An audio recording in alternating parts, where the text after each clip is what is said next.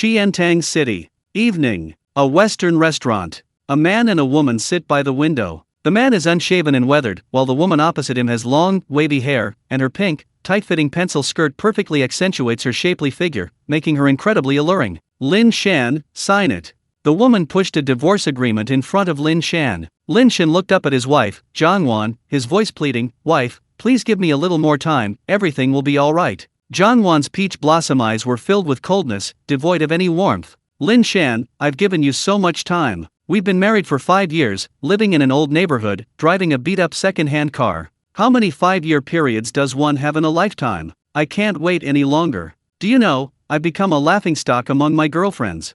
So many people pursued me in college. Chen Chu is already a department head, Sheng Teng's company raised its Series B funding, and I chose you. But how have you repaid me? 5 years, and not only have you not been promoted, you've been laid off. How are you going to give me and our daughter a better life like this? My girlfriends aren't as pretty as me, their figures aren't as good as mine, but their husbands are all much better than you. Lin Shan, we're past the age of believing in love at first sight. Now we only have life to live. I won't let myself waste any more time. With each word Zhang Wan spoke, Lin Shan lowered his head further. The vows he made on their wedding night still echoed in his ears. He had tried his best, but his starting points were far too different. Chen Chu's father was a high-ranking official, Sheng Teng's father was the CEO of a company, while his own father was just an ordinary blue-collar worker. His starting point was vastly different. Of course, he admitted that he wasn't outstanding enough to ignore all his inherent disadvantages. 8 years of hard work, almost always working 996, 9 a.m. to 9 p.m., 6 days a week, had finally bought a decent apartment in a new first-tier city like Qiantang.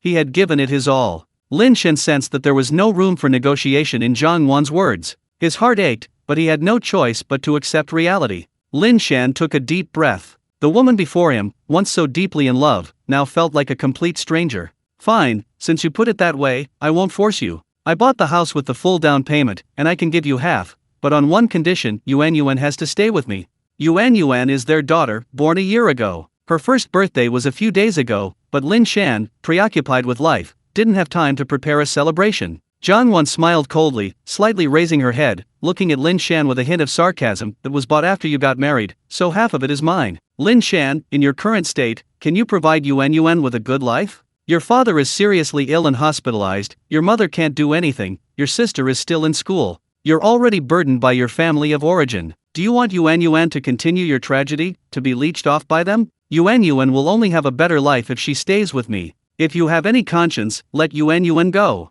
I've been with you all these years, half the property is what I deserve. The two, once in love, had their tenderness worn away by life, leaving only naked calculations of self-interest. Lin Shan felt a slight wavering, but then he thought again. Zhang Wan had been a full-time housewife all these years. What kind of good life could their daughter have with her? Since that's the case, then see you in court.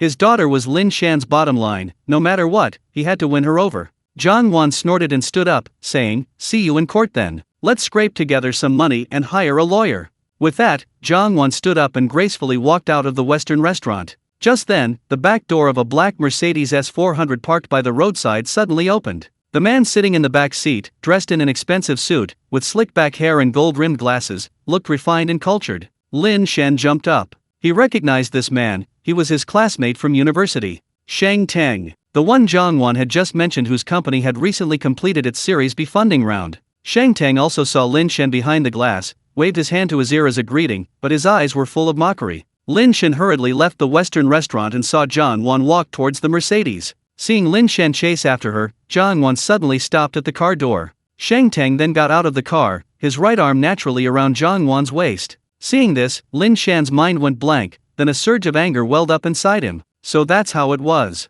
His mind had been completely turned green with envy. Sheng Teng looked at Lin Shan smugly and said, "Lin Shan, I told you long ago, Zhang Wan should have been with me. She suffered so much for nothing all these years. Don't worry, I'll take good care of her from now on."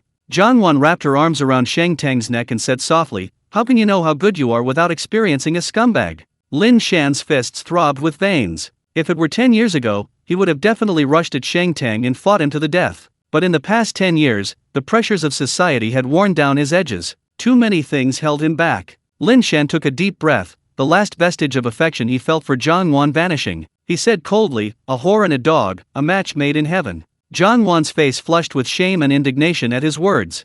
Seeing Lin Shan's calm demeanor, she felt incredibly agitated. She felt Lin Shan should be furious, should fight Sheng Tang to the death, to make herself seem more precious, to numb herself, to make her forget that she was just a slut who had cheated on her husband. Seeing Lin Shan chase after her, she deliberately lingered, driven by this very thought. Zhang Wan gritted her teeth and said, Lin Shan, fighting for Yuan Yuan's custody is pointless, because Yuan Yuan isn't your child. These words struck like a bolt from the blue. Lin Shan, who was about to turn and leave, was stunned. He could accept Zhang Wan's betrayal, but he couldn't accept the fact that Yuan Yuan wasn't his child. A year had passed. For over 300 nights, he had stayed by Yuan Yuan's side. The sound of her crying would instantly wake him, no matter how exhausted he was. Her laughter always gave him boundless strength. Lin Shan felt something stuck in his chest, as if he were about to explode. Finally, he spat out 3 words through clenched teeth, you're so cruel.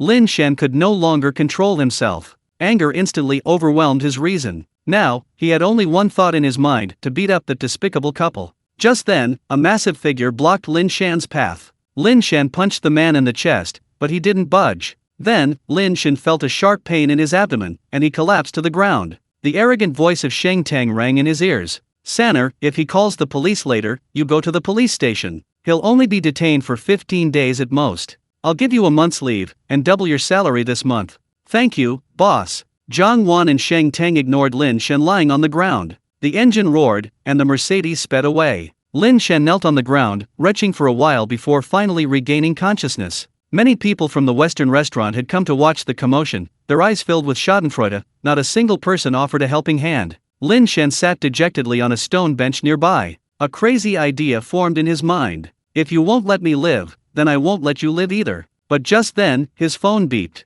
Lin Shan took his phone out of his pocket and opened WeChat. A voice message from his elderly mother greeted him. He opened it. Son, Mom earned 100 yuan serving food today. I'll transfer it to you first. Mom's old, useless now, only able to do this kind of work.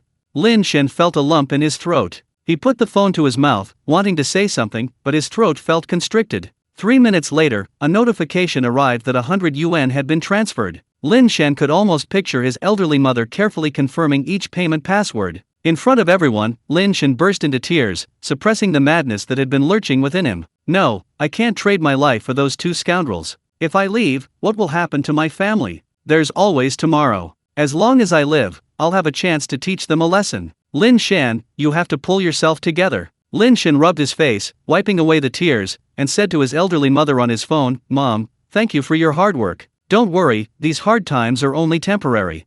His mother quickly replied, Son, don't overwork yourself.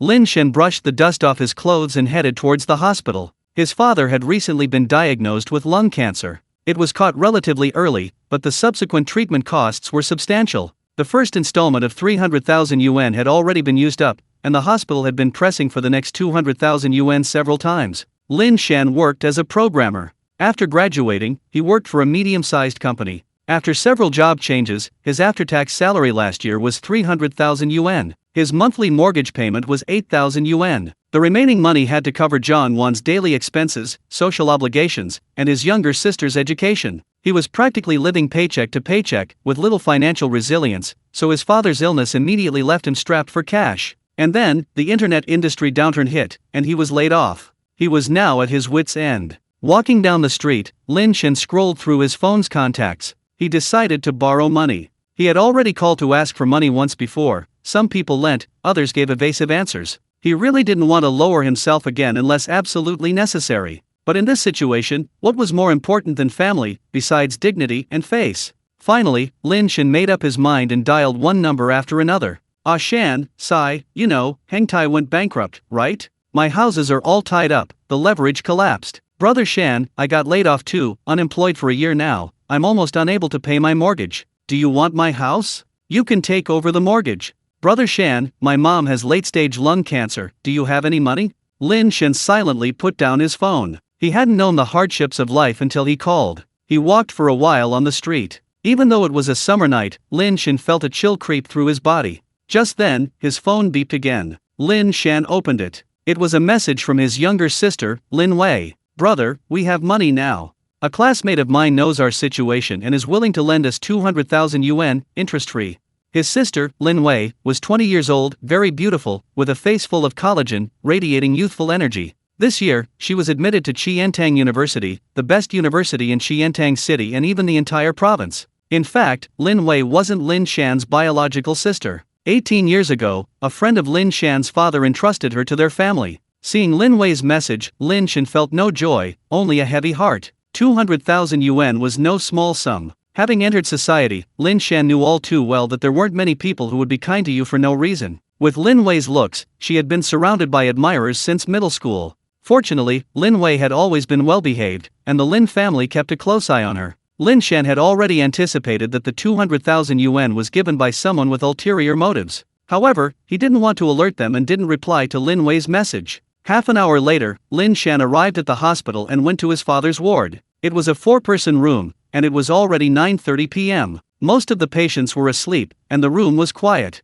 The beds were separated by curtains. Lin Shan went to the innermost bed, pulled back the curtain, and saw Lin Wei holding her phone. Seeing Lin Shan's sudden arrival, a flicker of panic crossed Lin Wei's eyes, and she tried to put the phone down. But Lin Shan reacted quickly, snatching the phone away. Lin Wei was chatting with someone. When Lin Shan saw the chat history, he felt a surge of anger mixed with endless bitterness. Lin Wei, the 200,000 will arrive tomorrow. Come to Junmao with me in 3 days. This 200,000 is the first payment, afterwards, I'll give you 50,000 every month. Lin Wei's reply was a simple Lin Shan scrolled up a bit more. This person named Shen Yanmo was probably a rich second-generation heir who had started harassing Lin Wei when she entered university. Lin Wei had deleted him, but recently added him back. Lin Shan calmed himself down. He replied, I'm Lin Wei's brother. You don't need to transfer the 200,000. We'll figure it out ourselves.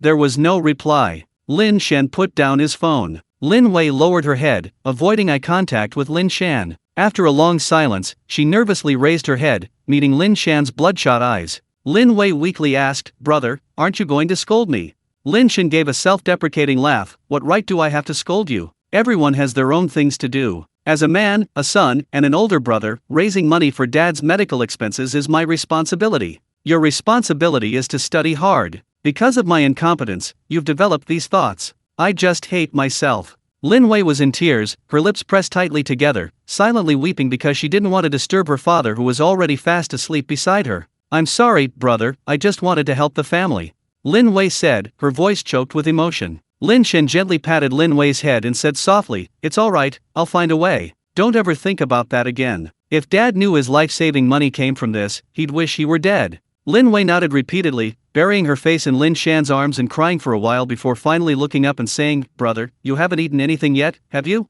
I'll go heat up some instant noodles for you. Lin Shan nodded, and Lin Wei immediately left the ward. Lin Wei's attire was simple, a printed black t-shirt, faded light blue jeans, and white canvas shoes. But her pure and youthful charm was something no amount of expensive clothes or cosmetics could replicate. After eating instant noodles, Lin Shan lay on the hospital cot, tossing and turning, unable to sleep. Looks like I'll have to sell the house first, but the housing market's been sluggish this year, I'm afraid I'll lose some money. Drowsily, Lin Shan drifted off to sleep. He dreamt he stood before a large white door, and without thinking, he walked right in. A mechanical voice echoed in his mind. The interdimensional passage has been opened. Under the bright sunlight, Lin Shan stared blankly at his surroundings. Towering trees surrounded him, resembling a primeval forest from a documentary. Lin Shan rubbed his face vigorously, muttering to himself, This dream is too realistic. Suddenly, he remembered the voice he'd heard before entering the dream, a portal between worlds. Could it be that he wasn't dreaming, but had actually traveled through time? This thought crossed his mind.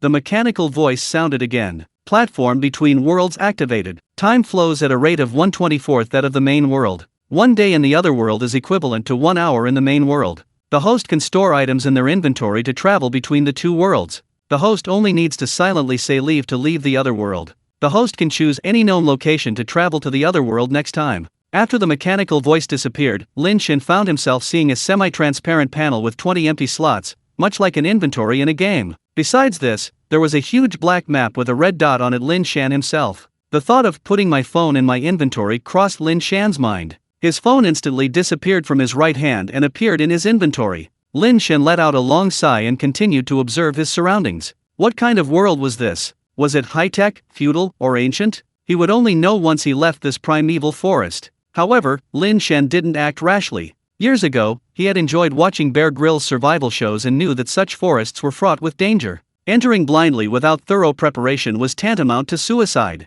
Just as Lin Shan was about to examine the surrounding trees to determine his location, two deafening roars echoed from not far away. Lin Shan's legs went weak, as if his bones had been removed. He collapsed to the ground with a thud, a fear that seemed to penetrate his very soul. It took him a while to recover. That sound. It's tigers. And two of them. Tigers are solitary animals. The presence of two must mean a territorial dispute. Lin Shan's first instinct was to run, but considering his current situation, he suppressed the urge. Tigers. They're valuable from head to toe. These tigers in this other world aren't exactly breaking the law, are they? Lin Shan gritted his teeth and headed towards the sound. As the sound grew clearer, he used both hands and feet to climb a large tree and peer into the distance. He saw two tigers fighting in an open area. Judging from their appearance and size, they were South China tigers from Earth, confirming to Lin Shan that the climate and terrain of the area he was in were likely similar to southern China. The battle was nearing its end. Both South China tigers were covered in wounds, but one was pinned down by the other, its head buried in its throat.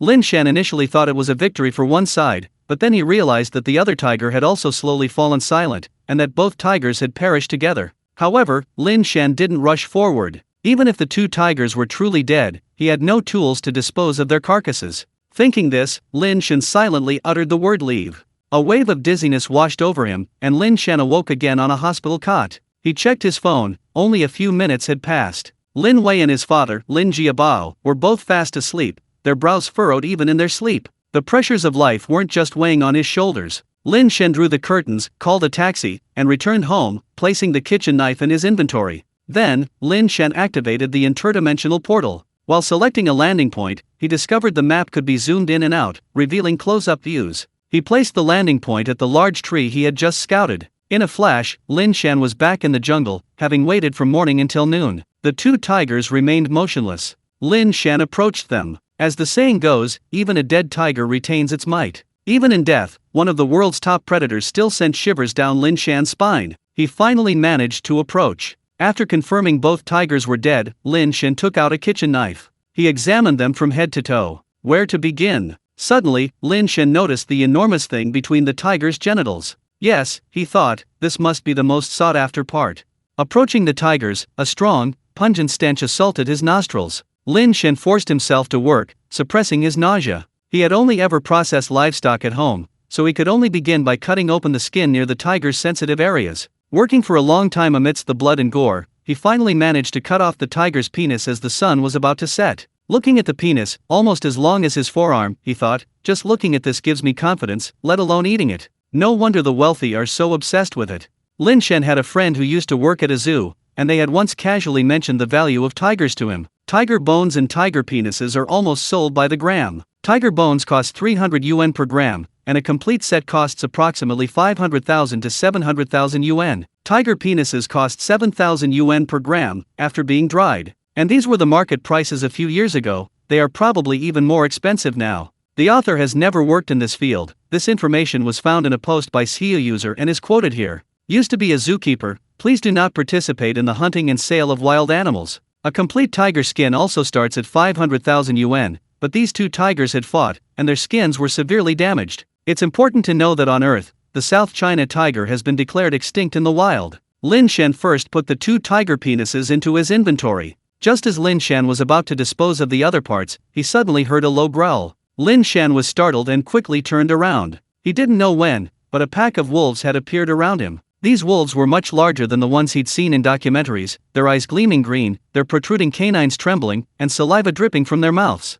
They were glaring fiercely at Lin Shan. Lin Shan immediately broke out in a cold sweat. Without thinking, he left the other world. Back in his room, Lin Shan was still shaken. Thankfully, the wolf was cautious and hadn't attacked directly, otherwise, even if he had survived, he would have needed several rabies shots at the hospital. Composing himself, Lin Shan eagerly opened his inventory. One section contained 2 miniature images of tiger penises. It was already late at night, but Lin Shan had no desire to rest. His father's medical expenses depended on this. He took out his phone and dialed Zhang Ji's number. Zhang Ji was Lin Shan's childhood friend. After graduating high school, he hadn't continued his studies but instead drifted through society, knowing people in both the legitimate and criminal worlds, and was now considered a donor. The phone rang 3 times before being answered. Lin Shan said hello, and heard a slightly lewd voice on the other end. "Little sister, where are you from?" Accompanied by loud music, it was clear that Zhang Ji was inside a club. Lin Shan was right. At this moment, in a private room at the Ledu shopping mall in Xiantang City, Zhang Ji was embracing a young woman.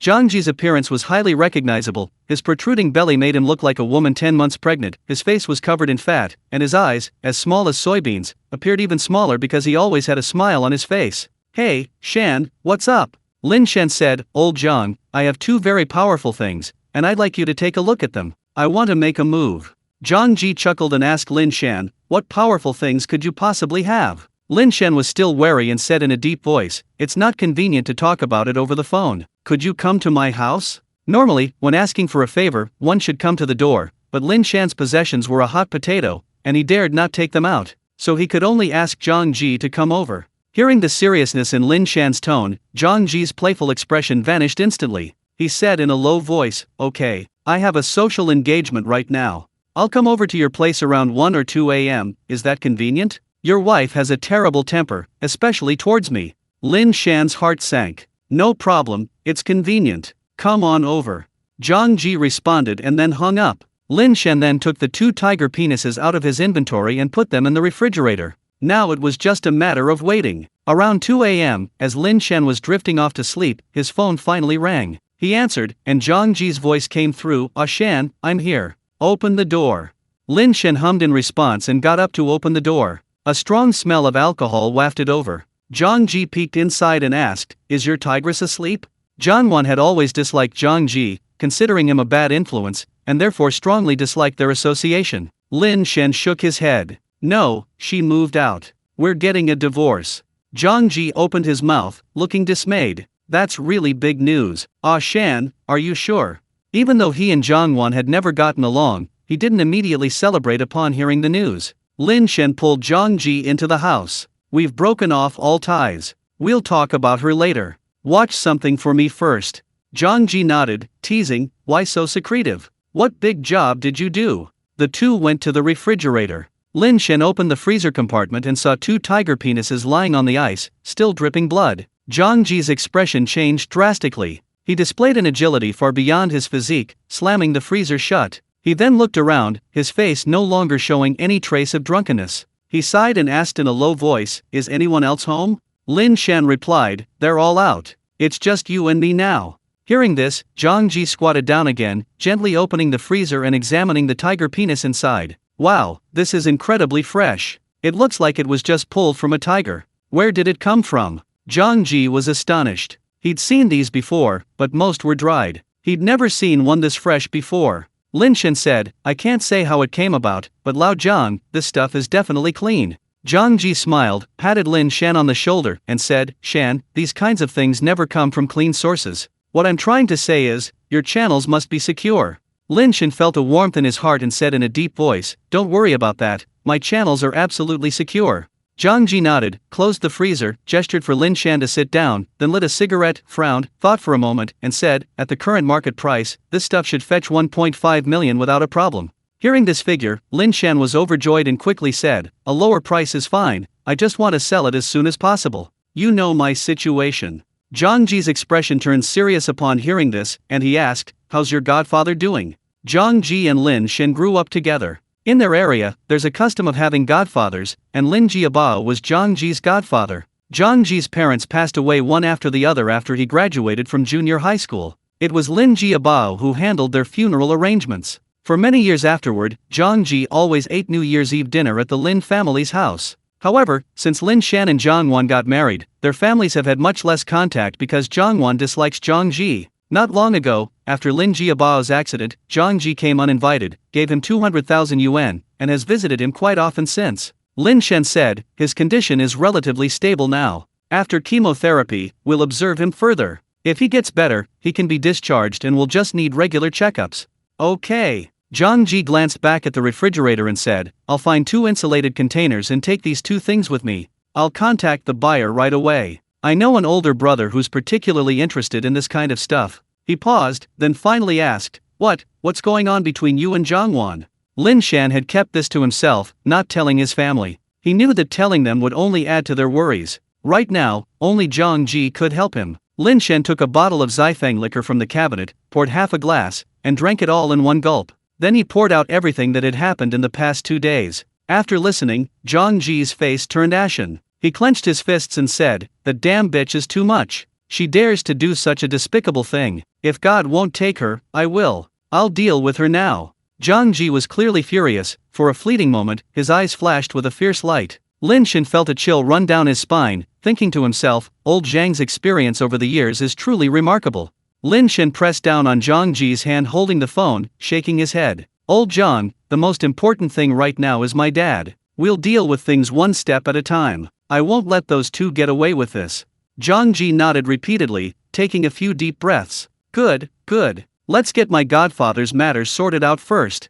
After saying that, he picked up the bottle, poured himself a glass, and comforted him. "Ah Shan, don't be too sad. It's a good thing you've seen through this bastard now. If you dragged it out for a few more years, you'd lose even more. What's wrong with being single? Marriage is a gamble. The stakes are your dowry, your house, your car. The best outcome is just spending your life together. In today's society, too many people lose. I'm not getting married anyway. When I can't take care of myself anymore, I'll donate my money to children in the mountains, and then say goodbye to this world.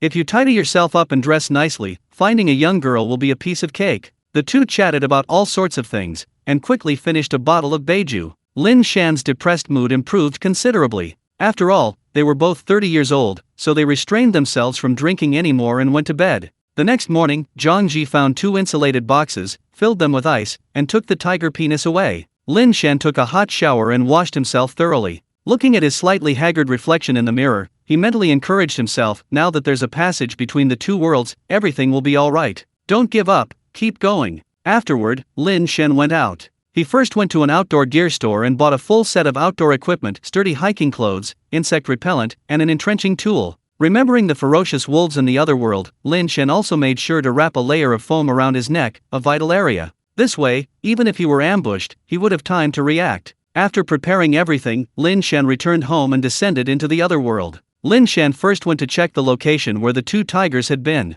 Strangely, the 2 tigers were gone. Lin Shan had been forced to leave the other world after encountering a pack of wolves. He had hoped that upon his return, even if the wolves had devoured all the meat, he could still retrieve some tiger bones. However, the scene of the incident was now deserted, with only tattered tiger skins and bloodstains remaining as evidence of what had happened. Wolves wouldn't have taken the tiger bones and skin. Could someone be nearby?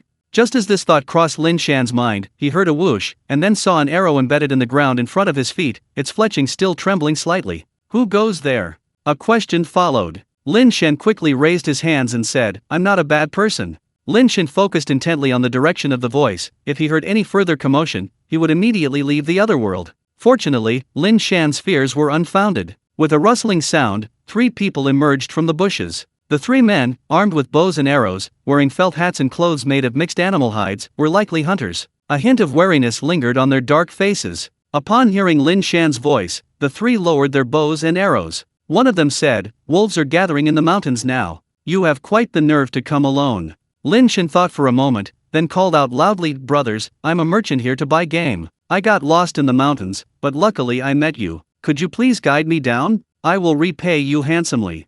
"Alright, come with us." The process was much easier than Lin Shan had expected. The 3 hunters were very hospitable. After confirming that Lin Shan wasn't a bad person, they approached him. At this point, Lin Shan noticed that the 3 men were bound with ropes and carrying tiger bones on their backs. So that's how it is. The wolves ate all the tiger meat, and then they took the bones. Seeing Lin Shan's gaze fall on the tiger bones behind them, the hunter who had spoken to Lin Shan first said, "Young man, my name is Zheng Yu. These 2 are hunters from around here, just like me." The 2 men nodded somewhatly at Lin Shan, clearly not good with words. The 3, including Zheng Yu, appeared to be around 40 years old. Lin Shan said, "Brother Zheng, my name is Lin Shan. I'm a merchant who buys and sells goods. How about you sell me the tiger bones you're carrying?" A hint of joy appeared on the faces of the 3 men. Normally, selling tiger bones would require going to the town's pharmacy. Selling them now would save them a lot of trouble. Zheng Yu immediately said, "Of course, Brother Lin, the 3 of us are straightforward people. The tiger bones we're carrying are from 2 tigers. One price, 20 taels. 20 taels. Lin Shan immediately did the mental calculation. In the main world, silver was worth about 7 yuan per gram. 20 taels equaled 1,000 grams, which was 7,000. A complete set of tiger bones, according to Zhang Ji, was definitely worth between 500,000 and 700,000. Could there be a more profitable business in the world? Thinking this, Lin Shan couldn't help but smile and said, "Of course, no problem." Seeing Lin Shan agree so readily, the three felt a surge of goodwill towards him. The primeval forest Lin Shan had imagined wasn't actually that large. The group walked for more than 2 hours before emerging from the mountains. Along the way, Zheng Yu told Lin Shan about the surrounding area. This mountain is called Qixia Mountain, and Zheng Yu and his companions are hunters from Zhenjia village. The other two are named Zheng Tong and Zheng Mu. The three are cousins. This other world is an ancient feudal dynasty. The country to which Zhenjia village belongs is called Wu. Besides Wu, there are many other countries in this world, but these are beyond the knowledge of an ordinary hunter like Zheng Yu. Looking from halfway up the mountain, the houses of Zhenjia village are neatly arranged, numbering about 100 households, with wisps of smoke rising from the chimneys, creating a warm and lively atmosphere. Zheng Yu's house is at the foot of the mountain. At Zheng Yu's warm invitation, Lin Shan decided to visit Zheng Yu's house and learn more about this world. Zheng Yu's house is 2 mud brick rooms surrounded by a fence. Before they even got close, Zheng Yu called out loudly, "Wife, I'm back." Before he finished speaking, the door to one of the rooms was suddenly pushed open, and a woman rushed out, tears still streaming down her face. Seeing Zheng Yu, she cried out in anguish and threw herself at him. "My lord, you're finally back. A fan has been burning with fever for 2 days and 2 nights. What are we going to do?" Zheng Yu's expression changed. He immediately put down the tiger bones he was carrying. Zheng Tong and Zheng Mu also put down the tiger bones and rushed into the room. Lin Shan followed behind. The group entered the room and saw a dark-skinned boy lying on the bed. His brows were furrowed, his eyes were closed, his face was flushed, and sweat poured down his face. He was mumbling incoherently, exhibiting symptoms of a high fever. The faces of everyone in the room were extremely grave. Lin Shan remembered that in feudal society, a cold or fever was not an easy ailment to treat, it could easily lead to death. Zheng Yu asked, "Did you go and fetch Dr. Luo?" Zheng Yu's wife wept uncontrollably. "Yes, we did. We gave a fan some medicine, and they said whether he survives depends on his fate." In this era, this was often the case for the poor when they fell ill. It was all up to them to see if they could pull through. The 3 men's faces were ashen, while the woman sobbed incessantly, lamenting her poor child. Lin Shan looked at the boy on the bed, a pang of sympathy rising in his heart. "I'm not very good at hunting. From now on, I'll ask Zheng Yu and the other 2 to buy things from me. I'll bring back some fever reducers from the main world. We can save this child and, incidentally, befriend Zheng Yu." Thinking of this, Lin Shan said, "Brother Zheng, why don't I give it a try?" The 4 people in the room were all taken aback. Zheng Yu's wife's eyes were filled with hope as she grabbed Lin Shan, saying, "Are you a doctor?" Meeting their questioning gazes, Lin Shan said, "Although I'm not a doctor, I have a medicine specifically for treating fever. There's no time to lose, I'll go get it now." Upon hearing this, Zheng Yu hurriedly said, "Brother Lin, I'll go with you." Zheng Tong and Zheng Mu also called to come along. Lin Shan quickly said, "Brother, the place I need to go is inconvenient for you to go. Trust me, I'll bring the medicine in at least an hour, maybe half a day." Lin Shan bid farewell to the 4, walked out of Dongguo village, found a secluded spot, and returned to his house in the main world. He then rushed downstairs to the pharmacy and bought a box of fever reducers. Finally, he sprinted back to his house and descended into the other world. Because time flows differently in the 2 worlds, what took him 10 minutes felt like unbearable hours to the child. Even though Lin Shan had used his fastest speed, by the time he descended again, about 2 or 3 hours had passed. From afar, Lin Shan saw 3 men standing at the entrance of Dongguo village. Zheng Yu and the other 2 were filled with anxiety. None of them knew if Lin Shan, whom they had only met once, would truly return. Zheng Tong, with his sharp eyes, spotted Lin Shan running towards them and exclaimed, Brother Lin is back." Zheng Yu's spirits lifted, and his face lit up with joy. Lin Shan ran to the 3 of them, waving and saying, "Let's not delay, Brother Zheng, let's go home." The 4 of them rushed back to Zheng Yu's house. Under the watchful eyes of the others, Lin Shan fed Zheng Yu's son, Zheng Tu, fever-reducing medicine. 5 people, 10 eyes, stared at Zheng Tu. The room was silent. After about half an hour, Zheng Tu's condition visibly improved. He stopped talking in his sleep and fell into a deep sleep. Zheng Tu's wife, Zheng Honying, carefully stepped forward, touched Zheng Tu's forehead, and then said with delight, "Honey, he doesn't seem as hot as before." Lin Shan said, "Sister-in-law, this medicine is only an aid. Whether he can pull through depends on Zheng Tu himself." Zheng Honying's eyes welled up with tears. She gently nodded, then bent down and stroked her son's face. Zheng Yu pulled Lin Shan outside and said, "My benefactor, thank you for your arduous journey. Please have something to eat." Lin Shan didn't refuse. As for Zheng Tong and Zheng Mu, they planned to go home to let him know they were safe, but they left the tiger bones here. Then Zheng Yu offered his room to Lin Shan, who also wanted to see the effect of Zheng Tu's fever-reducing medicine, so he stayed. The night passed, and the next day, when Lin Shan came out of the house, he saw Zheng Yu's whole family kneeling on the ground. Zheng Tu, who had been on the verge of death the day before, was now awake, but his face was pale and he still looked very weak. Brother Zheng, there's no need for this. Please rise. Zheng Yu shook his head resolutely and said to Zheng Tu, son, kowtow to your benefactor. Zheng Tu nodded and kowtowed 3 times to Lin Shan. Lin Shan sighed softly and accepted the kowtow. Zheng Yu then stood up and said, my benefactor, the Zheng family thanks you so much for your great kindness. I'm not good with words, and my only skill is hunting. If you ever need my help, please don't hesitate to ask. Brother Zheng, you're too kind. Now that Zheng Tu has woken up, I need to leave for a while. Please keep these tiger bones for me until I get payment, then we can trade. Zheng Yu hurriedly said, my benefactor, how can I possibly accept your money again? His plan was to give the tiger bones to Lin Shan for free, and then he would cover the costs for Zheng Tong and Zheng Yu himself. Lin Shan waved his hand, interrupting Zheng Yu. But these tiger bones weren't hunted by you alone. What about Zheng Yu and Zheng Tong? If you wish to repay your kindness, I will give 15 taels of silver, 7 taels each for Zheng Yu and Zheng Tong. Use the rest to buy some food for the children.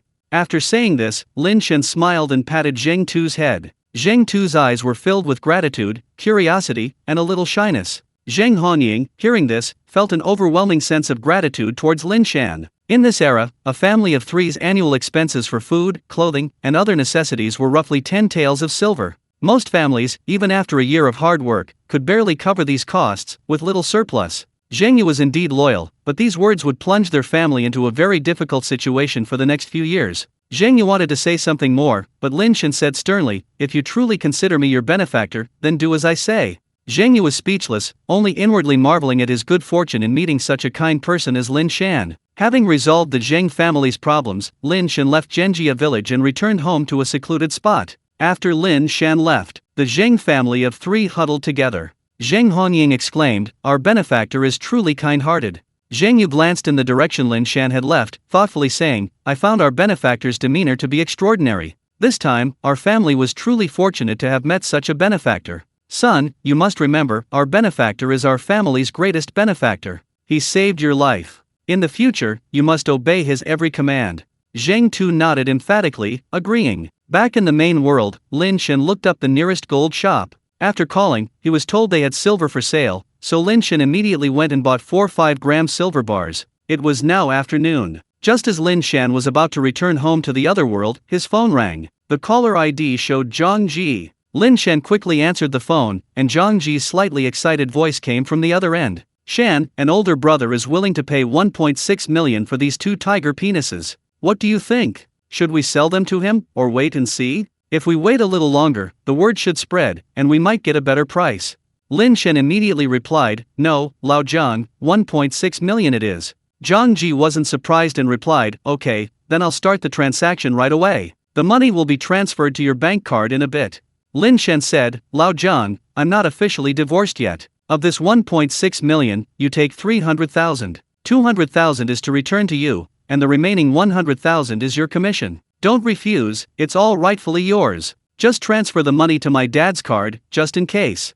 Zhang Ji on the other end of the line sighed helplessly, then shook his head and said, fine. They had known each other for over 20 years. Over the years, friends have come and gone, but only the 2 of them have remained together. Zhang Ji has experienced a lot over the years, but he only considers Lin Shan a true friend. One of the most important reasons for this is that he believes Lin Shan is a very sensible person, decisive in his actions. For example, regarding Zhang Wan's situation, once things went wrong, they immediately cut ties and are now preparing for divorce. If Zhang Ji didn't give her the 300,000 yuan, he wouldn't have thought much of it. However, Lin Shan still needs Zhang Ji's help with many things later on, and giving him more inevitably makes Zhang Ji more unhappy. That's human nature, even the best relationships can't avoid it. A short while later, a text message arrived. Lin Shan checked it, his bank card showed a balance of 1,308,000. This card belonged to Lin Jiabao, but Lin Shan had always been the one using it. Money gives a man courage. At this moment, Lin Shan suddenly felt much lighter.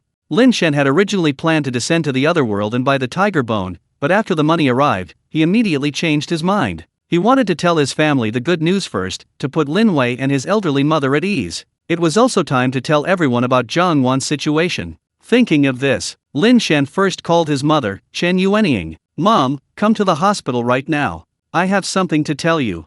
But Mom's still at work.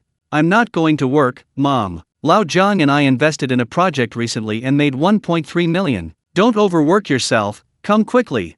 Chen Yuanying couldn't believe it. Lin Shan had finally managed to persuade her to take leave and come. Afterwards, Lin Shan arrived at the hospital. Lin Wei was still by his bedside. Lin Jiabao was awake and eating a bowl of dumplings. Lin Jiabao was 55 years old this year, and very thin. This wasn't because he had cancer, he had always been thin. For years, Lin Jiabao worked as a painter, and his cancer may have been partly due to this. Lin Jiabao was taciturn and rarely spoke, lacking many of the vices common among middle-aged men, such as alcoholism and domestic violence. His only hobby was watching anti-Japanese war dramas. In Lin Shan's memory, his father rarely scolded or praised him, communication between them was minimal, a typical Chinese father-son relationship. But this didn't mean Lin Shan was oblivious to his father's love. He knew the immense pressure the silent man carried in raising 2 children. He silently processed all his negative emotions, perhaps focusing most of his energy on this, which explained his taciturn nature. After getting married, Lin Shan understood his father more deeply, as he gradually became like him. Lin Jiabao looked up at Lin Shan and said, "You're here, Dad." Lin Shan called out and sat down beside him. Lin Jiabao finished the last dumpling and said, "You're here just in time. I'm not getting treatment anymore. Arrange for me to be discharged." Lin Jiabao's expression was perfectly calm, as if he were discussing a trivial matter. Lin Wei immediately grabbed Lin Jiabao's hand, her face showing some panic. Lin Jiabao had clearly thought this through carefully. After a moment's hesitation, he continued, "This illness of mine will cost too much money. Whether it can be cured or not depends on God. It's not worth it. Yuan is so young, she'll have plenty of expenses in the future. Wai Wei is the same, university has just begun. I don't want to end up losing both my health and my money. I'm not getting treatment anymore. Go and arrange my discharge now." Lin Jiabao's last words were resolute, and unusually, he used a commanding tone, but what he was giving up was his own life. Just to avoid implicating the children. Lin Shan felt a pang of sadness. If he were still the same person he was yesterday, he wouldn't have had any choice. But now, he had the ability to choose. Lin Shan said in a deep voice, "Dad, if your concern is about money, then there's no need to worry. 2 years ago, Lao Zhang and I invested in a project, and it made money. The first installment of 1.3 million yuan in dividends has already been deposited into my account." Upon hearing this, Lin Wei covered her mouth, tears streaming down her face. These past few days, she had deeply experienced the helplessness of being penniless. She had long suspected Lin Jiabao's intention to give up treatment, but Lin Wei didn't know how to comfort him, because ultimately, it all came down to money. And this was precisely what she had least of at this stage. Lin Jiabao frowned. "Investment?" He clearly didn't believe her. Lin Shan calmly took out his phone and showed them the text message. Lin Wei looked incredulous, instinctively counting ones, tens, hundreds, thousands. After finishing, she excitedly hugged Lin Shan, saying, "Brother, you're amazing." Lin Jiabao remained calm. Lin Shan knew his father, after all, had been through thick and thin and wasn't so easily fooled, so he dialed Zhang Ji's number. "Hey, Shan, what's up?" Lin Shan laughed. "Old Zhang, the 1.3 million arrived. My dad still thinks I'm lying to him. You should tell him." Lin Shan had already discussed this with Zhang Ji. Zhang Ji laughed heartily. "Godfather, we were pretty lucky this time. This project really made money. Don't worry, it's all clean money. Just focus on your treatment. I'll come see you later." Lin Jiabao was finally somewhat moved. Lin Shan hung up the phone and said softly, "I'm going to pay the bill." Lin Wei watched Lin Shan's departing figure, took Lin Jiabao's hand, and said, "Dad, my brother is really capable." Lin Jiabao sighed softly, a hint of pity in his eyes as he looked at Lin Shan. As a man himself, he knew best the hardships Lin Shan had endured. Lin Shan went to the window and paid the bill. Then, when Lin Shan entered the ward, Chen Yuanying was there too. Chen Yuanying was 53 years old, with short hair and graying temples. She was rather short and looked somewhat timid. Looking at his family, Lin Shan slowly said, "Dad, Mom, there's something I need to tell you." Sensing the gravity in Lin Shan's tone, Chen Yuanying and Lin Jiabao's expressions became much more solemn. Lin Shan sat down on the edge of the bed and slowly said, "Zhangwan, she's cheated on me, and Yuan isn't my child. I plan to divorce her." Chen Yuanying was speechless with shock, while Lin Jiabao remained calm, as if he had known all along. He sighed and said, "She's not the type to settle down. Divorce is divorce." He was usually a man of few words, but he was very perceptive. He had noticed that Zhangwan hadn't come to the hospital at all these past few days, and he had already vaguely guessed that his son's marriage had encountered problems. After her initial surprise, Chen Yuanying was puzzled, frowning as she said, "We've treated her with our whole hearts, how could she do this?"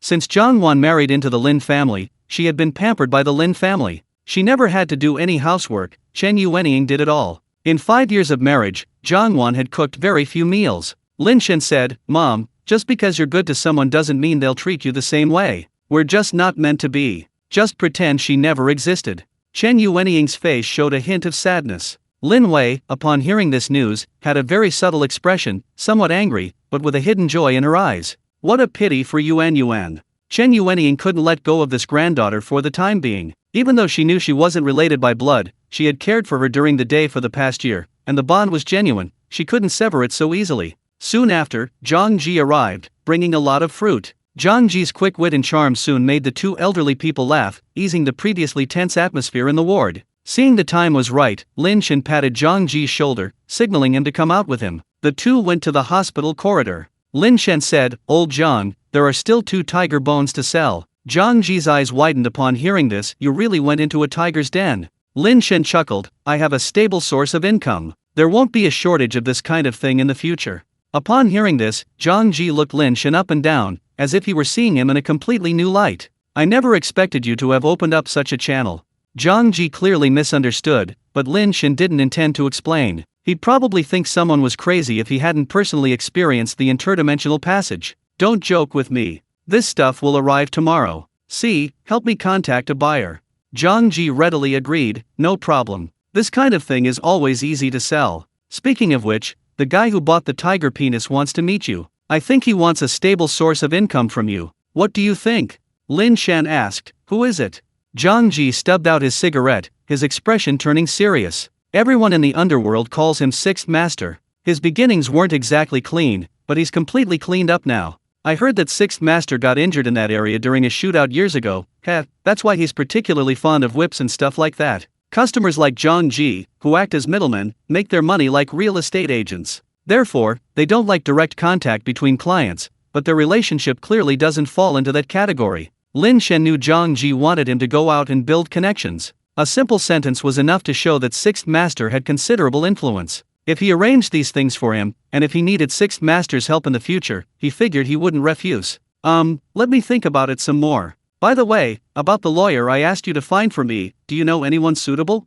Zhang Ji nodded and said, "There is someone who specializes in divorce cases. He's very skilled. I told him about your situation, and he's willing to handle this case for you. How about we meet him first?" "Okay, let's meet the lawyer first." Seeing Lin Shan agree, Zhang Ji dialed the lawyer's number. This lawyer's name was Hong Wang. He specialized in divorce cases and never suffered a loss. Most impressively, he himself had been married 5 times, and each time he ensured his ex-wives left with nothing, a true model of male justice. The 3 agreed to meet the next day. Afterwards, Zhang Ji said goodbye and left. Lin Shan went to the doctor's office, intending to inquire about his father's subsequent treatment plan. The office door was closed. Lin Shan knocked and asked, "Hello, is Dr. Lu here?" There was no answer, but Lin Shan heard some movement inside, so he tried turning the doorknob. Sure enough, the door opened with a thump. A balding male doctor stood by the desk. Seeing Lin Shan, his expression darkened, and he demanded, "Who let you in?" Lin Shan frowned, annoyed by the man's tone, but knowing he hadn't been allowed in, he patiently said, "Excuse me, I saw the door wasn't locked, so I came in to check. Is Dr. Lu here?" Lin Jiabao's attending physician was named Lu Ying. Although young, she seemed to be a very bright and talented student. The male doctor stood up, his face cold, and said, "Dr. Lu is out making her rounds. She's not here." He then left the office. With nothing else to do, Lin Shan decided to wait by the door. But then he suddenly remembered that the bald male doctor from before wasn't from this office. So what was he doing under the desk? Thinking this, Lin Shan entered the office. On the desk in the middle was Lu Ying's nameplate, the same desk the male doctor had just squatted under. Just then, a gentle female voice sounded behind Lin Shan, "Who are you looking for?" Lin Shan turned around. It was Lu Ying. Lu Ying was probably around 26 or 27 years old. She was extremely tall, about 1.75 meters even in flat shoes, and wore a loose white coat. She had no makeup on, but her skin was smooth and fair. Her high nose bridge made her features appear more defined, and she was very beautiful. Lin Shan hurriedly said, "Hello Dr. Lu, I'm a family member of Lin Jiabao, the patient in bed B13. I'd like to ask about my father's current condition and the follow-up treatment plan." Lu Ying nodded and said, "Okay, please wait a moment, I'll take a look." After speaking, she sat down in her office chair. Lin Shan, remembering the bald male doctor from earlier, asked, Dr. Liu, do you know a male doctor with a receding hairline, a somewhat thin build, and probably in his 40s?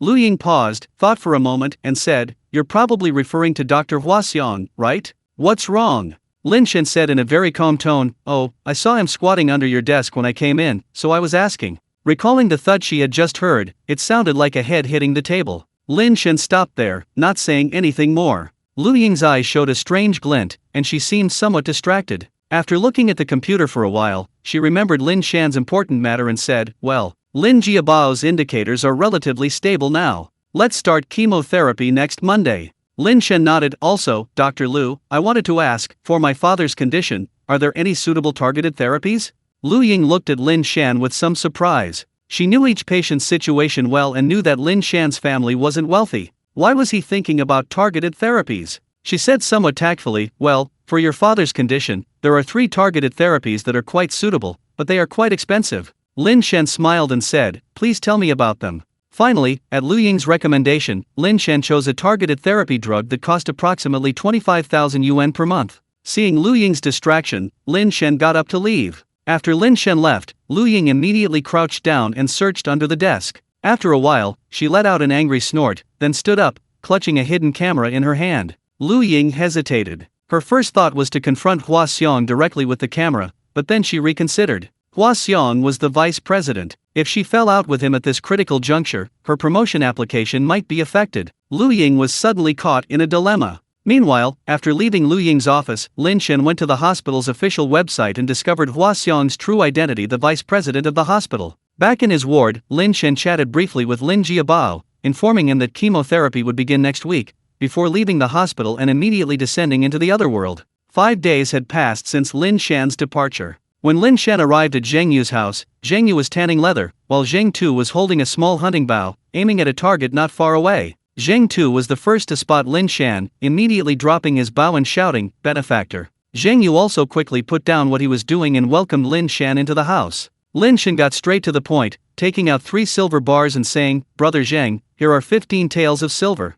Zheng Yu accepted the silver bar, somewhat intrigued. Trusting Lin Shan's reputation, he didn't bother to verify its weight, simply taking it and saying, My benefactor, how will you take those tiger bones? Why don't I accompany you? The outside world is in chaos, it's probably not safe for you to travel alone. In this era, many people's furthest journey in their lives was to their town. Traveling far was not a pleasant experience, but rather very dangerous. Zheng Yu was a hunter, but even he needed to travel in groups of 3 or 5 for added courage. Through Zheng Yu's explanation, Lin Shan knew that the Wu kingdom was far from peaceful. The court was in disarray, numerous peasant uprisings were rampant, and bandits and robbers were everywhere. No problem, Brother Zheng, could you find me a wheelbarrow?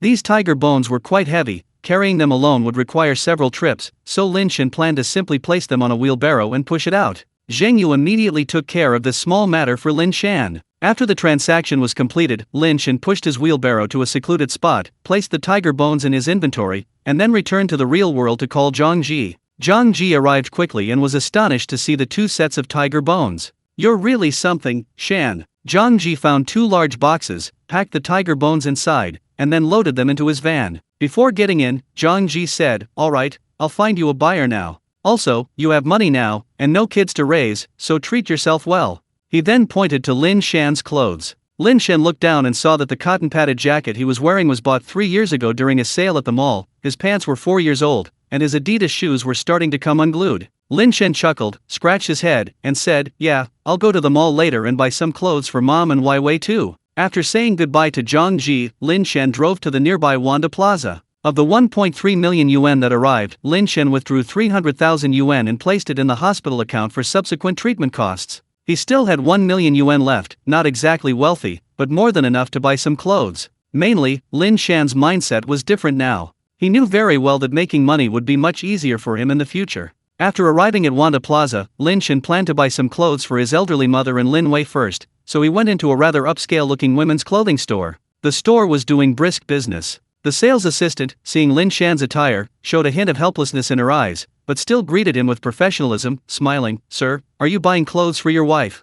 Lin Shan was about to speak when he suddenly caught sight of a familiar figure out of the corner of his eye. It was Sheng Teng. Sheng Teng was still dressed the same way, suit, slick back hair, looking quite respectable. He was arm in arm with a young woman in a red dress. Her long, silky hair and the slightly tight dress accentuated her curvaceous figure, attracting the attention of every man in the shop. When Lin Shan saw her face clearly, he was taken aback. He recognized the woman. Her name was Luo Bing. She was his junior from university. Back then, she was quite a prominent figure, as her father was a well-known entrepreneur. She herself was well-behaved and kind, and a member of the student council. At that time, Lin Shan was already the vice president of the student council, so the two had some interaction, but they lost contact after graduation. Unexpectedly, Sheng Tang had won her over. Lin Shan handed a black dress to the sales clerk, saying, "Wrap this up for me. Give me the payment code so I can pay. And get me a mask too." The sales clerk initially thought Lin Shan was just browsing, but seeing him buy it without even asking the price, she quickly said, "Yes, please wait a moment."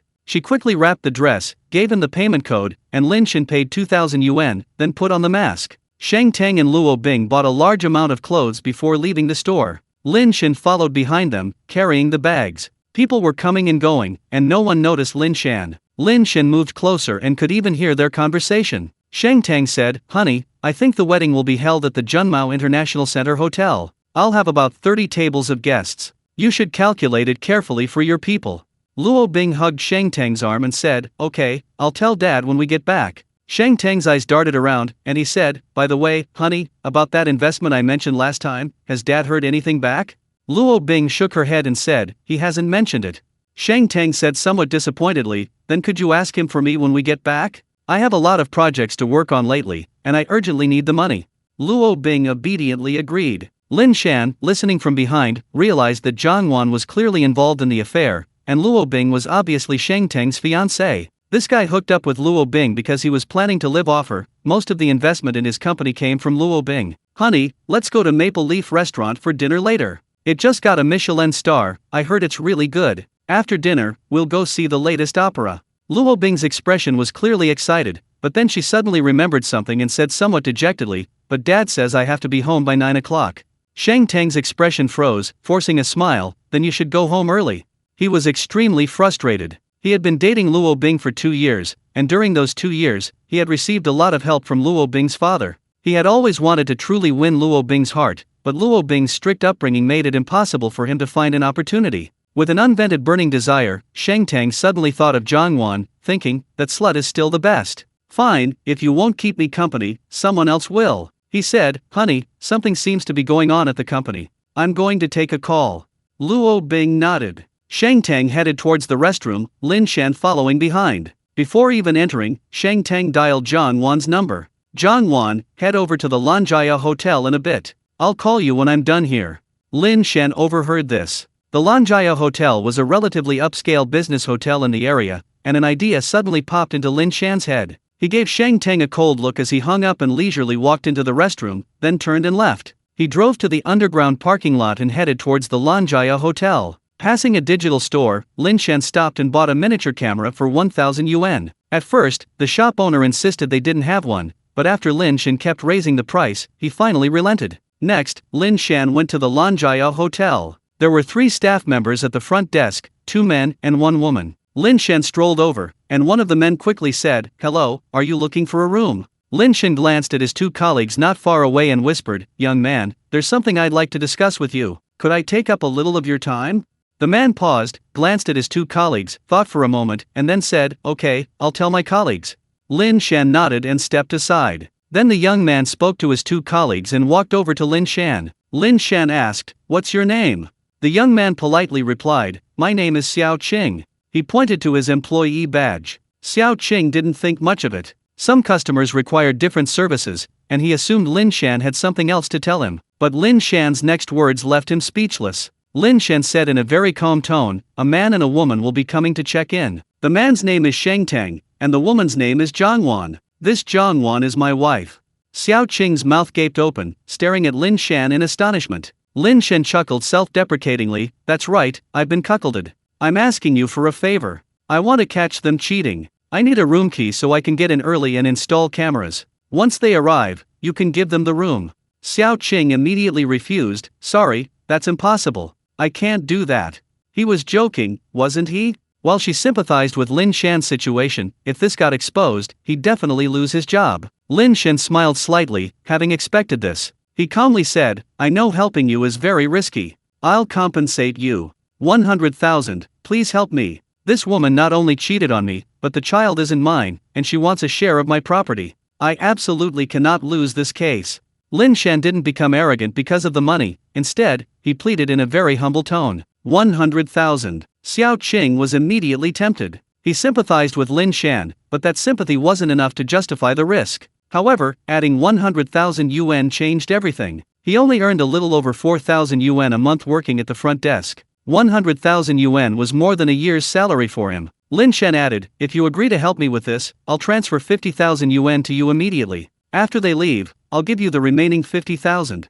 Xiao Qing's expression shifted, but he finally gritted his teeth and said, okay, but you have to hurry. Lin Shan quickly replied, of course. Then, Lin Shan asked Xiao Qing to show his payment QR code and directly transferred 50,000 yuan. Xiao Qing looked at the confirmation message, his heart pounding with excitement. Then he quickly swiped a room key for Lin Shan. Lin Shan took the room key and went to room 1307. It was a double room with a bathtub. Upon entering the room, Lin Shan immediately began his work. He installed a miniature camera inside the TV cabinet, pointing it directly at the bed. He was extremely nervous during this process, making several mistakes. It took him a full half hour. Just then, Lin Shan's phone rang. Xiao Qing had sent a message. They've arrived. Lin Shan quickly got up and left the room. Although he was wearing a mask, he and Zhang Wan had spent 5 years together, and Zhang Wan would recognize him even with a mask on. Just in case, Lin Shan didn't go to the elevator lobby, but instead stood at the end of the corridor against the wall. A moment later, Zhang Wan and Sheng Tang walked over, all lovey-dovey, practically touching each other in the hallway. Lin Shan sneered inwardly, watching them leave for their room. Then, Lin Shan took the elevator to the hotel lobby.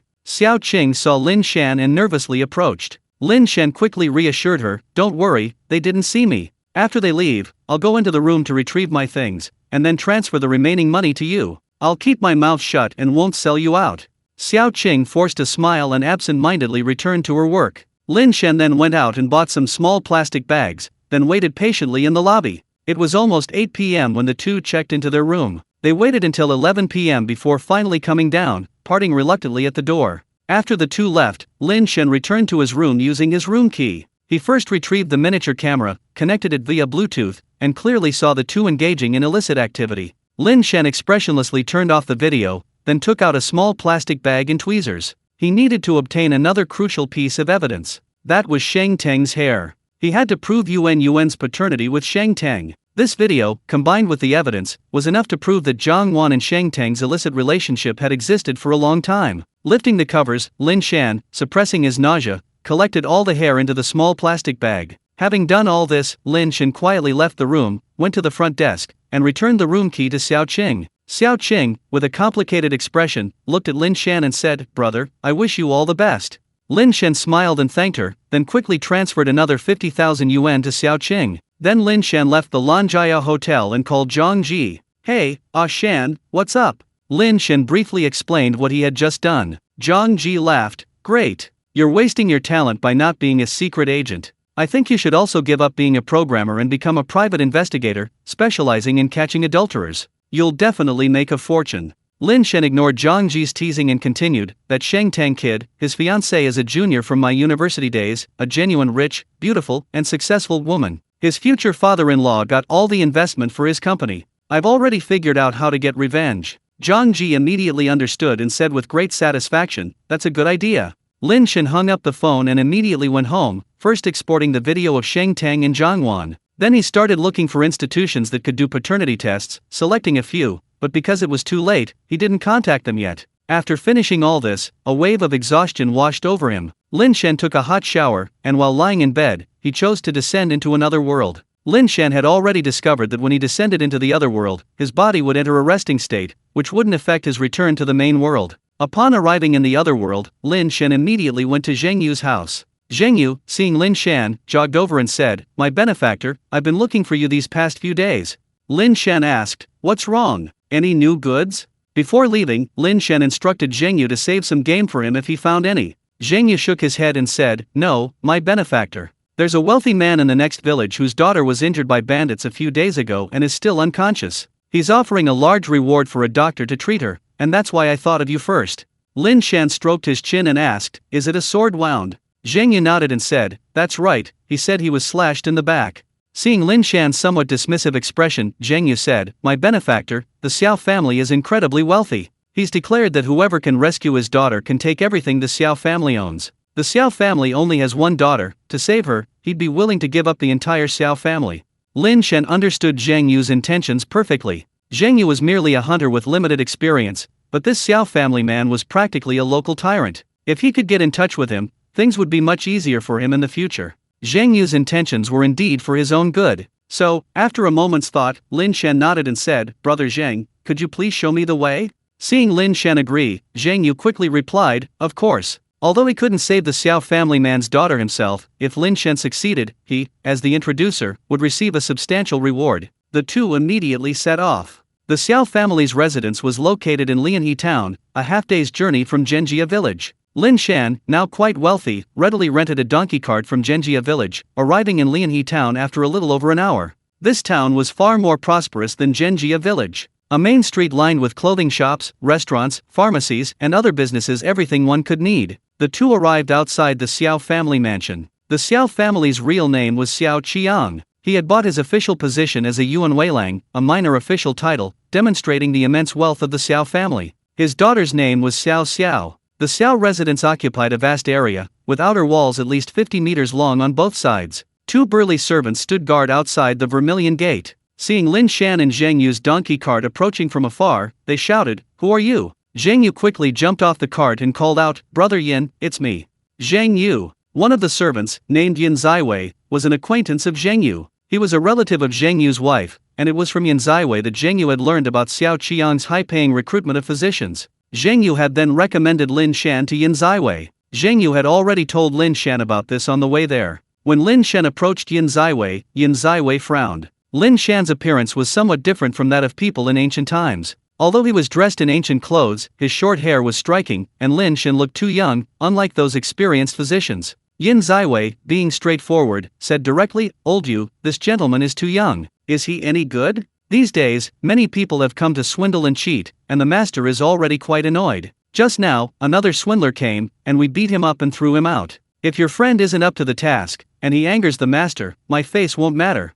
This. Zheng Yu hesitated upon hearing this, looking at Lin Shan. Lin Shan guessed that Miss Xiao's condition was caused by an infection, but without seeing the patient, he couldn't make a hasty judgment. So, he calmly said, "Whether it can be treated or not, we'll only know after seeing the patient."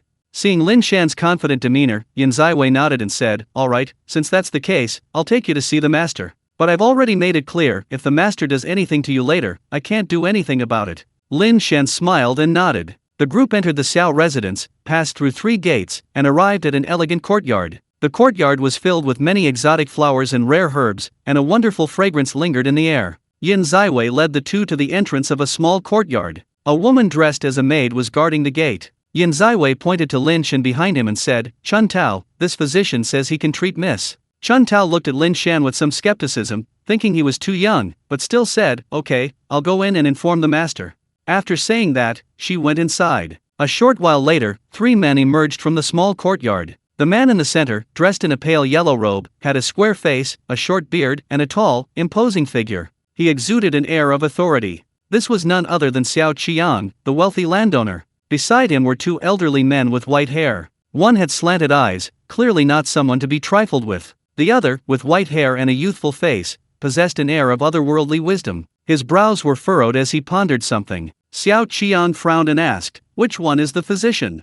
Lin Shan replied calmly, "Master Xiao, I am." "You." Xiao Qiang frowned immediately. Like the others, he subconsciously disbelieved Lin Shan's age. The slanted-eyed doctor standing nearby sneered, "Ridiculous. It seems every Tom, Dick, and Harry is trying to freeload. Master Xiao, this lad hasn't even read many medical books. Is he just here to make fun of you?" Xiao Qian, having been swindled and cheated by scoundrels these past few days, was losing patience. His tone turned somewhat unfriendly as he said, "Young man, if you truly have ability, I will treat you with courtesy. But if you're just here to toy with me, leave now, and I'll let bygones be bygones. If you can't figure it out later, don't blame me for being ruthless." Lin Shan, initially displeased by this tone, suddenly thought of Yuan Yuan. If his daughter had suffered such an injury, he would probably have been even more out of control than Xiao Qian. Lin Shan remained silent, but Zheng Yu, somewhat frightened, tugged at Lin Shan's sleeve, saying, "My benefactor, should we just let it go?" Lin Shan gave Zheng Yu a reassuring look, then said loudly, "Master Xiao, has your daughter's wound already developed necrotic tissue and is it oozing pus?" Xiao Qian's previously impatient expression instantly changed, a glint of light appearing in his eyes. He nodded, "That's right, indeed. Then she should be unconscious now, with a persistent fever, right?" "Yes, yes, yes." Xiao Qian's attitude changed drastically. He stepped forward, grabbed Lin Shan's hand, and said in a deep voice, "I was blind just now. Please don't take it to heart, sir. I beg you, sir, to save my daughter." Xiao Qian's love for his daughter was so strong, knowing he was wrong, he immediately swallowed his pride. Lin Shan's earlier displeasure vanished. After thinking for a moment, Lin Shan said, "Master Xiao, I can't guarantee anything, but I'd like to examine your daughter's wound first." "Of course, please come in, please come in." Xiao Qian took Lin Shan's hand and led him into the courtyard. The remaining servants were outside. Yin Ziwei, who had been too frightened to breathe since Xiao Qian's appearance, finally managed to speak. He leaned close to Zheng Yu and said, "Old Yu, it seems your benefactor really has some skill." Zheng Yu had been feeling quite anxious, but seeing Xiao Qian's change in attitude, he immediately felt much more at ease, and even felt a surge of pride. "Hee, with my benefactor's help, it was a piece of cake. Just watch." Lin Shan followed Xiao Qian into the courtyard. There was only one small room inside. Xiao Qian asked, "Sir, do you need anything?" Lin Shan shook his head. The man with slanted eyes standing nearby said, "You don't even use acupuncture needles or scalpels. Are you a doctor?" Xiao Qian's eyes also showed some doubt. Lin Shan looked at the man with slanted eyes. This guy had provoked him twice, and he wasn't one to mince words. He immediately retorted, "Even if I gave you a room full of tools, would a quack like you be able to cure Miss Xiao?" The man with slanted eyes immediately turned red and jumped up, saying, "How dare you, you brat." Lin Shan continued mockingly, "I have important business to attend to. I don't have time for a verbal argument with you." With that, he picked up his handbag and was about to go inside. At this moment, another elderly man who had remained silent spoke up, "Young friend, may I see how you treat this?" This old man had been completely silent from the beginning, but now that he spoke, his tone was very friendly, and he smiled slightly when Lin Shan looked over. "If it's inconvenient, I won't force you. Please forgive me." Lin Shan shrugged and said, "Please, sir, if you wish to see, then please." With that, Lin Shan pushed open the door and went inside. There were two maids inside. Seeing someone enter, they knew he had come to treat their young mistress and quickly said, "Sir, this way please." The two led Lin Shan into a small room. Upon entering, Lin Shan saw a woman lying on the bed, but she was covered with thick gauze, only her back was exposed. It seemed Xiao Qian wanted to protect his daughter's privacy, but in this era, showing one's back to a strange man was already outrageous. It would definitely damage Xiao Xiao's reputation, making it extremely difficult for her to find a marriage partner from a family of equal standing. Lin Shan remained calm. He walked to the bedside. Xiao Xiao's skin was as white as snow, but on her beautiful back was a gruesome wound, about 30 centimeters long, with the flesh turned outwards. Lin Shan noticed that the rotten flesh and pus were gone. He looked at the old man standing at the door and asked, "Old sir, did you remove the rotten flesh and pus?" The old man gave Lin Shan a strange look and shook his head. "It was a maid from the Xiao family who did it. I only gave her some pointers." The wound had been cleaned very well. Lin Shan first took out hydrogen peroxide from the bag. The old man looked at it curiously but didn't ask any questions, knowing this was a crucial moment. Lin Shan first cleaned Xiao Xiao's wound with hydrogen peroxide. When his fingertips touched her skin, Xiao Xiao shuddered. Lin Shan was stunned. This girl wasn't unconscious, she was actually conscious? The two maids beside him, seeing this, paled. One of them cried out, "How could you touch Miss?" Lin Shan was taken aback. He turned to look at the old man, who had a "you're really something" look on his face. Lin Shan said, "Don't you treat patients without touching them?" The maid, her face pale with anxiety, cried out, "The previous doctor used silk threads to take her pulse, you.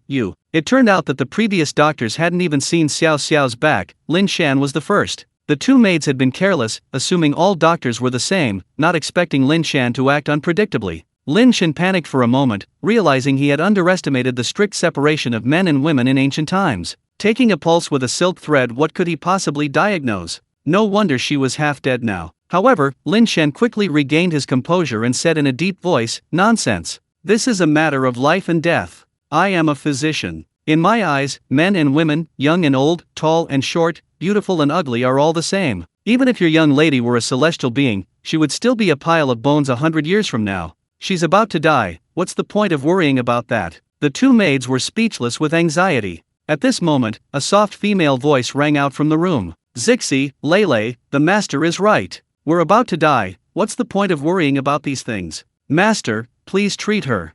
Seeing their young mistress speak, the two maids immediately fell silent. Lin Shan composed himself and cleaned the wound. Wherever his fingers had touched, a pinkish tinge appeared, and the stinging hydrogen peroxide caused Xiao Xiao to whimper softly. Lin Shan couldn't help but feel a little distracted. After cleaning the wound, Lin Shan took out some anti-inflammatory medicine and said to the maid beside him, "Give this to your young mistress." The maid didn't dare to delay, took the medicine, and went into the passageway beside him. Lin Shan then returned to the entrance of the room. The old man, seeing Lin Shan return, blinked and said, "Is that all?" Lin Shan smiled and said, "What else?" The old man looked thoughtful, then asked after a moment, "Young friend, what was the water you poured on Miss Xiao's wound just now?" Lin Shan didn't dislike the old man, but he was too lazy to explain, so he chuckled and said, "Sir, I cannot disclose that." The old man cupped his hands in a gesture of respect, unperturbed. "It was my rudeness." The two then walked out of the room. Xiao Qian immediately rushed forward, asking anxiously, "Mr. Lin, how is my daughter?" He had just learned Lin Shan's name from Zhengyu. Lin Shan said, "The medicine has been administered. We'll see in a while." Xiao Qian sighed softly, while the upside-down-eyed man beside him gave a cold smile. He had already decided that if Lin Shan failed to cure Xiao Xiao, he would definitely give Lin Shan a severe dressing down. Xiao Qian quickly recovered and said to Lin Shan, "Thank you for your help, sir. Please rest here for a while. Then I'll take my leave." Lin Shan casually cupped his hands in greeting. He also wanted to see how effective the anti-inflammatory medicine was for external injuries in this other world. Next, Yin Ziwei led Lin Shan to the guest room. Yin Ziwei's face showed no disrespect whatsoever. He repeatedly apologized for his earlier rudeness. Lin Shan naturally didn't take it to heart and offered a few words of comfort. As for Zhengyu, he had already returned to Zheng family village. After resting at the Xiao residence for one night, early the next morning, after having breakfast at the Xiao residence, Lin Shan went to the courtyard. Xiao Qian was still sitting there, his eyes bloodshot. It was unclear whether he had just arrived or hadn't left at all. As for the two old men, they seemed quite energetic. The old man who had spoken with Lin Shan the day before was named Lu Yun, a famous physician in this area. The man with the slanted eyes was Zhou Heng, whom Xiao Qian had hired from outside. After seeing Lin Shan, Lu Yun nodded and greeted him politely. Just then, the door suddenly opened, and a maid rushed out. Xiao Qian immediately stood up and asked, "How is Miss?" The maid glanced at Lin Shan and whispered, "Since this gentleman treated her yesterday, Miss has been unconscious." Before Xiao Qian could speak, Zhou Heng, like a dog that had caught a whiff of something, chuckled. "Heh, Master Xiao, it seems you've entrusted the wrong person. Boy, Miss Xiao is unconscious now. Let's see how you explain this." Upon hearing this, Xiao Qian, Lu Yun, and the maid who had brought the news all wore very strange expressions. Lin Shan looked at Zhou Heng with an expression of compassion for the mentally challenged, then said, "Fool, don't you know what time it is? It's bedtime. Besides, Miss Xiao is a patient, it's normal for her to rest longer." He then looked at the maid and asked, "Has Miss Xiao's fever subsided?" The maid nodded vigorously, her eyes filled with admiration as she looked at Lin Shan. "Mrs. Fever has improved considerably, and she slept soundly tonight. In the past few nights, even when Xiao Xiao managed to fall asleep, she would groan in pain." This obvious change undoubtedly proved one thing: Lin Shan's treatment was highly effective. Xiao Qian was overjoyed, looking at Lin Shan, his hands trembling slightly. Xiao Xiao had been bedridden for 7 days, visibly growing weaker. He had done everything in his power to find renowned doctors for her, but to little avail. Even with a life full of experiences, at this critical juncture, his composure began to crumble. His daughter was the apple of his eye. If he, a white-haired man, were to bury his black-haired daughter, he truly didn't know how he would live his days. Xiao Qian took a deep breath, bowed deeply to Lin Shan, and said, "Thank you so much, Mr. Lin, for your great kindness." Lin Shan, seeing that Xiao Qian genuinely loved his daughter, naturally felt a good impression of him. He waved his hand and said, "It's too early for you to say that, Master Xiao. Let's see how the young lady is doing." Seeing Lin Shan's composure and lack of eagerness to claim credit, he held Lin Shan in even higher regard. At this moment, Zhou Heng suddenly spoke up, "Master Xiao, since your daughter has improved, I shall take my leave." His face was extremely grim. He had originally thought that Xiao Qian would try to persuade him to stay out of consideration for their past relationship, but unexpectedly, Xiao Qian simply nodded and said, "Mr. Zhou, please excuse me for not seeing you off."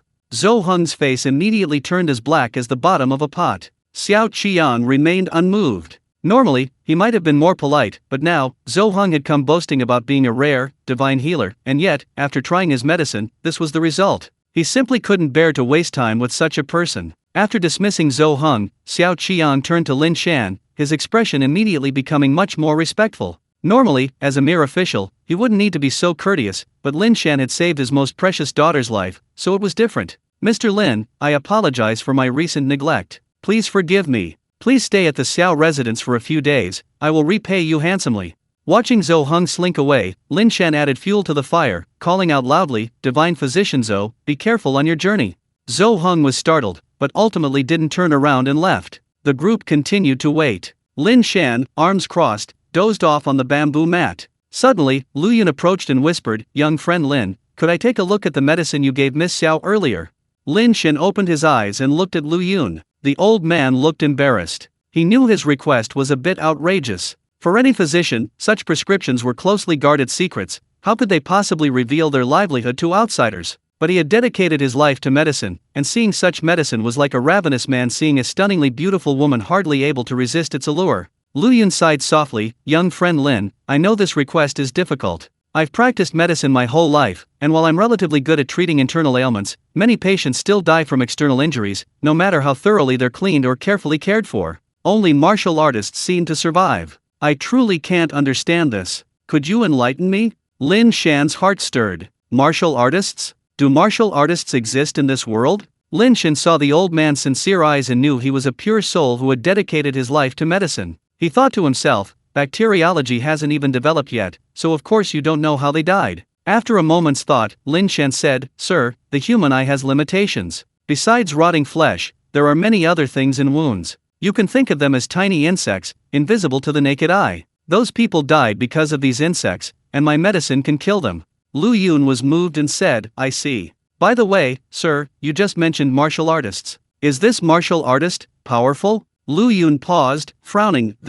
His eyes darted around, pointing to a nearby wall. I once saw a martial artist shatter a wall like this with a single punch. Lin Shan was astonished. This wall was 5 meters long and wide, 2 meters high, and estimated to be 20 or 30 centimeters thick. Shattered with a single punch? This expressiveness is something many martial arts novels lack. Lin Shan blinked, then asked expectantly, then, sir, can these martial artists cultivate true qi?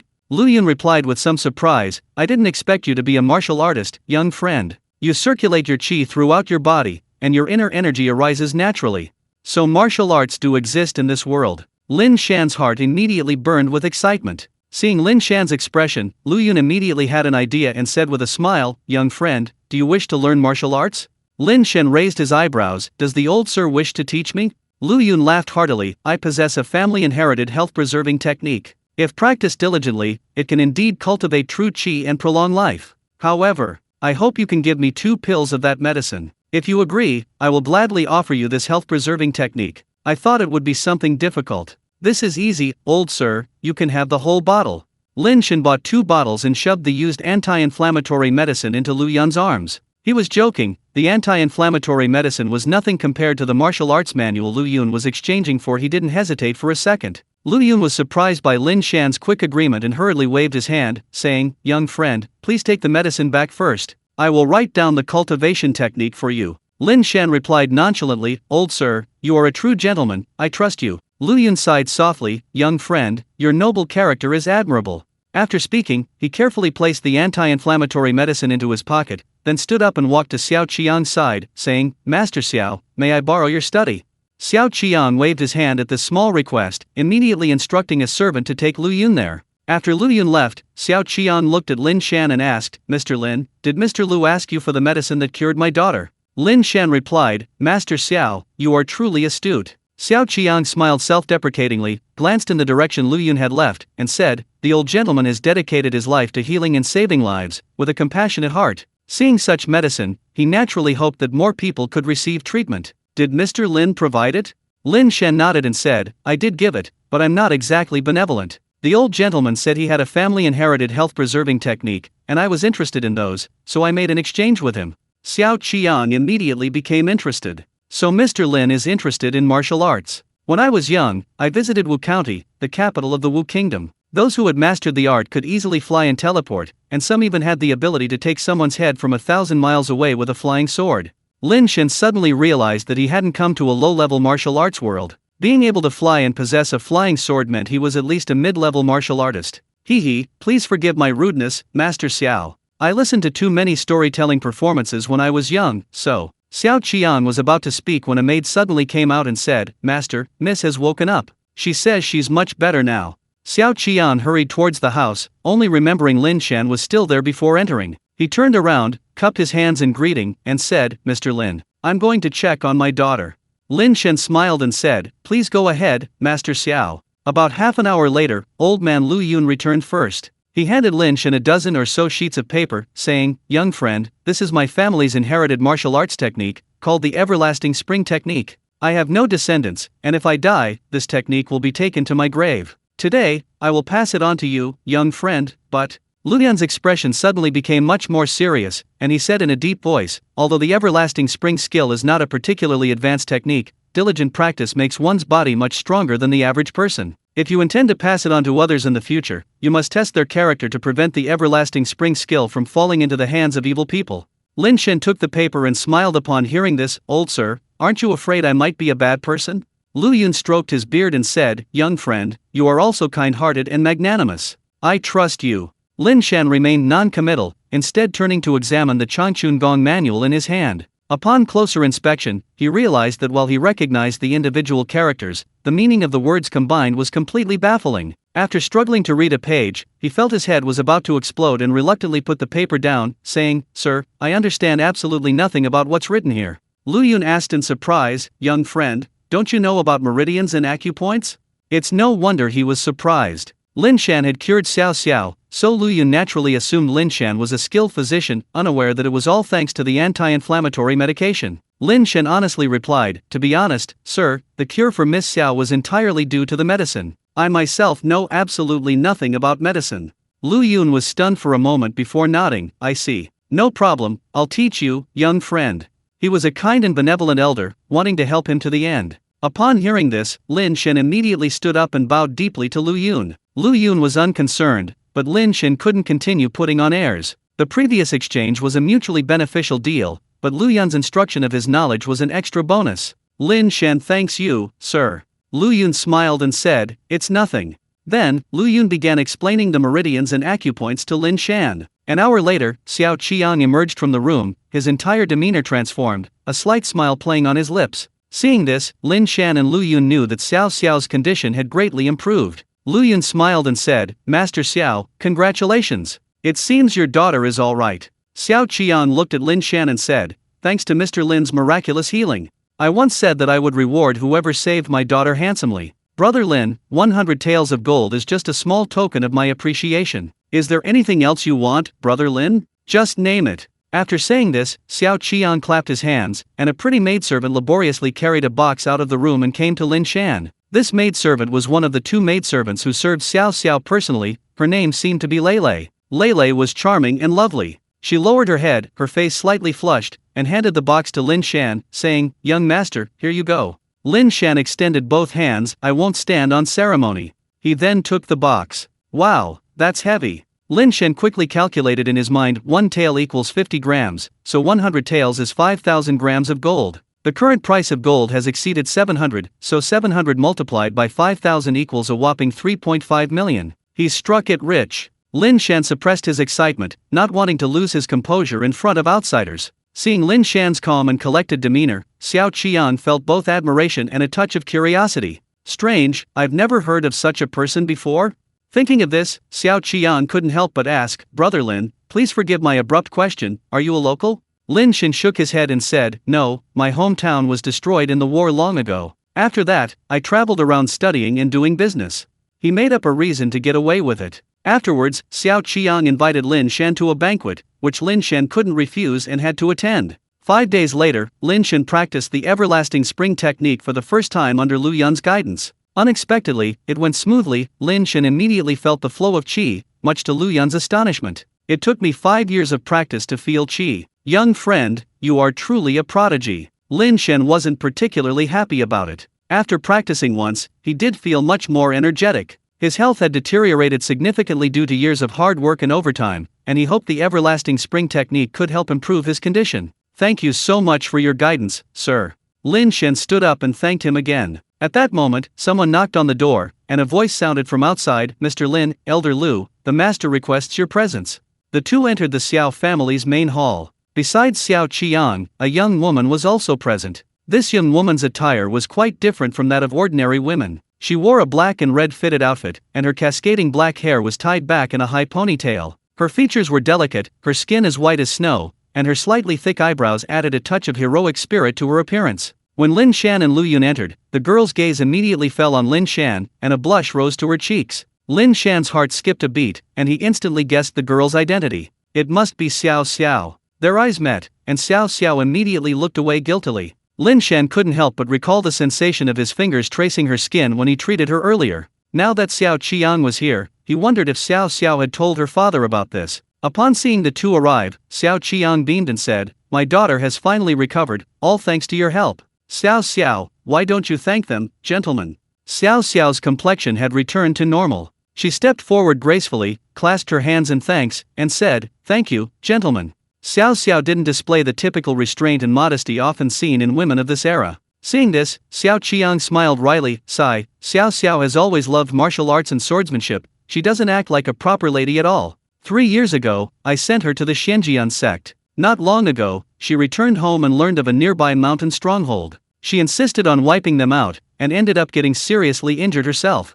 Xiao Xiao, displeased that her father had exposed her past, pouted and said, "Father, I've only cultivated for 3 years. They outnumbered me, and I was caught off guard. I've already sent a message to my fellow disciples in the sect. As soon as our men arrive, we'll wipe out this stronghold." Lin Shan thought to himself that this world indeed had martial arts sects and similar forces. The Xianjian sect, judging from the name, it must be a sword-wielding sect. Since Xiao Qiang, as a powerful figure, sent his daughter to this sect, it must be quite formidable. Xiao Qiang shook his head, saying earnestly, "I just want you to know that there are always stronger people out there. Never be reckless in the future."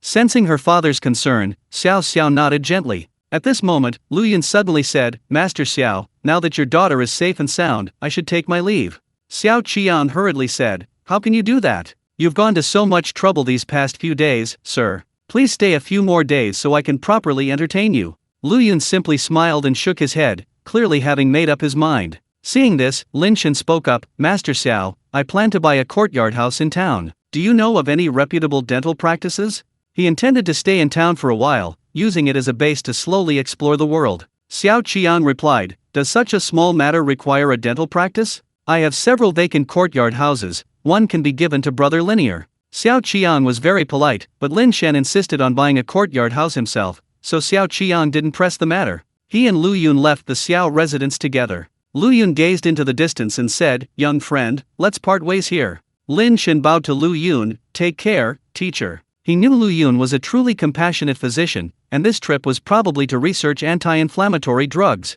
He greatly admired such people. Lu Yun had previously taught him medical knowledge, and regardless of whether Lu Yun acknowledged it or not, he already considered him his teacher. However, Lin Shan wasn't optimistic. Anti-inflammatory drugs were the culmination of generations of medical expertise, it would be too difficult for Lu Yun to manage alone. Lu Yun stroked his beard and smiled, "We are destined to meet. I'll give you another medical book. It contains my insights from years of treating patients, as well as methods for treating some difficult and complicated diseases. You can take a look in your spare time." He handed the book to Lin Shan, who instinctively took it. Lu Yun said, "Although I've passed on the everlasting spring technique and this medical book to you, there's no need for us to address each other as master and disciple. I only hope you won't use my skills for evil." After saying this, Lu Yun strode away. Lin Shan blinked, and saw Lu Yun cover 7 or 8 meters in a single step, disappearing in an instant. Lin Shan was startled, then muttered to himself, "So this old gentleman is a hidden master." Afterwards, Lin Shan went to the real estate agency and bought a courtyard house of about 200 square meters, a bedroom, 2 small rooms, one inside and one outside, for storing odds and ends, simply furnished. Lin Shan locked the front door and returned to the main world. It was already afternoon. Lin Shan was preoccupied with the divorce. He first contacted Zhang Ji and then arranged to meet the divorce lawyer at a nearby coffee shop. At 2 p.m., Lin Shan arrived at the coffee shop on time. Shortly after, Zhang Ji arrived as well. He sat down opposite Lin Shan, sizing him up, and suddenly frowned, saying, "Why do I feel your energy and spirit have improved so much?" Lin Shan knew perfectly well it was due to his practice of the everlasting spring technique, but he couldn't openly admit it. He smiled and said, with money, of course my appearance is different. After dealing with that bitch Zhang Wan and Sheng Tang, my complexion will be even better. Zhang Ji laughed heartily. After a while, Lin Shan saw a tall, thin man in a suit walk over and wave to Zhang Ji. Zhang Ji said to Lin Shan, "This is the divorce lawyer, Hong Wang." The man entered the coffee shop, sat down opposite Lin Shan, and extended his hand with a confident air, saying, "Mr. Lin, right? My name is Hong Wang. Zhang Ji should have already told you about my situation." After shaking hands, Zhang Ji joked, "Your expertise in this area is impeccable. You also have a general understanding of my brother's situation. Do you have a solution?" Hong Wang calmly raised his eyes and said, "We're all on the same side, so I'll get straight to the point. Mr. Lin, old Zhang said you have some evidence. What is it?" Lin Shan lowered his voice and said, "I've obtained a video of Zhang Wan and Sheng Tang having an affair, and I've also obtained their pubic hair. All we need to do is a DNA test to prove that Yuan Yuan is Sheng Tang's child." Hong Wang's eyes lit up immediately. This was a very powerful weapon. Forgetting that they were in a public place, he quickly said, "Is it convenient? Let me see it." Lin Shan took out his phone. He had already saved the video on his phone. Zhang Ji and Hong Wang, considering that Zhang Wan had once been Lin Shan's woman, only watched the beginning, stopping after Zhang Wan and Sheng Tang appeared in the frame. Hong Wang appeared confident, "With this, plus the paternity test report, I'm sure that woman won't get a single penny. Just watch." Lin Shan, seeing this, asked, "Thanks, how much are your legal fees?" Hong Wang replied without hesitation, "Zhang Ji has been my good friend for many years. We're brothers, so I won't charge you for your case. To be honest, I've handled a lot of divorce cases and seen a lot of scumbags. Your wife is the worst of the worst. Consider it a favor, don't be shy." Hong Wang's eyes were utterly sincere, showing not a trace of sympathy for Lin Shan. Lin Shan looked at Zhang Ji, who said, "Hee, we're all friends, Shan. We should keep in touch more often. Old Hong might need your help sometime. Since he said so, let's do it that way." Lin Shan nodded, "Okay, thanks a lot, brother." "You're welcome." The group chatted about some trivial matters. Hong Wang copied the video and took Sheng Tang's hair. He would arrange for a DNA test. After Sheng Tang left, Lin Shan waved, refilled his coffee, and then said to Zhang Ji, "Old Zhang, I have a shipment." Zhang Ji was somewhat numb by now, and asked, "What is it?" Lin Shan held out his palm and shook it, 5 kilograms of gold. Zhang Ji looked hesitant. After a moment's hesitation, he finally spoke, "Ah Shan, are all these things really safe?" As Lin Shan's goods accumulated, Zhang Ji finally couldn't help but worry. Lin Shan patted Zhang Ji's shoulder and said in a deep voice, "You can rest assured, they're absolutely safe." "All right." Zhang Ji pondered for a moment and said, "Selling so much gold through a gold shop would attract too much attention. I think it would be better to put it up for auction. I know of a place that's holding an auction in 3 days, we can go there." Lin Shan also felt that selling so much gold was attracting attention, so he immediately adopted Zhang Ji's suggestion. "That's perfect. I have time now, so let's take the gold over for appraisal." Zhang Ji nodded and said, "Okay, let's go back to your place now and pack the goods." The two returned to Lin Shan's apartment complex. The gold had actually been in Lin Shan's inventory the whole time, but this secret couldn't be revealed to Zhang Ji. They pretended to go upstairs, retrieve the gold, and put it in a large black box, then carried the box back downstairs. After loading the box into the trunk, the two left the complex and drove to a building. Zhang Ji parked the car, and the two took the elevator to the second basement level. Upon exiting the elevator lobby, there was only one entrance. 2 tall men in black suits were guarding the door. Seeing the two emerge from the elevator, one of them asked, "Gentlemen, do you have invitations?" Zhang Ji calmly took out his phone and showed them a QR code. One of the men scanned the QR code and respectfully asked, "Sir, do you have something to sell?" Zhang Ji casually pointed to Lin Shan and said, "My friend here has something to sell." "Understood, please follow me." The man extended his hand and led the way. Lin Shan, carrying the box, followed behind Zhang Ji. The decorations here were antique, with red lacquer on both sides of the passageway, adorned with landscape paintings. After a short distance, there was an ornamental stone. Finally, the man led the two to a room and asked, "Sir, what kind of item do you want to sell?" Zhang Ji replied, "Precious metals." The man smiled and said, "Understood, please wait a moment." He then opened the door, and Lin Shan and Zhang Ji entered the room. The room was about 20 square meters. Inside was a wooden screen with a carved landscape painting. Beyond the screen was a large tea table, on which various tea sets were placed. Zhang Ji said, "Sit down. The appraiser will come and give her the gold in a bit." Lin Shan looked around. A faint, elegant fragrance filled the room. "This place is really nice. Zhang Ji made himself a cup of tea and then said to Lin Shan, the entry ticket here requires proof of a net worth of 10 million, but that level only allows participation in the lowest level auctions. Your gold is only good for that level. Actually, I don't have that much money, I just got in through a back door. The two chatted for a while when there was a knock on the door. A gentle female voice asked, hello, may I come in? Lin Shan felt the voice sounded somewhat familiar. Zhang Ji chuckled, this scene is really suggestive. I wonder if we could change it.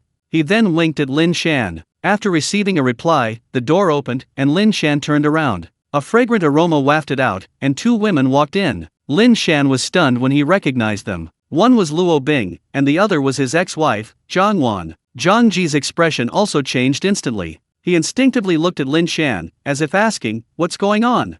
Lin Shan gave him a dismissive look. Zhang Wan's pupils constricted upon seeing the two of them, clearly surprised. What's he doing here? She knew Lin Shan's situation well. Although the property was worth 3 or 4 million, it was mortgaged and didn't count as net assets. Besides, Lin Shan owned a beat-up Honda, he shouldn't have been qualified to be here. It wasn't until she saw Zhang Ji beside her that she began to understand. He must have gotten in because of Zhang Ji. She knew Zhang Ji had some influence, so she assumed it was perfectly reasonable. The only person present who didn't seem surprised was Luo Bing. She sat down confidently opposite Lin Shan and asked, may I ask who is here to submit their item for auction? Lin Shan snapped out of his daze and picked up the box from the floor and placed it on the table. He thought to himself, this Sheng Teng is incredibly audacious. His fiancée and mistress work in the same company, seeing each other all the time. Doesn't he fear being exposed? But then again, it did seem quite exciting. Actually, Lin Shan's thinking was correct. Sheng Teng had done it intentionally.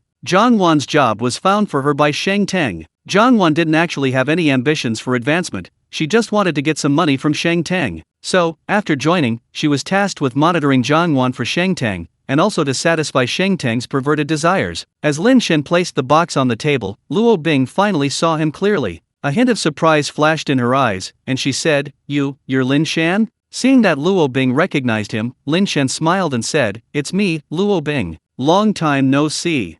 Zhang Ji blinked, realizing the situation seemed a bit complicated. He was quick-witted and decided to keep quiet to avoid any mishaps, letting Lin Shan handle it. After greeting Luo Bing, Lin Shan turned to Zhang Wan and said casually, so you work here? Zhang Wan crossed her arms, snorted, and glanced at Lin Shan disdainfully, saying, Lin Shan, you'd better not waste our time. What good stuff could you possibly have? Luo Bing's mouth agape, she looked at Zhang Wan, then at Lin Shan, with the curious look of a child. Lin Shan shrugged and said, she's my ex-wife. Zhang Wan said coldly, alright, what exactly do you want to see? Lin Shan opened the box, revealing the gold inside. When Luo Bing and Zhang Wan saw the gold, they reacted very differently. Luo Bing's eyes were filled with curiosity and scrutiny, while Zhang Wan's eyes were full of disbelief. She suddenly looked up at Lin Shan and asked, where did you get all this? Lin Shan pointed to Zhang Ji beside him and said, it's not mine. I just came here with Lao Zhang. Zhang Ji chuckled dryly and said, sister-in-law, you flatter me. These past few years have been tough. We had to bring out some of our best stock to recoup some losses. Despite his words, Zhang Wan didn't believe him at all. She looked at Lin Shan and suddenly realized that in just a few days, Lin Shan's spirit and energy had completely changed. The tired man was gone. The man before her possessed a gentle demeanor and an air of calm confidence, as if he had everything under control just like when they first met. She was certain that this must be Lin Shan's. A surge of anger welled up within her. Fine, Lin Shan, you've certainly kept this a secret. You've never told me about these things, and we're still married. Half of these things belong to me. Lin Shan, not wanting to waste time arguing with this woman, snapped, are you deaf? I told you, these things belong to Zhang Ji. Zhang Ji said sarcastically, yes, sister-in-law, you've already thoroughly investigated my brother's assets. What else don't you know? Zhang Wan gritted her teeth, still somewhat indignant, and said, Bing Bing, look closely. It might be fake, copper mixed with gold.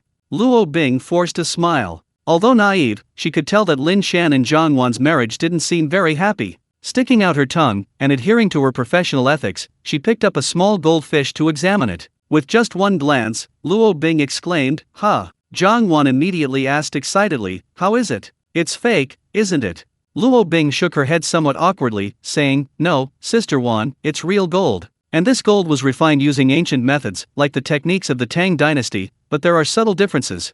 Lin Shan thought to himself that Luo Bing really had a good eye. She studied archaeology, a niche major, and it seemed she entered the appraisal industry after graduation, a good fit for her major. How could this be? Jiang Wan glanced at Lin Shan with some resentment. Her mind was in turmoil. She instinctively felt that something must have happened to Lin Shan recently, causing a dramatic change in him. The better Lin Shan did, the more embarrassed she felt. Next, Luo Bing examined each of the goldfish inside. An hour had passed after she finished. Luo Bing tapped Lin Shan, and finally said to Zhang Ji, "Sir, these gold pieces can be consigned for auction here. According to the rules, we charge a 5% service fee, which you should know." Zhang Ji looked at Lin Shan, who nodded almost imperceptibly. Although this small gesture was subtle, with only 4 people in the room, it was naturally noticed by Luo Bing and Zhang Wan. Luo Bing, being a worldly person, was somewhat surprised. She had met Lin Shan a few times in college and had heard news of him afterwards, which seemed to be unfavorable. Realizing that the gold belonged to Lin Shan, she was happy for him, but Zhang Wan couldn't remain calm. Having worked at the auction house for some time, she had developed a keen eye and knew very well that if Lin Shan's gold were put up for auction, 3 to 4 million was the minimum price. However, because this gold was refined using ancient methods, there might be collectors interested in this type of gold bidding, and the price could easily skyrocket. And half of this should have originally belonged to her. Lin Shan was overjoyed to see Zhang Wanking's face turn pale and then flushed. Seeing that Lin Shan had agreed, Zhang Ji said, "Then let's sign the contract." Luo Bing stood up and said, "Okay, I'll go draft the contract now. Please wait a moment."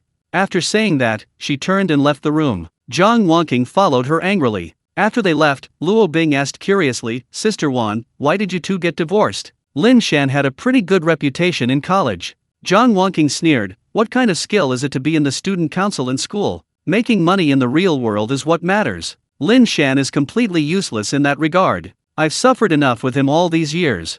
Zhang Wan spoke with resentment, all her complaints directed at Lin Shan. After the two left, Zhang Ji lowered his voice and asked, "Who was that woman?" Lin Shan explained the whole story, and Zhang Ji immediately laughed, saying, "That Sheng Tang, he's playing some tricks. He's not afraid of getting into trouble, he's really bold." Lin Shan said, "She doesn't know I already know about Sheng Tang and Luo Bing's relationship, otherwise she would have panicked long ago." Shortly after, Luo Bing brought the contract over. The contract was still signed in Zhang Ji's name, and the bank cards were all registered in Zhang Ji's name. However, all 4 of them knew that the gold actually belonged to Lin Shan. After signing the contract, Lin Shan didn't say goodbye to Zhang Wan and left the auction directly. But just as the two reached the parking lot, a voice suddenly came from behind them. "Wait, senior." It turned out Luo Bing had caught up. Seeing this, Zhang Ji got into the car first, grinning at Lin Shan. "Shan, I think this girl seems to have a thing for you. Why don't you steal her away? Sheng Tang will be furious." Lin Shan was momentarily tempted. Such revenge would surely enrage Sheng Tang. But then he thought that Luo Bing was actually the real victim in this whole affair, and he felt bad about using her in this situation. "What's wrong, Luo Bing?" Lin Shan asked. Luo Bing took out her phone, which displayed a QR code. She smiled and said, "Senior, if you have any antiques in the future, you can come to me. The price is negotiable." Seeing Lin Shan spending so much gold and antiques at once, she naturally assumed he had connections to obtain other things. After graduation, she joined this auction house, arranged by her father. Partly it was her hobby, and partly, the people she met there were all wealthy and influential, allowing her to expand her network. "Okay." Lin Shan took out his phone, and after exchanging contact information, Luo Bing waved goodbye. Afterwards, Zhang Ji took Lin Shan to the hospital. Entering the ward, they saw Lu Ying making her rounds. She was still wearing her white coat and white canvas shoes, but her alluring figure, even in the loose white coat, couldn't be concealed. Her breasts were full and her hips formed a proud line, drawing attention. Lu Ying flipped through the report in her hand, smiling at Lin Jiabao. "Uncle, the indicators are all very good. Keep up the good diet." Lin Jiabao and Lin Wei smiled and thanked her. As Lu Ying walked out, she met Lin Shan and gave him a slight nod. Lin Shan couldn't help but recall the last time Hua Xiong secretly entered Lu Ying's office. He wondered how Lu Ying had handled that matter afterward. Just as this thought crossed Lin Shan's mind, he saw Hua Xiong, with his receding hairline, stride over and say to Lu Ying, "Come with me for a moment." Actually, Hua Xiong's voice wasn't loud, but since Lin Shan had cultivated true qi, he had found his senses much sharper, so he could hear him. Lu Ying's face clearly showed strong resistance, but in the end, she followed him. Lin Shan thought that Lu Ying was his father's attending physician, and her condition was very important. Besides, Lin Shan was also curious about what Hua Xiong was up to. Therefore, he quietly moved closer, pretending to be admiring the scenery, but actually eavesdropping on their conversation. He heard Hua Xiong say, "Lu Ying, as you know, the promotion evaluation is just around the corner. You've mentioned it to me many times, and based on your performance, it should be yours. But Ruan Yan is also very outstanding, so I'm in a dilemma now." As Hua Xiong spoke, his tiny, beady eyes scanned Lu Ying's delicate figure from head to toe, the meaning in them obvious even to a fool. Lu Ying felt utterly disgusted, but had to feign compliance, saying, "Dean Hua, did you try the liquor I gave you before?" Lu Ying was subtly reminding Hua Xiong that she had already given him a gift and shouldn't be greedy. A hint of displeasure flashed in Hua Xiong's eyes. Lu Ying had given him 2 bottles of high-end liquor. For anyone else, such a gift would be considered appropriate, but his appetite for embezzlement had grown exponentially over the years. 2 bottles of liquor were no longer enough to satisfy him. What he truly wanted was Lu Ying herself. He'd hinted at it many times, but Lu Ying had feigned ignorance, refusing to respond directly. This time, Hua Xiong was too lazy to keep up the act and laid his cards on the table. "Lu Ying, I'll be waiting for you at the Dewa Hotel on Saturday night. There are some things I need to tell you if I give you this seat. I hope you'll seize this opportunity." He reached out to take Lu Ying's hand, but she nimbly dodged it, a gesture that intensified the sternness in Hua Xiong's eyes. In this respect, Ruanyan is much more pragmatic than you. As doctors, we can't rely solely on medical skills, how we deal with people is also very important." Hua Xiong left these words expressionlessly, turning and walking away. Lu Ying stood there, her face grim. Lin Shan thought for a moment, then slowly walked over. "Dr. Lu." After Lin Shan called softly, Lu Ying snapped out of her reverie. Seeing it was Lin Shan, a hint of embarrassment crossed her face, but she forced a smile and said, "Mr. Lin, are you here to ask about Lin Jiabao's condition?" Lin Shan glanced in the direction Hua Xiong had left and asked, "Last time, he must have done something very lewd in your office, right?" Lu Ying's face darkened. She had suffered immense pressure after what had happened. She wanted to confide in someone, but her family was too far away, and her colleagues were unreliable. Lu Ying looked out the window and shook her head. "After entering the hospital, I tried very hard, but it was all in vain. People always say, 'Look at Lu Ying, she's climbed so fast, she must have slept with the hospital director.' Sometimes I think, since everyone thinks this way about me, I might as well just do it. Getting some benefits is better than being humiliated like this for no reason." Lin Shan could tell that Lu Ying was speaking in anger. In this society, it's far too easy for beautiful women to take shortcuts in the workplace. Lin Shan could tell from Hua Xiong's tone that he had been trying to seduce Lu Ying for quite some time. If Lu Ying had just given in, he could have gotten her into bed soon, but she hadn't. Such a person was worthy of respect. Lin Shan said, "I know you're just saying that out of anger. People who act on their own merit deserve respect. I don't know what others think, but my whole family can feel your dedication. Meeting a doctor like you is a very lucky thing." Lu Ying's body trembled. The patient and their family's heartfelt gratitude was his initial motivation for studying medicine to help more people. Hearing Lin Shan's words, Lu Ying's mood immediately improved. He smiled and said, "Thank you. Dean Hua really didn't have good intentions when he came into my office last time. He secretly installed a camera under my desk. If you hadn't pointed it out, it would have been troublesome." Perhaps because Lin Shan had pointed this out before, Lu Ying naturally trusted him more, which is why she spoke so directly. After saying this, Lu Ying added, "But it's best you just know about this. Dean Hua has a lot of influence, and I'm afraid if he finds out you were the one who broke it, it will affect the subsequent treatment." Lin Shan nodded, leaning on the railing, and said, "If there's anything I can do to help later, just contact me."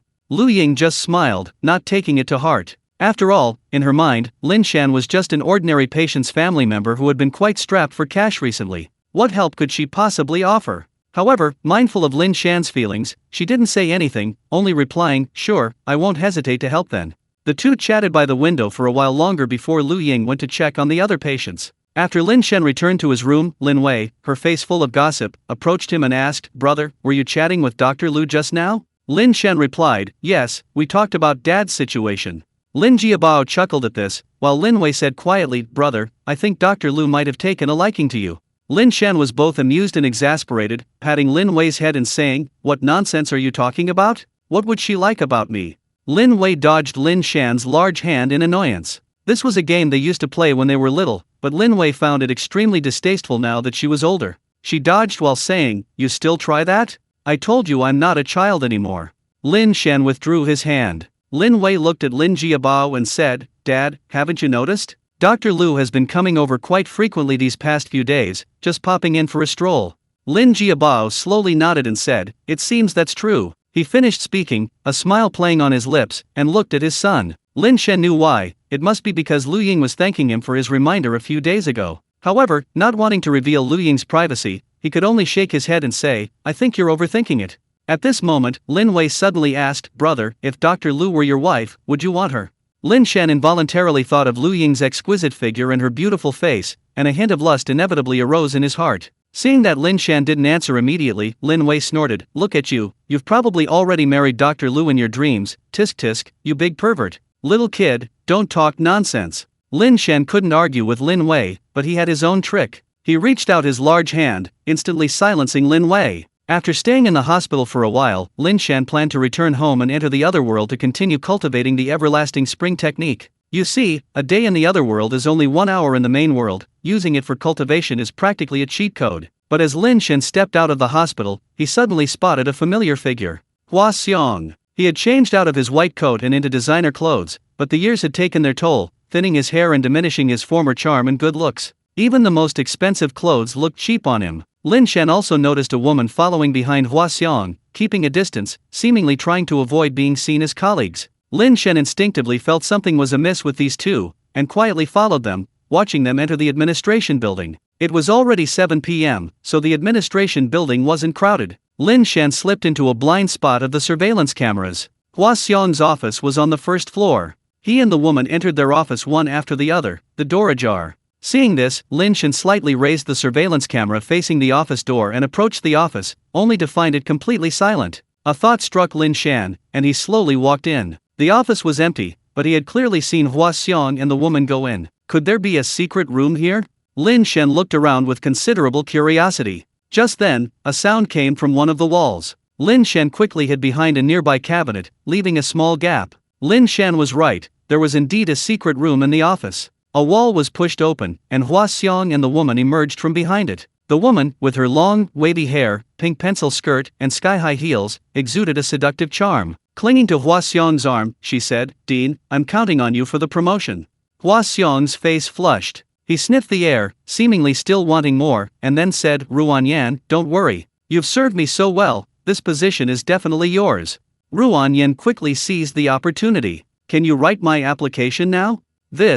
Hua Xiong hesitated. Although Ruan Yan was very hardworking and had a good figure and appearance, in his heart, Lu Ying was the one he truly wanted. If he submitted the promotion application now, he would lose all control over Lu Ying, hence his hesitation. However, Ruan Yan wasn't one to be trifled with. Seeing Hua Xiong hesitate, she said, "Dean, didn't you promise them?" Hua Xiong quickly replied, "Oh dear, this can't be rushed. I still have some connections to cultivate. Even if I submit the list before these connections are established, they won't recognize it. Don't worry, since I promised you, I won't go back on my word."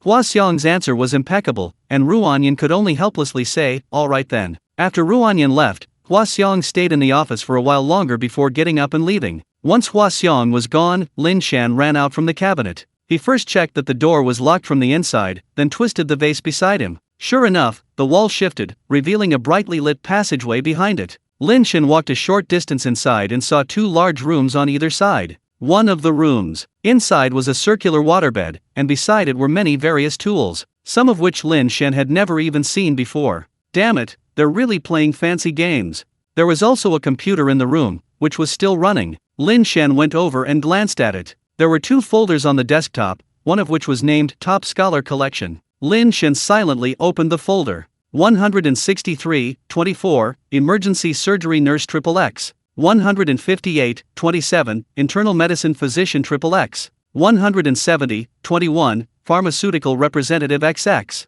Each folder contained information such as height, age, identity, and name. Lin Shan randomly opened a few. They were all filled with indecent videos. Hua Xiong, abusing his power, was acting with impunity. Lin Shan also saw Lu Ying's folder, but upon opening it, he found only pictures, likely taken from a hidden angle, and not particularly revealing. Clearly, Hua Xiong hadn't found an opportunity. Lin Shan also saw Ruan Yan's folder, which was full of valuable information. Another folder was titled Side Hustle Income. Lin Shan clicked on it and found it contained records of Hua Xiong's bribery and embezzlement. The records included hospital projects, the sale of medical equipment, and corrupt dealings with pharmaceutical companies, a truly shocking sight. Lin Shan then entered another room, where large quantities of high-end cigarettes and alcohol, cash, and gold hard currency piled up like a small mountain, all bribes received by Hua Xiong. Hua Xiong was extremely confident, believing that with surveillance and the protection of the secret room, no one could find this place. However, he never expected Lin Shan to sneak in anyway. The evidence on the computer could completely ruin Hua Xiong's reputation, even sending him to prison. After thinking for a moment, Lin Shan quietly left Hua Xiong's room, climbed out the window, went to a computer store, bought a large-capacity hard drive, and then copied all the data from Hua Xiong's computer.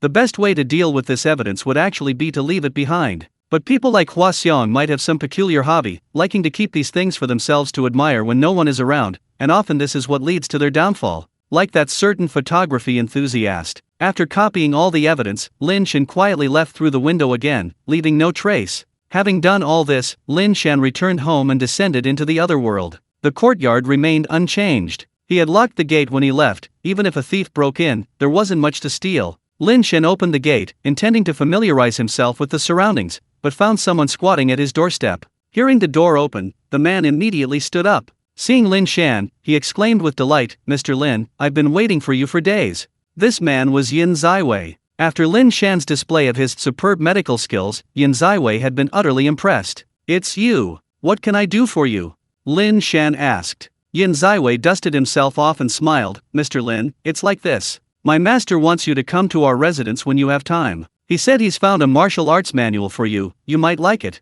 Xiao Qian had previously boasted that he wouldn't refuse the entire Xiao family's fortune if the person who cured Xiao Xiao were to do so. But what if Lin Shan actually asked for his fortune after he truly cured Xiao Xiao? Wouldn't that be embarrassing? So, he first gave Lin Shan 100 taels of gold to test the waters. Unexpectedly, Lin Shan accepted it without making any further demands. This gesture impressed Xiao Qian, but also made him feel a pang of guilt. Therefore, he spent the last few days searching for a boxing manual for Lin Shan, intending to give it to him. However, Lin Shan wasn't there, so he simply had Yin Ziwei wait there. Lin Shan understood Xiao Qian's intentions. After thinking for a moment, he said to Yin Ziwei, "I gladly accept your kind offer, Master Xiao. Brother Yin, please lead the way." Hearing Lin Shan address him as a brother, Yin Ziwei quickly waved his hand and said, "Mr. Lin, how can I accept being called Brother Yin? You can just call me Old Yin." Lin Shan nodded. The two then arrived at the Xiao residence. After the announcement, Lin Shan was immediately ushered into the living room. A moment later, Xiao Qian's voice came from not far away. "Brother Lin, it's been several days, I've missed you dearly." Xiao Qian emerged from the back of the hall, with Xiao Xiao beside him. Even now, her gaze towards Lin Shan was still somewhat unnatural. "Master Xiao, thank you for your kindness." Lin Shan rose and bowed slightly to Xiao Qian. He was indeed very interested in the boxing manual. Xiao Qian smiled and said, "Brother Lin, you've done me a great favor. I've been searching for a long time and finally found this manual. I hope it can help you." With that, he held out his hand, and a small figure handed a booklet to Xiao Qian, who then passed it to Lin Shan. Lin Shan took a deep breath and accepted the booklet. The booklet's cover had a line of text written on it. "Little Jade Yang Fist. This must be the name of the martial art." Lin Shan suppressed his curiosity and didn't immediately open it, thanking Xiao Qian again. Xiao Qian waved his hand and said, "There's no need for such formalities between us. Brother Lin, I have an idea, you might want to hear it." Lin Shan raised his hand, gesturing for Xiao Qian to continue. Xiao Qian said, "Brother Lin, I'd like to invite you to become a retainer of my Xiao family. What do you think?" Lin Shan instinctively wanted to refuse. He didn't have that much time to run around for Xiao Qian. Seemingly sensing Lin Shan's thoughts, Xiao Qian quickly added, "Brother Lin, there's no need to rush to refuse. Becoming a retainer of my Xiao family is a trivial matter, I wouldn't trouble you otherwise. My Xiao family currently has 2 retainers, both martial artists. Since you're also interested in martial arts, you can spar and exchange ideas with them regularly." This immediately struck a chord with Lin Shan. Although he now possessed the everlasting spring skill and the little jade yang fist, he still lacked understanding of the intricacies of martial arts. Having someone to guide him would be ideal. Seeing Lin Shan's interest, Xiao Qian pressed his advantage. "Brother Lin, if you're interested, I'll have the 2 retainers come out now for a detailed discussion. What do you think?"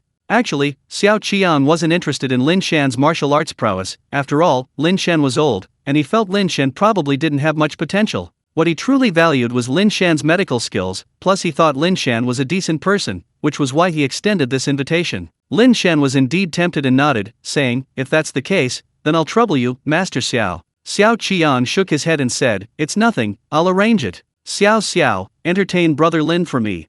With that, he got up and left the hall. Xiao Xiao stuck out her tongue, then looked at Lin Shan and said, "Brother Lin, thank you for earlier."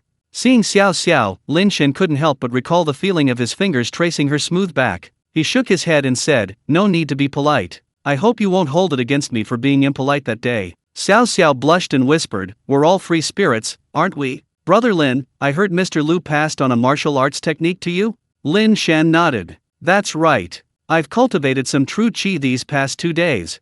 Upon hearing this, Xiao Xiao's eyes widened in disbelief as she looked at Lin Shan. Brother Lin, what did you say? You've already cultivated true qi? Lin Shan smiled and nodded. Lu Yun had previously praised Lin Shan, calling him a prodigy, but Lin Shan himself hadn't felt much of a sense of accomplishment. I have indeed cultivated it, but I don't know how to use it yet. This was also why Lin Shan was so eager to learn a martial art. Xiao Xiao snapped out of her daze, her expression incredibly complex. She asked hesitantly, Brother Lin, how old are you this year? Lin Shan replied truthfully, 30. Ah. Xiao Xiao was even more incredulous. Lu Yun had mentioned this to Lin Shan before. Cultivation techniques are best started from childhood. As one grows older, bones and muscles mature, and impure energy gradually accumulates in the meridians, making the process much less efficient. However, Lin Shan seemed to be an exception. His cultivation proceeded very smoothly. Just then, Xiao Qiang's voice rang out from the back of the hall. He said, 2 elders, this way please.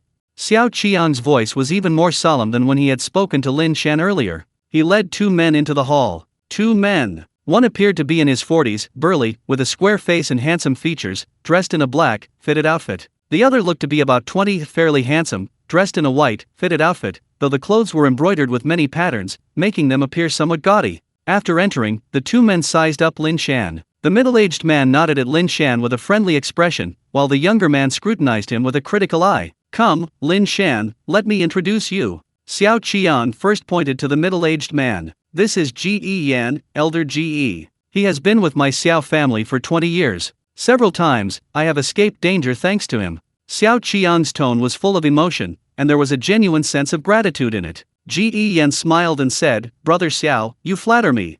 Xiao Qian chuckled, then pointed to the young man and said, This is Lin Ping. You two are actually from the same clan. Elder Lin has only been with our Xiao family for 3 years. Lin Ping slightly raised his head, appearing somewhat arrogant. It was clear that Xiao Qiang's tone wasn't as casual when speaking to Lin Ping. After the introductions, Xiao Qiang said, Come, follow me to the table. After taking their seats, G.E. Yan spoke first. Brother Lin, I heard you rescued Xiao Xiao. Thank you so much. Lin Shan replied calmly, It was nothing. Seeing Lin Shan's nonchalant attitude, Lin Ping chuckled and said, I originally thought it was a master of the innate realm who cleansed Xiao Xiao's meridians and marrow, but I didn't expect your medicine to be so miraculous. Lin Shan's heart skipped a beat. A master of the innate realm? Seeing Lin Shan's confusion, Xiao Xiao explained, Brother Lin, martial arts are divided into 9 ranks: blood transformation, bone forging, innate, transcendent, soaring dragon, perfected man, sainthood, penetrating earth, and heaven reaching. Each major realm is further divided into 3 minor realms: lower, middle, and upper. I see. Lin Shan nodded to Xiao Xiao. At this moment, Lin Ping spoke up again. I heard that Brother Lin is interested in learning martial arts, and Master Xiao even bought you a boxing manual. Is that true? Lin Shan frowned. He sensed that Lin Ping's tone was somewhat directed at him. G.E. Yan and Xiao Qiang's expressions also changed slightly. They both knew why. Lin Ping had always harbored feelings for Xiao Xiao, and now that he had met Lin Shan in person and knew that Lin Shan had saved Xiao Xiao's life, he was afraid that Xiao Xiao would develop feelings for Lin Ping, hence his somewhat targeted words. Lin Shan maintained his composure, nodding and saying, Just a little interest, nothing more. Lin Ping, with an air of, you know what I mean, coldly said, It better be that way, Brother Lin. I think you should focus your energy on studying medicine. Forgive my bluntness, but at your age, I'm afraid even 10 more years of cultivation wouldn't be enough to reach the blood transformation realm. You should save your energy. These words were even more outrageous. Xiao Qian's eyes flashed with displeasure. No matter what, Lin Shan was his guest, and Lin Ping's words showed absolutely no regard for his dignity. Seeing the slightly tense atmosphere, G.E. Yan coughed lightly and said, Strengthening the body is fine, but Brother Lin has superb medical skills. Why would he need to learn from us martial artists and risk our lives? At this moment, Xiao Xiao, who had been silent, suddenly said, Don't underestimate Brother Lin. He has already cultivated true qi and entered the blood transformation realm. Upon hearing this, Xiao Qian, G.E. Yan, and Lin Ping were all extremely shocked. But after the initial shock, each person reacted differently. Xiao Qian's eyes darted around, thinking, There's such a thing? Lu Yun has only been passing on his skills for a short time. Xiao Xiao spent a year just trying to guide her qi into her body. Xiao Xiao wouldn't lie to me. Could it be that Lin Shan, besides his superb medical skills, is also a martial arts genius? He knew that although his daughter was somewhat willful and capricious, she would never lie to him about such matters. Ji Yan, on the other hand, looked at Lin Shan with scrutinizing eyes, remaining silent. After his initial shock, Lin Ping's face broke into deep disdain. He looked at Lin Shan and said, "Seriously, Xiao Xiao, you actually believe this kind of lie? Hey, kid, martial arts isn't something just anyone can learn. I don't know what your intentions are, trying to fool Xiao Xiao. Don't try to play tricks on us." Humph. He felt utterly insulted. It had taken him 2 whole years to cultivate his inner energy, yet this kid claimed to have done it in just over 10 days. Compared to him, he was utterly useless. He absolutely refused to believe it. Lin Shan took in the 3 men's reactions, crossed his arms, and said calmly, "It's either yes or no. I, Lin Shan, have no reason to lie about such things. What good would it do me to lie to you?" Lin Ping, like a cat whose tail had been stepped on, exploded in fury. "What good? Isn't the good obvious? You want to join the Xiao family as a retainer. Everyone knows that Master Xiao is always generous to retainers. You want to claim you're a martial artist to swindle more money? Master Xiao isn't a martial artist, so you might actually be fooled. But don't think you can fool us." Seeing he had no choice but to speak, Xiao Qiang said in a deep voice, "Retainer Lin, even if Brother Lin isn't a martial artist, I will still respect him as a retainer of my Xiao family." Although these words were on Lin Shan's side, they still showed Lin Ping considerable respect. Master Xiao's shrewdness was unmistakable. Ji Yan tried to smooth things over, saying, "Haha, perhaps Brother Lin has sensed some qi and mistakenly believes he has successfully guided qi into his body. That's quite common." Lin Ping sneered, "Humph, that's probably it. A country bumpkin who's never seen the world, blindly practicing with a lousy manual. Do you really think you can achieve anything?" Xiao Xiao suddenly regretted mentioning that Lin Shan had already cultivated true qi. She also began to suspect that Lin Shan might have mistaken some senses for successful qi guidance. Actually, Lin Shan didn't care about their opinions at all. He had already discerned from this banquet that Ji Yan was quite enthusiastic. He could ask him for guidance in the future, and out of respect for Xiao Qian, Ji Yan would most likely not refuse. As for Lin Ping's hostility towards him, he had already guessed it, but there was nothing he could do. Men are just like that. Too lazy to argue with Lin Ping, Lin Shan chuckled, "Perhaps that's true." Seeing Lin Shan trying to escape like this, Lin Ping naturally wasn't willing. He was determined to make Lin Shan lose face in front of Xiao Xiao today. So he said, however, "Perhaps Brother Lin is truly a genius, having already achieved qi cultivation. How about I examine him?" He emphasized the phrase genius, his tone dripping with sarcasm. Ji Yan, unwilling to let the two continue their conflict, said, "Brother Lin, how about I examine your meridians?" Seeing that Lin Ping seemed unwilling to let the matter rest, Ji Yan offered to do it himself. He didn't want to embarrass Xiao Qian, because if Lin Ping were to examine Lin Shan's meridians himself, Lin Shan might suffer. However, he didn't want to antagonize Lin Ping, so offering to do it himself was a compromise. Xiao Qian was also wondering if Lin Shan had made a mistake. Finally, he looked at Lin Shan and said, "Lin Shan, how about letting Ji Yan examine him?" Although Lin Shan felt his current state was the same as after the qi guiding process in the Changchun Gong, seeing that both Ji Yan and Xiao Xiao had objected, he couldn't help but feel uneasy. Forget it, let him take a look. It won't hurt him, and it'll help him confirm his true condition. Thinking this, Lin Shan said to Ji Yan, "Then I'll trouble you, brother."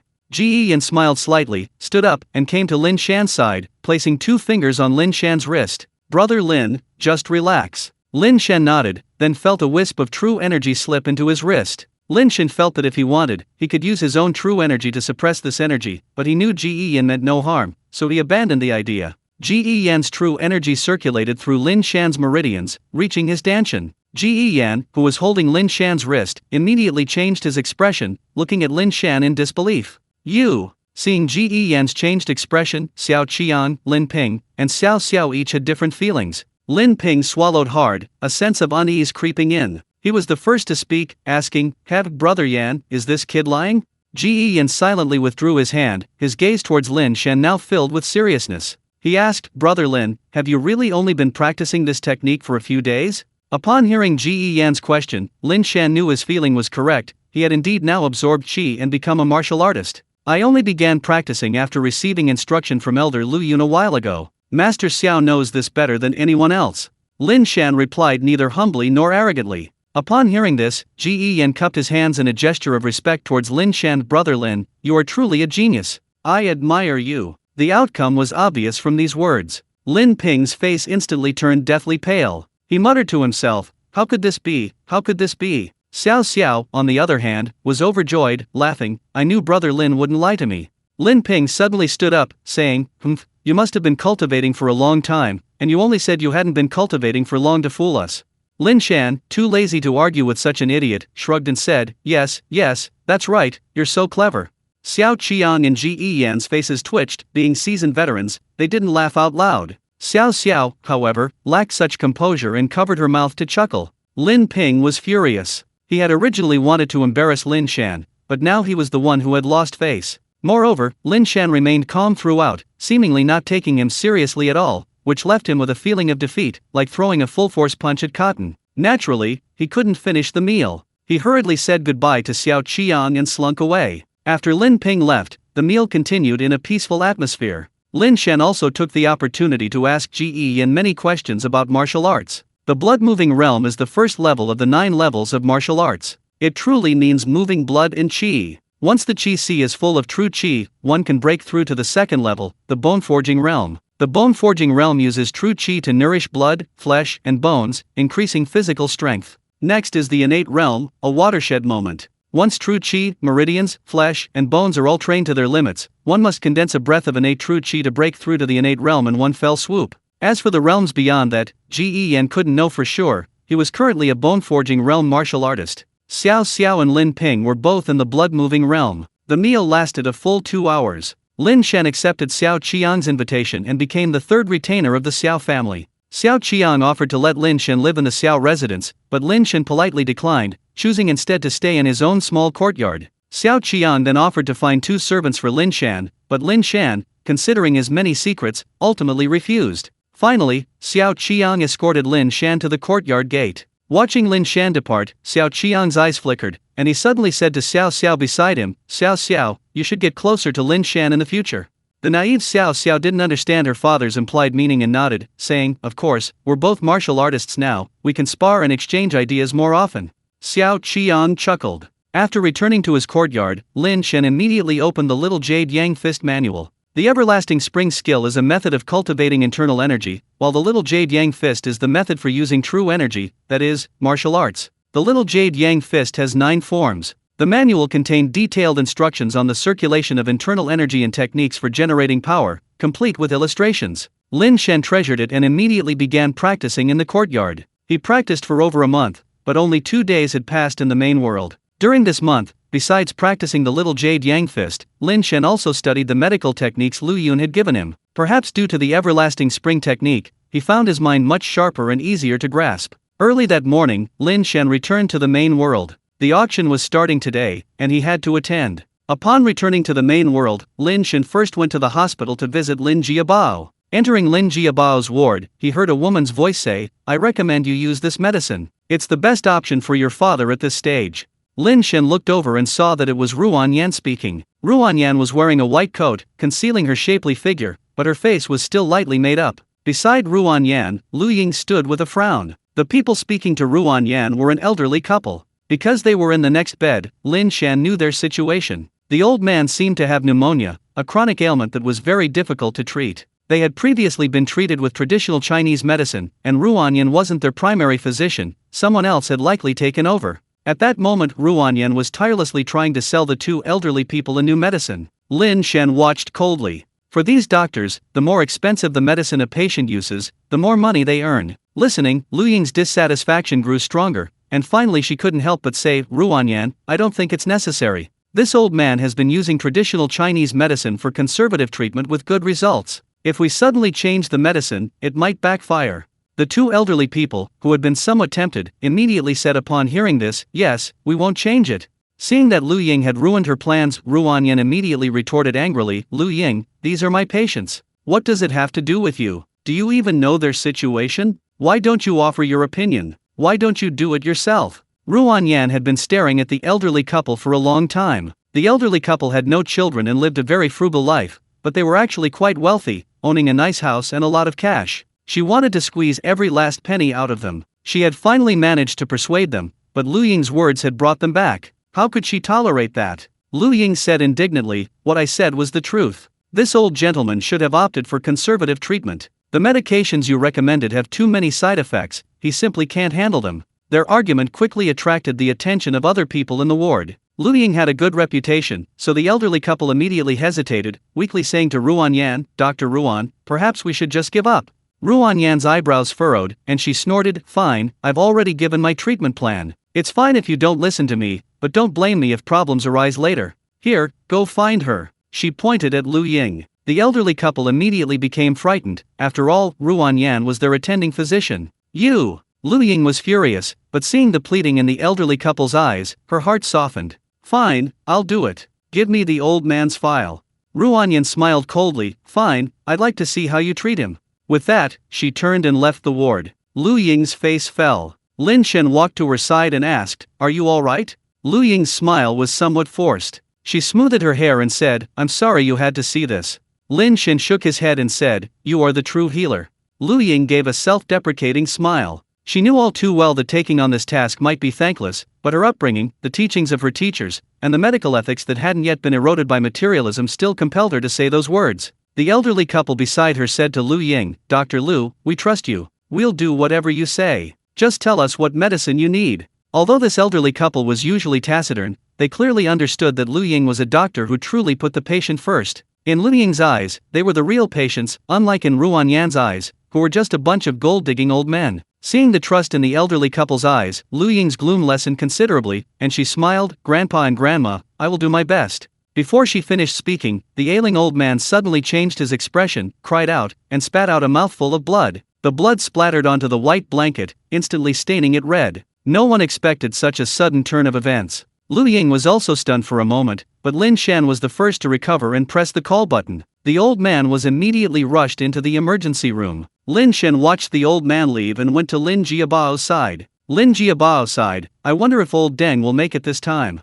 From Lin Jiabao's words, Lin Shan learned that the old man who had been taken away was named Deng An. Lin Shan suddenly remembered that one chapter in the medical manual Lu Yun had given him taught how to treat pneumonia. In traditional Chinese medicine, all illnesses are believed to be caused by external pathogens invading the body. By regulating the meridians and mobilizing vital energy, one can heal oneself. The medical techniques in Lu Yun's book were unusable by others because they all required the longevity qigong as a foundation. While he couldn't completely cure his father's cancer, he could use the longevity qigong to nourish his father's body, improving his constitution and increasing the chances of a future cure. Thinking of this, Lin Shan said to Lin Jiabao, "Dad, I learned some massage techniques a few days ago. Let me try it on you." Lin Jiabao immediately smiled, "You know that? Okay." Lin Jiabao didn't think Lin Shan's massage would be effective, but he wouldn't refuse his son's filial piety. Lin Wei, joining in the fun, said, "Brother, be careful, don't break Dad's bones." "Just you wait." Lin Shan stretched out his hands, recalling the contents of his medical books.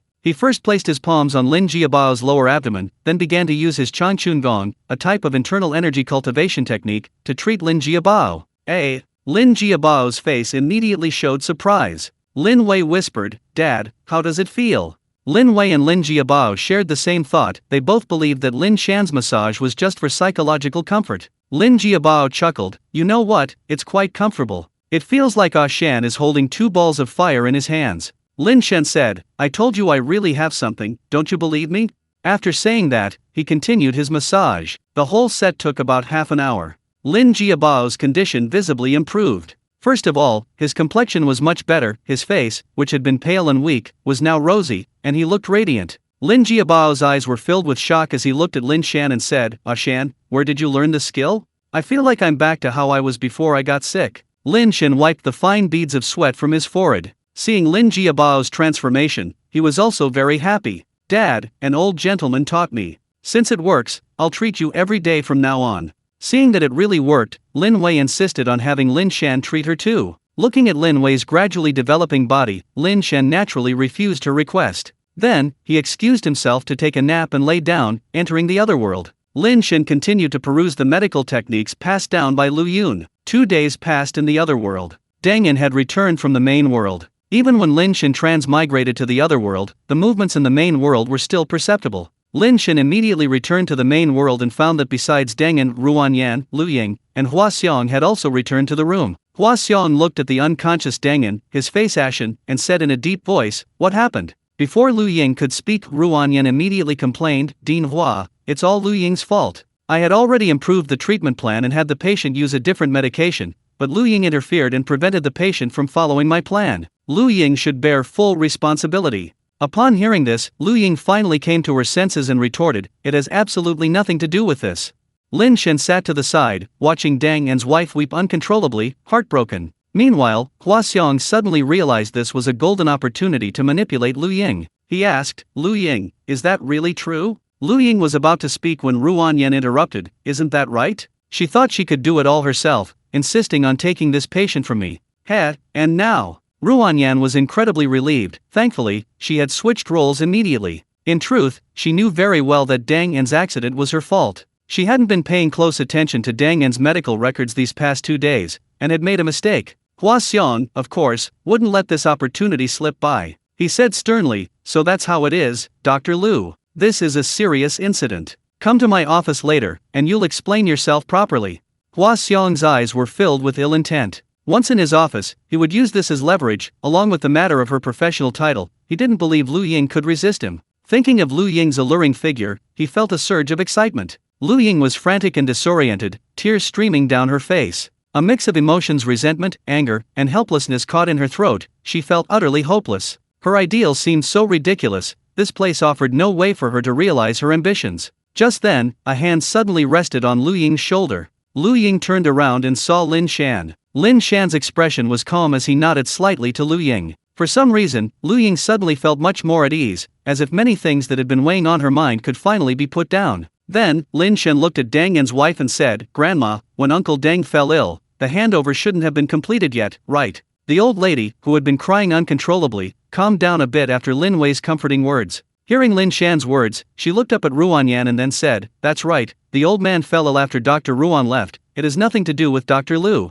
Ruan Yan immediately objected, shouting, "So you mean it's my problem?" Lin Wei, who was standing nearby, couldn't stand it anymore and said, "If it's not your problem, is it the patient's problem? I ask you, in these 3 days, how many times have you come to the ward? How many times have you asked about Uncle Deng's condition? The only time you came was today, and that was to recommend new drugs to Uncle Deng. A doctor like you has absolutely no medical ethics." Caught off guard, Ruan Yan panicked and looked at Hua Xiong for help. But Hua Xiong, seeing this, had no intention of helping Ruan Yan take the blame, leaving with the words, "Observe the patient's condition carefully," and then left. Ruan Yan didn't dare linger, pondering how she could absolve herself of responsibility if the matter came to light, and hurriedly left. The old lady could only look at Lu Ying pitifully, placing all her hopes on her. Lu Ying didn't dare meet the old lady's eyes. She knew Dang An's condition very well. At this stage, all methods could only delay the inevitable. Even with the best medicine, the time would be about the same. At this moment, Lin Shan sat down next to Dang An and suddenly said, "Auntie, I learned a massage technique a while ago.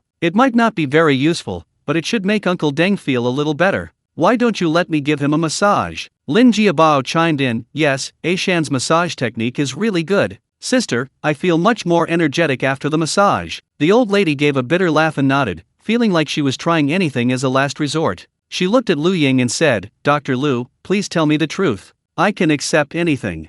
Lu Ying's face showed a hint of reluctance, but then she thought that these things would have to be explained to the family sooner or later. She sighed softly and said, "Grandma, actually, Uncle Deng's condition is not optimistic. Our subsequent treatments will only prolong Uncle Deng's life a little."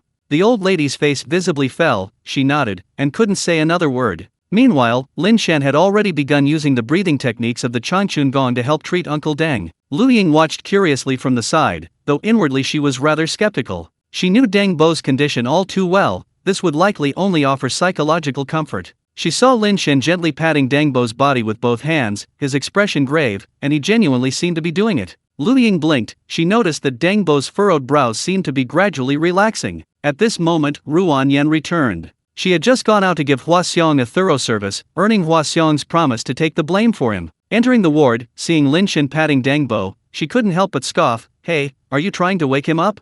Lin Shan ignored Ruan Yan, focusing entirely on the treatment. Ruan Yan, feeling awkward, could only say, "Let me tell you, if anything happens to him from this, I'm not responsible." The old lady had also forgotten about Ruan Yan, because she had clearly seen the changes in her husband. For people, 8 eyes were fixed on Lin Shan. As Lin Shan's final slap landed on Dang An's chest, Dang An abruptly opened his eyes and let out a long breath. "Old man!" The old lady burst into tears of joy, embracing Dang An tightly. Dang An looked shaken. He knew his own body was in grave danger, he understood he was unlikely to survive this ordeal, yet he couldn't comprehend how he had been revived. How is this possible? Ruanyan stared at Lin Shan as if she'd seen a ghost. What kind of medical skill was this? A few casual pats on the patient, and he'd woken him from a deep coma? It really worked. Lu Ying was also dumbfounded. This scene was difficult for her, someone with 10 years of medical training, to accept. The old woman cried as she said to Dengen, "Old man, thank you so much, brother Lin's son. He's the one who woke you up."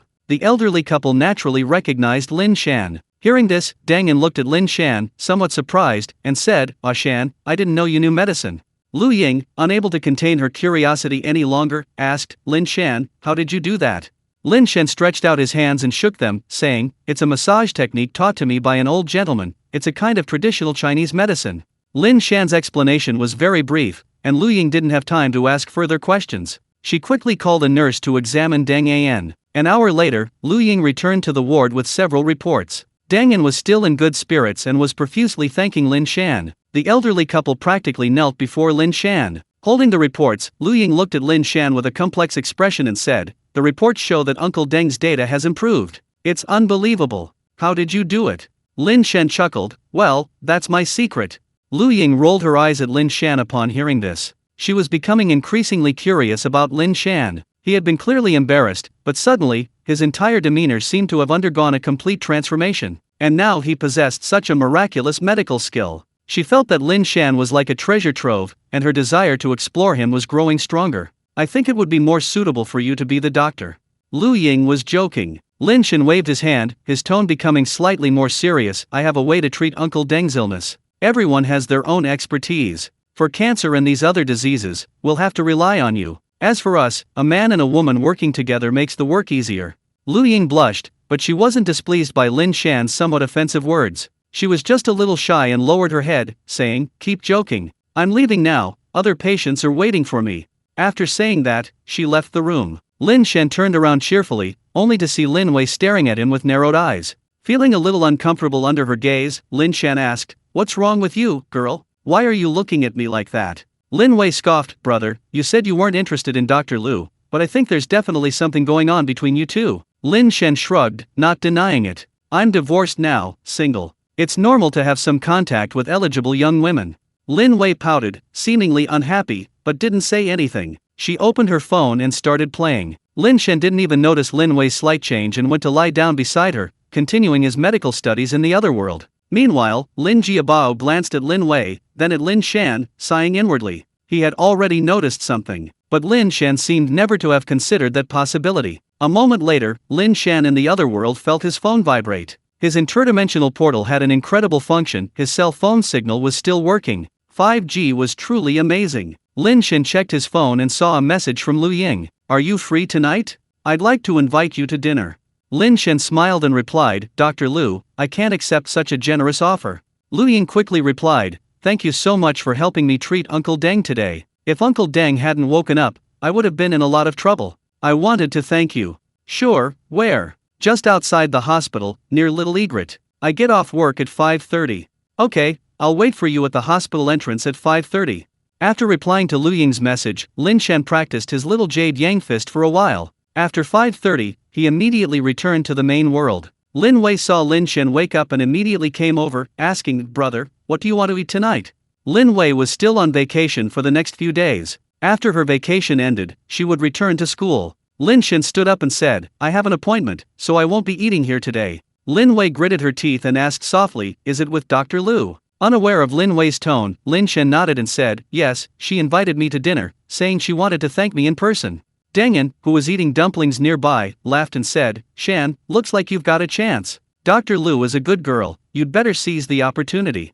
Lin Shan smiled but didn't reply, turning and leaving the ward. Beside Lin Jiabao, Lin Wei's face was somewhat somber. Watching Lin Shan walk away, her expression was conflicted and hesitant, as if she were making an important decision. At this moment, Lin Jiabao called out, "Wai Wei." Lin Wei snapped out of her reverie and replied, "Dad, I'm here." Lin Jiabao gazed at Lin Wei and smiled, "Wai Wei, all these years, he's always treated you like a younger sister, but you're not his real sister after all. Some things you have to fight for yourself. No matter what, I'll support you." Hearing this, Lin Wei's face flushed red. She thought she had hidden her feelings well, but Lin Jiabao had already seen through her. "Dad, What are you saying? Don't talk nonsense. I'll go get the food. Lin Wei stood up and fled the ward as if escaping. On the other side, Lin Shan stood at the front door, checking his phone. It was exactly 5:30. Just then, a voice rang out beside him. Lin Shan. Lin Shan looked up and saw Lu Ying standing prettily not far away. She had taken off her white lab coat, revealing a white t-shirt under a beige cardigan. Without the coat's cover, her ample breasts stretched the cardigan high, drawing attention. Below, her waist was slender and delicate. A phrase suddenly flashed through Lin Shan's mind. Delicate yet fruitful. Undoubtedly, Lu Ying possessed such a figure, no wonder Hua Xiong couldn't forget her. She wore light blue jeans that perfectly accentuated her figure. Lu Ying's attire wasn't revealing at all, yet it highlighted her best features. She wore white canvas shoes. Her entire outfit was very simple, yet it still attracted the attention of almost every man nearby. Lin Shan looked away and complimented, "You're very beautiful." "Really?" Lu Ying smoothed her hair, a blush rising on her cheeks, and asked in return. Many people might compliment Lu Ying's beauty, but for a stranger to say so would feel abrupt. Lin Shan and Lu Ying were currently only friends, so such a compliment didn't seem out of place. In fact, it made Lu Ying secretly happy. Of course, walking with you is too much pressure. People will definitely think I'm some kind of super-rich tycoon. Lu Ying smiled faintly at this and stepped forward to walk side by side with Lin Shan. But out of their sight, another pair of eyes were watching them. In Hua Xiong's office, which faced the door directly, he saw Lu Ying and Lin Shan walking together. "You bitch. I knew it. Why wouldn't you admit defeat? So you'd already found a man. You've probably already been used up." Hua Xiong cursed Lu Ying angrily. Standing up, she watched Lin Shan leave and said, "Dean, that man seemed pretty amazing, he even woke Dengen up." Hua Xiong sneered, "Just a lucky break. That little brat dares to steal my woman? He's got a death wish." Ruan Yin pouted and glanced at Lin Shan again. Lin Shan was 1.83 meters tall and not bad looking. He'd had some time to dress up a bit these past few days, and now, walking with Lu Ying, they didn't look mismatched at all. "There's no way Lu Ying would even be interested in you. If it weren't for my promotion, I wouldn't bother serving you." Lin Shan and Lu Ying, unaware of Hua Xiong's secret observation, went to the Little Egret restaurant. This restaurant is quite popular online. It's a music-themed restaurant and bar with 2 floors. The first floor has a platform for live singers. Lin Shan and Lu Ying sat on the second floor. After they were seated, Lin Shan handed the menu to Lu Ying, saying, "You order." Lu Ying naturally took the menu and asked Lin Shan, "Lin Shan, do you drink?" Lin Shan said, "That depends on whether I have anyone to keep me company. Drinking alone is too bitter." Seeing this, Lu Ying said, "Then how about we order a couple of beers? I can't hold my liquor very well, I can't drink too much." "Okay." Lin Shan nodded in agreement, and then the two ordered some side dishes. After the dishes were served and the drinks were brought out, Lu Ying picked up her glass and raised it to Lin Shan, saying, "Lin Shan, I'd like to toast you. Thank you for helping me out today." Lin Shan clinked glasses with Lu Ying and said, "You're too kind. Doctors like you are so rare these days, like endangered animals. We should protect them. Helping you today is helping my future self. Besides, Uncle Deng is such a good person, I'll definitely help if I can." Lu Ying felt a warmth in her heart. She was able to persevere because of the recognition from people like Lin Shan. Lu Ying tilted her swan-like neck back and downed the beer in one gulp. Normally, she would never drink like that, but today she was feeling really down. After finishing one glass, she immediately ordered another. Seeing Lin Shan staring at her blankly, Lu Ying said, "What are you looking at me for? Cheers. Are you trying to keep goldfish in that glass?" Lin Shan laughed and downed his beer as well. It was craft beer, around 10% alcohol by volume. It wasn't noticeable at first, but it got quite strong after a while. Lu Ying downed her glass in one gulp, her face already flushed. Looking at her clear glass, she sighed softly, "Sometimes I really want to quit and leave this awful place." "You know that bald guy, Hua Xiong, right?" Lin Shan nodded. He could tell that Lu Ying seemed to want to confide in him after drinking. These things had probably been bottled up inside her for a long time. Now, he just needed to be a quiet listener. "That old lecher hasn't stopped harassing me since I entered the hospital. Given my hard work and research achievements, the promotion would have been mine long ago. He just uses his little bit of power to make things difficult for me. All he wants is to get me into his bed. Humph, what a lousy job. I'll just quit." Lu Ying drank another glass of wine, already somewhat drunk. These things had been weighing on her mind for a long time, and she hadn't told anyone because she knew it would be useless. Telling her parents would only make them worry, and telling her colleagues would be a joke. Rumors would probably start spreading the next day. As for friends, she didn't have many friends in this city. She didn't know why, but subconsciously, she felt that Lin Shan was someone she could trust. Lin Shan, recalling the contents of his hard drive, said, "You want to deal with him? Actually, I have dirt on him. It's explosive. Once it's exposed, he'll definitely lose his position as vice president, and might even go to jail." Lu Ying was taken aback, her drunkenness subsiding. She looked at Lin Shan with suspicion, her expression seemingly saying, "What dirt could you possibly have on Hua Xiong?" Lin Shan didn't seem to care and continued, "A few days ago, when I was at the hospital, I saw Ruanyan walk into the office with him. I thought Hua Xiong seemed to have ill intentions towards you, so I followed them." Hearing this, Lu Ying felt a strange emotion. "Was it for me?" Lin Shan, oblivious to the subtle change in Lu Ying's emotions, continued, "After I went in, I discovered something shocking. It turns out Ruanyan had been having an affair with him all along, all for the sake of promotions." Lu Ying scoffed, "This promotion is probably just a battle between Ruanyan and me. I'm not surprised she would do this." After they finished, I unexpectedly discovered a secret room in Hua Xiong's office. So I went in and found 2 folders on his computer. One folder contained videos of him with some doctors and nurses from your hospital, and the other folder contained evidence of his embezzlement and bribery. I've copied both folders. Hua Xiong probably doesn't know about this yet. Lu Ying looked at Lin Shan with utter astonishment. Her curiosity about this man grew even stronger, and she exclaimed, "Lin Shan, you're just like a secret agent from a movie." Lin Shan smiled faintly, "With this evidence in hand, he can't cause any trouble anymore. We're friends, of course I should help you. I think we can use this evidence to threaten Hua Xiong and get him to put you on the list. After this is over, I'll submit the evidence and send Hua Xiong to jail for a few years."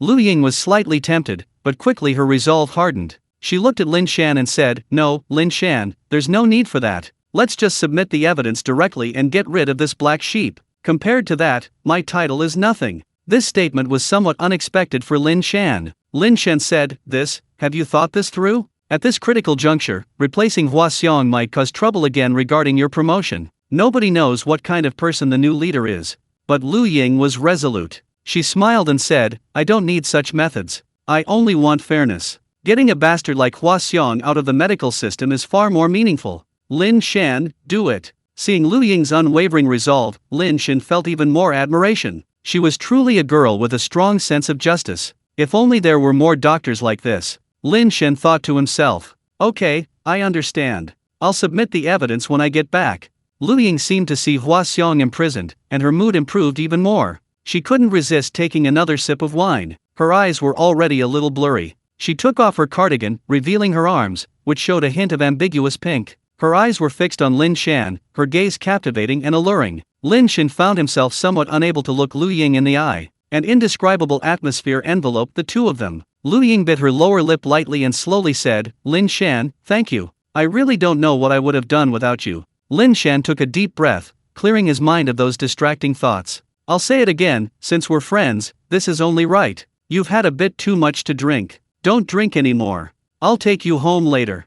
Lu Ying nodded obediently. "Okay, I'll do as you say." She looked adorable and innocent, like a tamed little animal. After saying this, Lu Ying stood up to go to the restroom, but as she walked down the aisle, she accidentally bumped into a man. This man was burly and broad-shouldered, with 2 dragons tattooed on his exposed arms. After being bumped, his eyes widened, and he was about to curse, but upon seeing the charming Lu Ying, his gaze changed instantly. He chuckled and said, "Beautiful lady, are you alone?" Lu Ying was already 7/10 drunk. Oblivious to the lewd glint in the man's eyes, she chuckled sheepishly, "I came with a friend." Seeing Lu Ying's state, the man knew she was intoxicated. A woman in this state, if given a little more alcohol, would be completely out of control. His lust took over, and he grabbed Lu Ying, saying, "Beautiful lady, have a few more drinks with us brothers."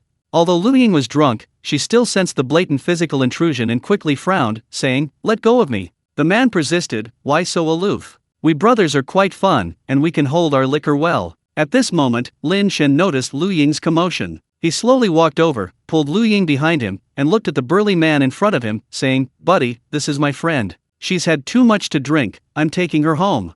The burly man, seeing his prize slip away, was naturally unwilling to comply. He noticed that Lin Shan, though over 1.8 meters tall, was rather thin, so he said, "I think this beauty really wants to drink with us brothers. Mind your own business."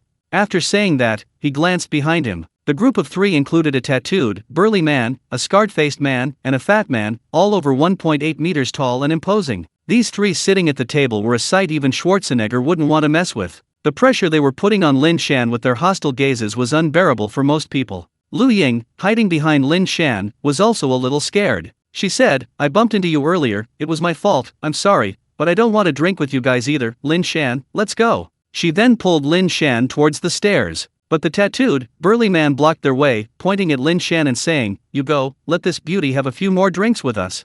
Lin Shan looked at the three menacing figures. In the past, he might have been helpless. But things are different now. With the combination of Changchun Gong and Xiaoyang Fist, he might not be able to defeat a master, but dealing with ordinary people is no problem at all. Lin Shan said to the tattooed, burly man, Buddy, I don't want trouble. If you want to find girls to drink with, go to a club. My friend isn't that kind of person. These three were already quite drunk. Their drinking manners were even worse. Fueled by the alcohol, the scarred man cursed, What the hell are you pretending to be so high and mighty for? I'm going to have a couple of drinks with you anyway. He then reached out to grab Lu Ying. However, Lin Shan immediately stepped in front of Lu Ying. A ruthless glint appeared in the scarred man's eyes, and he suddenly punched Lin Shan in the abdomen. Lin Shan neither dodged nor evaded, taking the punch with his own abdomen. But what happened next shocked everyone present. The scarred man, despite being the one who threw the punch, felt as if he had hit a wall after striking Lin Shan's abdomen. He actually let out a cry of pain, withdrew his fist, and his fist was trembling uncontrollably.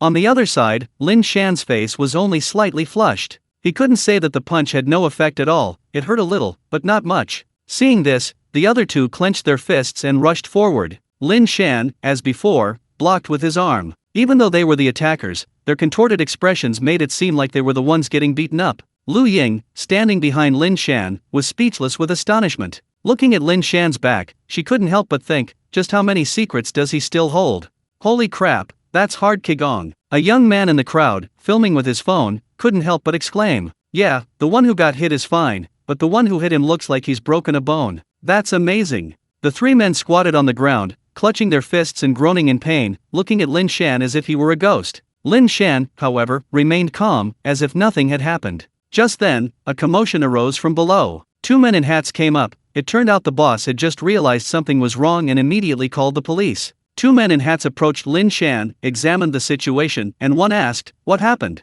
Lin Shan pointed at Lu Ying, then at the three men, and said, My friend just got drunk and accidentally bumped into that tattooed guy. The tattooed guy wanted to invite my friend to drink with him, but my friend refused. I stopped them, and they punched me 3 times. The two men in hats were dumbfounded, thinking, Weren't you the one who got hit? How come you're completely unharmed? The three men sobered up. One of them, seeing the men in hats, quickly said, It's all a misunderstanding, all a misunderstanding. But the men in hats ignored him and went to watch the security camera footage. They saw the astonishing scene. After watching it, one of them said to Lin Shan, Not bad, brother, you've got kung fu. Strength will eventually earn respect. Lin Shan smiled slightly and said, I don't think this counts as a fight. Lin Shan hadn't fought back because he didn't want to cause trouble. If he had, it would likely have turned into a mutual brawl. The three men were ashen-faced as wilted eggplants, remaining silent. One of them, an older man in a hat, asked, Brother, are you going to hold them accountable? If so, come with me to the station. Lin Shan glanced at the three men and shook his head. Forget it. I think they've had too much to drink. Better to avoid trouble. Seeing Lin Shan's response, the other two men in hats didn't say anything more. Looking at the three men squatting on the ground, they said, Don't let a little alcohol make you lose your bearings. You were lucky this time, this brother doesn't want to hold it against you. Aren't you going to thank him? The three men immediately stood up, thanking Lin Shan profusely. Lin Shan waved his hand, paid the bill at the counter, and left the restaurant with Lu Ying. As they stepped out of the restaurant, Lu Ying seemed to snap out of a daze, looking at Lin Shan and saying, What you just did was just like kung fu in the movies. Lin Shan asked, How do you know it wasn't real kung fu? Lu Ying blinked. There really is kung fu in the world. Lin Shan smiled, not continuing the topic, but instead said, Let's go, I'll take you home. The two hailed a taxi on the street. Neither spoke in the car. Lu Ying looked at the streetlights outside the window, feeling her cheeks burning. Although she was always surrounded by men, she had always been focused on her studies and had never even had a proper date. Today's date with Lin Shan was her first ever. In the cramped space of the back of the car, Lu Ying felt like she couldn't breathe. Lin Shan's breath was beside her, washing over her in waves, making her heart flutter. Half an hour later, the car arrived at its destination. Lin Shan said, Lu Ying, we're here. Actually, Lin Shan wasn't feeling well either. Under the influence of alcohol, his instincts were also kicking in. Upon arriving at their destination, Lin Shan felt a sense of relief. He had been trying his best to restrain himself from looking at Lu Ying. The two got out of the taxi, which sped away. Lu Ying lived in a studio apartment building. After getting out, she composed herself and said to Lin Shan, I'm leaving now. Lin Shan nodded, watching Lu Ying go upstairs. Once her figure disappeared from sight, a pang of melancholy rose in his heart. He sniffed, feeling as if Lu Ying's presence still lingered in the air. After standing there for a while, Lin Shan touched his face and said, all right, time to get down to business. He still had to get to the auction. Lin Shan hailed another taxi and went to the auction venue. Since he had items to bid on today, he could go directly to the auction hall. The venue was semicircular, much like a theater. When Lin Shan arrived, a few people were already sparsely seated. Ah Shan, over here. Just as Lin Shan was looking around, a familiar voice called out to him. It was Zhang Ji. He had arrived early. Lin Shan quickly sat down next to Zhang Ji. After Lin Shan sat down, Zhang Ji sniffed and looked at him with some surprise, saying, not bad, just finished dinner with a girl? Who is she? Lin Shan didn't hide anything and casually replied, my dad's attending physician at the hospital, her name is Lu Ying, a pretty nice girl. Seeing Lin Shan emerge from his gloom and start interacting with other women, Zhang Ji was genuinely happy for him and nodded, saying, that's right. After saying that, he casually handed Lin Shan a booklet, saying, these are tonight's auction items, take a look. Although he said that, Zhang Ji didn't expect Lin Shan to actually buy these things. These items were all quite valuable. Lin Shan casually flipped through a few pages, most of them were antiques and jade. As he flipped through, one item caught his attention. It was a vibrant red flower, very beautiful, but Lin Shan didn't know its variety. He could clearly see a small, luscious fruit within the bud. Lin Shan recognized this fruit from Lu Yun's book. It was called the vermilion fruit. When consumed by martial artists, it could temper their meridians, greatly enhancing their cultivation efficiency. Lin Shan quickly checked the details and saw that the starting bid was only 200,000. He was immediately tempted. The auction house seemed unaware of its true value. He had a good chance of getting a bargain. As it approached 9 o'clock, the venue filled up. Lin Shan sat down, and out of the corner of his eye, he suddenly caught sight of a familiar figure. It was Ruan Yan. She was wearing a red evening gown, which made her look much more elegant. Her hair was styled in a high bun, and she was arm in arm with a young man in a gray suit. As luck would have it, the two sat down right in front of Lin Shan, and Ruan Yan saw him as she turned around. Ruan Yan was momentarily stunned, thinking, why is he here too? What Lin Shan didn't know was that while Ruan Yan had succumbed to Hua Xiong at the hospital, she wasn't putting all her eggs in one basket. Outside, she was also actively pursuing a rich second-generation heir. The man beside her was the very rich second-generation heir she had recently hooked up with. Don't let Ruan Yan's subservient behavior towards Hua Xiong fool you. In front of this rich second-generation heir, she's a goddess-like figure, aloof and cold. Men are just like that. The more unattainable something is, the more they crave it. Ruan Yan's methods were indeed quite sophisticated. After 9 o'clock, a bell suddenly rang in the hall, and then the curtain on the central stage slowly opened. Luo Bing, dressed in a pure white evening gown, stood gracefully on the stage, radiant and captivating, instantly attracting everyone's attention. Zhang Ji and Lin Shan exchanged a glance. Zhang Ji said, the auctioneer has changed. It wasn't her before, but to be honest, she's more pleasing to the eye. Luo Bing smiled, bowed to the crowd, and then announced, thank you all for coming today. The auction officially begins. The first item in this auction is 5 kilograms of gold. After speaking, Luo Bing took a step back, and where she had just stood, the floor shifted, and a platform slowly rose, upon which rested a box. The atmosphere wasn't particularly enthusiastic, as those present were all worldly people. Luo Bing calmly opened the box and took out a gold bar. Immediately, the large screen on his body displayed the details of the gold bar, revealing them one by one as Luo Bing moved his delicate hand. Luo Bing said, this 5 kilograms of gold was refined using a unique Tang Dynasty method. It comes in a complete set, and the box containing the gold is made of fine peach wood, possessing extremely high collectible value. The starting bid for this item is 3 million, and each bid must be at least 50,000 higher. Upon hearing the price, Zhang Ji smiled and said to Lin Shan, you really should have come here, otherwise you would have missed out on a huge sum. Ruan Yan overheard this, and her heart skipped a beat. This gold is actually his. Actually, Ruan Yan had noticed Lin Shan before, but hadn't paid much attention because he was so poor. She hadn't expected to misjudge him. Lin Shan said, isn't this all thanks to you reminding me? After Luo Bing announced the bidding, people immediately started raising the price. In no time, the price of this box of gold had reached 4 million. Lin Shan did a quick mental calculation, giving the auction house 5%, which was 200,000. He still had 3.8 million left, which he was satisfied with. In the end, his 5 kilograms of gold were priced at 4.3 million, and Lin Shan was in high spirits. The auction continued. Lin Shan wasn't particularly interested in the other items. After waiting for a while, the item he was interested in finally came up. A vermilion fruit. The next item is a very beautiful flower. According to our appraisers, it should be a variant of peony. There's a poignant story behind this flower. Luo Bing's tone suddenly became more serious. As the flower appeared in the center of the stage, many women gasped in surprise. It must be said, this flower was indeed very beautiful. It may be beautiful, but rich people aren't fools. Few would spend hundreds of thousands on a flower. As for Luo Bing's so-called poignant story, Lin Shan couldn't be bothered to listen. It was just a fabricated excuse to inflate the price. The starting bid for the flower is 200,000, and each bid must be at least 5,000. Lin Shan was about to speak when the rich second-generation heir next to Ruan Yan suddenly said, "Ruan Yan, shall I give this flower to you?" Ruan Yan smiled sweetly and hugged the rich second-generation heir's arm, saying, "Really? This flower is so beautiful." The rich second-generation heir smiled and said, "That's why it's worthy of you." Lin Shan and Zhang Ji became affectionate for a moment. Then the rich second-generation heir was the first to bid 200,000. Lin Shan was speechless. He hadn't expected such a competitor. He was determined to get the Zhu Guo, so without thinking, he raised his bidding paddle and said, 205,000. Luo Bing's beautiful eyes immediately turned towards him. Seeing that the bidder was Lin Shan, her expression showed surprise. The appraiser had already thought the flower would go unsold. It was good enough that someone was willing to take it. He never expected someone would actually raise the price. The rich second generation sitting in front of Lin Shan, named Su Wang, heard the voice behind him, frowned, and turned around, meeting Lin Shan's eyes. Lin Shan clasped his hands in a fist and said, "Buddy, I really like this. Let me have it."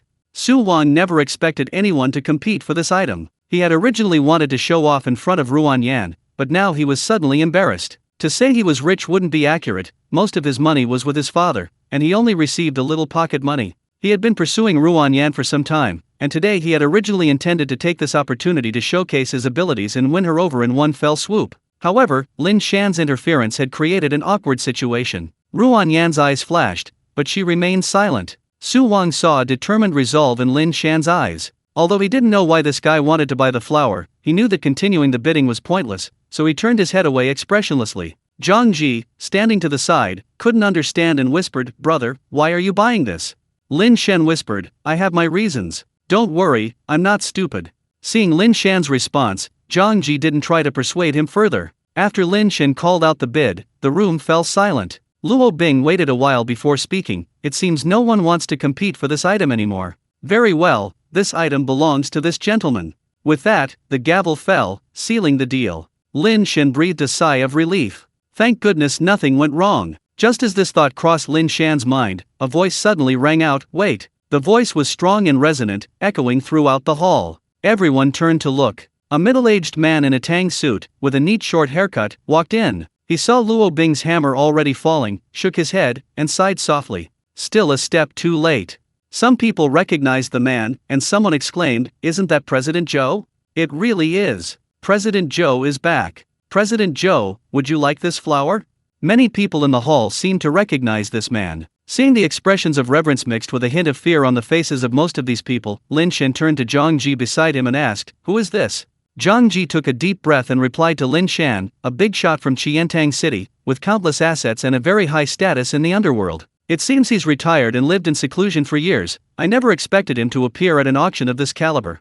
Luo Bing on the stage was also stunned, looking at Zhou Qing with a bewildered expression. Zhou Qing smiled slightly. His features were exceptionally handsome, yet somewhat gentle, giving him a warm and unassuming demeanor. While powerful figures often exude an imposing aura, he lacked this quality. He said to Luo Bing, "Since it's already been sold, let's follow the auction house's rules. Little niece, I won't make things difficult for you." Luo Bing breathed a sigh of relief and sweetly called out, "Uncle." Then, under everyone's gaze, Zhou Qing slowly walked to Lin Shan and said, "Young brother, I wonder if you could reluctantly part with this flower. I, Zhou Qing, am willing to offer 10 times the price for it."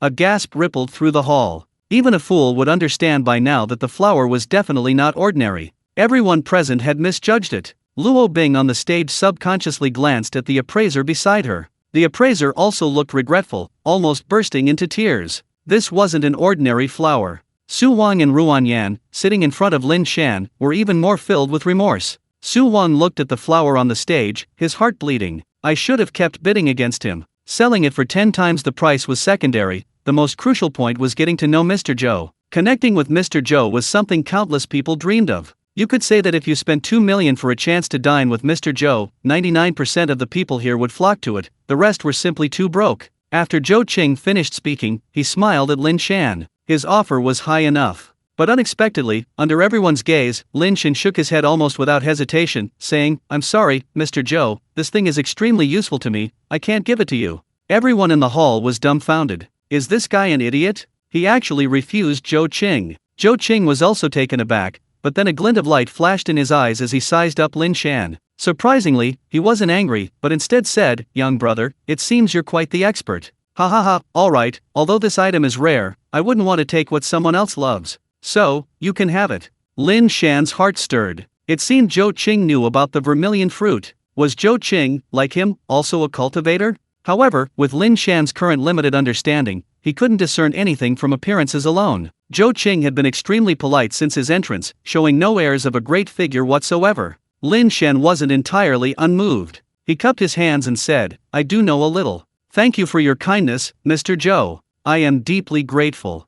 Zhou Qing waved his hand, then turned and left the venue. His arrival had caused a stir, and his departure was remarkably calm. However, others couldn't remain calm. Lin Shan saw many people crowding around, wanting to speak with Zhou Qing, but then, seemingly out of nowhere, a large number of bodyguards in black appeared and blocked them all away. Zhang Ji was speechless. After the two sat down again, Zhang Ji let out a long sigh and said, "Brother, you're amazing. Do you know what you just refused? That 2 million is nothing. As long as you get on Boss Zhou's good side, you'll have no worries about wealth and honor." Lin Shan, however, was quite philosophical about it. Hearing this, he shook his head and said, "I think you're oversimplifying things. Even if there's such a favor, you still need the ability to seize the opportunity. This is something I need right now, so I can't give it up." Zhang Ji nodded, agreeing with Lin Shan's point. After Zhou Qing left, the venue gradually calmed down. However, after this little incident, many eyes were on Lin Shan, including Ruan Yan in front of him and Zhang Wan standing below the stage, whose feelings were incredibly complex at this moment. She had noticed Lin Shan the moment he spoke, and when she saw him spend 200,000 yuan on a single flower, she almost burst out laughing. But now, she couldn't laugh. Judging from Zhou Qing's reaction, the flower was undoubtedly very precious, it was just that no one in the venue had the discerning eye to see its value. That bastard, how come I never noticed his discerning eye when he was with me? Zhang Wan suddenly panicked, because she vaguely realized that divorcing Lin Shan might not be a good move. After bidding on the flower, Lin Shan didn't say anything more. He didn't participate in the subsequent auctions. After the auction ended, he and Zhang Ji went backstage. Luo Bing was there, and Zhang Wan, with a complicated expression, was beside her. Zhang Ji, seeing Zhang Wan, greeted her with a grin. "Hey, you're here too. Hee hee, I've really struck it rich this time." Seeing Zhang Ji's smug expression, Zhang Wan immediately understood that he was mocking her for being blind to talent. She was instantly furious and couldn't help but say, "Be careful you don't die young after making money. Watch your cars when you go out." This level of attack had absolutely no effect on Zhang Ji. If there really is retribution in this world, it'll be for those scumbags who cheat on their spouses first, right, ex-sister-in-law. Zhang Wan, enraged, turned away, no longer arguing with Zhang Ji. Luo Bing watched this scene awkwardly. After the two finished their bickering, she handed a form to Zhang Ji, saying, "Mr. Zhang, the transaction amount is 4.3 million. We'll charge a service fee of 215,000, leaving 4.085 million. If there are no problems, please sign, and we'll transfer the amount to your bank card." Zhang Ji glanced at it, then handed the form to Lin Shan. After Lin Shan confirmed it, Zhang Ji signed his name. Next, Luo Bing took out a transparent glass box containing the vermilion fruit that Lin Shan had been longing for. Luo Bing said, "This flower costs 205,000 yuan, Mr. Lin. Please pay." Zhang Ji casually took out his phone, saying, "I'll pay." Afterward, Zhang Ji paid the balance, and Luo Bing personally handed the flower to Lin Shan. This auction not only netted him 4 million but also yielded a vermilion fruit, making him incredibly wealthy. Seeing Zhang Wan's expression beside him, Lin Shan felt an indescribable surge of pride. He smiled at Luo Bing and said, "Thank you, Junior." Luo Bing said slowly, "Senior, remember to come find me next time you have something good." Lin Shan nodded in agreement and then left the auction hall with Zhang Ji. As they approached the underground parking lot to leave, a voice suddenly rang out behind them. "Lin Shan." They both paused, and Lin Shan looked up to see Ruan Yan. Zhang Ji chuckled, glancing at Ruan Yan and then at Lin Shan, laughing, "Hee hee, looks like your luck with women has arrived. I won't bother you any longer, Ah Shan, I'm off." Without giving Lin Shan a chance to explain, he quickly got into his car and sped away, leaving Lin Shan clutching the flower in his hand. Ruan Yan's pretty face flushed as she slowly walked over. Lin Shan, unsure of her intentions, asked, "Is there something you need?" Ruan Yan's demeanor was shy and demure, even possessing a touch of innocence. If Lin Shan hadn't known her background and witnessed the live broadcast, he might have been completely fooled by her appearance. Ruan Yan said, "Lin Shan, what happened at the hospital earlier was completely a misunderstanding. Actually, I was a victim too. Dean Hua insisted that I recommend those medications to the patients." Ruan Yan's face turned incredibly aggrieved, with a hint of indignation. "He has the power to make personnel changes. He used that to threaten me, and I had no choice." Lin Shan chuckled inwardly, following Ruan Yan's lead. "Yes, that Hua Xiong is a real scoundrel. He only knows how to bully you powerless little doctors." Ruan Yan nodded repeatedly. "Yes, it's so tragic. Lin Shan, can you take me home?" Lin Shan looked around and asked, "Where's your boyfriend?" Ruan Yan quickly explained, No, that's not my boyfriend. We just came to this auction together. He said he had something to do and left." Actually, she had already gotten rid of Su Wang with a random excuse. She was now incredibly curious about Lin Shan and, following the principle of casting a wide net, wanted to leave an impression on him and try to catch him. Lin Shan, however, wasn't fooled at all. He shrugged and said, "Sorry, we might not be going that way. I have something to do, so I'll be going now." Without giving Ruan Yan a chance to speak, he turned and left. It was a waste of time to say another word to a woman like that. It was better to just leave. Ruan Yan stood there, stunned, until Lin Shan's figure disappeared from sight before slowly coming back to her senses. She touched her face suspiciously, took out a mirror from her backpack, and looked at herself. The face in the mirror was still beautiful, enough to make a rich second generation like Su Wang swoon.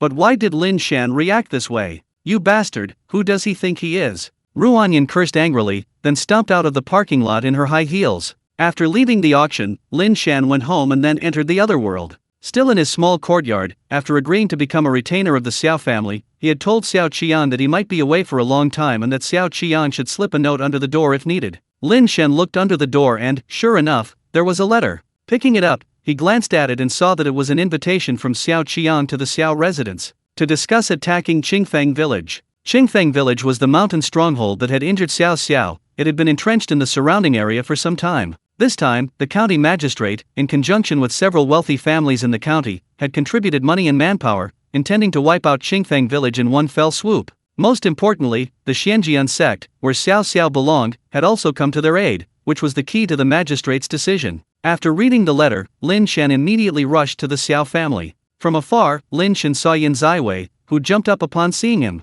Retainer Lin. Xiao Qian had already informed the entire Xiao family of Lin Shan's change of identity, which made Yin Zaiwei's attitude towards Lin Shan even more respectful. Before Lin Shan even approached, Yin Zaiwei eagerly opened the door and welcomed him inside. The two then proceeded to the Xiao family's main hall. Yin Zaiwei instructed a maid to announce his arrival. A short while later, Lin Shan heard footsteps. Xiao Qian strode into the hall, looked at Lin Shan, and said, "Lin Shan, it's been several days. I've missed you dearly." With Lin Shan becoming a retainer of the Xiao family, their relationship improved somewhat. Lin Shan clasped his hands and said, "Brother Xiao, I've come this time regarding the matter in your letter. Now that I'm a retainer of the Xiao family, I naturally want to contribute." Lin Shan wasn't just saying this lightly, he was obligated to serve his master. However, he also had his own considerations. He possessed a passage between two realms, allowing him to leave immediately in case of danger, giving him an invincible advantage. The task of wiping out the mountain stronghold seemed dangerous, but it also presented opportunities. First, the stronghold was undoubtedly rich in gold and silver. Second, he had heard from Xiao Xiao that the creditors seemed to be a master of the innate realm. If he could obtain some high-level martial arts manuals, that would be even better. From Xiao Xiao, Lin Shan learned a secret, the 9 realms of martial arts, each with different techniques. For example, Lin Shan's everlasting spring technique is actually only a cultivation method for the blood-refining realm. Without obtaining a higher-level technique, it's impossible to break through to the bone-forging realm. The Xianjian sect's techniques, on the other hand, lead directly to the innate realm. Upon hearing Lin Shan's words, Xiao Qian nodded in satisfaction, thinking that he hadn't misjudged Lin Shan. He was indeed a grateful person. "Lin Shan, before we discuss this matter, I need to explain the political landscape of Sanwen County to you." Xiao Qian's expression turned slightly grave. He slowly said, "Sanwen County has 4 major families, the Ding, Xiao, Chang, and Zhao families. Each of our 4 families has a bone-forging realm elder. For a long time, we've been helpless against Qingfeng village because we lack a Xiantian realm expert. So, 4 years, we've had to constantly bribe Qingfeng village to prevent them from massacring the villagers. But recently, Qingfeng Village's appetite has grown increasingly large, and the county magistrate, including our 4 families, has become increasingly impatient. This time, an excellent opportunity has presented itself. Xiao Xiao's sect, the Xianjian sect's grand elder, is willing to help us wipe out Qingfeng Village. With a Xiantian realm expert in charge, we have the confidence. Lin Shan understood. The Xianjian sect's Xiantian realm expert was Xiao Qiang's true source of confidence. Because I invited the Xianjian sect members this time, I will be in charge of this bandit suppression operation. In 3 days, the county magistrate will host a banquet, inviting our 4 families and our retainers. You will come with me then to meet these people from Sanwen County. Lin Shan calculated the time. 3 days later, he would have enough time, so he nodded in agreement. With the great battle imminent, Xiao Qiang was extremely busy. Lin Shan didn't disturb him too much and went to find Ji Yan. Ji Yan's house was right next to the Xiao residence, accessible directly through a door, demonstrating Xiao Qiang's absolute trust in Ji Yan. Before Lin Shan even approached, he heard a commotion coming from Ji Yan's courtyard. Opening the gate, Lin Shan curiously looked over and saw Xiao Xiao sparring with Lin Ping. Both were using longswords, their blades gleaming white, locked in a fierce battle. Besides them, there was also Ji Yan and a tall woman dressed in a blue and white outfit. This woman was probably 175 centimeters tall, with a heroic and spirited air. After Lin Shan arrived, everyone's attention turned to him. Ji Yan greeted him with a smile. "Brother Lin, it's been a long time." Back when Lin Shan was in this world, he often bothered Ji Yan. Ji Yan had no other hobbies but a love for wine, so Lin Shan brought over quite a few bottles from the main world. The power of technology was indeed formidable. Mao Tai, a type of Chinese liquor, had no drawbacks except its high price. Ji Yan particularly enjoyed drinking it, and thanks to this, Lin Shan and Ji Yan developed a very good relationship. Ji Yan frequently gave Lin Shan sparring sessions, and with his help, Lin Shan's combat abilities improved by leaps and bounds. "Brother." Lin Shan cupped his hands in greeting to Ji Yan. Ji Yan pointed to the tall woman and said, "This is Mu Qing, a senior disciple of the Xianjian sect and Xiao Xiao's senior sister." Mu Qing smiled and clasped her hands in greeting, saying, "I've heard so much about you, Mr. Lin. Thank you for healing Xiao Xiao." Lin Shan raised his hand and said, "You're too kind." It was nothing. Lin Shan could sense that Mu Qing's aura was much stronger than his own, almost on par with Ji Yan's, indicating that she was a martial artist at the bone forging realm. But she didn't look much older than Xiao Xiao, and her talent was truly terrifying. Xiao Xiao and Lin Ping, who were fighting, stopped. Lin Ping's gaze towards Lin Shan still held some hostility, but Lin Shan didn't seem to care much. Xiao Xiao said helplessly, "Ugh, please don't talk about me anymore, okay? This should be a stain on my life. But once Master arrives and Qingfeng Village is wiped out, let's see who still talks about it then." Mu Qing shook his head, glancing at Xiao Xiao with a touch of indulgence. Xiao Xiao, innocent and carefree, became the darling of the Xianjian sect after joining. Everyone, from top to bottom, liked him. After resting for a while, Xiao Xiao suddenly looked at Lin Shan and said, "Brother Lin, how about we spar?" Lin Shan was taken aback, instinctively about to refuse, but Xiao Xiao said, "I know you've been pestering Uncle Ji for sparring every day lately, so you should have gained some experience by now. But, sparring always requires different opponents, otherwise how will you grow? Come on, Brother Lin, I'll be your opponent."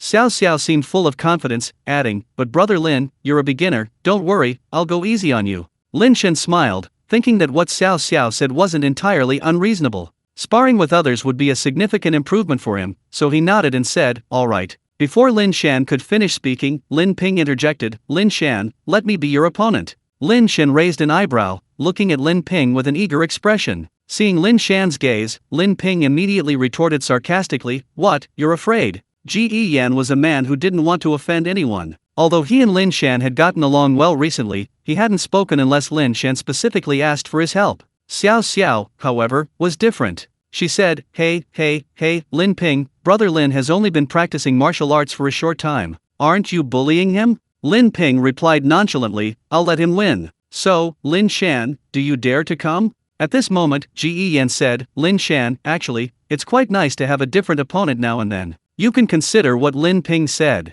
Lin Shan's heart skipped a beat. If there was anyone in the world who understood his skill level best, it was undoubtedly Ji Yan. Ji Yan and Lin Ping had been in the Xiao family for so long, he should be aware of Lin Ping's situation. Since Ji Yan said that, it meant he still had some confidence in him. "It doesn't matter. In front of everyone, even if I lose, with 2 bone forging realm experts here, they won't let anything happen to me." Thinking this, Lin Shan no longer hesitated and said, "All right, Lin Ping, please enlighten me." "All right." Lin Ping immediately nodded in agreement. He sheathed his longsword and said to Lin Shan, since you don't use a weapon, then I won't either. Having said that, he stood 2 meters in front of Lin Shan, feigning composure, and said, "You make the first move." Lin Shan didn't stand on ceremony, throwing a punch at Lin Ping. In recent days, he had sparred with Ji Yan, naturally suffering more defeats than victories, and had no clear understanding of his own strength. This punch was the single-handed strike from the little jade yang fist, a move that combined offense and defense. Lin Ping smirked and threw a punch in return.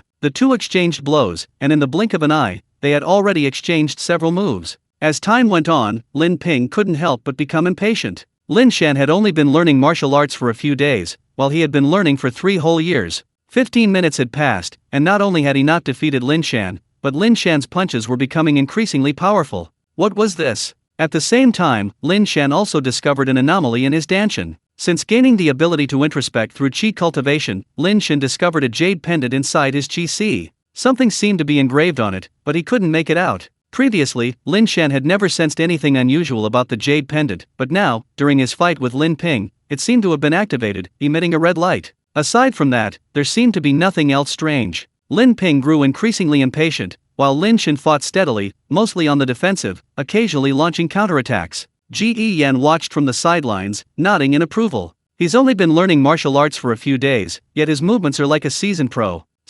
Talent truly cannot be judged by a single standard.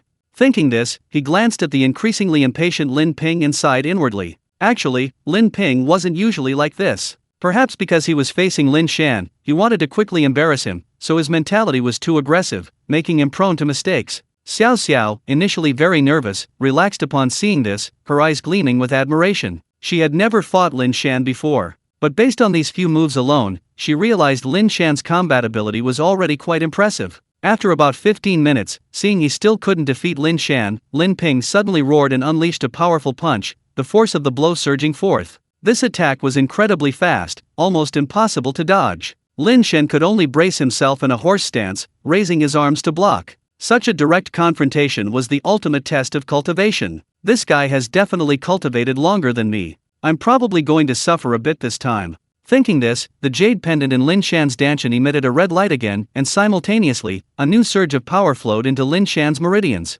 Lin Ping's fist slammed into Lin Shan's arm. Lin Shan felt a numbness in both arms, followed by excruciating pain. However, Lin Ping was directly thrown back by a tremendous force. He flew 5 meters before crashing to the ground with a thud. Everyone was stunned by this scene, especially Ji Yan and Mu Qing. As martial artists at the bone forging realm, they naturally understood that Lin Shan's cultivation was still too short to gain the upper hand in a head-on confrontation. Yet, in the end, Lin Ping suffered an even greater loss. Lin Ping struggled to his feet, his eyes wide with disbelief as he looked at Lin Shan. How could this be? Unable to defeat Lin Shan, he resorted to his ultimate move, a contest of cultivation, thinking victory was assured, but suddenly, a metallic taste rose in his throat. Lin Ping's face paled, and he forcefully swallowed the blood, inflicting minor internal injuries in the process. Lin Shan, meanwhile, examined his hands and found only slight pain. He knew his victory this time was due to the jade pendant's sudden power. Looking at Lin Ping lying on the ground, Lin Shan clasped his hands and said, "I admit it, brother Linear."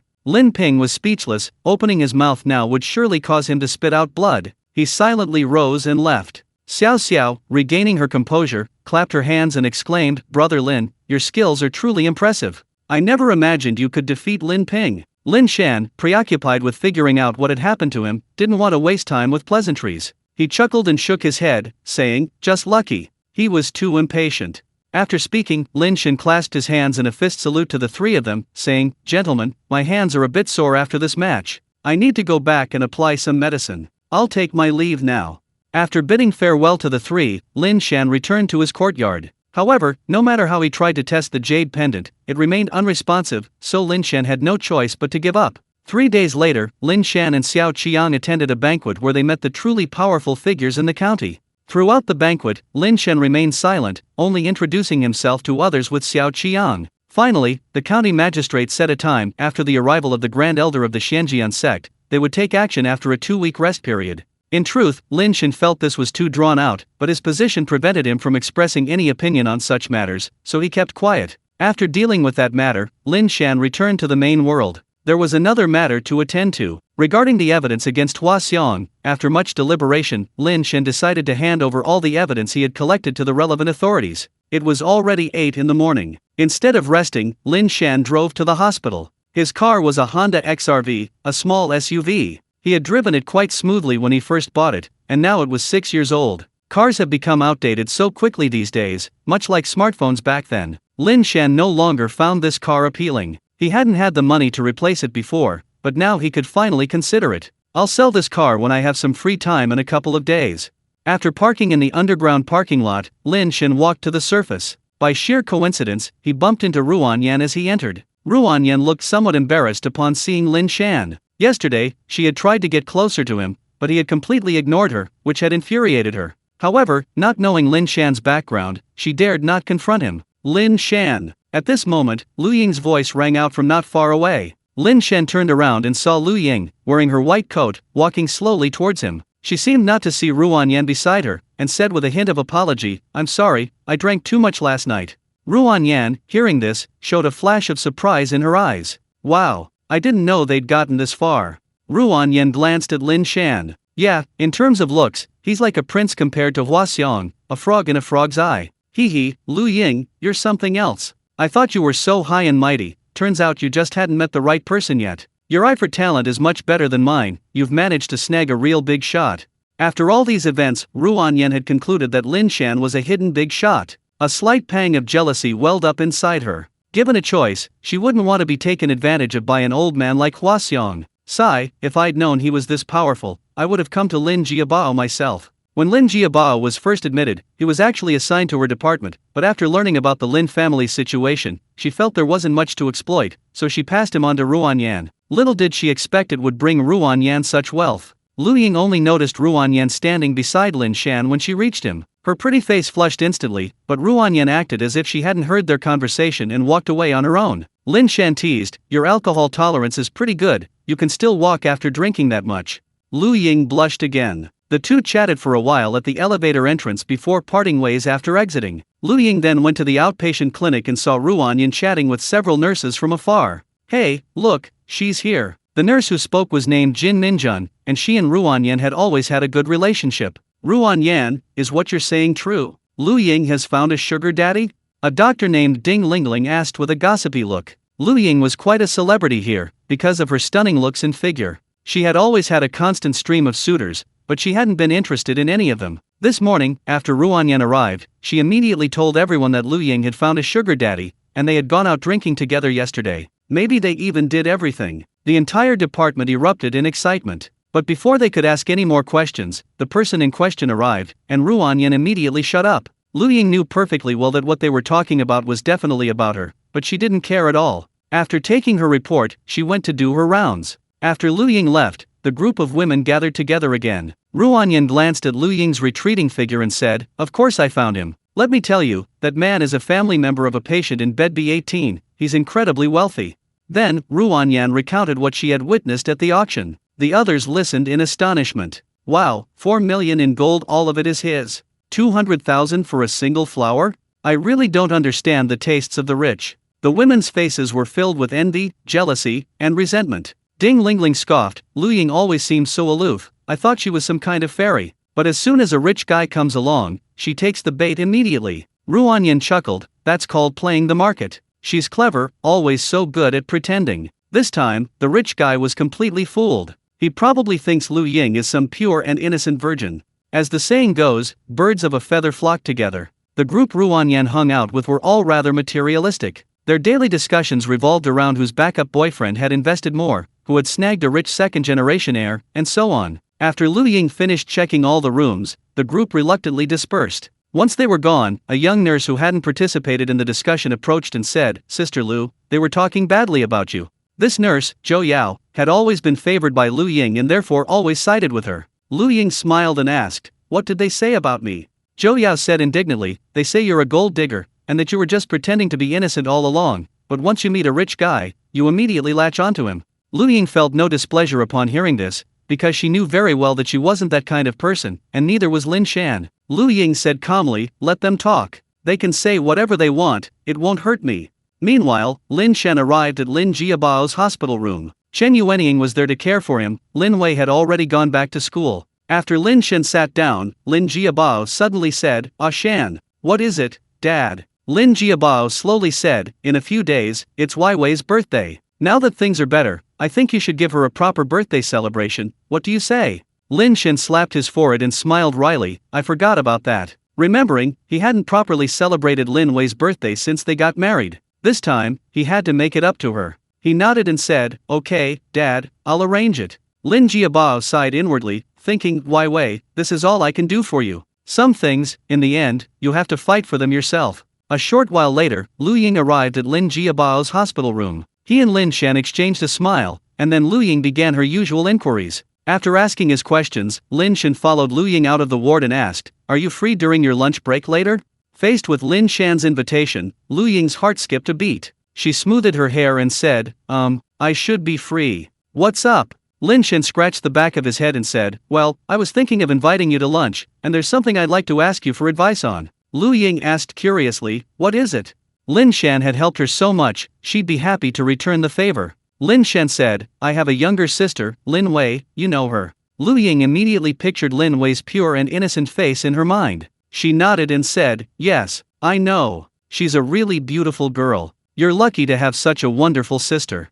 Lin Shan said, her birthday is in a few days. These past few years, I've been too busy making a living to properly celebrate her birthday. I'd like you to help me choose something as a birthday present for her later. For some reason, Lu Ying felt a pang of disappointment upon hearing this, but immediately nodded and agreed, okay, no problem. Lu Ying, what are you thinking about? You've only known each other for a few days, and you're already thinking about his gift. Lu Ying took a deep breath and said, then I'll contact you at noon. Lin Shan nodded. The two parted ways at the hospital room entrance. At lunchtime, Lin Shan went to the underground parking lot first, picked up Lu Ying, and the two left together. Neither of them noticed that someone was secretly observing them. Ruan Yan, Jin Minjun, and Ding Lingling were there. Ding Lingling watched the car drive away, then looked at Ruan Yan with some doubt and said, Ruan Yan, is that person really rich? How come rich people drive a car like that?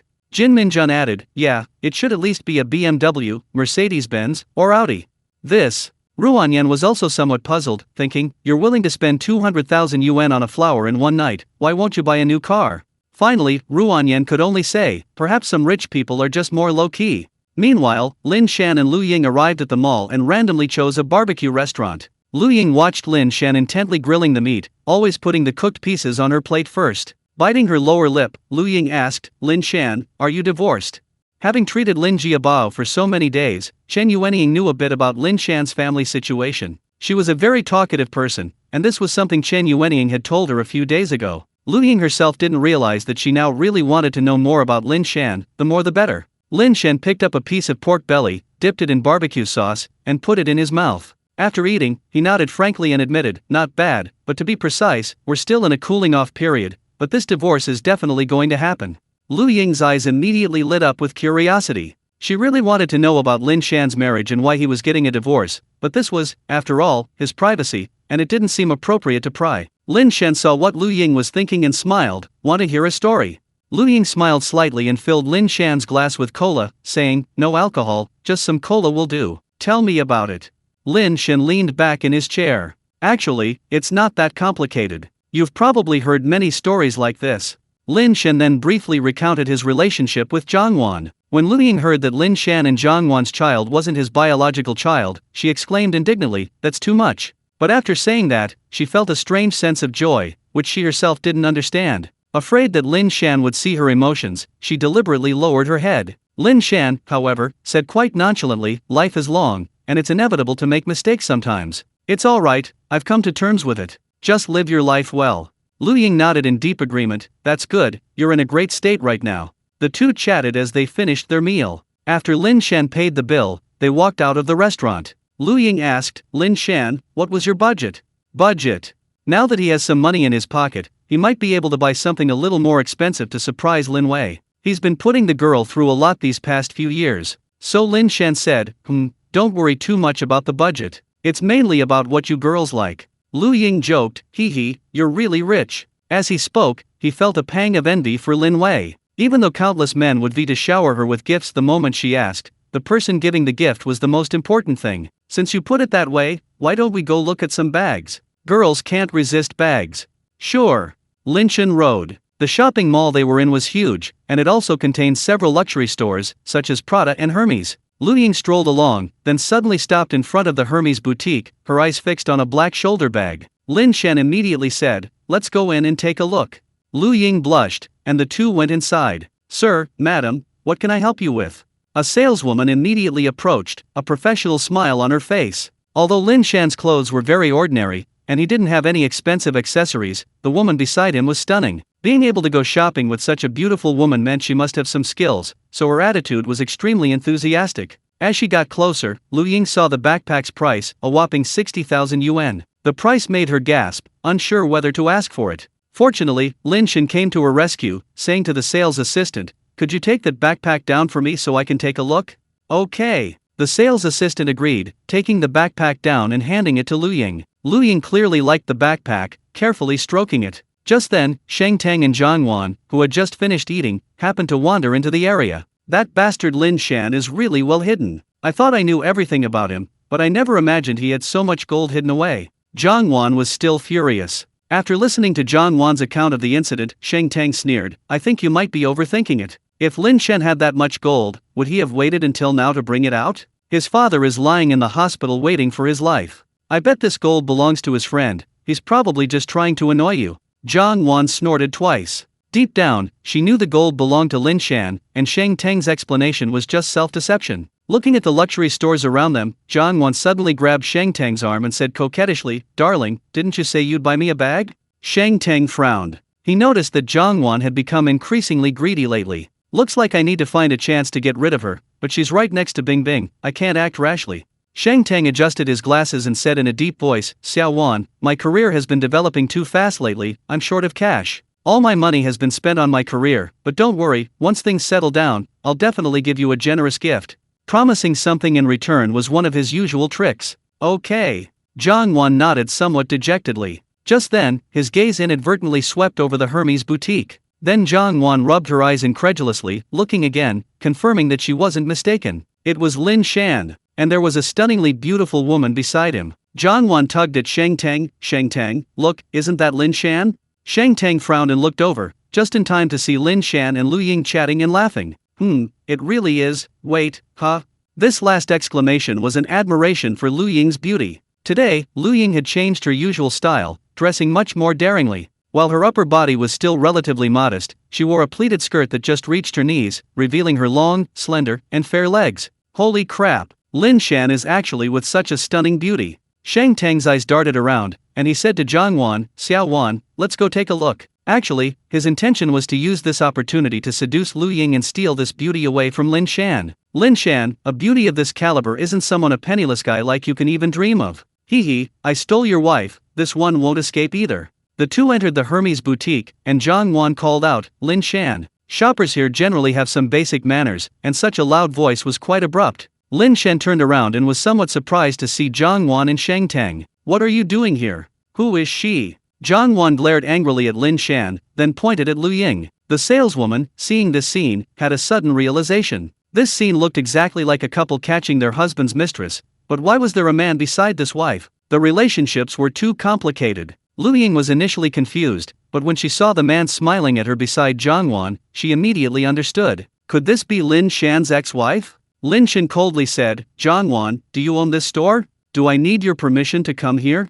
Lin Shan was no longer the pathetic man helpless outside the Western restaurant. Now, he had money in his pocket and power in his fists, and retorted sarcastically, "It's not your business, so why are you meddling? I just like to stroll around here, so what?" Sheng Tang then said slowly, "Lin Shan, Zhang Wan meant well. Is this a place you can afford to stroll around?" Zhang Wan didn't notice the change in Sheng Tang's address, nor did she notice that he suddenly took 2 steps back, creating some distance between them. "Your pockets are emptier than my face. Even in this state, you still try to put on a show and deceive this young girl. You have no class." After saying that, Sheng Tang gave Lu Ying what he thought was a very charming smile, and then said, "Beautiful lady, don't be fooled by this guy. If he could pull out 10,000 yuan right now, I'd take his surname." After saying that, Sheng Tang suddenly adjusted his glasses. His right hand revealed a Rolex Submariner, commonly known as the Green Submariner, which is quite popular online. It costs around 120,000 yuan. A watch is a man's most important accessory. Before driving a car, a man's wealth is often reflected in his clothing and watch.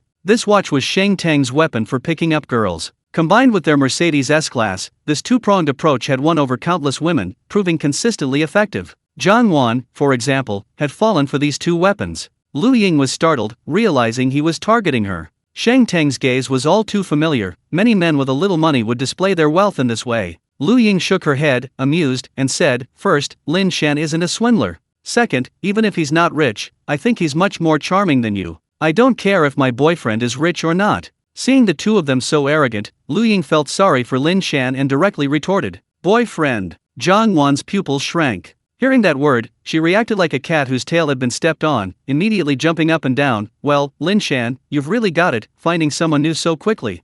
Zhang Wan couldn't understand. Looking at Lu Ying's stunning face and devilish figure, she couldn't help but ask, "What the hell do you see in him?" Sheng Teng, standing to the side, was immediately filled with jealousy. Holy crap, such a gorgeous woman, and that pig Lin Shan got her. Sheng Teng's mind raced. If even Lin Shan can get his hands on her, wouldn't it be a piece of cake for me?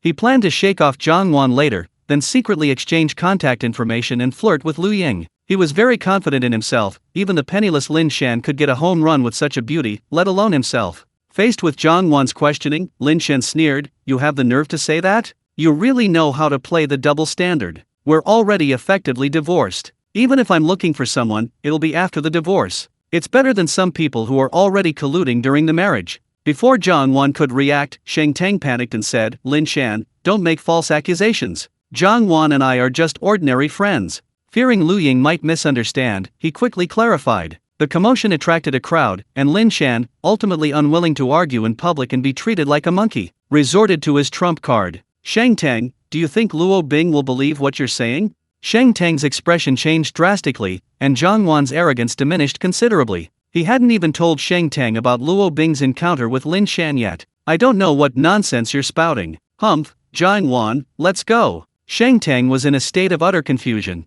He didn't know how Lin Shan had found out about his relationship with Luo Bing. Is he investigating me? But even if he knows Luo Bing and I are engaged, he doesn't have concrete evidence. What can he do to me? Calm down, calm down. Sheng Teng was preoccupied with his thoughts, as was Zhang Wan. The two left the mall in silence. Meanwhile, the onlookers, seeing there was no more excitement, gradually dispersed. The sales assistant looked at the two and smiled. "Sir, would you like to try on some other bags?"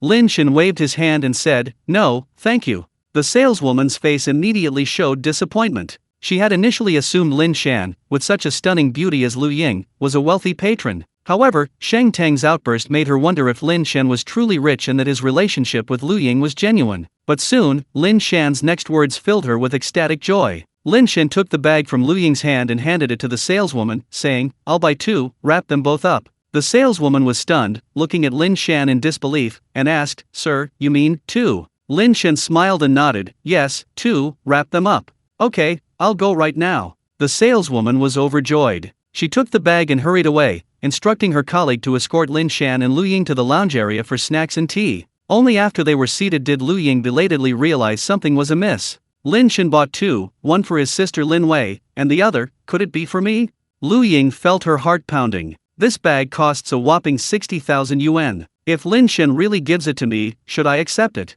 Actually, she had received similar gifts before, but she had always returned them. Faced with Lin Shan's gift, she hesitated. A short while later, the saleswoman returned carrying two bags. She handed them to Lin Shan, saying, "Sir, if everything's alright, please pay first, and I'll issue you a receipt." Lin Shan nodded. He still had a card on him belonging to Zhang Ji, containing the 4 million yuan. Lin Shan decisively went to the counter, paid the full amount, and then, holding the receipt, walked up to Lu Ying, saying, "Let's go." The saleswoman escorted the two to the door, waving goodbye warmly. Watching them leave, she recalled the earlier commotion and complained to Zhang Wan, "What an idiot, turning away such a generous man. There are plenty of other men who would want him." After Lin Shan and Lu Ying left, Lin Shan casually handed one of the bags to Lu Ying, smiling, "Dr. Lu, thank you for helping me get revenge just now. This bag is for you, just a small token." Although she had already guessed that the bag was for her, when it actually happened, Lu Ying found herself completely at a loss. Seeing this, Lin Shan firmly shoved the bag into Lu Ying's arms, saying, "Take it."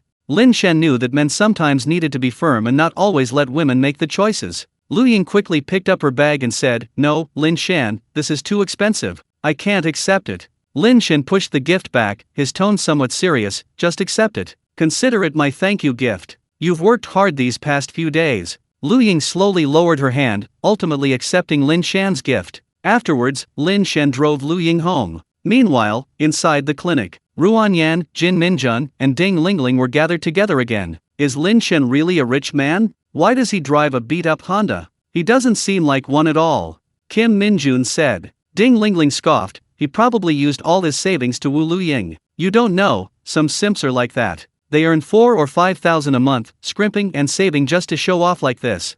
Ruan Yan frowned. He still believed in Lin Shan's abilities. Perhaps he was genuinely low-key, which was why he drove that kind of car. Just then, Lu Ying returned from her outing. Jin Minjun and Ding Lingling looked at her with a hint of schadenfreude, thinking she had been fooled by a loser. But their joy quickly vanished when they noticed the bag Lu Ying was carrying it bore the Hermes logo. On the internet, wealthy people are everywhere, but in reality, very few people in your social circle can actually afford a Hermes bag. For the average working-class person, it's a luxury item. Their eyes all fell on Lu Ying's bag. Ruan Yan thought to herself, it's probably Lin Shan who bought it for him. I knew it. I couldn't be wrong. Zhou Yao, who was standing nearby, still didn't join their conversation. Seeing the bag in Lu Ying's hand, she exclaimed in surprise, "Wow, Sister Lu, you went to buy a Hermes."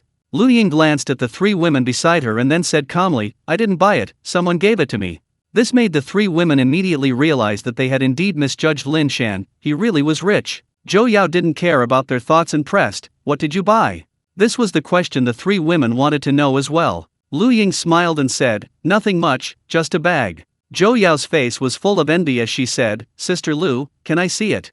"Of course." Lu Ying nodded casually and took the bag out of the bag in front of the three women. When Ruan Yan and the other two saw the bag, they felt a mix of emotions. Of the three, Ruan Yan was the better off. He also owned a Hermes bag, a gift from a former suitor. The other two, though not, had seen and dreamed about such things and recognized the bag's style and price. 60,000. The envy in their eyes was almost overflowing. Zhou Yao, holding the bag, exclaimed, "Expensive things are just different. It feels so comfortable. I really envy your sister Lu." She then handed the bag back. Lu Ying smiled, took the bag back, and glanced at the three of them. She had always known these three people were talking behind her back, and although she hadn't taken it too seriously, she wouldn't mind giving them a chance to retaliate. After all, she was human, a woman, and had vanity. This gift, coupled with Zhou Yao's timely remark, greatly satisfied Lu Ying's vanity. "What are you all doing gathered here?" At this moment, Hua Xiong arrived at the clinic and, seeing the group gathered together, immediately said with displeasure, "Don't you all have jobs? Having a tea party?" The others' expressions changed, and they immediately dispersed. But then, Ruan Yan had a sudden thought. Hua Xiong's hesitation in making a decision and mentioning her name stemmed from a lingering affection for Lu Ying. But what if she told Hua Xiong that Lu Ying and Lin Shan were already together? Thinking of this, Ruan Yan didn't hesitate any longer and said, "Dean Hua, Lu Ying's boyfriend bought her a Hermes bag. He just showed it to us. I'm so envious." "What?" Hua Xiong immediately looked at Lu Ying, his heart filled with jealousy. He had been eyeing Lu Ying for so many days, only to have someone else beat him to it. Hua Xiong looked at the bag in Lu Ying's arms with a gloomy expression and asked, "Was it a gift from Lin Shan?" At this moment, Lu Ying was completely unafraid of the power Hua Xiong held. She knew that these things would soon leave Hua Xiong's hands, and readily admitted, "Yes, it was a gift from Lin Shan." The people who were about to disperse gathered again. They noticed that Lu Ying seemed different today. Why was she so assertive in front of Hua Xiong? She seemed fearless. It must be that rich guy who gave her the courage. And rightly so, if she's hooked up with someone like that, it doesn't matter if she doesn't have a job. Hua Xiong saw Lu Ying's expression both angry and anxious. Although Lu Ying had resisted him before, she had still given him some face on the surface, giving him a false sense of superiority. But now, Lu Ying's tone seemed to show she didn't respect him at all. Hua Xiong chuckled, "Lu Ying, you're still young. I've investigated Lin Shan's background, his family is very poor. How could he possibly give you a bag like this? I bet it's a fake. You should take it to a boutique to have it checked." Lu Ying took out the receipt from her bag and waved it in front of Hua Xiong, saying, "Dean Hua, you don't need to worry about this. This bag was bought from a boutique, here's the receipt." Hua Xiong's expression changed. He snorted coldly and turned to leave. On the other side, Ruan Yan's eyes flickered. She was quite pleased. After this commotion, Hua Xiong would definitely not mention Lu Ying's name again. However, she also found it strange that Lu Ying was being so disrespectful to Hua Xiong today. It was unusual. Could it be that her boyfriend can actually bring Dean Hua down? This thought suddenly popped into Ruan Yan's mind, but she immediately dismissed it. "You're overthinking it. Even if that guy has some money, he probably doesn't have that kind of power, haha." Seeing Hua Xiong leave, Ruan Yan quickly followed. Hua Xiong, noticing Ruanyan approaching, exchanged a knowing glance with her before they went to his office together. After locking the door, Hua Xiong impatiently pushed Ruanyan down. A few minutes later, Hua Xiong zipped up his pants, cursing, "That bitch Lu Ying really thinks she's a fairy from heaven, damn it." Ruanyan hugged Hua Xiong, saying sweetly, "Dean Hua, she's like this, why are you still thinking about her? Cherish the person in front of you." Hua Xiong sighed inwardly, knowing he couldn't avoid it today. He pinched Ruanyan's cheek and said, "All right, little vixen, I'll write your name down now." Meanwhile, after returning home, Lin Shan immediately transmigrated to the other world. Upon entering the courtyard, he found a letter on the ground. Opening it, he saw. It was a letter from Xiao Qiang. After his last visit to this other world, Lin Shan had asked Xiao Qiang to help him collect some jade artifacts. Lin Shan had previously considered collecting antiques and calligraphy, but then he realized that the truly valuable items were mostly from famous artists. This was, after all, another world. The powerful figures of his ancient life didn't exist here. Perhaps there were people with similar skills, but their names were different, and their value was incomparable. Therefore, Lin Shan asked Xiao Qian to collect jade artifacts and similar handicrafts. The value of these items lay primarily in their ancient craftsmanship and the passage of time. Collectors in the main world loved these kinds of things. In addition, Xiao Qian's letter mentioned that Zheng Tu had hunted another tiger and had already transported the spoils over. Because he was worried Lin Shan wouldn't arrive for a while, he had cured the meat and other meats, while the tiger penis was soaked in wine. After reading the letter, Lin Shan immediately left the courtyard and headed towards the Xiao residence. Unexpectedly, he encountered Zheng Tu chatting with Yin Ziwei at the gate. Upon seeing Lin Shan from afar, Zheng Tu jumped up high and shouted, "My benefactor, brother Zheng." Zheng Tu was a warm-hearted and grateful man, and Lin Shan held him in high esteem. Upon seeing Lin Shan arrive, Yin Ziwei quickly approached and said, "Master Lin, the tiger is temporarily kept in our gatehouse. I'll guard it, not a single hair will be missing." Lin Shan nodded and said to Zheng Tu, "Brother Zheng, thank you for your trouble. I'll give you the money for the hunt later." Zheng Tu quickly replied, "No rush, no rush." After greeting the two, Lin Shan entered the Xiao residence and naturally went to the main hall. Upon Lin Shan's arrival, a servant went to inform Xiao Qiang. A short while later, Xiao Qiang arrived belatedly. Lin Shan stood up and said, "Brother Xiao, thank you for your trouble." Xiao Qiang laughed and said, "Not at all, it's nothing. You're too kind. Come with me." With that, Xiao Qiang took Lin Shan's hand and led him to the back hall. On the table in the back hall was a box containing 3 jade items: a jade pendant, a jade disc, and a jade bracelet. Lin Shan wasn't an expert, but even he could sense the warm, lustrous quality of the jade. These 3 items were definitely not ordinary. Standing by the table was an elderly man, appearing to be in his 60s, with a goatee and kind, squinting eyes. Xiao Qiang introduced him to Lin Shan. "This is Mr. Yanyu, a master jade appraiser." Yanyu stroked his beard and smiled. "You flatter me, Mr. Xiao. I'm ashamed. Let me tell you about these 3 jade pieces. These 3 jade pieces are worth 1,000 taels of silver. Although a bit expensive, they are absolutely worth the price."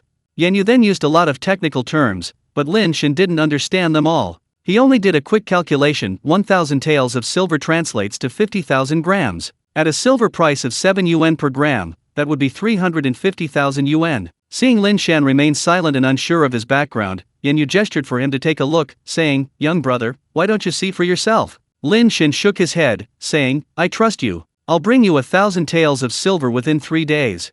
Seeing Lin Shan's straightforwardness, Yanyu said, "Young brother, you're a straightforward man. If I come across any fine jade in the future, I'll introduce you to them." Lin Shan nodded and left the room with Xiao Qiang. Walking down the corridor, they discussed the recent situation in Sanwen County. The magistrate was eager to wipe out Qingfeng village, and the atmosphere in the county was growing increasingly tense. Lin Shan didn't linger. After returning to his courtyard, he went back to the main world and then to his usual gold shop. Lin Shan immediately asked for 50 kilograms of silver. The shop assistant was taken aback for a moment, but immediately promised to procure it from another shop. Lin Shan paid the deposit and waited inside. An hour later, all the silver arrived. Lin Shan put it into his inventory and returned to the other world. 3 days had passed since Lin Shan left. As agreed, he delivered 1,000 taels of silver to Yanyu, received 3 jade artifacts, and gave Zheng Tu 100 taels, settling the payment for the tiger. Actually, Lin Shan had given Zheng Tu far more than the market price, but he had been lenient because of Zheng Tu's consistently respectful attitude.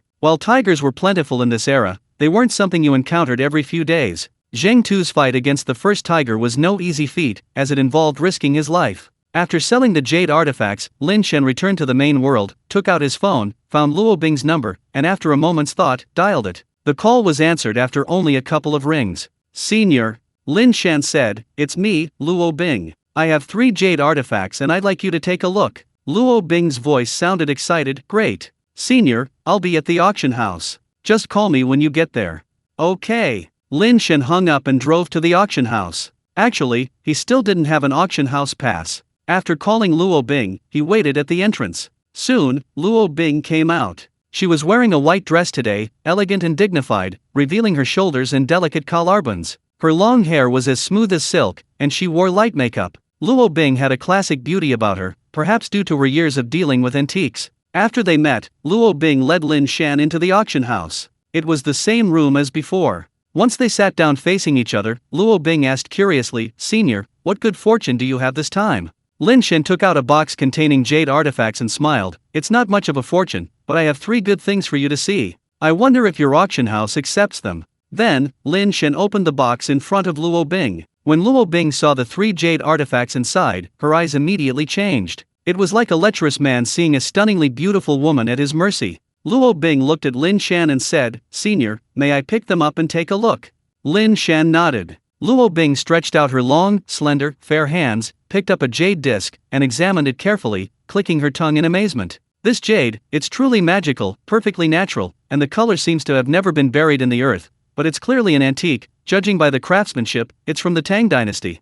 Luo Bing seemed to have forgotten that Lin Shan was in the room, admiring the jade artifacts as she looked at them. After examining all 3 items, Luo Bing finally came to her senses, looking at Lin Shan with fervent eyes, and said, "Senior, these 3 jade artifacts are all of very high collectible value. Let us sell them, we're sure to get a good price." Before Lin Shan could speak, Luo Bing, seemingly afraid he wouldn't stay, quickly added, "Senior, even if they don't sell, I can introduce you to other buyers. These 3 jade pieces will definitely fetch no less than 10 million. With 10 million already, what more could you ask for?" Lin Shan decisively said, "Then it's yours."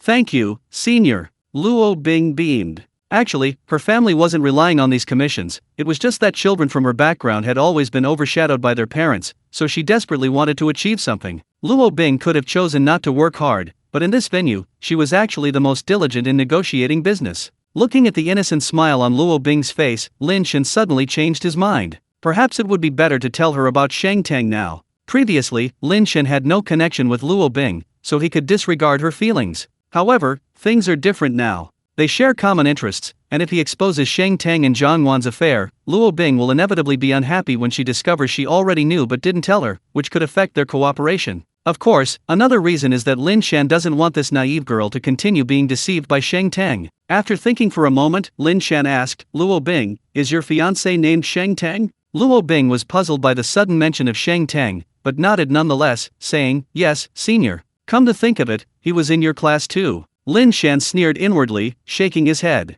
"My connection with him goes beyond that. You know Zhang Wan is my ex-wife." Luo Bing nodded, her face slightly embarrassed. She had known Zhang Wan for quite some time and used to have some feelings for her, but later she discovered Zhang Wan's rather malicious attitude towards Lin Shan. She gradually realized that Zhang Wan seemed somewhat two-faced, and thus slowly distanced herself from her. Actually, she has another identity, Sheng Tang's mistress. Upon hearing this, Luo Bing stared at Lin Shan in disbelief. After a long while, she forced a smile and said, "Senior, that's a joke that's gone too far." Lin Shan coldly replied, "Luo Bing, I wouldn't joke like that with you. Zhang Wan divorced me because she found Sheng Tang as her meal ticket. They've been having an affair for a long time, and even my daughter isn't my biological child." Luo Bing's face instantly turned pale, and she looked at Lin Shan helplessly. Lin Shan knew that such news wouldn't be easy to process, so he stopped talking after saying this, waiting for Luo Bing to digest the information. After a while, Luo Bing shook her head and said, "Sheng Tang wouldn't do that." Her eyes were already slightly red, because she suddenly remembered some details from their past relationship. Those details seemed to indicate that Sheng Tang had cheated, but he had covered it up well at the time, and she hadn't investigated further. Now that Lin Shan mentioned it, she immediately recalled those details. Luo Bing's face turned deathly pale. Seeing this, Lin Shan turned off the video and said softly, "Originally, I didn't plan to tell you about this, afraid of hurting you. But now I feel that letting you continue to be deceived by Sheng Tang is the real harm to you. I'm sorry, Luo Bing." Luo Bing seemed lost in thought, staring blankly at the table. After a long while, tears welled up in her eyes, but she didn't make a sound, only silently weeping. Lin Shan waited silently beside her. 15 minutes passed before Luo Bing sobbed, wiping away her tears. Her eyes had changed, they were now icy cold. Luo Bing looked up at Lin Shan and said, "Senior, thank you. Without you, I don't know how much longer I would have been deceived by this scumbag." Lin Shan was quite gratified. Luo Bing was a sensible person, which meant his plan could continue. Lin Shan said, "Luo Bing, actually, I have a complete revenge plan targeting both of them, so I hope you won't reveal it for now." Luo Bing's eyes flickered, and she nodded, saying, "I understand, Senior. Can you tell me what your revenge plan is?" Lin Shan smiled and said, "First, I have evidence now. When the case goes to trial, I won't let Zhang get a single penny of my property. Although it's not much to begin with, it'll still disgust her, and I'm happy to. Second, I know Sheng Teng's company is currently in a phase of rapid development. He's taken on a lot of business and needs a lot of capital to launch these ventures. I hope you'll inform your father and have Sheng Teng cut off his investments when he needs funds." Lin Shan said coldly, "Not only will he be penniless, but he'll also be drowning in debt, never to recover." This was his revenge plan. Originally, he planned to send the video to Luo Bing anonymously in a few days. After hearing this, Luo Bing's eyes also ignited with the flames of revenge. She bit her lip and said, "Senior, that's a good idea. Don't worry, I'll pretend I don't know anything." "That's good." Luo Bing sat there blankly for a while before remembering she had important business to attend to. She said to Lin Shan, "Senior, I'll go get the contract. If nothing unexpected happens, these 3 jade items will be auctioned in 3 days." Lin Shan nodded. A moment later, Luo Bing returned with the contract. Lin Shan signed it, but the payment was still deposited into Zhang Ji's card. After signing the contract, the two left the room. Just then, Zhang Wan walked towards them. Seeing Lin Shan and Luo Bing, she was startled. She remembered what Lin Shan had said when they met at the mall. Seeing Lin Shan and Luo Bing together, she felt a little guilty. At that moment, Luo Bing quickly walked up to Zhang Wan and said, "Sister Wan, where did you go at noon? Didn't we agree to go out for barbecue together?" Her attitude was incredibly enthusiastic. Lin Shan suddenly realized that Luo Bing wasn't as fragile as he had thought. Seeing Luo Bing's attitude, Zhang Wan immediately relaxed and looked at Lin Shan, asking, "Why are you here again?" Lin Shan snorted, "Zhang Ji has something to auction and asked me to come." Zhang Wan gritted her teeth in anger and watched Lin Shan leave. After Lin Shan left, Zhang Wan walked with Luo Bing down the corridor. Looking at Luo Bing, who was half a step ahead of her, Zhang Wan felt a little uneasy. Actually, she didn't really want to climb the social ladder, she just wanted to extract as much money as possible from Sheng Teng to support herself. She also knew very well that Sheng Teng's current position was entirely due to Luo Bing and her wealthy father. So she was very careful not to give herself away in front of Zhang Wan. After thinking it over, Zhang Wan still quickly caught up and asked in a natural tone, "Bing, is Lin Shan just here to sell things?" Luo Bing immediately realized that Zhang Wan was testing her, and immediately pretended to be clueless. "Yes, Sister Wan, what else would he want?" "Oh, I just wanted to ask you if he said anything about me. You know he's my ex-husband, and Lin Shan is a really bad person. I'm afraid he'll say bad things about me to you." Luo Bing said, "No, he didn't say anything." Zhang Wan breathed a sigh of relief, but said indignantly, "You absolutely mustn't believe him. That bastard has delusions now, he's always imagining all sorts of things. You have to be careful."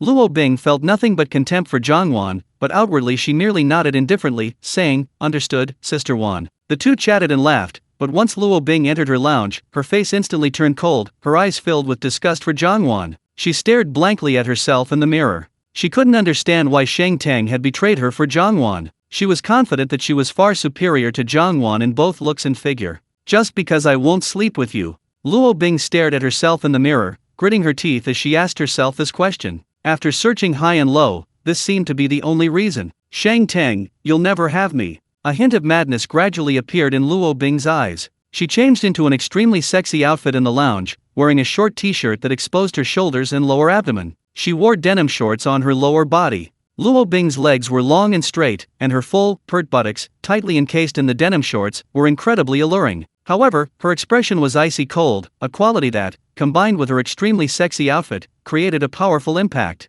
After changing into this attire, Luo Bing left the auction house. Meanwhile, Lin Shan, after leaving the auction house, first called Zhang Ji. "Hey, Lao Zhang, didn't you say last time that a guy called Sixth Master was interested in a lot of goods? I have a tiger here, just shot down. Why don't you arrange for us to meet with Sixth Master in the next couple of days?" Zhang Ji, on the other end of the phone, was already used to Lin Shan's surprise and immediately replied, "Okay, I'll arrange it." Afterwards, Lin Shan returned home and entered the other world to cultivate, but not long after, his phone suddenly rang. Lin Shan looked and saw a message from Luo Bing. "Senior, do you want to get revenge on Sheng Teng? Lin Shan was initially puzzled, thinking, I've already prepared my revenge plan, why are you getting involved? Ding dong. The notification sound rang again, this time with a photo from Luo Bing. It was a wine glass, surrounded by suggestive pink lighting. It must be a bar. What's wrong with her? Lin Shan shook his head, about to put down his phone, when a sudden thought flashed through his mind. This silly girl wouldn't be unable to handle this blow and run off to wallow in self-pity, would she? He'd encountered similar foolish girls before, dumped by their boyfriends, trying to prove their worth by hooking up with men, often ending in lifelong regret. If that were the case, he couldn't remain uninvolved, because he was the one who personally told Luo Bing about it. They were already classmates, and now they had business dealings. He couldn't stand by and watch Luo Bing get into trouble. Thinking of this, Lin Shan quickly asked, "Where are you?" Luo Bing immediately sent a location, showing Benesi Bar. The bar wasn't too far away. Lin Shan reluctantly exited the alternate world and immediately drove to Benesi Bar. The Original Colors bar was located on the first floor of a building, catering to mid-range consumers. Those who frequented it were mostly white-collar workers with a certain level of financial means, and one might occasionally encounter a rich second-generation heir. Lin Shan entered the bar. The moment he stepped inside, a loud movie played in the background, and the rotating spotlights created an atmosphere of ambiguity. The air was thick with the scents of perfume, alcohol, and the hormones of men and women, like a tempting demon inviting crime. In some dark corners, many men and women were releasing their hormones, while others, newly acquainted, left hand in hand, eager to escape. Lin Shan immediately began searching for Luo Bing. Finally, he spotted her at a counter. Looking at her provocative attire, Lin Shan was momentarily stunned. Previously, Luo Bing had always dressed elegantly, exuding a refined air. But now, she seemed like a succubus, radiating endless allure, tempting men to commit crimes. At this moment, Luo Bing was surrounded by several men. She was clearly drunk, her eyes glazed, a smile playing on her lips. Men kept offering her drinks, which she accepted without hesitation. Lin Shan strode over and grabbed Luo Bing's hand. Luo Bing was startled, turned around, and seeing it was Lin Shan, immediately flashed a charming smile. "Senior, you're here." Hearing this address, the others immediately looked at Lin Shan warily. One bald, burly man glared at Lin Shan and said, "Hey, brother, there's a first come, first served rule.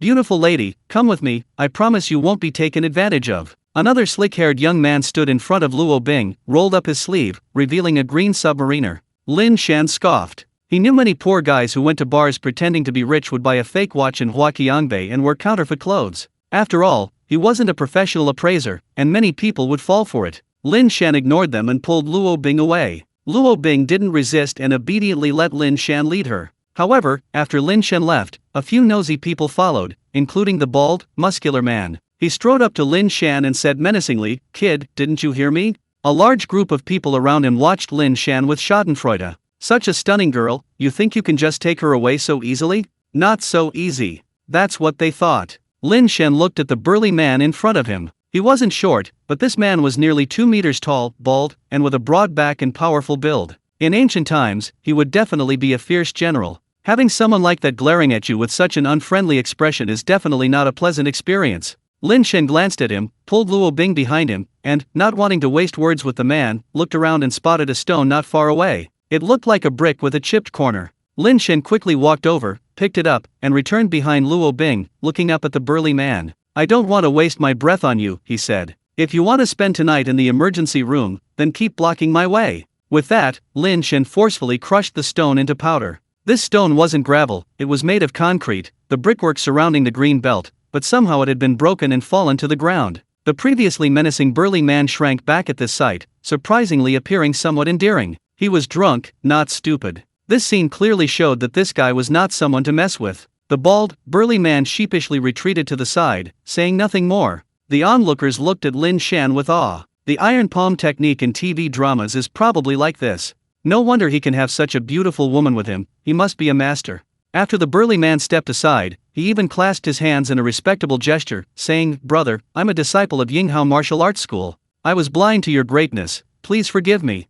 Yinghao Martial Arts School? Lin Shan looked at the man, so he was a member of the martial arts world. Lin Shan waved his hand, saying, "It's all right." After saying that, he pulled Luo Bing away. After they left the crowd, Lin Shan noticed Luo Bing's phone flashing inside her denim shorts and said to her, "Your phone's ringing." The previously drowsy Luo Bing suddenly perked up at this, shaking off Lin Shan's hand and shouting, "Mind your own business." After drinking, this girl seemed to have shed her facade, her ladylike demeanor had completely vanished. Luo Bing pouted, looking aggrieved, and took her phone out of her pocket to answer the call. Although it wasn't on speakerphone, Lin Shan, with his exceptionally sharp senses, could still hear the conversation. "Where have you been? Why haven't you come back yet?" The voice belonged to a middle-aged man. Lin Shan remembered hearing it when he followed Luo Bing and Sheng Tang last time. Sheng Tang hadn't succeeded because Luo Bing's upbringing was extremely strict. Hearing her father's question, Luo Bing suddenly broke down, shouting into the phone, "Do you know how old I am? I have my own life, I can choose for myself, I don't want to be controlled by you anymore."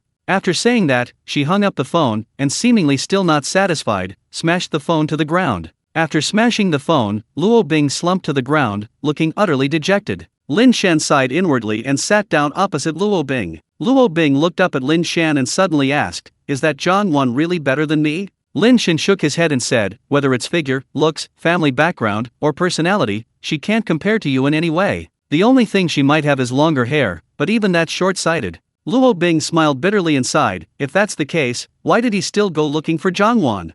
Lin Shan said, "People who cheat don't stay faithful just because their partners are outstanding. Think about those female celebrities, they're so beautiful, yet their husbands still cheat on them, some even having affairs. It's hard to say. Don't doubt yourself. You're actually very capable, it's just that you and Sheng Tang aren't on the same wavelength. Some truths are simple, but those involved are often blinded. Without someone to pull them back, they'll sink deeper and deeper into the abyss." At this moment, Luo Bing was suddenly awakened by Lin Shan's words, and her previously dejected expression improved considerably. A night breeze blew by, and Luo Bing shivered involuntarily. Seeing this, Lin Shan took off his shirt and covered Luo Bing with it. "Thank you, senior." Luo Bing forced a smile. "It's all right, I'll take you home," Lin Shan said. If he hadn't come today, given Luo Bing's state just now, she would most likely have been taken away by that bald, burly man. That guy didn't seem like the type to show mercy to women. Luo Bing shook her head and said, "Senior, I don't want to go back. It's a bit cold outside. Can I go to your house?"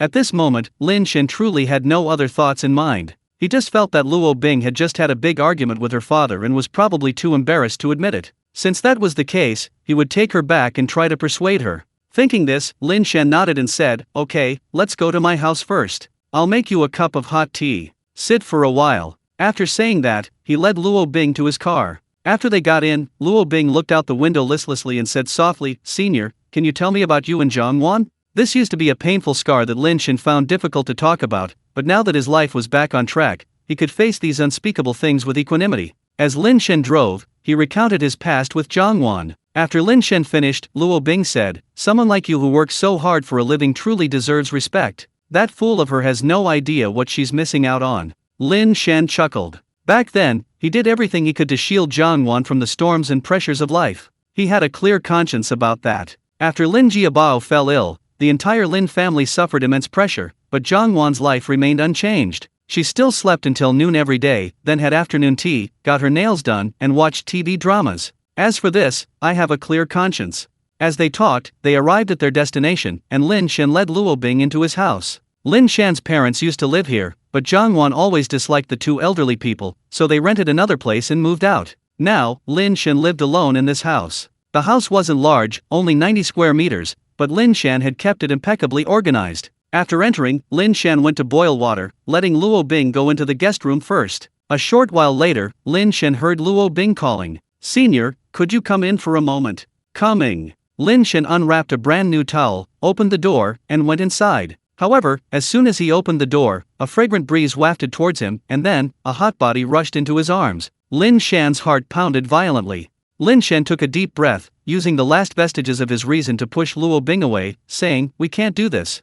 However, Luo Bing immediately pressed against him, her hands roaming over Lin Shan's most sensitive areas. In that instant, the string of reason in Lin Shan's mind snapped, and he completely succumbed to Luo Bing's charm. The following is omitted for brevity. Feeling the warmth beside her, Luo Bing, like a small animal seeking shelter, snuggled into Lin Shan's arms again, slightly raising her head to look at his sharply defined face. In truth, the real reason she chose Lin Shan was revenge, but after experiencing a great battle, she found that her feelings for Lin Shan had unconsciously changed. As Eileen Chang once said, "The path to a woman's heart is through her vagina." The two lingered tenderly for a while, then Lin Shan said, "Luo Bing, After a failed marriage, Lin Shan actually had some resistance to intimate relationships, and he had no intention of settling down. Perhaps one could say he had turned to the dark side.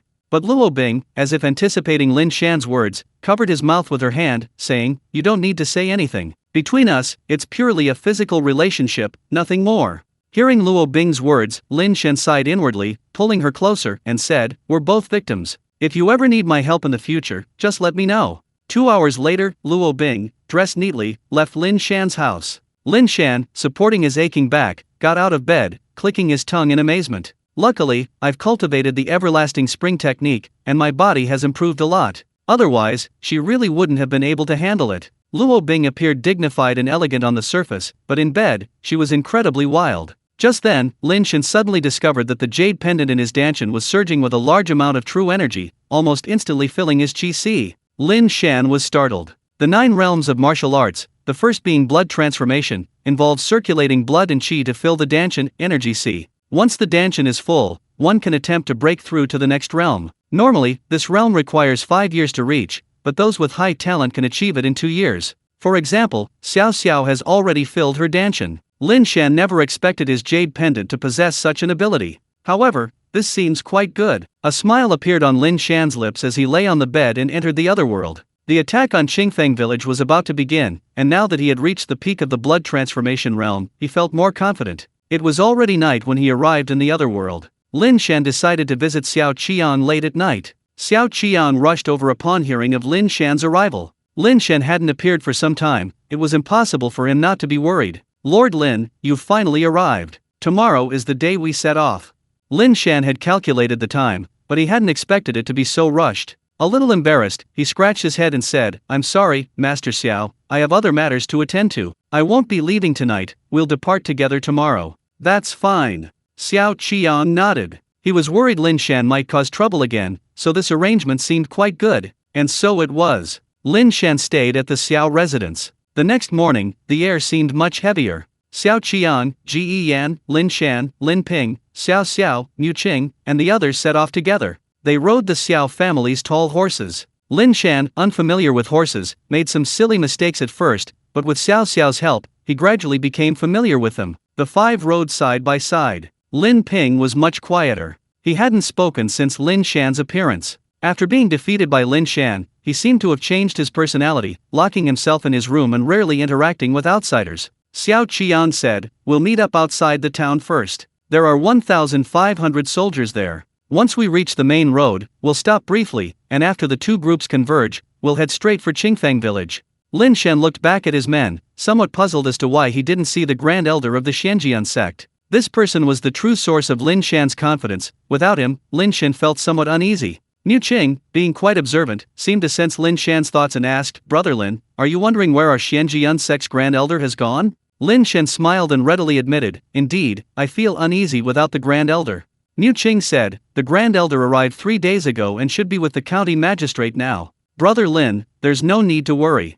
Lin Shan replied, "Thank you for informing me." The other party was superior to him in both strength and status, and was only speaking up because of Xiao Xiao. The group arrived at the main road of the town, where 1,500 people had already gathered. 1,500 people, it sounds odd, but in reality, such a large group was quite impressive. The leader was the county magistrate of Sanwen County, a man who appeared to be around 40 years old, with a dark complexion and a mature and reliable demeanor. Upon seeing Xiao Qian arrive, this person immediately came forward to greet him. Xiao Qian had bought the position of Assistant Minister of Rights, a 6th-rank official. Although he held no real power, the feudal society was rigidly class-based. Even at previous meals, the county magistrate had insisted that Xiao Qian sit in the seat of honor. Naturally, the county constable dared not neglect Xiao Qian. He stepped forward and said, "Master Xiao, the 1,500 soldiers have assembled. When would you like to depart?" Lin Shan glanced at the soldiers. Most of these county soldiers were actually militia, used for training and farming.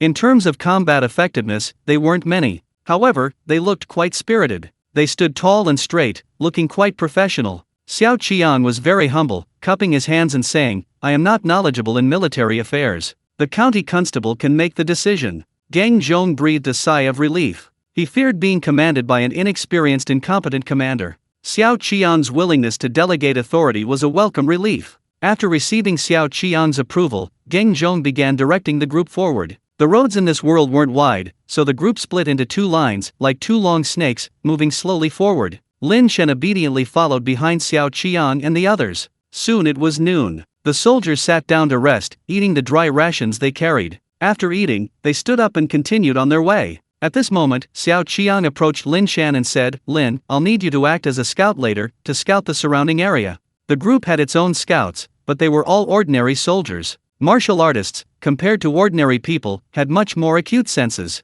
Lin Shan immediately agreed, understood. Lin Ping would be traveling with Lin Shan. The two rode their horses, gradually moving away from the group. After traveling some distance, Lin Ping suddenly said, "Lin Shan, I apologize for my previous attitude towards you. I'm sorry." Lin Shan hadn't expected the other party to apologize. Lin Ping was young and impetuous. Lin Shan hadn't even considered reconciliation with him. Adhering to the principle of better safe than sorry, Lin Shan smiled and said, "It's alright, I understand. Brother Lin, don't take it to heart."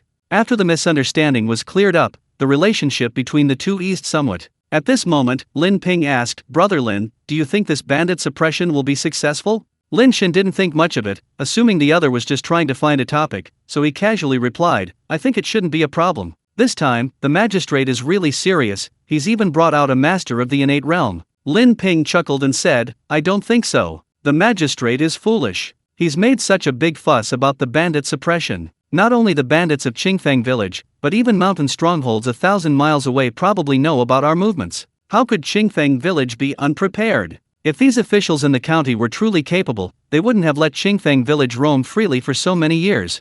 Lin Shan gave Lin Ping a deep look. Was this guy naive or just incredibly bold to say something like that in front of him? The two were enemies not long ago. Even if Lin Shan were to tell Xiao Qiang these words, Lin Ping, a respected member of the Xiao family, would face a terrible fate. "Heh, we little people just need to follow those big shots. Whatever they tell us to do, we do." Lin Shan replied indifferently, but just then, out of the corner of his eye, he seemed to catch a glimpse of a figure flash by. Lin Shan immediately gave chase. Just then, Lin Shan suddenly felt a gust of wind behind him. In that instant, a flash of inspiration struck Lin Shan, and he shouted, "Lin Ping, how dare you!" Lin Shan turned around. Lin Ping had leaped from his horse, drawn his long sword, and thrust it at Lin Shan. His eyes were filled with ruthlessness, brimming with killing intent towards Lin Shan. Seeing Lin Shan react, he looked somewhat annoyed. His earlier offer of reconciliation was merely a ploy to lower Lin Shan's guard, making it easier to launch a sneak attack. But he hadn't expected that Lin Shan, a seasoned veteran of 30, had experienced so much. He had found Lin Ping's offer of reconciliation strange from the start, and although he had readily agreed, he had remained wary of Lin Ping, which was why he reacted so quickly now. Faced with Lin Ping's sneak attack, Lin Shan simply abandoned his horse and reached out with both hands to grab the sword's edge. Lin Ping, seeing this, sneered, "You're courting death." He thought Lin Shan wasn't some cultivator focused solely on body refinement, yet he dared to catch his sword with his bare hands. Although he had been defeated by Lin Shan earlier, after reviewing the situation, he realized it was because he had been too hasty, allowing Lin Shan to exploit his weakness. In a life-or-death struggle, Lin Shan was definitely no match for him. However, what happened next left Lin Ping speechless. Lin Shan's right hand gripped the sword's edge tightly, and with a powerful twist, the force was immense. Lin Ping was astonished to discover that Lin Shan's strength was actually superior to his own. How is this possible? Lin Ping quickly withdrew his sword, but Lin Shan pressed forward, launching a counterattack. At this moment, Lin Ping shouted, "Hurry up and make your move. Are you still watching? Ha ha ha." A loud, boisterous laugh came from behind Lin Shan. Lin Shan turned around and saw two men emerge from the bushes, followed by a dense crowd of people. "There's a traitor." Lin Shan immediately understood what had happened. These people from Sanwen County had underestimated Qingfeng village. Their every move was likely known to the Qingfeng village leader. Lin Ping was also a Qingfeng village mole. It was unclear whether he had just joined or had been infiltrating the Xiao family for some time. He had come out with him, presumably through some unknown method, to inform the Qingfeng village. Therefore, the Qingfeng village had chosen to infiltrate his side. If they eliminated him, with Lin Ping as their guide, they could silently infiltrate the group and launch a surprise attack. The difference in strength between the two sides was immediately apparent. The lords of Sanwen County are indeed too arrogant. They seem to underestimate any real opponent in Qingfeng village. Pride comes before a fall. I don't need to get entangled with them here. The most urgent thing is to get back quickly and tell Xiao Qiang and the others so they can prepare. Lin Shan's plan was to leave directly through the interdimensional passage and then use coordinates to arrive directly beside Xiao Qiang. However, reality quickly gave him a harsh lesson. Martial artists detected nearby. The interdimensional portal cannot be opened. Please proceed to a safe location as soon as possible. Lin Shan cursed under his breath and had no choice but to continue charging towards Lin Ping. The reason he was able to catch Lin Ping's sword was because he was wearing a pair of gloves made of a special material, likely silk or something similar, a gift from Xiao Qiang, and extremely durable. Lin Ping, seeing Lin Shan charging towards him, assumed a fighting stance, ready for battle, but unexpectedly, Lin Shan turned and ran away. Lin Ping was startled. Seeing this, the two blood-moving warriors from Qingfeng village shouted, "This guy's feigning an attack. He doesn't intend to fight you to the death, he just wants to escape. Catch him quickly, or all our efforts will be wasted." Lin Ping realized he'd been tricked by Lin Shan. His face flushed red, and he immediately gave chase. However, the three of them had already lost the initiative. Lin Shan's cultivation was at the peak of the blood-moving realm, making it impossible for him to catch up. After chasing for a while, they had no choice but to give up and watch Lin Shan disappear into the distance. After Lin Shan's figure disappeared, the three looked at each other, and finally one said, "What do we do now? Should we go back?" The other said, "Fool. Going back now would be a complete waste. We've already come this far. Even if they know, we have to fight. The leader will be back soon. Once he arrives, we can easily take down these 1,500 people. Even if this guy escapes back, what difference will it make?" Lin Ping's face was so dark it seemed like water would drip from it. Upon hearing this, he immediately said, "In that case, let's hurry over." Both nodded and signaled their men to continue forward. Lin Shan, however, sprinted at full speed and soon returned to his unit. The soldiers were surprised to see Lin Shan's disheveled appearance. Lin Shan went directly to Xiao Qiang and the others. Gang Zhong, reacting the fastest, immediately asked upon seeing Lin Shan's condition, "Brother Lin, is something wrong?" Lin Shan took a deep breath and lowered his voice, saying, "Lin Ping has betrayed us. He's leading at least 500 bandits towards us right now, and I don't know how many experts are among them." Upon hearing this, everyone's expression changed drastically. Xiao Qiang, as expected of someone who had seen many battles, decisively said, "Gang Zhong, immediately send someone to inform the magistrate's troops, then assemble the troops and adopt a defensive posture, waiting for the magistrate to arrive with reinforcements." The two groups weren't that far apart. If they received the news and rushed over, they could arrive in half a day. For experts, this time would be even shorter. Gang Zhong said in a deep voice, "Master Xiao, the situation is urgent. It would be best to send a martial artist to report." Gang Zhong himself was a martial artist at the blood transformation realm, but as a county magistrate, he naturally couldn't leave. His words implied that Xiao Qiang should send someone. In truth, this was a cushy job. Even a fool would know that staying was extremely dangerous. If they could leave to deliver the message, they would be safe for at least a short time. Xiao Qiang instinctively glanced at his daughter, Xiao Xiao. He naturally wanted her to go and deliver the message, but before he could speak, Xiao Xiao said, "Father, let Brother Lin go. He's met those people before, so he knows the situation better." Xiao Qiang sighed inwardly, understanding his daughter's reasoning. He then said to Lin Shan, "Brother Lin, I'll trouble you to make this trip. Here's a map." He produced a map, marking 2 routes for the army. Xiao Qiang pointed to a spot and said, "Based on their marching speed, the magistrate and the others should be around here." Lin Shan nodded and said, "All right, I'll set off now." At this critical juncture, there was no need for refusal. Mu Qing took out a token, about the size of a palm, shaped like a sword. He handed it to Lin Shan, saying, "Brother Lin, this is the token of our Xianjian sect. With this, you can directly meet our Grand Elder, Wu Zhengao." Lin Shan nodded and accepted the token. Xiao Qiang said in a deep voice, "Brother Lin, our lives are in your hands. Be careful." Lin Shan clasped his hands in a fist salute and said, "I will not fail you." After saying this, Lin Shan set off. He had to go all out in this matter. He had no choice. Xiao Qiang was now in his league. If Xiao Qiang died here, everything he had painstakingly built would be lost. Lin Shan bid farewell to everyone and set off. Ignoring his physical exhaustion, he ran at full speed. Half an hour later, Lin Shan arrived at the location indicated on Xiao Qiang's map. However, no one was stationed there. But Lin Shan saw many footprints on the road, so he followed them. Soon, scouts spotted Lin Shan and immediately shouted, "Halt! Who are you?" Lin Shan quickly replied, "I am Lin Shan, a retainer of the Xiao family. I have important military intelligence to report to you, sir." Lin Shan waved his county magistrate's token, and the men rushed forward to greet him. Lin Shan, without pausing, headed straight for the Central Army. The magistrate of Sanwen County was named Ling Yuchang. In this martial arts world, although a county magistrate was a civil official, he still needed cultivation. Ling Yuchang was a martial artist at the bone forging realm. Ling Yuchang and several other important figures from Sanwen County rode on horseback, followed by a rather luxurious carriage. Lin Shan knew that the person inside was likely Wu Zhengao, the Grand Elder of the Xianjian sect. "Sir, Lin Shan, a retainer of the Xiao family, has important military intelligence to report." Upon arriving at the location, Lin Shan shouted loudly, immediately attracting everyone's attention. Ling Yuchang and Lin Shan had met before. Ling Yuchang appeared to be in his 30s, clad in armor, but actually quite handsome. Upon seeing Lin Shan, his eyes flashed, and he quickly asked, "So it's Brother Lin. What's the military situation?" Lin Shan glanced around. Most of those surrounding Ling Yuchang were from the other three major families. They looked at the disheveled Lin Shan with a hint of mockery in their eyes. In truth, the four major families were not a united front. On the contrary, there was considerable open and covered struggle. However, Xiao Qian was too powerful, suffocating the other three families. Lin Shan said, "Lin Ping of the Xiao family is a spy for Qingfeng village. He has led Qingfeng village's troops here, and the two sides have already begun fighting. Master Xiao sent me to inform you, sir, and request that you send reinforcements immediately."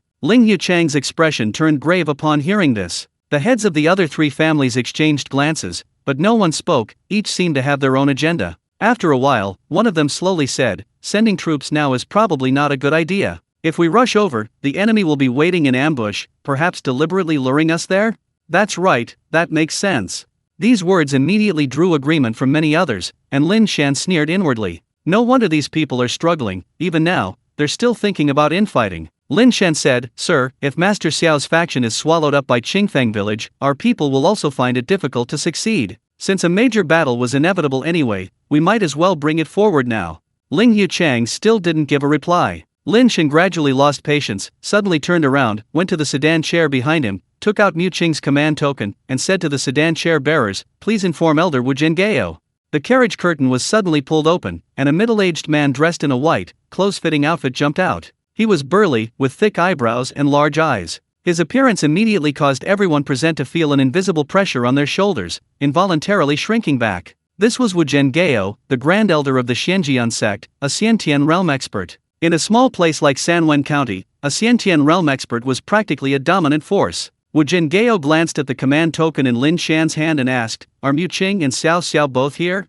Lin Shan nodded and said, "Yes, they're both still in the ranks." Wu Jingao nodded slightly and said, "Good. It seems there are quite a few traitors among us. If I'm not mistaken, that scoundrel's son he should be arriving soon. In that case, I'll go and meet him." After saying this, Wu Jingao looked at Ling Yuchang and said, "Brother Lingyu, I must go rescue the juniors of my sect. I'll take my leave first." Without waiting for Ling Yuchang's reply, Wu Jingao got up and left. He moved so fast that Lin Shan could barely see him. He only felt a gust of wind and then Wu Jingao was gone. This is the speed of a Xiantian realm cultivator, truly impressive. Lin Shan stared blankly in the direction Wu Jingao had left for a while, then Ling Yuchang, expressionless, ordered, "All troops, listen to my command. Proceed immediately to support Master Xiao." Afterward, he looked at Lin Shan and said, "Young brother, I'll trouble you to lead the way." Lin Shan actually didn't want to mingle with these people. He had just bypassed Ling Yuchang and gone directly to Wu Jingao. Lin Shan knew that this action had probably already displeased the other party.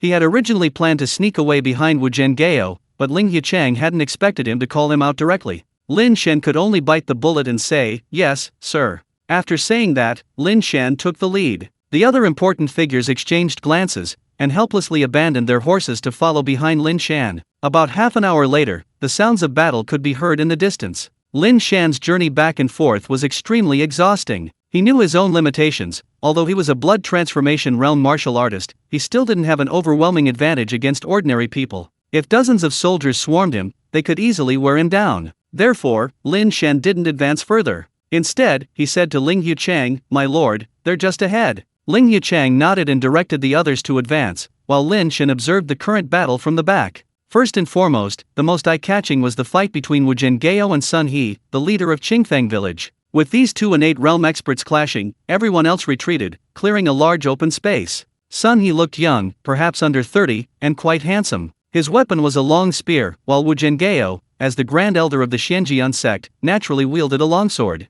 As for the other martial artists, they fought individually, with each side experiencing victories and defeats. Lin Shan noticed that Lin Ping was currently fighting Xiao Xiao, who had several wounds, likely sustained while holding her ground. Mu Qing was also engaged in a fierce battle with a red-faced middle-aged man. The bandits and government troops were locked in combat, and judging from the scene, the bandits seemed to have the upper hand. Lin Shan wasn't surprised by this scene. These bandits, before joining Qingfeng village, were mostly bloodthirsty thugs, while these government soldiers were all farmers before today. Although they had a numerical advantage, once the fighting started, they were completely disorganized, and their numbers became a disadvantage. The situation was initially one-sided, but Ling Yichang's arrival with his men immediately halted the deterioration of the situation. Ling Yichang fought a man dressed as a scholar, shouting, "Sun He, instead of hiding in Qingfeng village, you dare to come out. Today, this will be your burial ground." Sun He laughed loudly. "Ling Yichang, since I've come out, how could I be unprepared? The world is in chaos now, how many people still take your court seriously?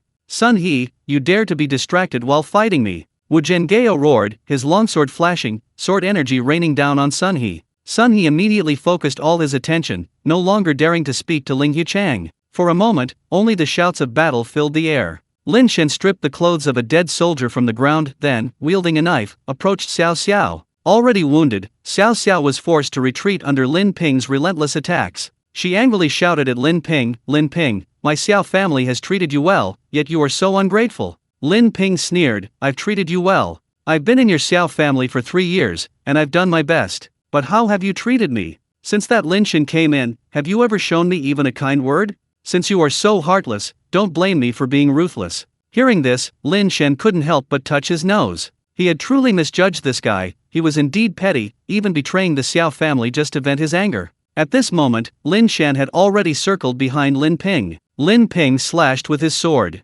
Xiao Xiao had no strength left to block and was struck down to the ground, her sword falling to the side. At the critical moment of life and death, Xiao Xiao showed no fear, only a fierce glare at Lin Ping. Lin Ping said coldly, "Xiao Xiao, open your eyes wider next time. What can someone like that do?" At that moment, Lin Shan had already silently circled behind Lin Ping and immediately replied, "I can kill you." With that, he threw a punch, the most powerful move in the little jade yang fist, a move that could cleave mountains and break paths. The force of the punch was almost tangible. Lin Ping's expression changed drastically. By the time he realized something was wrong, it was too late. Lin Shan's punch had struck him squarely in the back. With a loud bang, Lin Ping's ribs even protruded. He flew away like a broken sack, crashing to the ground, almost instantly lifeless. Xiao Xiao, who had thought she was doomed, was overjoyed at this unexpected turn of events. Seeing Lin Shan, her face lit up with the joy of surviving a close call. "Brother Lin." Lin Shan quickly helped Xiao Xiao up and led her back to the back.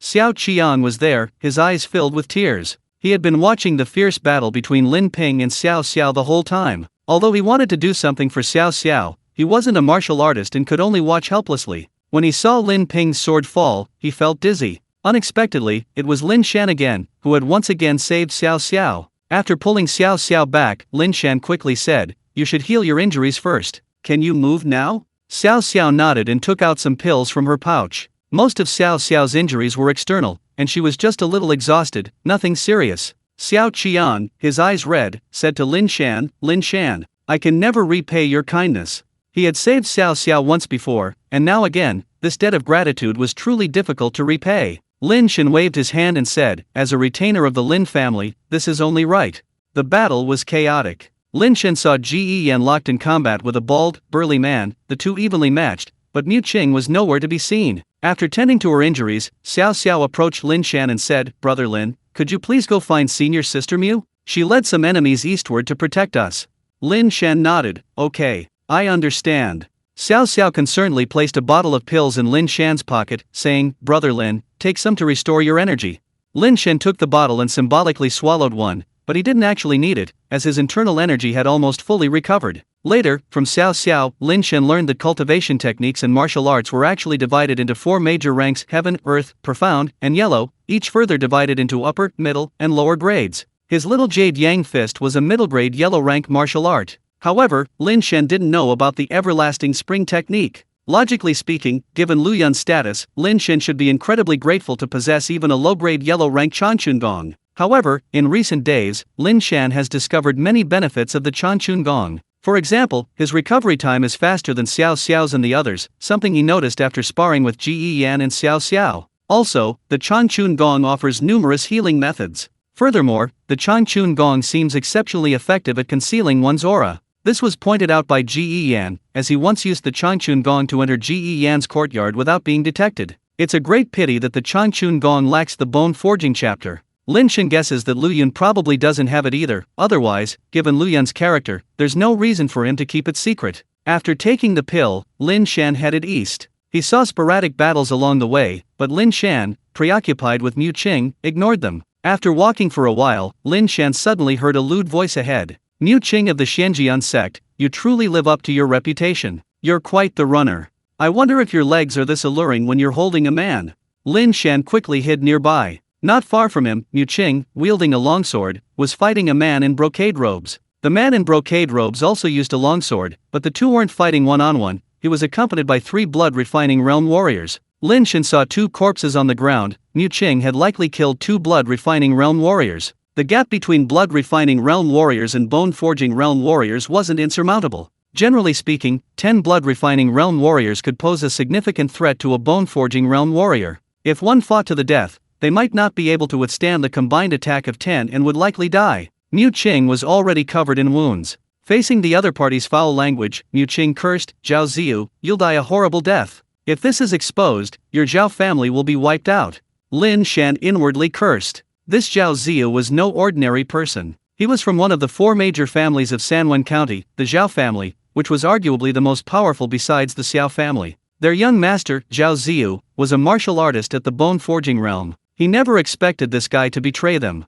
Zhao Ziyu laughed heartily, so, of course I won't let you escape. Once I capture you alive, I'll lock you up in a secret room in my house and properly train you. Shameless! Mu Qing roared in fury, his attacks intensifying. Lin Shan realized that Zhao Ziyu was no match for Mu Qing, but his men had taken on a lot of pressure for him, even willing to sacrifice them if necessary. Just like now. Mu Qing killed one of Zhao Ziyu's men with a single sword strike, then, like a venomous snake, suddenly thrust his sword forward. Mu Qing had no chance to dodge and was stabbed in the chest. However, a ruthless glint appeared in Mu Qing's eyes. He discarded his sword and struck Zhao Ziyu's chest with a palm. Lin Shan then understood Zhao Ziyu had used his men as bait to deliver a fatal blow, but Mu Qing had played along, severely injuring Zhao Ziyu in the process. You bastard! Zhao Ziyu cried out in pain, collapsing to the ground. His 2 remaining henchmen rushed forward, trying to seize the opportunity to kill Mu Qing, but Mu Qing was incredibly fierce. He took 2 blows and then killed Zhao Ziyu's 2 remaining men. Fear filled Zhao Ziyu's eyes, but Mu Qing, finally exhausted, slumped to the ground,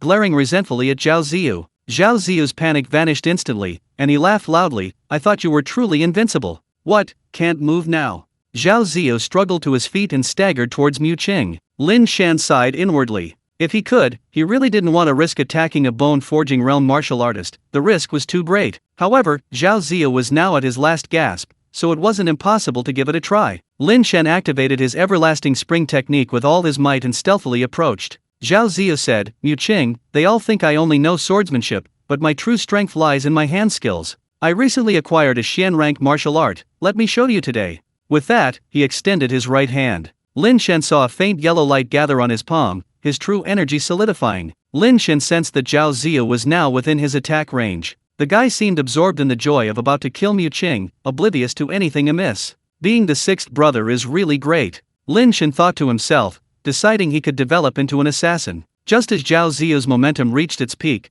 and he was about to strike, Lin Shan struck. It was the most powerful move from the little jade yang fist, breaking the mountain's path. Whoo! Zhao Ziyu reacted somewhat, not being instantly killed by Lin Shan's ambush like Lin Ping, but it was too late. Before he could retaliate, Lin Shan's fists had already landed on his back. Puffed. Zhao Ziyu coughed up blood, flying a good 10 feet away before crashing to the ground with a thud. Being a bone-forging realm martial artist, he wasn't dead. He looked up at Lin Shan, his eyes filled with venom. You! But Lin Shan didn't give him a chance to speak. He stepped forward and beheaded Zhao Ziyu with his longsword. Mu Qing stared blankly at the scene until Lin Shan walked up to him with Zhao Ziyu's head. Only then did Mu Qing finally react. Lin Shan, thank you for saving my life. Lin Shan tossed Zhao Ziyu's head aside and helped Mu Qing up, saying, you're too kind. Xiao Xiao told me about you and asked me to come quickly to help. Mu Qing was actually a pretty good person. She had given Lin Shan a lot of guidance before, and without her authorization, reinforcements probably wouldn't have arrived so easily. Mu Qing smiled slightly, looked at Zhao Ziyu's corpse, and said, Brother Lin, search his body. You might find something useful. Upon hearing this, Lin Shan asked, can you move by yourself? Mu Qing's current condition was already quite dire, but she still forced herself to say, it's alright, I can stand by myself. Lin Shan thought that there was a difference between men and women, and it was normal for Mu Qing to resist. He didn't insist and instead began searching Zhao Ziyu's body. Zhao Ziyu had some gold on him, and besides that, the jade pendant he wore was probably not ordinary. Lin Shan put all of these into his pouch. In addition, Zhao Ziyu also had a martial arts manual on him. It was titled Heart-Piercing Force. Lin Shan opened it and glanced at it, his heart skipping a beat. This was a low-grade Xian-level martial arts technique, much stronger than the lesser Jade Yang Fist. Lin Shan tucked the bag into his chest and hid it. He then turned to look at Mu Qing, who was currently taking medicine. Seeing that Lin Shan had finished looting her bag, she said, "Lin Shan, please take me back. But you're seriously injured right now. If we encounter anyone on the way, I'm afraid I won't be able to take care of you. I think you should heal your wounds nearby for a while, and then we can set off again after you've recovered somewhat."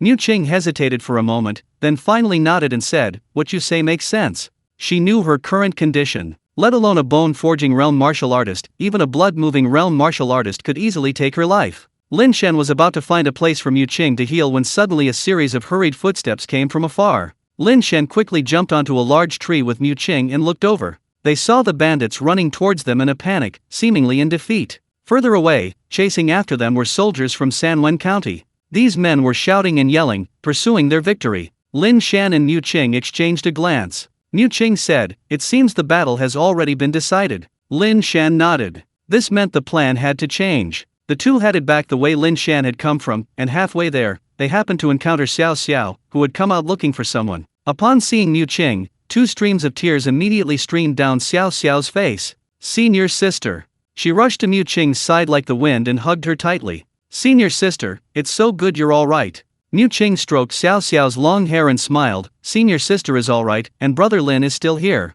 Don't let people laugh at us." Xiao Xiao stuck out her tongue and looked at Lin Shan, saying, "Brother Lin, thank you so much. You not only saved me but also brought senior sister Mu back." Mu Qing shook his head and said, "If it weren't for brother Lin this time, I wouldn't have escaped death either. He's a great benefactor to both of us." After saying that, Mu Qing adopted a solemn expression and looked at Lin Shan, saying, "Brother Lin, after this matter is resolved, Xiao Xiao and I will definitely repay you handsomely." Lin Shan casually replied, "It's all right. We're all friends, helping each other is only right." He didn't insist on repaying the debt, but if Mu Qing really wanted to give him something, he wouldn't refuse. Then Mu Qing asked, "Xiao Xiao, has the Grand Elder and Sun He decided their fate?" Xiao Xiao sighed softly, "It's a pity." Seeing they were at a disadvantage, Sun He ran away. The Grand Elder chased after him for a while, but returned shortly afterward. It seems he couldn't kill Sun He. Mu Qing's face also showed regret upon hearing this. Xiao Xiao grabbed Mu Qing's arm, saying, "All right, senior sister, Sun He's henchmen are either dead or wounded. Qingfeng village is finished. Let's go rest first." Mu Qing nodded, looking at the cloth bag in Lin Shan's hand. The bag contained Zhao Ziyu's head. Mu Qing said, "There's another matter. The Zhao family, one of the 4 great families, has rebelled. This is Zhao Ziyu's head. This matter still needs Magistrate Linghu's decision." The 3 of them arrived at the camp. Despite the numerous wounded, everyone's expressions were relatively cheerful. Xiao Qiang had been waiting at the camp entrance and immediately came over upon seeing the 3 return. Xiao Xiao first took Mu Qing to treat his injuries. Xiao Qiang, his face filled with emotion, looked at Lin Shan and said, "Brother Lin, the magistrate just mentioned that you were the one who made the greatest contribution in today's battle. If you hadn't discovered Qingfeng village's conspiracy, the consequences would have been unimaginable. Elder Wu also praised you highly." Lin Shan didn't actually have much affection for Linghu Chang. The man was too cunning. He held up the cloth bag in his hand and said, "Brother Xiao, there's something else. This contains Zhao Ziyu's head." Then, Lin Shan revealed Zhao Ziyu's betrayal. Xiao Qian was shocked and quickly said, "I'll take you to see Linghu Chang right away." The two hurried towards the central area. Linghu Chang was methodically assigning various tasks. He caught sight of Lin Shan approaching and suddenly smiled, "Everyone, our great hero has arrived." Everyone looked at Lin Shan, but Lin Shan felt no joy. Instead, he frowned. He disliked showing off in such matters. As the saying goes, the tallest tree in the forest catches the most wind, and it was hard to say what Linghu Chang was really thinking. Lin Shan said, "I'm hardly a hero. It's all thanks to your excellent command, sir, and everyone's hard work that we have today's achievement. I dare not accept such praise." Upon hearing this, the looks from those around him softened considerably, and Xiao Qian nodded secretly. This brother Lin is far more composed than Lin Ping. If it were Lin Ping, he'd probably be gloating by now. He wasn't stupid, he sensed Linghu Chang's subtle hostility, and with his intelligence, he immediately understood why. The Xiao family was too powerful, already threatening Linghu Chang's authority as the county magistrate. After a polite remark, Lin Shan got down to business, placing the severed head on the ground and untying it, revealing Zhao Ziyu's head. A chorus of gasps erupted from the crowd. Ling Yuchang narrowed his eyes. Lin Shan said, "My lord, Zhao Ziyu has betrayed us. He's secretly colluding with the Qingfeng village people to besiege Miss Mu Qing of the Xianjian sect." Someone said, "Speaking of which, it seems like we haven't seen anyone from the Zhao family in a long time." Ling Yuchang said to the person beside him, "Go and see where the Zhao family is." The person nodded and withdrew. Then Ling Yuchang looked at Lin Shan and said, "Brother Lin, you've uncovered another traitor, another great achievement. Once this matter is resolved, I will definitely report to the court and request commendation for you." Lin Shan, still nonchalant, cupped his hands and said, "I dare not accept such praise. I am but a commoner, how could I dare to claim credit?" After speaking, Lin Shan stood behind Xiao Qian and said nothing more. Xiao Qian was left to deal with Ling Yuchang. A while later, the man Ling Yuchang had sent arrived. His expression was grim, and he whispered a few words in Ling Yuchang's ear. Ling Yuchang's eyes flashed with a fierce light. He addressed the crowd, "I just received news that the Zhao family has all left. But they can't just disappear all at once. I want to send men back to capture them all." After Ling Yuchang finished speaking, he looked at Xiao Qiang and said, "Master Xiao, I prefer you to handle this matter. What do you think?" Lin Shan's eyes darted around. He already understood Ling Yuchang's plan. This was to get Xiao Qiang away from this place so that the attack on Qingfeng village would be entirely his doing. However, confiscating the Zhao family's property would also be quite lucrative, so Ling Yuchang couldn't be considered unkind. Xiao Qiang, naturally aware of these intricacies, quickly clasped his hands and said, "Yes, then I'll take care of it." After saying this, Xiao Qiang returned to his own troops, gathered his family members, and led 200 men away from the main force. Xiao Xiao and Mu Qing sat in the carriage, the others rode on horseback. Xiao Qiang and Lin Shan were at the front. Xiao Qiang's face remained thoughtful. After a while, he suddenly said to Lin Shan, "Although Ling Yuchang is wary of the Xiao family's strength, he probably won't make any further moves." Lin Shan remained silent. Xiao Qian chuckled, "Do you know why?" Xiao Qian pointed to himself, his smile tinged with helplessness. "Because I can't cultivate. As long as I can't walk the path of martial arts, I won't pose much of a threat to him. If I were a martial artist, things wouldn't be so good. I know why Zhao Ziyu did this. If he hadn't, Ling Yuchang would definitely have suppressed the Zhao family after Qingfeng village was gone." Lin Shan frowned. Even if Zhao Ziyu is a martial artist, the Zhao family is at least outwardly obedient to the court. Isn't Ling Yuchang weakening his own power by doing this? Xiao Qian shook his head. "Lin Shan, you don't understand. What Sun he said earlier was right. Actually, things are already chaotic outside. Internal strife has long existed in Wu. Our area is considered a remote and impoverished place, and the rebels don't even bother with it, so we've managed to maintain peace. Now, with war raging across Wu, many of the rebels were originally local powerful families. These local officials dare not be unprepared. The more they try to guard against it, the more they are provoked to rebellion. That's human nature." Lin Shan remained silent. Finally, Xiao Qiang said with a somewhat desolate expression, "I wonder how long the peace in Sanwen County can last." Xiao Qiang looked preoccupied. The group moved slowly forward and soon returned to the town. Xiao Qiang immediately took action, ordering his men to surround the Zhao residence. Ling Yuchang's estimation was correct. Some of the core male members of the Zhao family had left, but the elderly, women, and children remained in the residence. Xiao Qiang directed his trusted men to search the entire Zhao residence. Chests of gold and silver jewelry were carried out, and the elderly, women, and children were all moved to an open area. There were at least 50 or 60 women in the Zhao residence, about 30 of whom were young. Some were wives and concubines, some were maids, and some were daughters of the Zhao family. These beautiful women seemed to know their fate at this moment, and their cries were incessant. Soon, the Zhao residence was searched thoroughly. Lin Shan looked at the large chests scattered on the ground and couldn't help but click his tongue in amazement. Xiao Qian remained remarkably calm. He walked around the boxes, opened one, and found it filled to the brim with silver. He picked up a piece, each piece weighed 10 taels. Xiao Qiang weighed it in his hand and said to the man beside him, "Distribute this silver. 1 piece to each of the soldiers outside."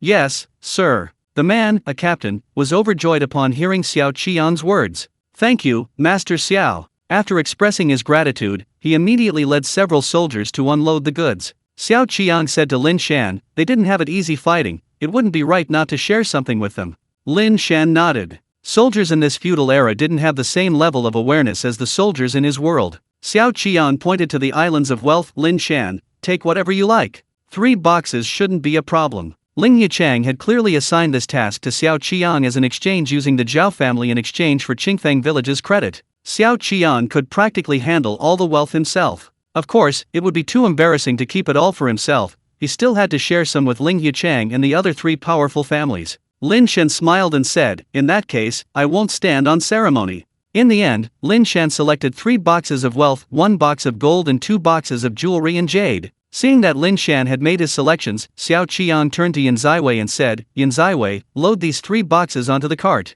You'll personally deliver them to Lin Shan's courtyard later. From now on, you don't need to come to the Xiao family anymore, just stay by Lin Shan's side and take orders." Yin Ziwei was overjoyed and replied, "Yes, master." For him, serving Lin Shan was naturally much easier, and even a fool would know that Lin Shan was rising in power, and he was the first person to follow him. Future benefits would definitely be plentiful. Yin Ziwei happily went to unload the boxes. Xiao Qiang then led Lin Shan to the place where the Zhao family's women were being held, jokingly saying, "Brother Lin, now we have someone to run errands. Yin Ziwei is quite clever, but he's still a man. How about we pick a couple of women to serve him?" Xiao Qiang didn't deliberately lower his voice, and all the women heard him, looking up at Lin Shan. Upon seeing Lin Shan's physique and appearance, many of their expressions changed. For these women, the best outcome was becoming courtesans in the brothel. If Ling Yichang were ruthless, he could simply kill them. Compared to these two fates, following Lin Shan was like heaven. Thinking of this, many women looked at Lin Shan with burning desire.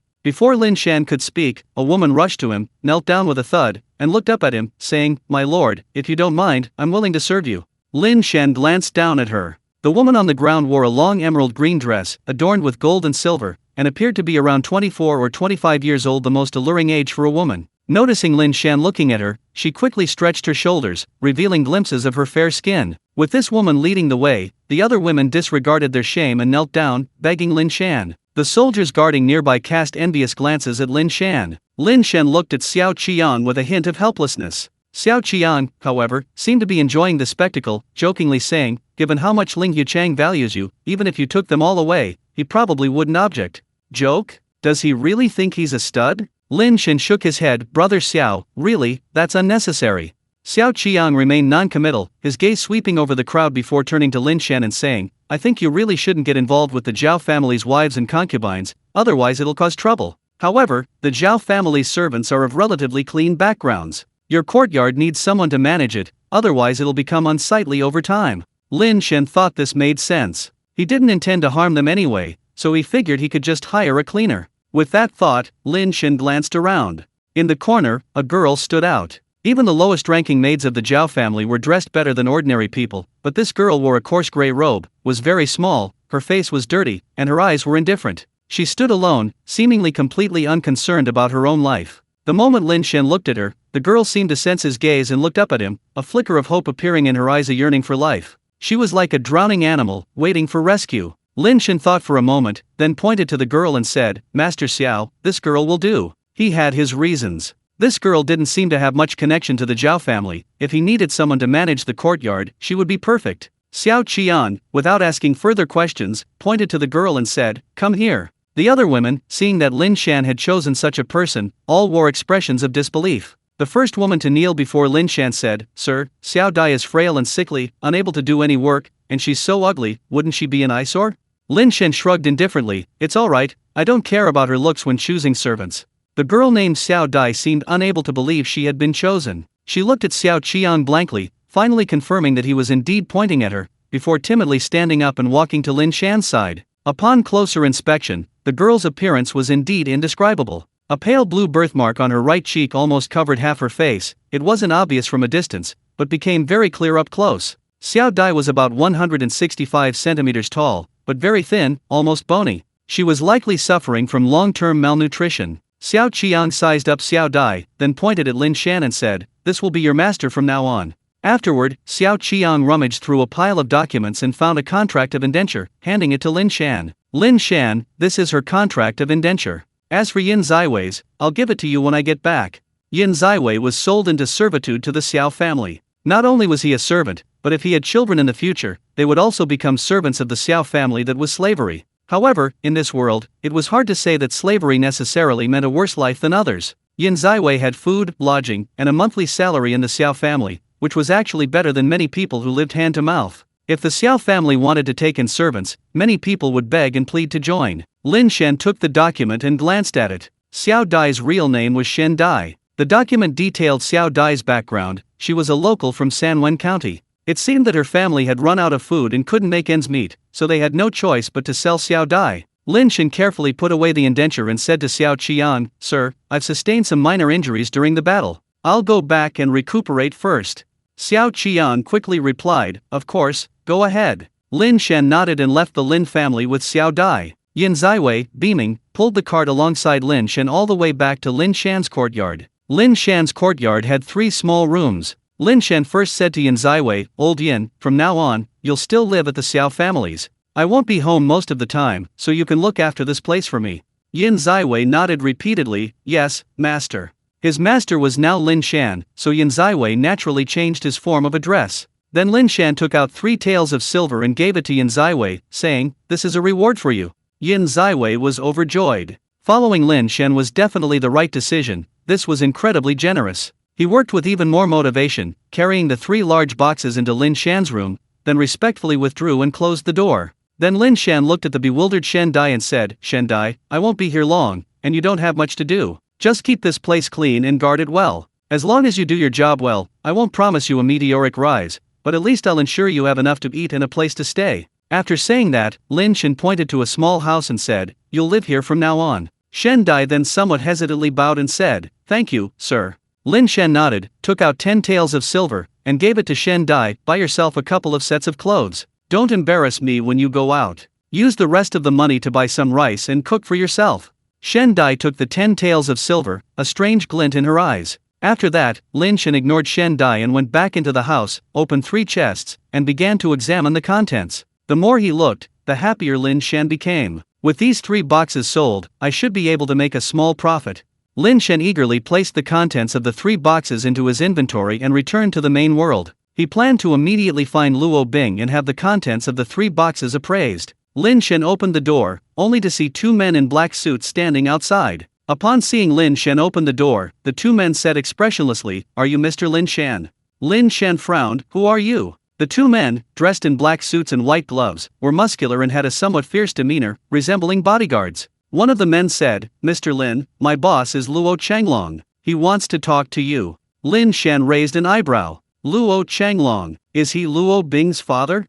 One of the men in the black suit nodded. Lin Shan knew that Luo Changlong had always kept a very strict eye on Luo Bing. Luo Bing had previously accepted her father's supervision, but it seemed that Luo Changlong had found out about her crazy night. Oh well, after all, he was the one who did it. What was there to be afraid of if they met? Thinking this, Lin Shan said, "All right, let's get going." The 2 men in black suits were taken aback, seemingly not expecting Lin Shan to be so agreeable. They gestured for him to follow them downstairs. A Maybach was parked there, attracting a crowd of onlookers. Lin Shan got into the back seat, and one of the men in black suits drove the Maybach out of the residential area. About 10 minutes later, the car pulled into a building. Lin Shan took the elevator to a large office. A man in a black suit went in first, then came out shortly after, waving to Lin Shan and the other person to enter. Lin Shan then entered the office. The office was easily 400 or 500 square meters, and even included an indoor golf course. Large floor-to-ceiling windows and a glass ceiling allowed sunlight to stream in. The walls and floors were white, simple, and elegant. The office was furnished in a classic style, with various Chinese-style furniture pieces. At the far end of the office, a middle-aged man in a tang suit was sizing up Lin Shan. Lin Shan approached him with neither servility nor arrogance, and said, "Mr. Luo, you wanted to see me." Luo Changlong was taken aback, momentarily speechless. He had imagined their meeting. Lin Shan might be arrogant and overconfident, emboldened by his possession of Luo Bing. He had also considered Lin Shan's trembling fear and pleas for forgiveness. But he hadn't expected Lin Shan to be so calm, as if nothing had happened. After speaking, Lin Shan casually sat down opposite Luo Changlong, leaning back slightly, completely unfazed. In truth, Lin Shan didn't need to feel pressured. Luo Changlong did possess some power, but he wasn't afraid of Luo Changlong's actions now. He'd talk if they could, but if Luo Changlong was rude, he wasn't someone to be trifled with. Luo Changlong's eyes flashed, and he said, "Lin Shan, I want to thank you for Sheng Teng's matter. That kid kept it a secret very well, even I didn't find out. As for your revenge plan, Luo Bing has already told me, and I fully agree. In about half a month, Sheng Teng will invite many business partners to a banquet, where he will announce my investment. However, I won't let him have his way. Lin Shan shrugged and said, "It's nothing. Luo Bing is my junior from school, I just couldn't stand it." But what happened afterward was something I didn't expect. At this point, Lin Shan's face turned slightly awkward. After all, her father was right in front of him. Luo Changlong, however, remained calm and said lightly, "After what happened, I reflected on it. Perhaps I was too strict with her before. You're young, sometimes it's inevitable to act impulsively, but after acting impulsively, you still need to return to reason." Lin Shan nodded silently, thinking that this father-in-law was quite rational. Then Luo Changlong added, "Lin Shan, I don't mean to belittle you, but the two of you grew up in vastly different environments. A moment of impulsiveness is understandable, but I hope you two will avoid further contact." Lin Shan's heart skipped a beat, and he exclaimed, "Here it comes." Following the script from the TV dramas he'd watched before, shouldn't Luo Changlong hand over a check and say, "Here's the money, leave my daughter"? Actually, Lin Shan didn't have much affection for Luo Bing, he did feel some sympathy. The rest was just a man's most primal desire for a beautiful woman. However, he couldn't completely let go now because Luo Bing had triggered the interdimensional envoy, and continuously increasing his intimacy with her would benefit him. Therefore, Lin Shan didn't answer immediately. After thinking for a while, he said, "Mr. Luo, I think it still depends on Luo Bing's wishes. She's an adult now, and you should respect her opinion." Upon hearing this, Luo Qinglong's eyes sharpened, staring intently at Lin Shan. However, Lin Shan remained unfazed, meeting Luo Qinglong's gaze. Luo Changlong slowly said, "I've investigated your background. These past few days, you've somehow managed to acquire some things from the local area. Yes, you've certainly made some money, but you might not be able to hold on to it." Lin Shan lazily stood up and said, "President Luo, I just think that if you agreed to let trash like Sheng Teng date Luo Bing, then I should be perfectly fine with it too. If Luo Bing says she doesn't want to see me again, then I'll leave immediately. But, if she wants to see me, no one can stop her." Luo Changlong clenched his fists and said, "Lin Shan, are you threatening me?" Lin Shan chuckled, "President Luo, that's too much of a threat. Luo Bing should have that freedom. If there's nothing else, I'll be leaving now."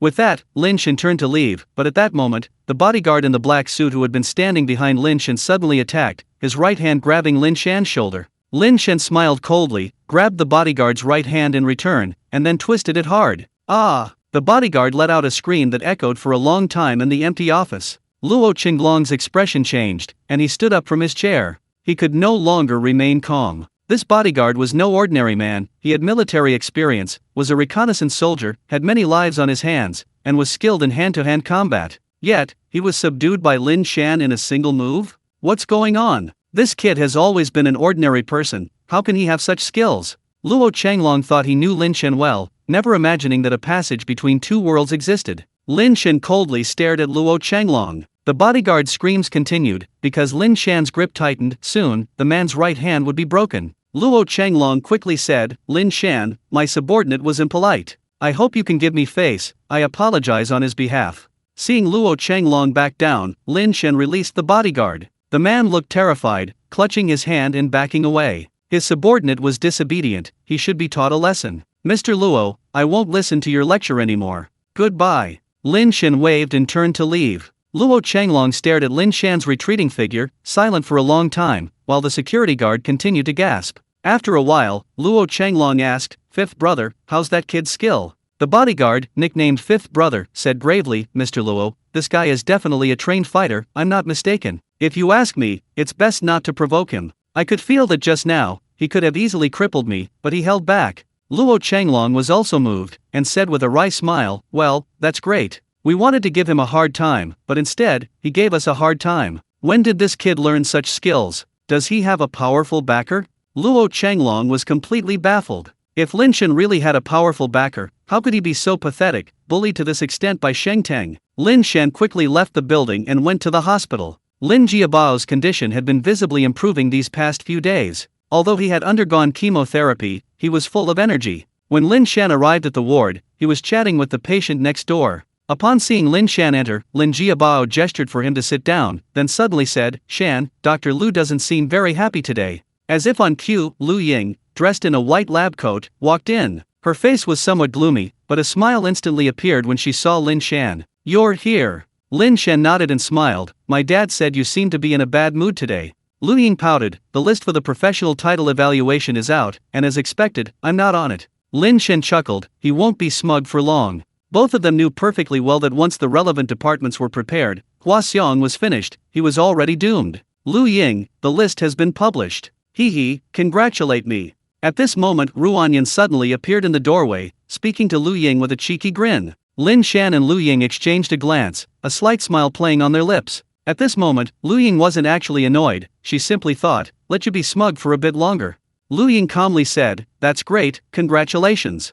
Ruanyan was stunned, completely unexpected by Lu Ying's reaction. They had been fiercely competing for this promotion for almost a year, giving it their all. Now that everything was settled, she had wanted to gloat in front of Lu Ying, but seeing Lu Ying's current reaction, it was clear she didn't care at all. Ruanyan suddenly felt like she'd eaten shit. She had spent so much effort, time, money, even enduring a disgusting man like Hua Xiong to get this, and Lu Ying didn't seem to care at all. Undeterred, Ruanyan said, Lu Ying, you put in so much effort for this title, it's such a pity I got selected in the end. But it's okay, there's always next year.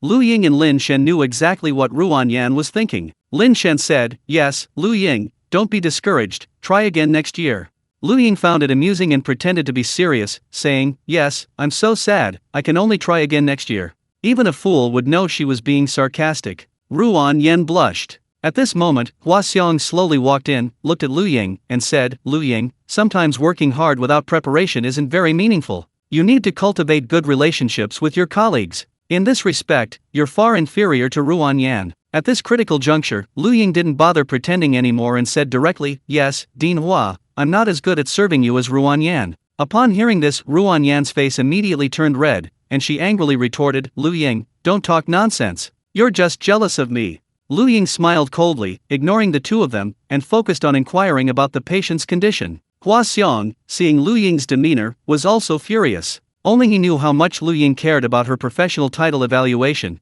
but now he didn't see a trace of sadness in her. Hua Xiong was also furious. He said in a deep voice, Lu Ying, I previously thought you just didn't know how to get along with colleagues, but now it seems your personality is simply appalling. I will report this situation to the entire hospital. Lu Ying, as long as I'm here, you can forget about your promotion. Reflect on your actions. Come talk to me again when you've figured it out. Hua Xiong's face was full of smugness. This wasn't empty talk, he did indeed have veto power over promotions. As long as Lu Ying was still in this hospital, this matter wouldn't escape his control. Hearing this, Lu Ying finally couldn't suppress a surge of anger. If Lin Shan hadn't discovered Hua Xiong's incriminating evidence, the next few years would have been incredibly difficult for her. Thinking of this, Lu Ying subconsciously looked at Lin Shan. The two smiled at each other, and then Lin Shan said to Hua Xiong, Dean Hua, the power you hold doesn't belong to you alone, it's given to you by the hospital to ensure you can use people wisely. If you use this power for personal gain, be careful of the backlash. Hua Xiong had long disliked Lin Shan. If they weren't in the hospital, he would have wanted to find some people to teach Lin Shan a lesson. He had spent so much time on Lu Ying, only to have Lin Shan easily steal the spoils. Kid, I've done nothing wrong, so don't spout nonsense. Lin Shan shrugged. I hope that's really the case, Dean Hua. Cherish your time now and contribute more to the hospital. Just after Lin Shan finished speaking, a series of hurried footsteps sounded outside. Everyone in the ward looked towards the door and saw a group of government officials in black suits filing into the room. Hua Xiong's heart skipped a beat. What he just said was just to fool others, he couldn't possibly have fooled himself. He knew very well that if his past was discovered, he would be in deep trouble. Seeing the men's attire, he felt extremely frightened. However, what he feared most came to pass. The official approached Hua Xiong, brandishing an official document, and said, Hua Xiong, we need you to come back and assist us with an investigation. Hua Xiong's face instantly turned deathly pale, completely losing his previous arrogance. After a moment of stunned silence, he suddenly exclaimed, Why are you taking me away? I haven't committed any crime. Security! Security! He began shouting for security, but the guards were all standing outside the door. At this point, unless someone was completely out of their mind, they wouldn't come in. Lin Shan smiled and said, Dean Hua, it seems you're not so innocent after all? Hua Xiong was stunned by these words. A flash of insight struck him, and he stared wide-eyed at Lin Shan, saying, You are. It must be you, kid. What did you do? Ruanyan looked at Lin Shan in disbelief, while Lu Ying's eyes flickered. She knew the inside story and understood that Hua Xiong's fate was indeed Lin Shan's doing. She lowered her head slightly. Ruanyan noticed Lu Ying's change in expression, and a storm of emotion surged within her. It really was Lin Shan who did it. My God, just how much power does he have? As Hua Xiong's mistress, she knew very well that Hua Xiong was dishonest, but those secrets were hidden in his secret room and shouldn't have been discovered. Then the only possibility was that Lin Shan used his connections to frame Hua Xiong. This kind of power was beyond Ruanyan's comprehension. At this moment Ruanyan felt as if she had fallen into an ice cellar. Who had she offended? How incredibly foolish. No wonder Lu Ying didn't care about this at all. She knew very well that Hua Xiong was about to be framed by Lin Shan, so she didn't care at all. Ruanyan was covered in cold sweat and dared not look at Lu Ying and Lin Shan anymore.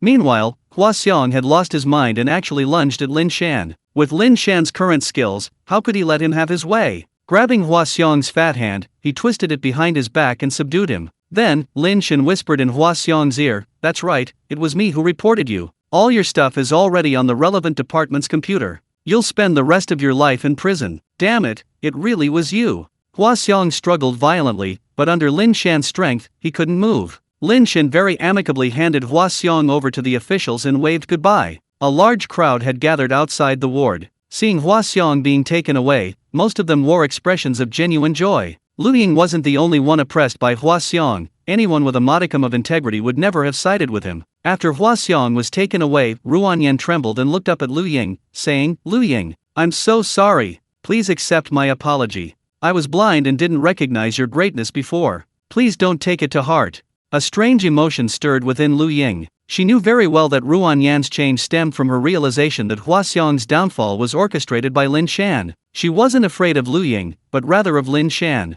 "I have connections now." Lu Ying used to look down on those with connections, but now that it was her turn, she found the feeling incredibly satisfying. Having connections felt amazing. For the past year, Ruanyan had been targeting Lu Ying, both openly and subtly. While Lu Ying wasn't petty, she didn't have the magnanimity to forgive Ruanyan so easily. So she said calmly, "Dr. Ruan, you haven't offended me in any way. You're too kind." Hearing Lu Ying's tone, Ruanyan knew she wasn't over it. She honestly admitted that if she were in Lu Ying's shoes, she definitely wouldn't forgive her either. Then she turned her gaze to Lin Shan. "Brother Lin, I really didn't mean to target Lu Ying. It was all Hua Xiong's fault. You know he's the vice dean, I had no way to resist him. I'm a victim too." Ruanyan's eyes were filled with tears, looking utterly pitiful. Anyone who didn't know the situation would have been fooled. However, Lin Shan knew perfectly well that she was a master manipulator. He didn't respond, only saying, "That's between the two of you. What do you want from me?" After saying that, he turned and sat down next to Lin Jiabao, quietly peeling an apple.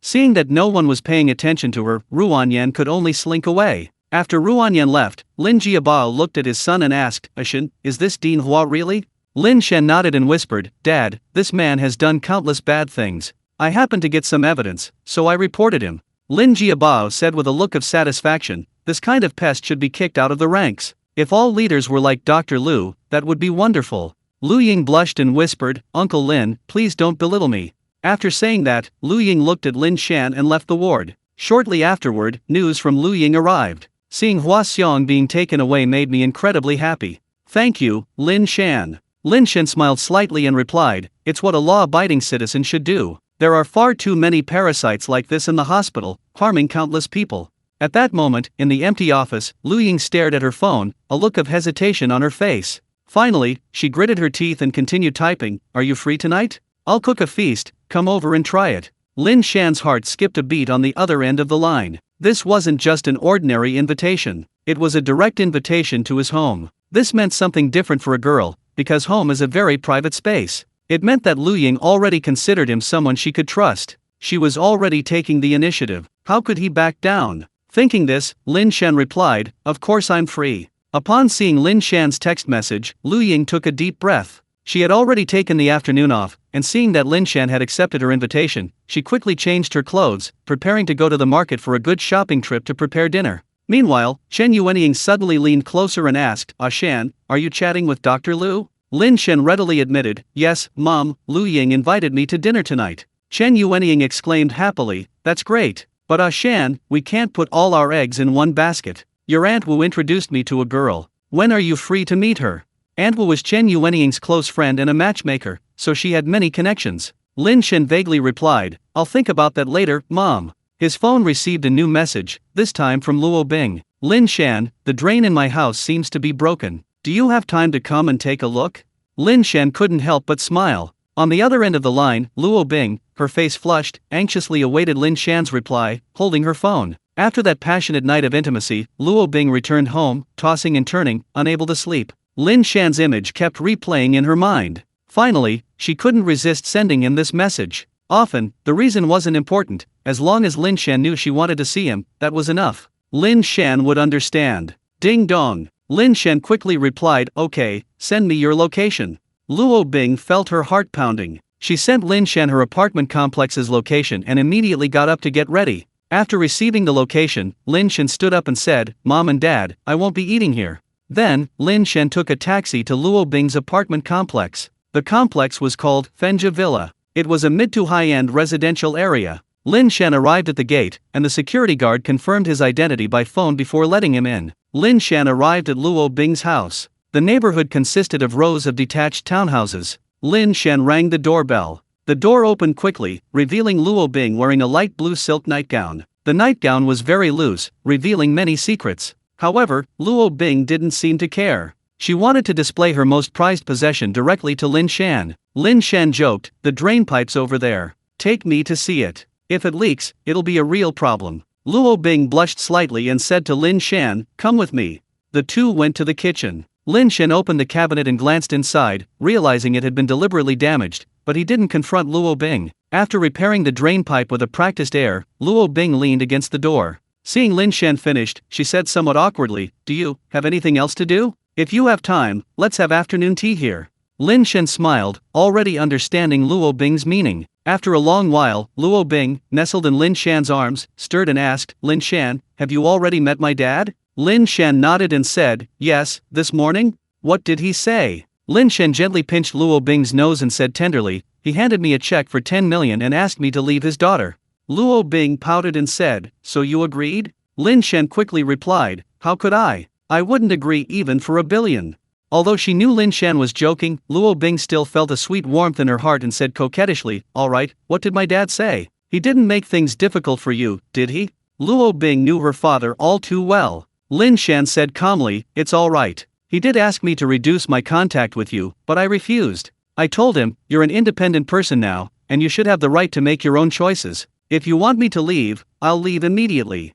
Luo Bing blinked and asked, and then? Lin Shan thought for a moment, but still didn't mention the subsequent conflict, only saying, after that, nothing more was said. Luo Bing subconsciously felt that Lin Shan seemed to have something else to say, but she didn't press him. Instead, she brought up the 3 jade pieces Lin Shan had consigned for auction. Lin Shan, I've already spread the word about those 3 jade pieces you consigned. Some collectors are particularly interested, and this time we should be able to get a good price.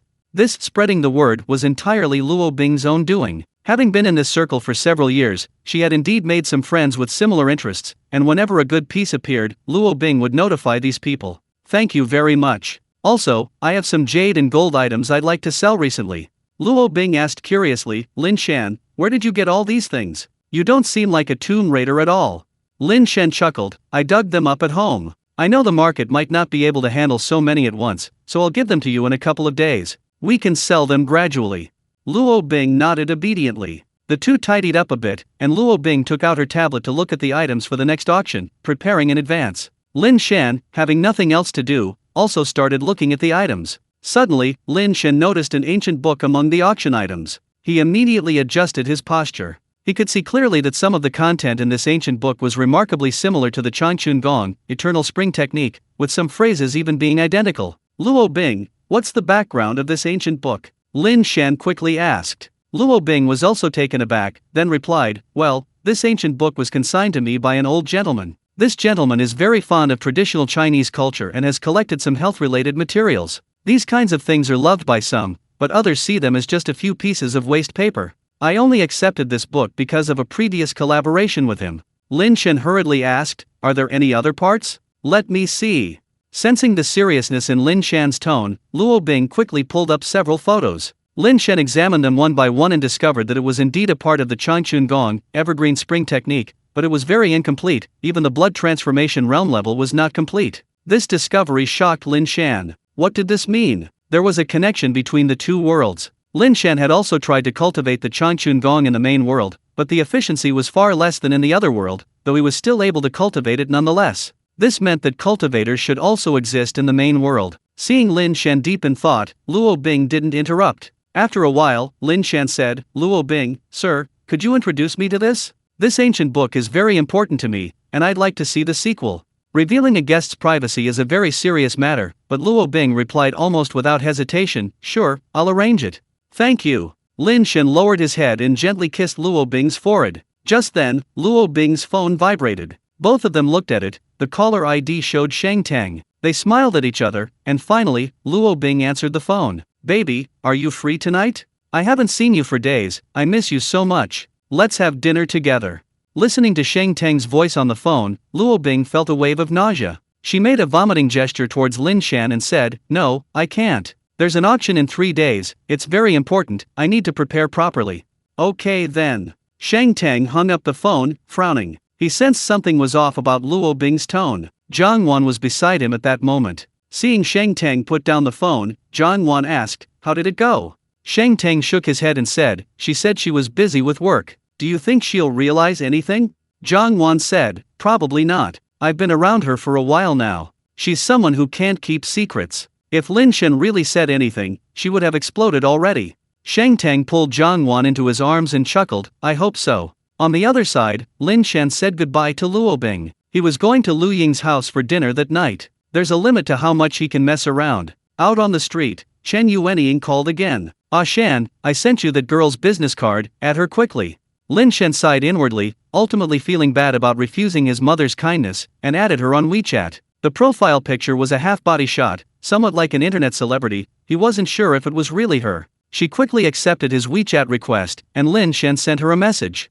"Hello, Lin Shan, introduced by Aunt Wu." Afterward, Lin Shan browsed her moments. Judging from her moments, she was indeed quite pretty, probably a 7 out of 10. But beauty filters are so heavy these days, he wondered what it would be like to meet her in person. A few minutes later, the other person replied, "Zhu Zhu." This was actually Lin Shan's first time going on a blind date, and he was struggling with how to reply when the other person said, "You're divorced now, right, and unemployed?" Lin Shan couldn't help but smile awkwardly and replied, "Yes, the divorce case will be in court soon." The other person continued, "So, will the house and such be divided between the woman and the other party?" Lin Shan replied, "That probably depends on the final outcome of the case. Do you have a car? I have a Honda. I don't think we're suitable, let's just forget about it." Lin Shan chuckled. This blind date had gone by rather quickly, but it was fine this way. He didn't want to waste time arguing with the other person, and this way, he could finally give his mother an explanation. It was already 4:30 p.m., which was about right. Lin Shan set off according to the location Lu Ying had sent him. Meanwhile, in Lu Ying's rented apartment, Lu Ying was wearing an apron and busy in the kitchen. In the living room, a woman was holding Lu Ying's Hermes bag, looking on with envy, and said, "Wow, Lu Ying, I'm so envious of you. When will I ever meet someone as rich as you?" If Lin Shan were here, he would be speechless with surprise, because the woman speaking to Lu Ying was the same woman he had just chatted with on WeChat. Zhu Zhu. Zhu Zhu was 28 years old this year. Not old, but certainly past a woman's prime. She wasn't a local and worked in corporate administration, living paycheck to paycheck. That's why she was still sharing an apartment with Lu Ying at this age. Lu Ying, busy in the kitchen, blushed upon hearing this and said, "Zhu Zhu, don't talk nonsense. We're just normal friends." Zhu Zhu scoffed, looking disdainful. "Friends? Lu Ying, how old are you? You still believe in that? Is there such a thing as pure friendship between a man and a woman? I don't believe it. He even gave you a gift like that. Can you say he doesn't have feelings for you? Hey, tell me, what's this guy like?" Zhu Zhu wasn't from Qiantang City, but wanted to stay, so she had always wanted to find a wealthy local. But while some wealthy locals might be foolish, their parents weren't. Although they dated a few men and made some money, these men would immediately disappear when marriage was mentioned. Zhu Zhu was getting anxious. Lu Ying glanced out the window, somewhat dazed. How should I put it? I didn't expect him to be so rich. Just a while ago he was worried about his father's medical expenses, but suddenly he seems so wealthy. It's a bit strange. How old is he? Lu Ying, 30. Has he ever been married? Lu Ying looked at Zhu Zhu helplessly, finally saying, "Yes, he was married, but divorced. His ex-wife was really awful." Zhu Zhu laughed and went into the kitchen, teasing, "Tisk tisk, you're already defending him. His ex-wife is really something. So rich, how could she divorce him? If it were me, I'd definitely keep that meal ticket." Lu Ying shook her head, sighing inwardly. Zhu Zhu's materialistic and pragmatic nature was something she had known for a long time, but she couldn't change it. Besides that, Zhu Zhu was an absolutely wonderful friend, which is why the two of them had been roommates for so long. "Let's not talk about him anymore. Isn't your suitor coming over for dinner later? What are you thinking? Him." Speaking of him, Zhu Zhu's expression turned somewhat helpless. She sighed softly. He's not a local, but his job is alright, passable. I'll investigate further. If there are no problems, then it'll be him. After saying that, she gave Lu Ying a meaningful look. Inviting the suitor over for dinner today was a way of giving him a little something, hoping he'd continue to be willingly pursued. But then she suddenly realized that compared to Lu Ying, she was like a bargain. Would her simp have other ideas after seeing someone like Lu Ying? Forget it, why worry about that? Lu Ying's older brother can definitely handle things. As for me, I should see if there's any way to establish a connection with this older brother. Lu Ying, don't blame me, okay? We can make money together, right? Just then, the doorbell rang. Lu Ying quickly said to Zuzu, Zuzu, it must be my friend. Could you open the door for me? Sure. Zuzu quickly stood up and opened the door. The person who entered was indeed Lin Shan. Lin Shan was momentarily stunned when he saw Zuzu, feeling that the woman in front of him looked familiar, but he couldn't remember where he had seen her before. Zuzu, in the same instant, sized up Lin Shan, thinking to herself, his clothes are all inexpensive, no expensive accessories. He doesn't look like a rich person, but that Hermes bag is definitely authentic. What's going on? Is he just a poor guy trying to appear wealthy? Many thoughts raced through her mind, but Zuzu didn't show it outwardly, saying very warmly, hello, please come in. Lin Shan smiled slightly, entered the house, and looked around. The house was a 3-bedroom, 1 living room apartment, with an area of about 70 square meters, very suitable for a family of 3. The decor was simple, warm, clean, and tidy. Hearing the sound, Lu Ying came out of the kitchen. Her long hair was tied back in a high ponytail, she wore an apron, and held a spatula, looking very domestic. Seeing Lin Shan arrive, she quickly said, Lin Shan, sit a little longer, it'll be ready soon. Lin Shan smiled, no rush, you go ahead and do your work. Lu Ying smiled sweetly and went back to the kitchen to continue cooking. After sitting down, Lin Shan noticed the woman opposite him was staring at him. After a while, Lin Shan suddenly remembered, wasn't this the woman he had just met on a blind date? Yes, that's right. Although the photo had filters and beauty effects, she wasn't that much different in person, about a 6 out of 10. However, it was clear she was a little older. This was truly awkward. Lin Shan hadn't expected his blind date to be Lu Ying's roommate. Zuzu, of course, had no idea that because Lin Shan didn't post any selfies on his WeChat moments, she had no idea that the tycoon sitting opposite her had already been politely turned down. Hello, I'm Lu Ying's roommate, my name is Zuzu. Zuzu extended her hand enthusiastically, a stark contrast to her WeChat persona. Lin Shan extended his hand and said, hello, Lin Shan. Lin Shan? Zuzu's heart skipped a beat. The name sounded familiar, but she didn't think too much of it. She glanced at the kitchen and said, you're really lucky today. Lu Ying's cooking is excellent. I've always said that even if she didn't become a doctor, she could easily make a fortune in any restaurant. We've been sharing an apartment for a year, and you're the first man she's invited to her place for dinner.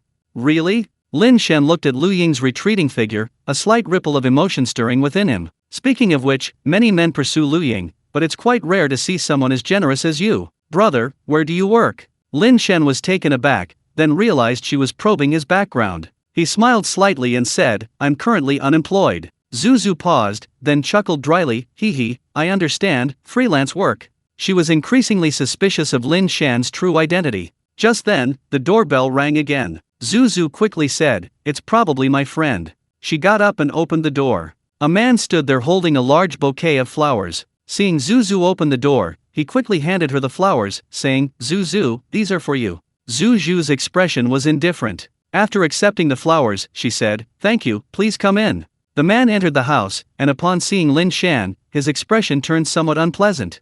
Zuzu, who is this man? The man who arrived was named Zhao He. He had been pursuing Zuzu for some time. Although he wasn't a local of Qiantang City, his job and salary were decent enough to settle down there. Most importantly, he genuinely wanted to marry her. As Zuzu got older, she had gradually become more accepting of certain things. Knowing that this man might be her limit, she decided to observe him for a while longer before agreeing to be with Zhao He. Hearing Zhao He's question, she replied, oh, this is my roommate's friend. Hearing that he wasn't related to Zuzu, Zhao He's expression softened. After sitting down, he extended his hand to Lin Shan in a friendly manner, saying, hello, friend, my name is Zhao He. Hello, Lin Shan. Lin Shan also extended his hand and shook hands with him. Actually, Zhao He gave him a familiar feeling. Lin Shan was in a daze for a while before he remembered, wasn't he just like this years ago when he had just entered society? Back then, Zhangwan had also observed him in this way. Could this Zuzu be another Zhangwan? Zhao He looked at Zuzu with eyes full of love. Lin Shan sighed inwardly, wondering if this young man's sincerity was the same as his own. Soon, Lu Ying brought all the remaining dishes to the table. When Zhao He saw Lu Ying, he was momentarily stunned. This was normal, any man with normal bodily functions couldn't resist Lu Ying's charm. However, Zhao He quickly composed himself and refused to look at Lu Ying again. After the dishes were placed on the table, Lu Ying kept putting food on Lin Shan's plate. Zhu couldn't help but tease, "Seriously, Lu Ying? Did you prepare all this food just for Lin Shan alone?" Lu Ying blushed again. After eating for a while, everyone started looking for topics to talk about. Zhao He took the initiative and asked, "Brother Lin, what kind of work are you doing now?" Lin Shan answered truthfully, "Right now, I'm unemployed, I don't have a job." Zhao He was taken aback. He looked at Lu Ying, then at Lin Shan, appearing somewhat incredulous. He didn't even want to glance at a woman like Lu Ying, because he knew very well that he was unworthy of her, utterly unworthy of her, and Lin Shan was Lu Ying's friend. He had expected the other party to say something like starting a business, or doing business. He hadn't expected Zhao He to directly admit to being unemployed, which left him somewhat at a loss for words. "And you, Zhao He, what do you do now?" Zhao He puffed out his chest and said, "Brother Lin, I'm a programmer." Lin Shan chuckled and said, "Programmers' salaries should be pretty good, right?" He had been a programmer himself before, so they knew each other quite well. Actually, he was deliberately trying to flatter Zhao He. Young man, he had been through that stage himself. Although he didn't know what Zhu would become in the future, at least for now, Zhao He wanted to try his best, and he was willing to help him. After all, this young man wasn't foolish enough to belittle him. A little help would be good. Zhao He felt a surge of superiority. "Not bad. I work for a medium-sized company now, earning about 400,000 a year. I also took advantage of the talent recruitment policy, so I'm guessing I'll buy a house in Xiantang City next year." He glanced at Zhu after speaking, though his words were actually directed at her. Zhu's eyes did indeed show a hint of anticipation after hearing this. Lin Shan said, "That's really impressive. In this day and age, buying a house in Xiantang City without relying on family." Zhao He felt he had met a kindred spirit and said with some emotion, "That's right. Many of my classmates are locals. They had houses right after graduation, or their families were wealthy enough to pay for their residency in Xiantang City right after graduation. But I'm not bad either. In a few years, I might not be worse off than them." Lu Ying looked at Lin Shan with a sigh, sensing a strange emotion emanating from him. Perhaps he saw himself from years ago. With Lin Shan's encouragement, Zhao He became more talkative, and his interaction with Zhu increased. Since no one had drunk alcohol, dinner was almost over by 6:30. At this point, Zhao He suggested, "Since it's still early, why don't we go for a walk around the neighborhood?" After saying that, he looked at Zhu and said, "Zhu, if there's anything you like, you can buy it. We haven't gone shopping together in a long time." Tonight, thanks to Lin Shan's encouragement, Zhu was less resistant to Zhao He, and even found him much more agreeable. Hearing this, she immediately agreed to Zhao He's suggestion, and Lin Shan and Lu Ying had no objections either. The four of them left the residential area and strolled into a nearby shopping mall. This mall was quite large. The second floor was almost entirely filled with clothing stores, including an LV store. Since arriving at the store, Zhu's eyes had practically never left the LV shop. Seeing this, Zhao He gritted his teeth and said, "Zhu, why don't we go inside and take a look?" Zhu looked at Zhao He with some surprise and said, "LV is very expensive, are you sure you can afford it?" Zhao He was going all out this time. He decided to launch his final offensive on Zhu today, so he said, "It's okay, an occasional purchase is fine." Hearing this, Zhu felt a touch of emotion, thinking to herself, "Well, he's not bad, maybe I'll go for him." She didn't refuse, and the group went inside LV. The merchandise was dazzling, almost overwhelming. Zhu walked around until she saw a bracelet. The bracelet was indeed exquisitely crafted. Wearing it would definitely make her look impressive. However, the price was too much to bear. A whopping 48,000 yuan. That was 5 months' salary for Zhu. Lin Shan noticed that Lu Ying's gaze was also lingering on the bracelet. Being a girl, she was inevitably drawn to it. She couldn't resist beautiful jewelry like this. Lin Shan secretly memorized the design, thinking that surprising Lu Ying later wouldn't be out of the question. Seeing Zhu's gaze fall on the jewelry, Zhao He's face paled slightly. Just as he was about to speak to her, a sales assistant approached. These sales assistants were all shrewd. They immediately recognized Zhao He as the one who would pay.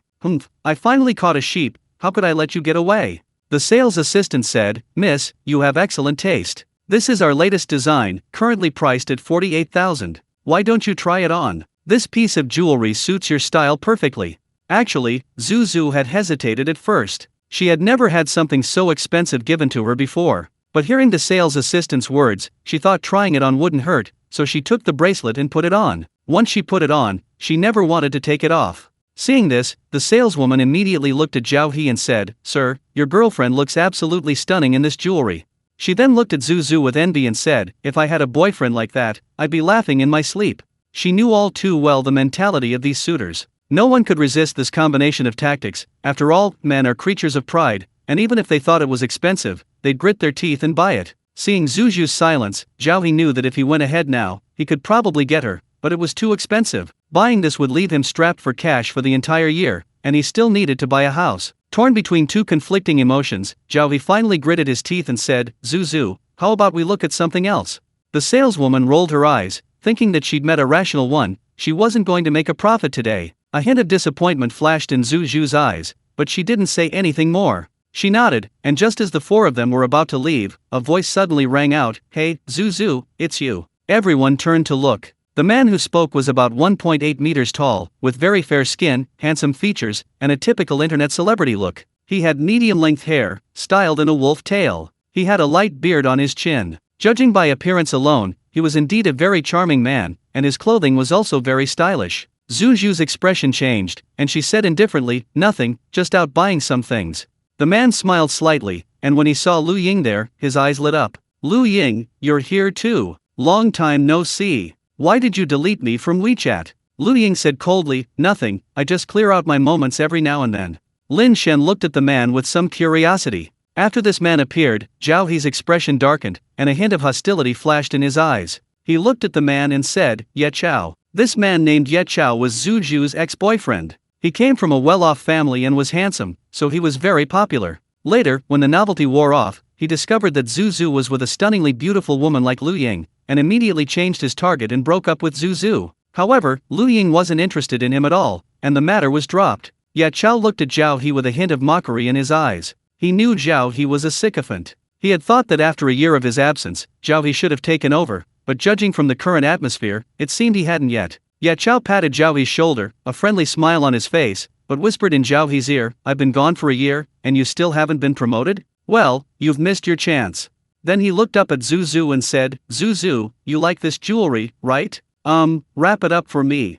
Zhao He's face turned deathly pale. He knew all too well how Ye Chao had so easily crushed him. Zhu Zhu had been devastated after their breakup, unable to move on. Ye Chao was her ideal man. With just a flick of his finger, Ye Chao could destroy all his efforts. Zhu Zhu's eyes instantly welled up with tears. Seeing that look in her eyes, Ye Chao knew this woman hadn't forgotten him, and his face grew even more smug. He was enjoying this kind of life. Seeing Lu Ying beside him, Ye Chao said, "Lu Ying, let me buy you one too." Actually, Lu Ying was his real target, but he hadn't had a chance to get close before. Today's meeting was a rare opportunity, and he had to seize it. Lin Shan shook his head, saying, "No need, brother. I'll get Lu Ying what she wants." Ye Chao was taken aback, sized up Lin Shan, and immediately frowned. In his opinion, although Lin Shan had a decent build, his clothes clearly indicated he wasn't wealthy. How could Lu Ying be associated with someone like that? He's probably just a self-absorbed simp. Ye Chao chuckled. "Uncle, don't blame me for not warning you, but don't try to impress someone you're not.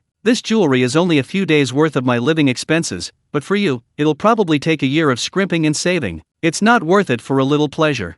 Besides..." Ye Chao looked at Lu Ying with a mocking expression. Even if you wanted to give it to her, she wouldn't want to accept it. He thought Lin Shan was just a delusional suitor, but to his surprise, Lu Ying immediately said, "If it's a gift from Lin Shan, I'll accept it. If it's from you, then forget it." Ye Chao was stunned. Lin Shan smiled faintly, took out his bank card, and handed it to the saleswoman, saying, "Wrap up these 2 pieces of jewelry." The saleswoman was overjoyed and quickly took the bank card and left. Lin Shan looked at Ye Chao and said, "It's always more convenient to use your own money." This was a veiled insult, implying that Ye Chao was just a spoiled rich kid relying entirely on his father. Ye Chao's face was terribly grim. He snorted and turned to leave. The sales assistant quickly returned with 2 exquisite little bags and handed them to Lin Shan, saying, "Sir, these are the items you purchased, and this is your bank card." "Thank you." Lin Shan took the bank card back and directly handed one of the small bags to Lu Ying, saying, "You said you'd accept any gift from me." This time, Lu Ying didn't hesitate for long before accepting the bag, a complex mix of emotions welling up inside her. She had to admit that she genuinely liked these things. She could have resisted if it were from someone like Ye Chao, but if the gift was from Lin Shan, she found she truly couldn't resist. As for the other bag, Lin Shan didn't give it directly to Zhu Zhu, but instead handed it to the dejected Zhao He. "Brother, although this is our first meeting, I feel we click. Actually, I was a programmer before I lost my job, haha. Here, take this. I hope you find a girl you like soon. Zhao He's eyes flickered, and he looked at Lin Shan with great gratitude. He knew very well that buying 2 items, one of which was just a side benefit. At this moment, Zhao He was incredibly glad that he hadn't mocked Lin Shan at all. What unemployed bum. This was clearly a nouveau riche. Nearly 100,000 yuan, paid off without even blinking, and he'd given Ye Chao a good slap in the face. Thank you, brother. Zhao He took the bag, feeling a long-lost sense of kindness in Qiantang City. He then handed the bag to Zhu Zhu, saying, Zhu Zhu, this is for you. Lin Shan sighed inwardly. He had clearly seen Zhu Zhu's interest. At that moment, Ye Chao could easily have won her over if he had wanted to. Lin Shan gave the bag to Zhao He, hoping he would make his own choice again. Since Zhao He still chose Zhu Zhu, he could only respect and offer his blessings. Zhu Zhu's expression was complex. She finally accepted the bag from Zhao He, but her gaze lingered on Lin Shan. She couldn't help but think that if she had been more patient from the beginning and chatted a little longer, even if she couldn't develop a relationship with Lin Shan, at least they could have become more familiar. Sigh, who knew this guy was so low-key? But since he's hooked up with Lu Ying, he probably doesn't even look at me. Zhu Zhu sighed softly, suppressing her complicated emotions. The 4 of them returned to their lodgings, and then Zhao He and Lin Shan said goodbye and left. Upon returning home, Lin Shan immediately arrived in the other world. The days he was away were anything but peaceful in Sanwen County. Qingfeng Village was finally history. Lin Shan's reason for leaving during this time was actually to avoid the limelight. He didn't want to leave too deep an impression on Ling Yuchang. He appeared in his bedroom. Before leaving, Lin Shan had specifically instructed Xiao Dai not to enter his room. Lin Shan pushed open the door and stepped outside, startled by the sight of his room, wondering if he'd come to the wrong place. It was incredibly clean. His room was a typical mud brick house from feudal times, its walls worn and faded, but now they were spotless, almost like ceramic tiles. The floor was also immaculate. Things were neatly arranged, and a faint fragrance filled the air. Lin Shan then walked into the courtyard. The courtyard was similarly spotless. Just then, the door to a nearby room opened, and Xiao Dai came out carrying a broom. Seeing Lin Shan, she awkwardly bowed and said, Master. She had changed her clothes, though still coarse cloth, at least they weren't tattered. The birthmark on her face was clearly visible, but she didn't seem to mind, pulling her hair up and openly displaying it. Lin Shan said, You kept the courtyard very clean while I was away, that's good. After saying that, Lin Shan took out 3 taels of silver and gave it to Xiao Dai, saying, I won't be here for long. Take care of your own food, clothing, and other necessities. If you need money elsewhere, just tell me. Xiao Dai stared blankly at the loose silver in front of her. She hadn't received such treatment back at the Zhao family. Although the Zhao family was wealthy, very few were truly generous. After she went there, she almost never had a full meal, and she was always given the dirtiest and most tiring work. Several times, she even felt that death would have been better. But the mission she carried prevented her from making a firm decision. Xiao Dai shook her head and said, Thank you, sir, but I still have a lot of surplus from what you gave me before. I can use it for a long time. Lin Shan didn't insist, but instead said, I haven't asked you before where you're from, or if you have any other family members. Xiao Dai lowered her head and said, No, sir. I came here as a refugee, my family all died on the way. Lin Shan didn't suspect anything. In this era, such stories were all too common. Lin Shan turned and opened the courtyard gate. Yin Zaiwei was not far away. He had set up a shed and often kept watch there. Of course, nothing much had happened these days, except that Xiao Qiang would occasionally send messages, which Yin Zaiwei always received. Seeing Lin Shan appear, Yin Zaiwei quickly ran over and said to Lin Shan, Master, yesterday Master Xiao sent a letter. He said that old Master Lu couldn't come to see you, but he sent you a letter, which is here. He handed a letter to Lin Shan, who took it and eagerly opened it. He had previously asked Xiao Qiang to help him find Lu Yun. Lin Shan had a vague feeling that Lu Yun wasn't as ordinary as he claimed. Lin Shan asked Xiao Qiang to investigate Lu Yun. The investigation indeed uncovered some problems. Lu Yun wasn't a local. He had suddenly appeared in the surrounding area 30 years ago, and no one knew what Lu Yun did before that. After arriving here, he began treating patients and saving lives, earning a great reputation. Lin Shan flipped through the letter, quickly finished reading it, and sighed softly. Lu Yun had already guessed that Lin Shan wanted the subsequent bone forging chapter of the Changchun Gong, Eternal Spring skill, from him, but Lu Yun didn't have it. He only said that if fate allowed, he would find a fragment of the Changchun Gong, which was essentially meaningless. Lin Shan arrived at the Xiao residence. After a brief introduction, Lin Shan immediately met Xiao Qiang in the main hall. Upon seeing each other, Xiao Qiang smiled and said, Brother Lin, many people have wanted to see you these past few days. Lin Shan had distinguished himself in the battle at Qingfeng Village, and everyone knew of the Lin family's new retainer. It was normal for some to want to get close to him. Just now, Lin Shan had seen the visiting cards from the other two major families in the letter Yin Ziwei had received. The letters were very sincere, hoping Lin Shan would do him the honor of having a meal. However, since he had already decided to cooperate with Xiao Qiang, Lin Shan wouldn't waver. This time, besides Lu Yun's matter, he had another matter to discuss with Xiao Qiang: making money. With chaos reigning, what business is most profitable in such a turbulent era? Lin Shan believes the arms trade is a very lucrative business. The future world possesses iron smelting technology far surpassing that of this other world, and its industrialized production lines are far more efficient than those of today. Lin Shan plans to engage in this business with the imperial court. However, he certainly cannot sustain it alone, so he needs to find Xiao Qiang to cooperate with. The two sat down in the side hall. Before Lin Shan could speak, Xiao Qiang said, "Lin Shan, Ling Yuchang has approached me many times before. He hopes you can go to Sanwen County to be a captain of the infantry." Lin Shan refused without hesitation, saying, "Brother Xiao, you know my situation. I'm rarely here. How could I possibly do that?" But after a moment's thought, Xiao Qiang said, "I actually hope you'll take the position of captain of the infantry. Actually, battles like the one at Qingfeng village only happen once every few years. The captain's usual duties will naturally be handled by others. Ling Yuchang's move is still to win you over, and I hope you agree for two reasons." Xiao Qiang held up a finger, saying, "First, although Ling Yuchang is quite cunning, he is ultimately a man of principle. He has concerns about us, but he also wants to win us over. By making you a captain of the infantry, our Xiao family will have a deeper connection with him, which will more or less dispel his suspicions. And the second." Xiao Qiang's eyes flashed, "Chaos is imminent. Although I, Xiao Qiang, have no great ambitions, I still hope to protect myself and my family. The position of infantry captain is a good opportunity to cultivate some loyal followers. Lin Shan, I hope you can seize these opportunities and gather some trustworthy people." Lin Shan immediately understood Xiao Qiang's meaning and frowned, saying, "In that case, I'll consider it." Xiao Qiang's 2 points were actually quite reasonable. Moreover, having an official status would be much more advantageous if he wanted to do business with the imperial court. Thinking this, Lin Shan nodded and said, "Brother Xiao, if that's the case, I'll take the position of infantry captain." Xiao Qiang was overjoyed and said, "That's good. How about we go to Sanwen County together tomorrow?" Lin Shan nodded and then spoke of his own affairs. "Brother Xiao, there's something I'd like to discuss with you." Xiao Qiang immediately adopted a serious listening posture. After spending these days together, he had a basic understanding of Lin Shan. Lin Shan wasn't someone who liked to owe favors, he valued relationships highly, and once he owed someone a favor, he would definitely find a way to repay it. Therefore, Xiao Qiang took Lin Shan's suggestion very seriously. Lin Shan said, "A few days ago, while working with the government troops, I noticed that their armor and weapons were quite worn out. Brother Xiao, I have some excellent weapons I can provide. Do you think we could establish a trade route with the government?" Xiao Qiang was dumbfounded, staring blankly at Lin Shan. Lin Shan wasn't surprised. He knew that in ancient times, the weapon forging business was almost entirely monopolized by the imperial court. Private blacksmith shops could only forge weapons when summoned by the government. In ancient times, possessing armor was a serious crime. Xiao Qiang's expression clearly showed his disbelief that Lin Shan had a channel to supply weapons. After a long while, Xiao Qiang looked at Lin Shan with a complicated expression, then stood up and said, "Brother Lin, let's talk in my study."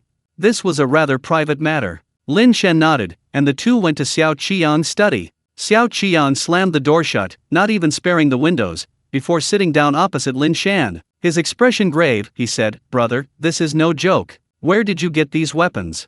Upon asking this, Xiao Qiang immediately realized his abruptness. Lin Shan was incredibly mysterious, appearing and disappearing without a trace. Wasn't his question interrogating him? So he quickly replied, "It's not that I don't trust you, it's just that this kind of business is either large-scale or small-scale, otherwise, it's meaningless." Lin Shan said, "The quantity is naturally large, and my weapons are far superior in quality to the rubbish from the imperial court." Xiao Qiang frowned and thought for a moment, then said, "All right, brother, I believe you wouldn't make something out of nothing. In that case, how about we take your things with us when we see the magistrate tomorrow? Let Ling Yuchang take a look and then make a decision." Lin Shan shook his head, saying, "Tomorrow might be too rushed. Give me 7 days. I'll bring samples, and then we'll go see Ling Yuchang together."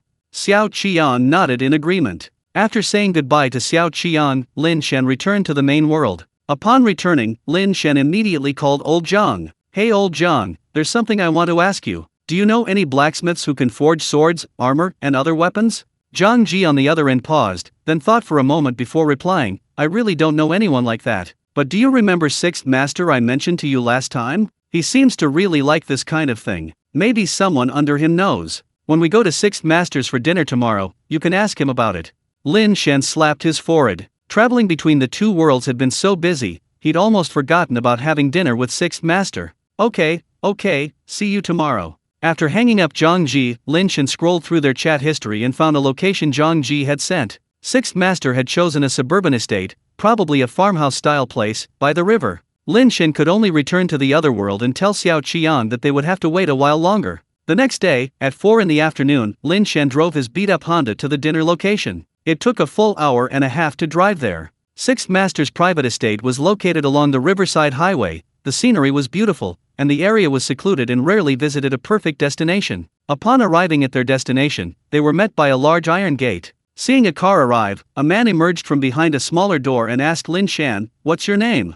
Sixth Master's club was frequented by friends, so security was extremely tight. Lin Shan answered truthfully, "Lin Shan." The man flipped through a small booklet in his hand, his expression immediately changing to one of obsequiousness. "Oh, it's Mr. Lin. I'll open the gate right away." He then opened the large iron gate, glancing at Lin Shan's Honda, and couldn't help but think to himself, "I've been guarding this gate for years, and this is the first time I've seen someone drive a car like this to a restaurant." Lin Shan ignored the man's gaze and parked his car in the parking lot. The private club was huge. After getting out of the car, Lin Shan saw several large ponds with a few fishermen fishing. Next to them was a restaurant, which Lin Shan was observing. A female voice sounded behind him, "Hello, sir." Lin Shan turned around and saw a young woman in a cheongsam looking at him. This girl had a great figure and beautiful face. If she were to go out and do live streaming, she could probably earn a lot of money, but instead, she was working as a waitress here. "Hello, I have an appointment with Sixth Master for dinner, but I don't know which private room it is." The girl smiled sweetly and said, "Please follow me." Lin Shan nodded and followed behind her. Sixth Master's restaurants were all made of driftwood, floating on the ponds, giving them a unique charm. Finally, the girl led Lin Shan into an antique-style private room. Zhang Ji was already there. Seeing Lin Shan, he said, "Oh, you're here. Have a seat." Lin Shan sat down next to Zhang Ji and remarked, "Sixth Master, you've really got some serious connections. One of the waitresses outside is better than 99% of the female anchors." Zhang Ji, with a "you've never seen anything like this" look, replied, "Of course. I heard Sixth Master spent a small fortune to get this place. The waitress who just brought you here earns 30,000 a month. Anyone who can get into this place isn't ordinary."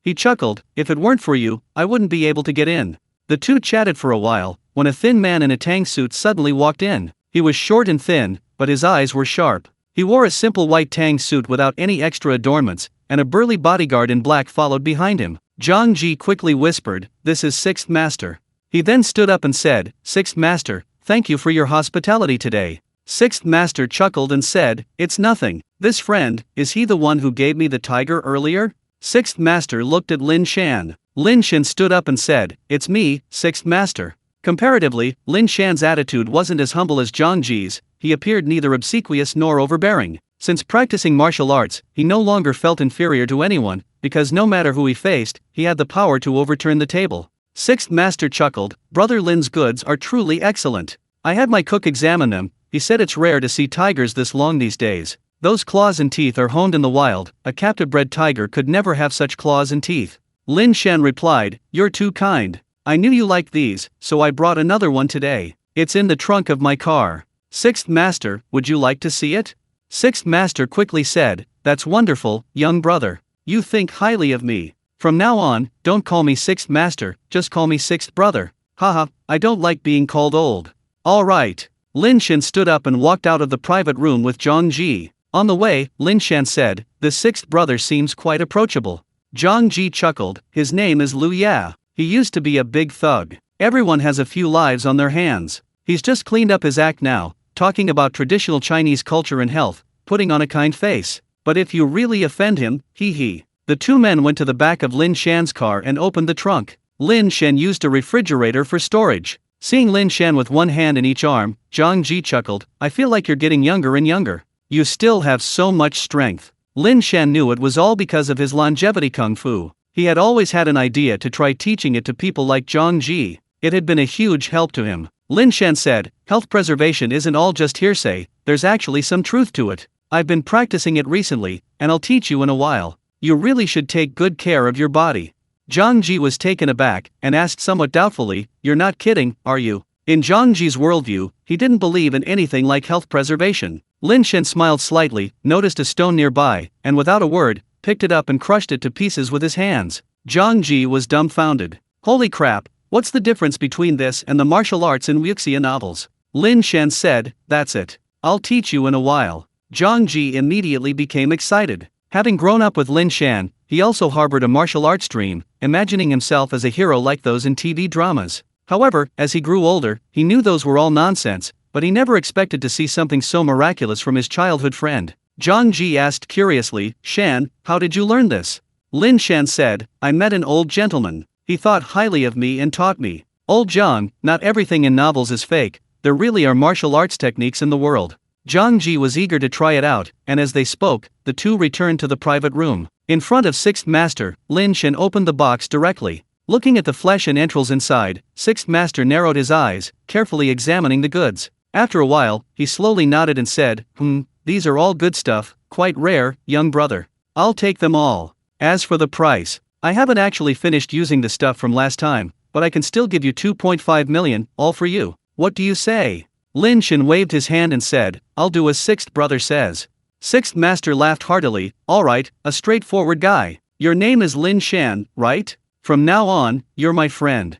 Then, Lu Ya called out, "Call Xiao Bai over here." The waitress outside the room immediately left in her high heels. A moment later, Lin Shan saw a tall woman in an office lady outfit walk in. This woman had an exceptionally striking figure. She was like a ripe peach, exuding captivating charm. Lin Shan and Zhang Ji exchanged a glance, both having the same thought. With such a bewitching woman by their side, no wonder Lu Ya needed tiger penis so much. Lu Ya pointed at Lin Shan and said, "Xiao Bai, transfer 2.5 million to this brother."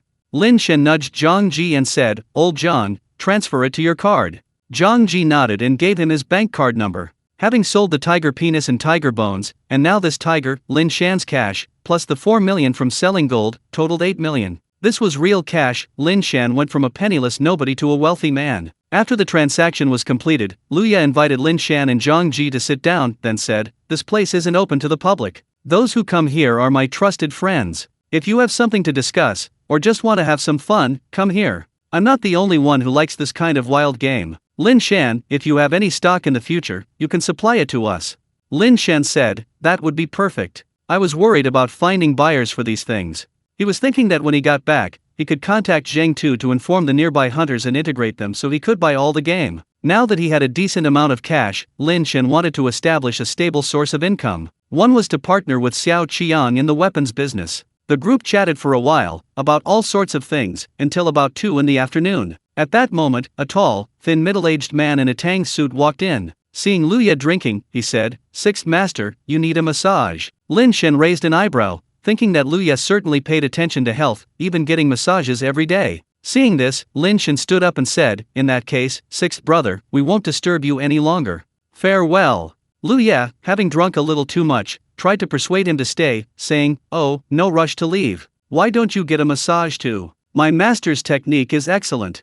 This was really just a polite way of putting it, but Zhang Ji, perhaps also a bit drunk, nodded and said, "Sure, Sixth Brother, let us enjoy your treatment too." Lu Ya was taken aback, not expecting Zhang Ji to take advantage of the situation, but he wasn't annoyed. He chuckled and said, "Alright, let this little fatso enjoy himself too." After saying that, he said to the middle-aged man, "Old Huang, give these 2 young brothers a massage too." Old Huang seemed reluctant, but out of respect for Lu Ya, he nodded and said, "Okay, Sixth Master, whatever you say." This private room seemed to be Lu Ya's private space. Behind the screen was a massage bed. Lu Ya didn't mind the others, took off his shirt, and lay down on it. This old guy is incredibly thin, he's basically just skin and bones. After Lu Ya lay down, the middle-aged man named Lao Huang walked to his side, gently placed his hands on Lu Ya's back, and began to pat it slowly. With each pat, Lu Ya would occasionally groan. Zhang Ji watched with great interest, but Lin Shan frowned, because he realized that Lao Huang was clearly trying to harm someone. Lin Shan observed for a while, then said, "You're doing it wrong."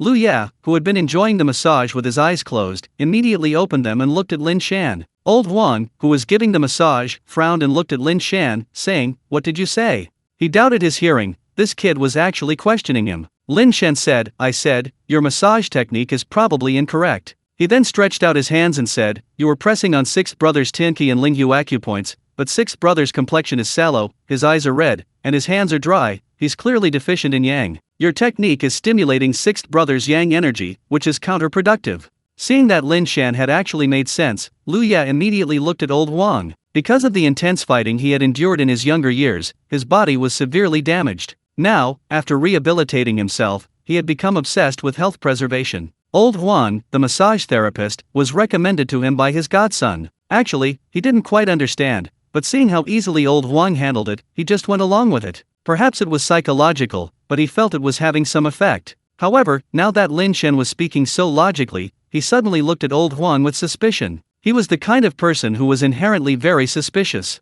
A barely perceptible hint of panic flashed in old Huang's eyes as he said, "What nonsense are you spouting? You're so young, what do you know? Sixth master, don't listen to this kid's nonsense." Nonsense. Lin Shan chuckled, squinting at the man, and said, "If it were anyone else, I'd pretend I didn't see it, but since it's sixth brother, I can't play dumb. Sixth brother, let me ask you, these past few days, have you felt a burning sensation in your lower abdomen every night?"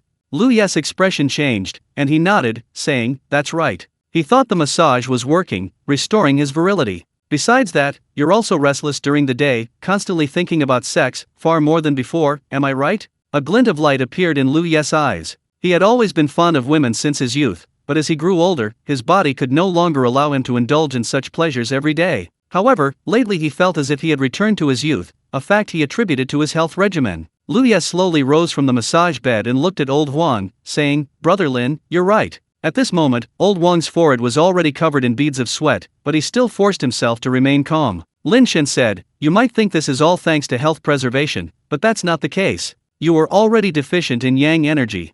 Forcibly stimulating your yang energy is actually depleting your reserves. You might be able to indulge in nightly revelry for the next 2 years, but it won't be long before you're plagued by serious illness." Upon hearing this, the bodyguard in black suddenly grabbed old Huang's shoulder. Old Huang trembled and looked at Lu Ya, saying, "Sixth master, please don't listen to his nonsense. These are all baseless rumors." Lu Ya's eyes flickered, but he didn't reply. Lin Shan then said, "Sixth master, I'm saying all this only because you consider me a friend. If you trust me, how about I give you a massage? I can't guarantee immediate results, but it should make you feel better. Your lower back has been quite sore these days, hasn't it?"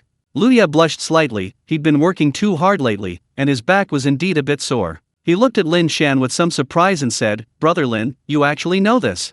"It was all thanks to the everlasting spring kung fu." Lin Shan smiled and said, "A little, sixth master. Want to try?" Although they hadn't known each other long, Lu Ya sensed that Lin Shan wasn't one to talk the talk. After a moment's thought, he nodded and said, "Sure, then I'll trouble you, brother Linear." After saying that, he lay back down on the massage bed, while old Huang, already restrained by the bodyguards, was sweating profusely. Zhang Ji, watching from the side, was completely dumbfounded. He saw Lin Shan slowly walk to Lu Ya's side, place his hands on Lu Ya's back, and activate the everlasting spring kung fu. Lu Ya immediately felt a warm sensation on both sides of his lower back, which felt very comfortable. The aches and pains he'd been experiencing lately had indeed eased considerably. Lin Shan then continued to pat and press. Lu Ya closed his eyes tightly. Although he didn't know the intricacies of the massage, this one moment was enough to convince him that Lin Shan wasn't deceiving him. Old Huang really did have a problem. A dozen minutes later, Lin Shan withdrew his hands and said, "Sixth brother, it's done." Lu Ya stood up, sighing, "I've never enjoyed such good massage in my life. Brother Lin, with your skills alone, you'll be set for life. Sixth brother, you're too kind. I can give you a massage in the future too." "That would be wonderful." Lu Ya nodded happily, then looked at the sweating old Huang beside him. The smile on Lu Ya's face vanished instantly, replaced by a chilling killing intent. Zhang Ji couldn't help but tremble, while Lin Shan remained calm. After all, he had seen blood. Lu Ya was even more astonished by this scene. This kid's got some nerve. Thinking to himself, Lu Ya asked, "Old Huang, who ordered you to do this?" Old Huang trembled uncontrollably, replying, "Sixth master, perhaps my skills are lacking, but I truly didn't mean to." Lu Ya shook his head. "Did third brother order you to do it?"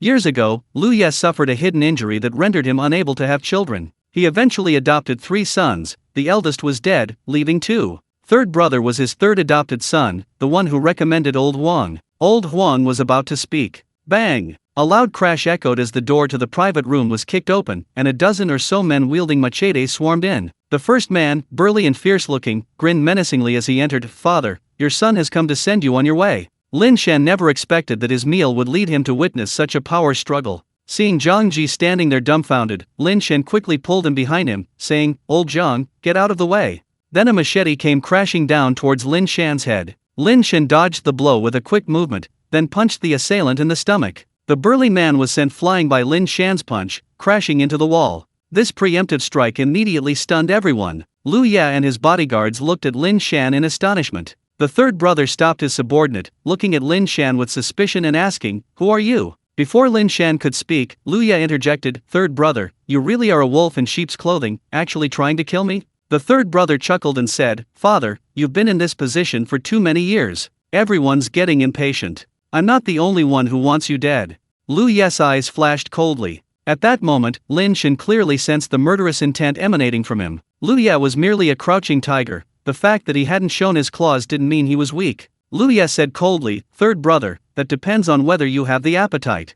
Betrayed by his adopted son, Lu Ye remained remarkably calm, without complaining or cursing. The third brother said with a sigh, "Dad, over the years, many people have said you've grown old, but in my eyes, you're still the same person you were back then. Even now, you haven't given up." After his sigh, the third brother suddenly looked at Lin Shan and said, "Brother, I have no conflict with you, and this matter has nothing to do with you. If you leave now, after this is settled, I'll hand over 10 million with both hands." He had been planning this for several years, slowly infiltrating Lu Ye's security detail, sending women to whisper sweet nothings in Lu Ye's ear, finally finding this opportunity. He thought everything was foolproof, but he hadn't expected Lin Shan to be such a variable. Just from Lin Shan's attack, the third brother knew Lin Shan was no ordinary person. At his level, he understood the world wasn't so simple. There existed people with superhuman strength, like the heroes in martial arts novels. Lu Ye chuckled, "Third brother, 10 million is too stingy. You've followed me for so long, is this how I taught you? Brother Lin, if you can save my life today, 30 million, Lu Ye will offer it to you with both hands."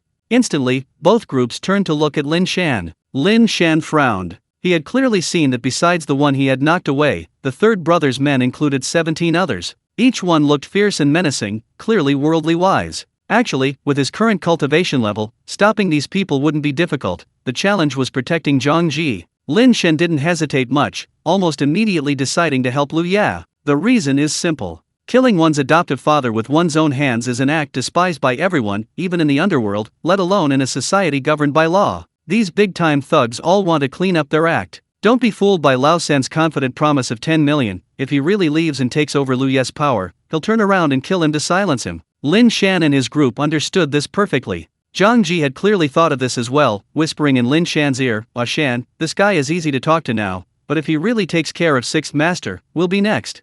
Zhang Ji's heart pounded. He was just an ordinary person. Before today, he always thought such scenes only existed in movies. Seeing Lin Shan and Zhang Ji talking, Lu Ye's eyes flashed, and he spoke up, "Brother Lin, little fatty, you two witnessed his patricide. Do you think he'll let you two go?" As expected of the old fox, a simple sentence instantly rendered all of the third brother's efforts meaningless. In truth, Lu Ye wasn't as calm as he appeared. Having just witnessed Lin Shan's display of skill, he knew Lin Shan was indeed a master. His bodyguards, though skilled, were still just ordinary people. They could fight their way out, but protecting him would be a different story. He was indeed a killing machine in his youth, but now, older and pampered for too long, he'd lost that edge. If he wanted to survive today, he had to win over Lin Shan. The third brother said in a deep voice, "I mean what I say, I will never lay a hand on you." But at their age, they understood that promises were too empty. Lin Shan said to Zhang Ji, "When the fight starts, jump out the window and run. Their target is Sixth Master, they shouldn't bother you." Zhang Ji nodded. Then, Lin Shan said to the third brother, "I need to think about it some more." The third brother said impatiently, "You'd better hurry."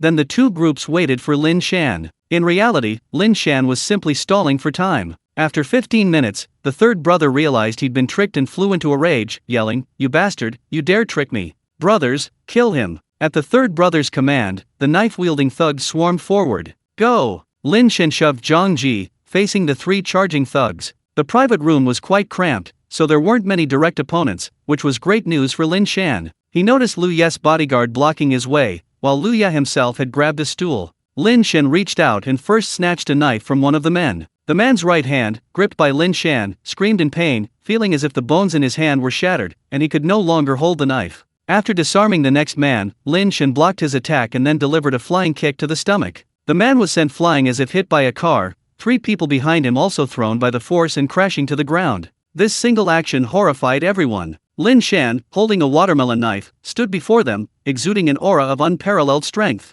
Holy crap, that's so damn cool. Zhang Ji, who had been lying on the windowsill, had originally planned to run away, but seeing Lin Shan's imposing presence, he instantly forgot. Seeing his side's morale plummet, the third brother knew that if they couldn't take down Lin Shan now, they were doomed. Without hesitation, he drew his knife and stepped forward, shouting, "Kill him." Two trusted henchmen immediately followed him. The moment the third brother appeared, Lin Shan sensed something unusual. This man's movements were light, as if he had practiced martial arts. But that was all. He posed no threat to Lin Shan. Because Lin Shan was too fast, he lunged forward in a flash. The third brother only saw a blur before his eyes, followed by a sharp pain in his lower abdomen as Lin Shan's fist landed there. The third brother gagged, instantly losing all strength, and collapsed to the ground, staring at Lin Shan in disbelief. The other two, who were about to attack, hesitated upon seeing their leader kneel. Lu Ye and his bodyguards had mixed feelings. They had expected a fierce battle, but Lin Shan had resolved the crisis so easily. Just then, a series of footsteps sounded outside. Sixth Master. Along with them were many shouts. Lin Shan knew immediately that Lu Ye's reinforcements had arrived. There were no fewer than 100 men outside. The third brother, pale-faced, gave a self-deprecating laugh and looked at Lin Shan, saying, "I never thought I'd fall into your hands." His men were all deathly pale. At this moment, Lu Ye said, "Throw away your knives, and I'll let bygones be bygones today." These words shattered the last line of defense in these men's hearts. Without further hesitation, they dropped their weapons and looked at Lu Ye. Then, the men outside rushed in, subdued them all, and took them away. The third brother was also subdued by Lu Ye's bodyguards and brought before him. "Third brother, do you have anything to say?" Lu Ye asked slowly. The third brother said expressionlessly, "It's all about the victor and the loser." Lu Ye's facial muscles twitched. This adopted son had once been his brother's son. He had no descendants, and in his heart, he had been raising him as his heir. But he hadn't expected this scene to unfold. Lu Ye remained silent for a long time before finally saying, "What's mine is yours, why rush things?" The third son shook his head, saying, "Dad, my men and I can't wait any longer. Who will be the future head of the family, the second son or me? You haven't made a decision yet, so people are bound to overthink. Now that I've fallen, it's for the best. The second son doesn't need to worry anymore." Lin Shan noticed Lu Ye's face darken instantly. Many people were watching, but Lu Ye remained silent, and no one dared to punish the third son without authorization. After a while, Lu Ye finally said, "Old Wu, take him away and keep a close watch on him." Old Wu, Lu Ye's bodyguard, immediately replied, "Yes, boss." Then, he led the third son away. At that moment, an excited voice suddenly came from outside. "Dad!" Lin Shan turned around and saw a tall, thin middle-aged man rush in. He looked to be in his 30s. Seeing Lu Ye unharmed, tears welled in his eyes, and he knelt before Lu Ye, saying, "Dad, I'm so glad you're all right. I knew what the third son had done, so I came right away." "That beast." Lu Ye looked at his second son, his eyes filled with complex emotions, and said, "I'm fine. You're busy right now, go back to your work." The second son hesitated for a moment, then said, "Dad, let me stay here with you." Lu Ye smiled slightly and said, "I've seen it all." "What, are you afraid I'll be scared? Go ahead." Hearing this, the second son had no choice but to get up and say, "All right, Dad." Then, he slowly left. After the second brother left, Lu Ye looked utterly exhausted. He waved his hand and said, "You can all leave now." Everyone left the private room. Zhang Ji and Lin Shan exchanged a glance, intending to leave as well. They had originally wanted to discuss the blacksmithing with Lu Ye, but given what had happened, they couldn't bring themselves to speak. They would visit again another time. However, as the two reached the door, Lu Ye said, "Brother Lin, little fatty, don't rush off. Stay and keep this old man company a little longer." Having heard this, Lin Shan and Zhang Ji had no choice but to stay. Only the three of them remained in the large room. Fortunately, the bodyguard, Old Wu, returned quickly. Lu Ye asked, "Did the third brother say anything?" Old Wu shook his head. Lu Ye sighed softly and suddenly said, "The second brother lingered there, probably wanting to see how I would deal with the third brother. He must be hoping for his death." Lin Shan and Zhang Ji remained silent. This involved a power struggle within their group, and as outsiders, it wasn't appropriate for them to comment. After speaking, Lu Ye chuckled and said to Lin Shan, "Brother Lin, I'm sorry you had to witness this." Lin Shan shook his head and said, "Sixth brother, with such a large family and business, things are bound to go wrong. Please take it easy." Lu Ye sighed, "Yes, taking care of yourself is the most important thing. Brother Lin, thank you so much today. If it weren't for you, I'd definitely be dead here. As I said before, 30 million, not a penny less. You'll be my savior in the future. No matter what, I, Lu Ye, will do it for you." This promise was undeniably weighty. The figure of 30 million did indeed tempt Lin Shan. However, he quickly thought of Xiao Qiang's matter. If he took all 30 million, Lu Ye wouldn't refuse, but the friendship would fade, and it would become purely a business deal. If he truly wanted to befriend Lu Ye, he couldn't accept all 30 million. Thinking this, Lin Shan said, "Sixth brother, I consider you a friend. If you say that, it's like you're treating me like a hired hand who gets paid." Lu Ye gave Lin Shan a deep look. He naturally understood Lin Shan's meaning. This kid is no ordinary person. 30 million, and he can just give it up like that? I didn't have that kind of composure back then, and he also has that kind of skill. I must make good friends with him. Lu Ye nodded and said, "Haha, that's right. I was confused, brother. Since that's the case, I'll give you 10 million as a tea fee. I hope you won't refuse." Lin Shan, seeing that he was being generous, nodded and said, "Then thank you very much, elder brother." The private room was immediately filled with a cheerful atmosphere, and old Wu's gaze towards Lin Shan became more affectionate. Lu Ye said, "It's truly a pleasure to meet you today, brother. Don't go anywhere else for lunch tomorrow, just stay here." Lin Shan replied, "It would be impolite to refuse." Lu Ye quickly got up and went outside, instructing the waiter, "Prepare a table full of the best food and wine. Tomorrow at noon, I'm going to drink with this new brother until we're both completely drunk." The waiter nodded and hurried away. At this point, Lin Shan felt it was about time to speak, so he said, "Brother, there's something I need your help with." Lu Ye waved his hand and said, "Go ahead." Lin Shan chuckled and said, "Brother, I'm interested in ancient swords and armor. I heard you know some craftsmen who can make these things, and I'd like to ask you to introduce me to them." Lu Ye replied, "I thought it was something important. It's like this. A couple of years ago, I also became interested in these things, so I hired a few people, supposedly using some ancient craftsmanship. I'm still supporting them. I'll let them know, and you can just go over there when you have time." After saying this, Lu Ye made a phone call in front of Lin Shan and then gave him the contact information of the craftsman. This put Lin Shan's mind at ease. Then, the group chatted in the private room until late at night, and Lin Shan returned to his room. The guest rooms here at Lu Ye's place are all built to the highest hotel standards, extremely luxurious. A woman was already waiting for Lin Shan in the room. Seeing the blank look on Lin Shan's face, the woman said, "Mr. Lin, don't you like me?" Lin Shan expressionlessly pulled the blanket over her and said, "You're very charming, but I don't like it this way." "It's okay, I'll talk to sixth brother, he won't blame you." Seeing that Lin Shan had said that, the woman didn't insist anymore, silently got dressed, and left. Lin Shan slept soundly through the night. The next day, Lin Shan went out early, strolled around the estate, and returned just in time to see Zhang Ji with dark circles under his eyes. Lin Shan smiled and said, "Old Zhang, looks like you were working hard last night." Zhang Ji chuckled and said, "What, didn't you?" Lin Shan shook his head. Zhang Ji knew Lin Shan's character and anticipated this outcome, jokingly saying, "I don't have your self-control. If it's offered to me, why would I refuse?" After a few words, Xiao Bai, the one who had transferred money to Lin Shan the other day, gracefully approached. Seeing them, he said, "Brother Shan, Brother Zhang, Sixth Master sent me to invite you two to dinner."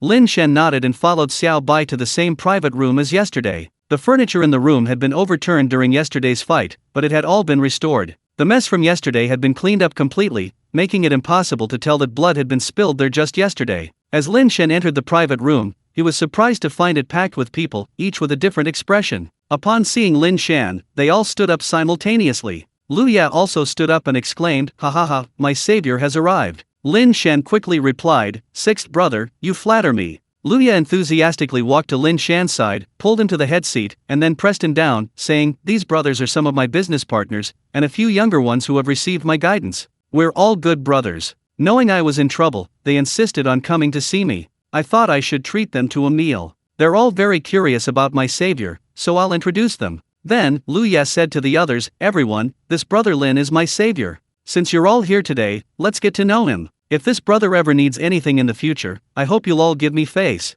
Hearing this, Lin Shan understood. Those seated here today are all members of Lu Ye's inner circle, either having received his patronage or having deep-seated conflicts of interest. Lu Ye's actions are clearly aimed at helping him expand his network. They were all incredibly enthusiastic, repeatedly saying definitely, definitely, and then taking turns adding Lin Shan on WeChat. Lin Shan sat there, feeling a sense of disorientation. Just a few days ago, any one of these people was someone he couldn't even approach, but now they were lining up to add him. After adding everyone, the banquet continued. People kept toasting Lin Shan, and finally, Lin Shan had no choice but to use his inner energy to force the wine out of his mouth, thus avoiding making a fool of himself. Luya, already quite drunk, patted Lin Shan's shoulder and said, "Look at this brother of mine, not only is he skilled in martial arts, but his alcohol tolerance is also phenomenal. He downed 2 gin, 1 kilogram, and is like nothing happened." The drinking session lasted until 3 p.m. Lin Shan was still holding up, but Zhang Ji was completely unconscious, so Lin Shan had to stay and keep him company as he sobered up. After helping Zhang Ji back to his room, Zhang Ji lay on the bed and sighed, "Ah Shan, you've really made something of yourself now. Just now, that guy sitting next to me, do you know who he was?" Lin Shan frowned and tried to recall. The person sitting next to Zhang Ji was bald with a scar on his head, but he looked very friendly. "Who is it?" Zhang Ji rolled over, his eyes still blurry with drunkenness, and said, "Do you remember the Louis Club I used to frequent?"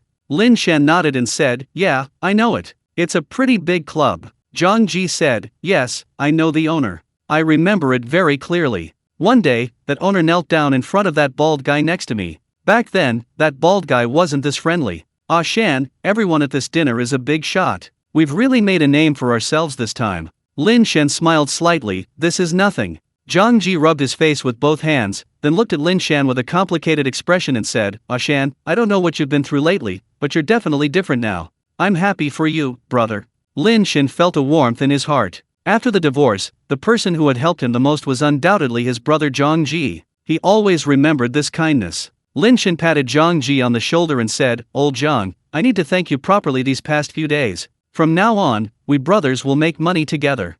Zhang Ji chuckled, closed his eyes, and fell asleep. Zhang Ji slept until the next day before recovering. Lin Shan, preoccupied with the blacksmith's matter, said goodbye to Luya the next day and went straight to the blacksmith's workshop. Still in the suburbs, after searching for a long time using the navigation, Lin Shan found a few low-rise bungalows. A sign at the entrance read Hung He Workshop. Lin Shan went inside and bumped into a long-haired man in work clothes. The man, seeing Lin Shan, asked, "Who are you looking for?"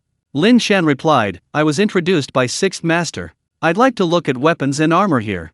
The man suddenly realized, "Oh, it's Brother Shan. Hello, hello. My name is Gang Hao, you can just call me Lao Gang." Clearly, Luya had already informed Gang Hao beforehand. Lin Shan looked around and could still see some swords hanging in the shed. He went inside. Most of the swords were the same designs he'd seen on television. Lin Shan picked up a goosefeather saber, swung it a couple of times, and then asked, "Old Gang, do you think our swords are sharper now, or are they sharper back then?"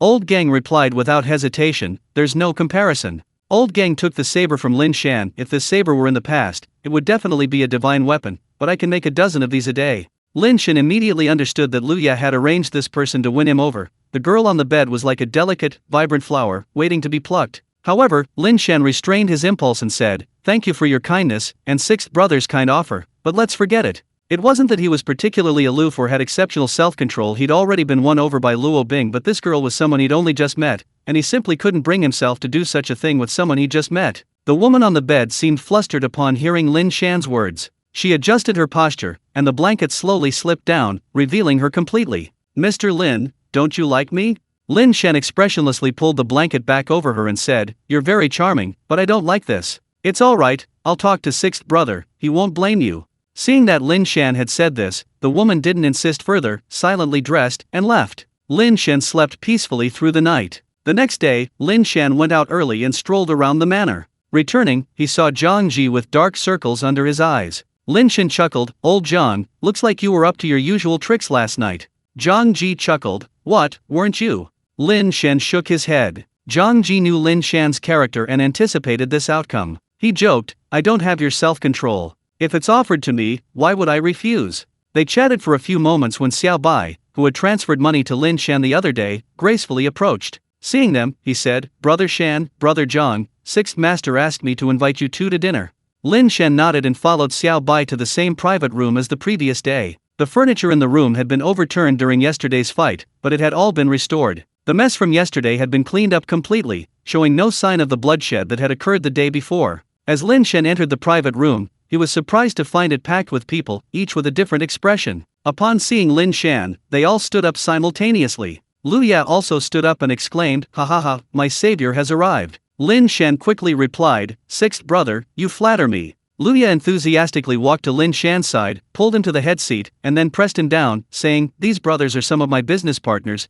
and a few younger ones who have received my guidance. We're all good brothers. Knowing I was in trouble, they insisted on coming to see me. I thought I should treat them to a meal." They're all very curious about my savior, so I'll introduce them. Then, Lu Ye said to the others, everyone, this brother Lin is my savior. Since you're all here today, let's get to know him. If this brother ever needs anything in the future, I hope you'll all give me face. Hearing this, Lin Shan understood. Those sitting here today are all members of Lu Ye's inner circle, either having received his support or having deep-seated conflicts of interest. Lu Ye's move is clearly aimed at expanding his network. The people were incredibly enthusiastic, constantly saying definitely, definitely, and then taking turns adding Lin Shan on WeChat. Lin Shan sat there, feeling a bit dazed. Just a few days ago, any one of these people was someone he couldn't even approach, but now they were lining up to add him. After adding everyone, the banquet continued. People kept toasting Lin Shan, and finally, Lin Shan had no choice but to use his inner energy to force the alcohol out, thus avoiding making a fool of himself. Lu Ye, however, was already quite drunk. He put his arm around Lin Shan's shoulder and said, "Look at this brother of mine, not only is he skilled in martial arts, but his alcohol tolerance is also amazing. He downed 2 gin, 1 kilogram, and is like nothing happened." The drinking session lasted until 3 p.m. Lin Shan was still holding up, but Zhang Ji was completely unconscious, so Lin Shan had to stay and keep Zhang Ji company to help him sober up.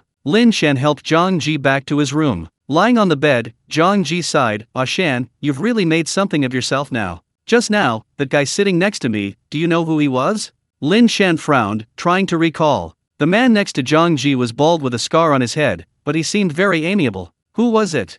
Zhang Ji rolled over, his eyes still blurry with drunkenness, and said, "Do you remember the Louis Club I used to go to?" Lin Shan nodded. "Yes, I know. It's a pretty big club." Zhang Ji said, "Yes, I know that boss. I remember it clearly. One day, that boss knelt down in front of that bald guy next to me. Back then, that bald guy wasn't this friendly. Ah Shan, everyone at this dinner is a big shot. We've really made a name for ourselves this time." Lin Shan smiled slightly, "This is nothing." Zhang Ji rubbed his face with both hands, then looked at Lin Shan with a complicated expression, saying, "Ah Shan, I don't know what you've been through these past few days, but you're definitely different. I'm happy for you, brother." Lin Shan felt a warmth in his heart. After the divorce, the person who helped him the most was undoubtedly his brother Zhang Ji. He always remembered this kindness. Lin Shan patted Zhang Ji's shoulder and said, "Old Zhang, I need to thank you properly these past few days. From now on, we'll make money together, brothers." Zhang Ji chuckled, closed his eyes, and fell asleep. Zhang Ji slept until the next day before recovering. Lin Shan, preoccupied with the blacksmith's matter, said goodbye to Lu Ye the next day and went straight to the blacksmith's workshop. Still in the suburbs, after searching for a long time using the navigation, Lin Shan found a few low-rise bungalows. A sign at the entrance read Hung He Workshop. Lin Shan went inside and bumped into a long-haired man in work clothes. The man, seeing Lin Shan, asked, "Who are you looking for?" Lin Shan replied, "I was introduced by 6th Master. I'd like to look at weapons and armor here." The man suddenly realized, "Oh, it's Brother Shan. Hello, my name is Gang Hao, you can just call me Lao Gang." Clearly, Lu Ye had already informed Gang Hao beforehand. Lin Shan looked around and could still see some swords hanging in the shed. He went inside. Most of the swords were the same designs he'd seen on television. Lin Shan picked up a goose-feather saber, swung it a couple of times, and then asked, "Old Gang, do you think our swords are sharper now, or are they sharper back then?" Old Gang replied without hesitation, "There's no comparison." Old Gang took the saber from Lin Shan. "If this saber were in the past, it would definitely be a divine weapon, but I can make a dozen of these a day." Lin Shan listened with interest and replied, "So, efficiency has improved now." Gang Hao nodded and said, "That's right. Technology has advanced, many things that were impossible before are now possible. Production has greatly increased. Before, only a few craftsmen could forge knives like these, but now they can be mass-produced. However, nowadays, most people buy these things to show off. Don't blame me for being blunt, but if you want to chop someone up, just use a watermelon knife." Lin Shan laughed heartily. Actually, Lin Shan had already witnessed the power of the watermelon knife, as Lu Ye's manor had quite a few. Lin Shan asked, "Old Gang, are our current watermelon knives more durable than the swords and blades used in the army back then?" Gang Hao, indeed an expert, replied almost without hesitation, "In terms of durability, they're about the same. The most troublesome thing when cutting someone is cutting into bone, which wears down the weapon. Another issue is armor penetration. Watermelon knives aren't very good at armor penetration, similar to Japanese samurai swords. Back then, Japanese samurai didn't wear much armor, so samurai swords were popular. Samurai swords are sharp, but not very resilient, so they only manage to tear armor to shreds. Like 6th Master's watermelon knives, after cutting 7 or 8 people, they'd be dull and need replacing. But most ancient swords and blades were similar. Lin Shan recalled that the soldiers in that other world mostly wore leather armor mixed with a little iron. Seeing Lin Shan deep in thought, Gang Hao asked, "Brother Shan, do you want these weapons to kill people or just for show?" Lin Shan shrugged and said, "I want them to kill people and look good too. Old gang, just make me swords, spears, and lances according to the standard weapons used in ancient armies. Make me a sample of each first. How much would it cost?" Gang Hao said casually, "The cost isn't much at all. Take that knife you're holding, for example, it only costs 30 or 40 yuan. Sixth master has been paying my salary for years, basically keeping me idle for nothing. I'm practically sick of it now. Brother Shan, how many do you want?" Lin Shan thought for a moment and said, "The first batch of orders might be around 1 or 2,000. Zhang Ji and Gang Hao were both taken aback. Then Gang Hao said, "Brother Shan, you're really something. There's still such a large gang in this era, going out to kill people with knives like that, it's kind of retro, isn't it?" Zhang Ji also said, "Shan, why are you getting so many knives? Do you have that many underlings?" Since the interdimensional passage couldn't be revealed, Lin Shan could only pretend to be mysterious and said, "They're not for my men. I have other uses for them." "Old gang, how many days will it take to make these?" Gang Hao said, "It'll be ready by tomorrow. A knife, a sword, a gun, Brother Shan, what do you think?" Lin Shan said, "Okay, then what about a suit of armor?" Gang Hao said, "There are many kinds of armor, half-body armor, breastplates, and full-body armor. They're all quite different." Lin Shan said, "Just the kind of armor ordinary soldiers used in ancient times will do." Gang Hao said, "Weapons are easy to arrange, they'll be ready by tomorrow, but the armor might take a little longer, it's been a while since we've made one." Lin Shan nodded, deciding not to leave, and watched Gang Hao work from the sidelines. In fact, Gang Hao spent most of his time operating the machines. This was the power of industrialization. By early the next morning, Lin Shan had what he needed: a short sword, a battle sword, and a long spear, all with an antique feel. Lin Shan took these 3 weapons back to an empty room and told Zhang Ji to wait for him. Then, Lin Shan took the 3 weapons to the other world. Xiao Dai was already somewhat used to this elusive master. Lin Shan went straight to Xiao Qiang, who examined the 3 weapons and slowly nodded, saying, "They look much better than what people in the county use. But, what's the price?" Before coming, Lin Shan had carefully asked Gang Hao about the true cost of these weapons after deducting labor costs. Gang Hao replied that swords and knives cost around 50 yuan, while guns were much cheaper, only 20-something yuan, because guns used less iron, making the shaft more expensive. In this era, Lin Shan had previously inquired with Xiao Qiang about the cost of ordinary swords and knives. The cost was 1 tael of silver, but since silver was worthless in the main world, Lin Shan wanted to settle in gold. 1 tael of gold was equivalent to 10 taels of silver, which was enough for 10 swords. 10 swords, after deducting labor costs, would only cost 500 yuan, but 1 tael of gold was worth 35,000 yuan. This wasn't just exorbitant profit, it was downright insane. Faced with Xiao Qiang's question, Lin Shan hesitated for a moment before replying, "Those weapons outside cost at least 1 tael of silver each. My quality is superior, but I won't raise the price. If necessary, I can even offer a discount." Xiao Qiang responded, "In that case, we can negotiate. Lin Shan, I'll be honest with you. If we want to do this business, we definitely need to let Ling Yuchang take a cut. As things progress, we'll have to concede profits, because there are just too many people eyeing this market." Lin Shan was already prepared for this and nodded slowly, saying, "I understand. It's all right. Good. In that case, let's go see Ling Yuchang." Xiao Qiang instructed his servants to prepare horses, then summoned Ji Yiyan, and the 3 of them headed to the Sanwen County government office. Along the way, Lin Shan saw many refugees. Seeing Lin Shan's puzzled look, Xiao Qiang sighed and said, "This year is a disaster year. The harvest is poor, and I heard the neighboring prefecture is also suffering from a locust plague. Many people have been displaced. Sanwen County wasn't a good place to begin with, but now it's actually quite nice."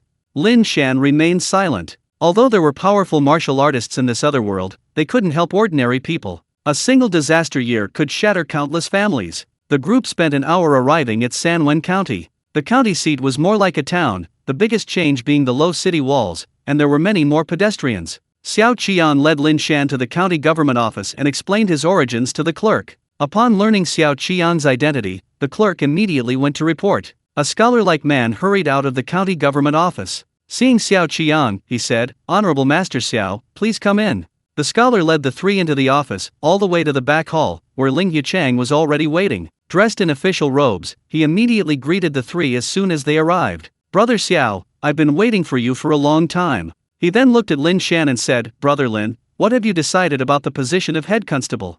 Lin Shan clasped his hands in a fist salute and said, "Since you think so highly of me, I am willing to take on the position of head constable." Ling Yuchang smiled and said, "That would be perfect. I'll send someone to take you to the military camp later." Seeing that Lin Shan's appointment as a captain was settled, Xiao Qiang slowly spoke, "Lord Lingyu, there's actually another matter I wanted to discuss with you this time, Lin Shan and I." Ling Yuchang looked at Lin Shan curiously and asked, "What is it?"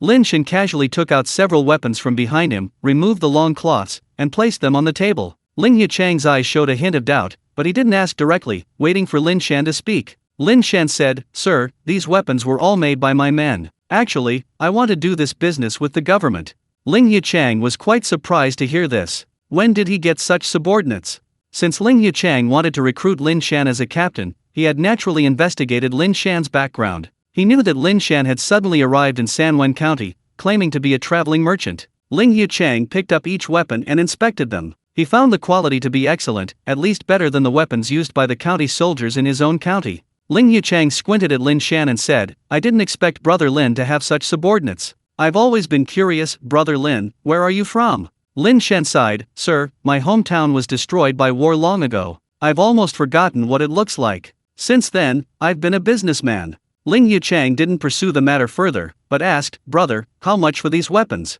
Lin Shan pointed to the swords and sabers and said, "Swords and sabers are 1 tael of silver, and spears are 700 coins.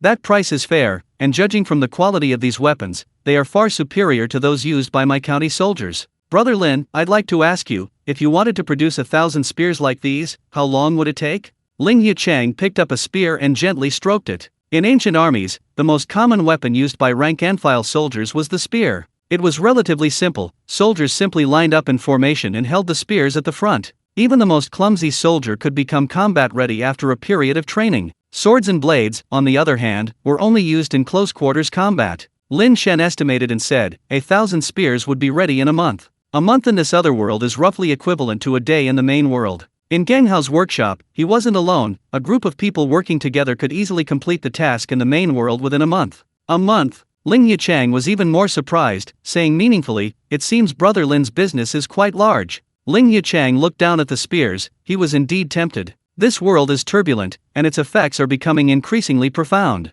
They were currently in Jiaotang Prefecture of the Wu Kingdom. A large-scale rebellion had broken out in Xinyi Prefecture, which bordered Jiaotang Prefecture. The imperial court seemed to be struggling to quell the rebellion, and these rebels were likely to enter Jiaotang Prefecture. At that point, without their own capable army, they would be in a very passive position. Ling Yuchang slowly said, "I'd very much like to do this business with you, brother, but to be honest, the imperial court is currently facing some financial difficulties. Even if the goods are delivered, it will probably take some time before the payment is received." Xiao Qiang had already mentioned this to Lin Shan. It was the same in this other world. Just like municipal engineering projects in the main world, initial funding was always required. Lin Shan said, "Of course, I understand. However, I have a request. If we're settling the payment, I hope it can be in gold. I won't accept silver or copper coins." Ling Yuchang said, "That shouldn't be a big problem. But Lin Shan, the weapons for the Sanwen County soldiers aren't purchased by our county government. This matter still depends on the prefectural government. Your weapons are of very good quality. If you're interested, I can take you to the prefectural government to talk to the prefect. And there are some intricacies involved, you need to understand." Ling Yuchang's expression became slightly serious. He said, "The prefectural government's weapons business has actually always been handled by Gu Lingshan." Gu Lingshan? Lin Shan had never heard of this name, but judging from the name, it should be a section. Xiao Qiang, standing to the side, exclaimed, "Oh, so they're the ones doing this business." Seeing Lin Shan's questioning look, Xiao Qiang said, "Gu Lingshan is considered a major sect in Gaotang Prefecture. Their sect leader is a master of the innate realm, and along with Xianjian sect, they are the two most powerful sects in Gaotang Prefecture." Ling Yuchang said, "That's right. It's precisely because of Gu Lingshan that others can't get their hands on this business. Brother Lin, since your workshop wants to get into this business, my advice is go big if you can, don't go small. You'll offend Gu Lingshan anyway. You currently have a good relationship with Xianjian sect, but Xianjian sect and Gu Lingshan remain rivals, and they're also eyeing this business. You could try talking to Xianjian sect." Even Xiao Qiang didn't know about this complex situation. As expected of officials, their information channels are different from theirs. Lin Shan sincerely said, "Thank you for your guidance, sir." Ling Yuchang waved his hand, "It's nothing. If such a fine item could be sold throughout Jiaotang Prefecture, it would be a blessing for everyone there." As the local official, it is my duty to recommend you. Although Ling Yuchang's trip didn't have a decisive effect, he at least provided Lin Shan and the others with some crucial information. Lin Shan and Xiao Qiang exchanged a glance. Originally, they planned to give Ling Yuchang 20% of the profits, but now that Ling Yuchang's role wasn't as significant as they had imagined, this 20% had to be changed. Lin Shan said, "Sir, we'll still need your help with this matter. I'm willing to give you 10% of the profits from the weapon trade." Ling Yuchang quickly shook his head, saying, "No need for that. I can't really be of much help in this matter. I can only mention it to the prefect. If you go directly to the Xianjian sect, they can speak on your behalf." I appreciate the sentiment, but it's better to let the Xianjian sect have the profits. After saying that, Ling Yuchang added with a half smile, "But the Xianjian sect's appetite might be quite large." Lin Shan said helplessly, "Since they have a Xiantian realm expert, it's inevitable that they'll take the lion's share. The profits from selling weapons are substantial, giving up a little more is acceptable to Lin Shan." Ling Yuchang then sent men to take Lin Shan to the military camp. Lin Shan's visit was merely a formality. Xiao Qiang had already arranged for people to help him with other matters. After leaving Sanwen County, the two returned to the Xiao family and immediately went to find Xiao Xiao to explain their purpose. Lin Shan wanted to visit the Xianjian sect. After listening, Xiao Xiao blinked and said, "Then let's set off now. Senior sister told me before she left that she must invite brother Lin to come up the mountain sometime." Xiao Xiao had been away from the mountain for a long time. Although she was very happy to be with her father, now that she had embarked on the path of martial arts, improving her cultivation was ultimately the most important thing. She immediately decided to return to the Xianjian sect.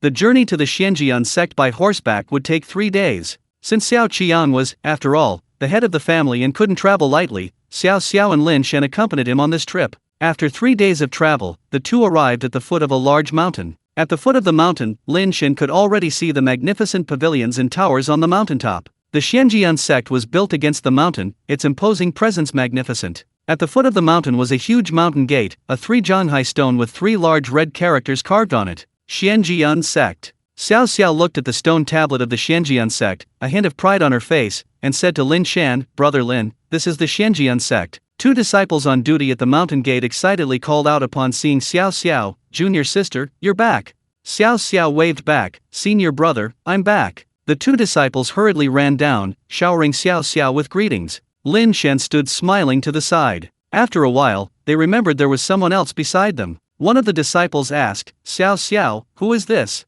Xiao Xiao introduced, "Senior brother, this is Lin Shan, a respected elder of our Xiao family. He has important matters to discuss with the sect master." The 2 were somewhat surprised to hear the name Lin Shan. One of the disciples looked at Lin Shan and said, "So this is senior brother Lin, senior sister Mu Qing's savior." It seems their story has already spread throughout the Xianjian sect. This Mu Qing is indeed an upright person. Lin Shan thought to himself. Most people wouldn't publicize such an embarrassing situation as being saved, especially since Mu Qing was a martial artist at the bone forging realm. "That's me." Lin Shan cupped his hands in a respectful but not servile manner. "We apologize for our rudeness, we have guests." The 2 disciples quickly clasped their fists in greeting, then settled the 2 men's horses and led them to the front hall to serve tea. Lin Shan and Xiao Xiao waited in the hall for a while before Mu Qing hurried over. Seeing Lin Shan, he smiled heartily. "Brother Lin, it's been a long time. How have you been?" Lin Shan stood up and said, "Miss Mu, I've come uninvited this time because I have something I'd like to discuss with the Xianjian sect." He had always been straightforward. Fortunately, Mu Qing shared the same temperament and didn't find Lin Shan offensive. He sat down beside him and said, "Please speak freely, Brother Linear." Lin Shan took off the weapon he was carrying on his back, removed the cloth covering it, and pointed to it, saying, "I have a group of brothers who are very skilled at forging weapons. I wanted to do some weapon business with the Jiaotang Prefecture government, but Ling Yuchang advised me that this business is handled by Guling Mountain in Jiaotang Prefecture, so that's why I came here." Mu Qing's eyes flickered as he looked at the weapon on the table. He picked it up and examined it, saying, the quality is much better than those from Guling Mountain. Lin Shan, to be honest, we've always wanted to get involved in this business, but almost all the craftsmen are from ancient Spirit Mountain. Training them isn't something that can be done overnight. Brother Lin's actions perfectly align with our Xianjian sect's plans. We can finally get involved in this business. I'll go and invite the sect master and the Grand Elder to discuss this matter properly. Then I'll wait again. Lin Shan hadn't expected things to go so smoothly. After Mu Qing finished speaking, he went to the back hall. Xiao Xiao, standing beside him, said, "Brother Lin, the sect master is a very kind person. Just don't be impolite when you see him." Lin Shan nodded. The wait lasted a while. The Xianjian sect master's name was Yan Bin, and Wu Jingao were the only two innate realm experts in the Xianjian sect. Both were busy with affairs or in seclusion, so it was impossible for Lin Shan to see them immediately. He waited for about an hour. Lin Shan suddenly felt a powerful pressure approaching and quickly stood up. He saw Wu Jingao and a kind-looking old man enter. This man was naturally Yan Bin, the sect leader of the Xianjian sect. Lin Shan quickly bowed and said, "Lin Shan greets the sect leader and the grand elder." Yan Bin smiled and said, "Young friend Lin, there's no need for such formalities. You first saved Xiao Xiao, then Niu Qing, making you a great benefactor of my Xianjian sect. Niu Qing just told me your purpose. My Xianjian sect has long wanted to get involved in this business, and now you've been delivered to my doorstep." Lin Shan said, "Then I'll have to trouble the sect leader to do his bidding." "Sect leader, why don't you take a look at my item first?" Yan Bin nodded, picked up the weapon, and examined it carefully. After a while, he nodded and said, "The craftsmanship far surpasses that of the ancient spirit mountain items. Take this to the prefect's table." Yan Bin put down the weapon and asked, "Young friend Lin, what is the price of this item?" Lin Shan agreed again. Yan Bin's eyes lit up with satisfaction after hearing this. Their goods are better than theirs, and the price is roughly the same. Even if the prefect intends to let Gu Lingshan manage this business, he'll find it difficult to silence public opinion.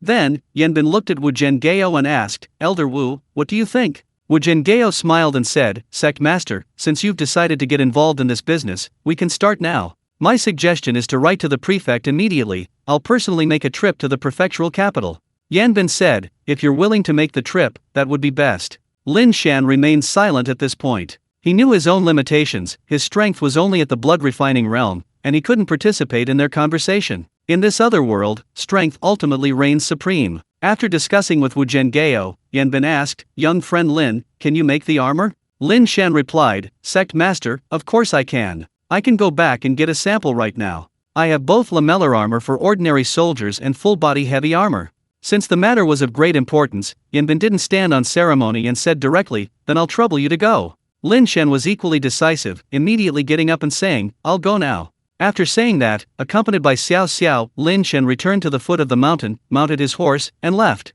Once he was in a secluded spot, he tied up his horse and returned to the main world. In the main world, Gang Hao was busy at work, with 3 people working together in the workshop. Lin Shan saw a suit of lamellar armor already hanging on the rack. The 3 were now forging a full suit of heavy armor. This couldn't be rushed, so Lin Shan could only wait. Gang Hao knew Lin Shan was in a hurry, so he didn't rest that night, and the 3 of them worked overtime. The next day, they finally forged the full suit of armor. The style of the full suit of armor resembled the mountain pattern armor of the Tang dynasty. After getting his hands on it, Lin Shan immediately hid in the small house and returned to the other world. After arriving in the other world, Lin Shan hurried back to the Xianjian sect. Perhaps because of something Yan Bin had said, the disciples of the Xianjian sect treated Lin Shan with even greater respect. The disciples on duty immediately escorted him up the mountain upon seeing him. Yan Bin had been waiting for Lin Shan for the past few days. Upon hearing of Lin Shan's arrival, he and Wu Jingao immediately went to the main hall. Lin Shan immediately took out lamellar armor and full-body armor.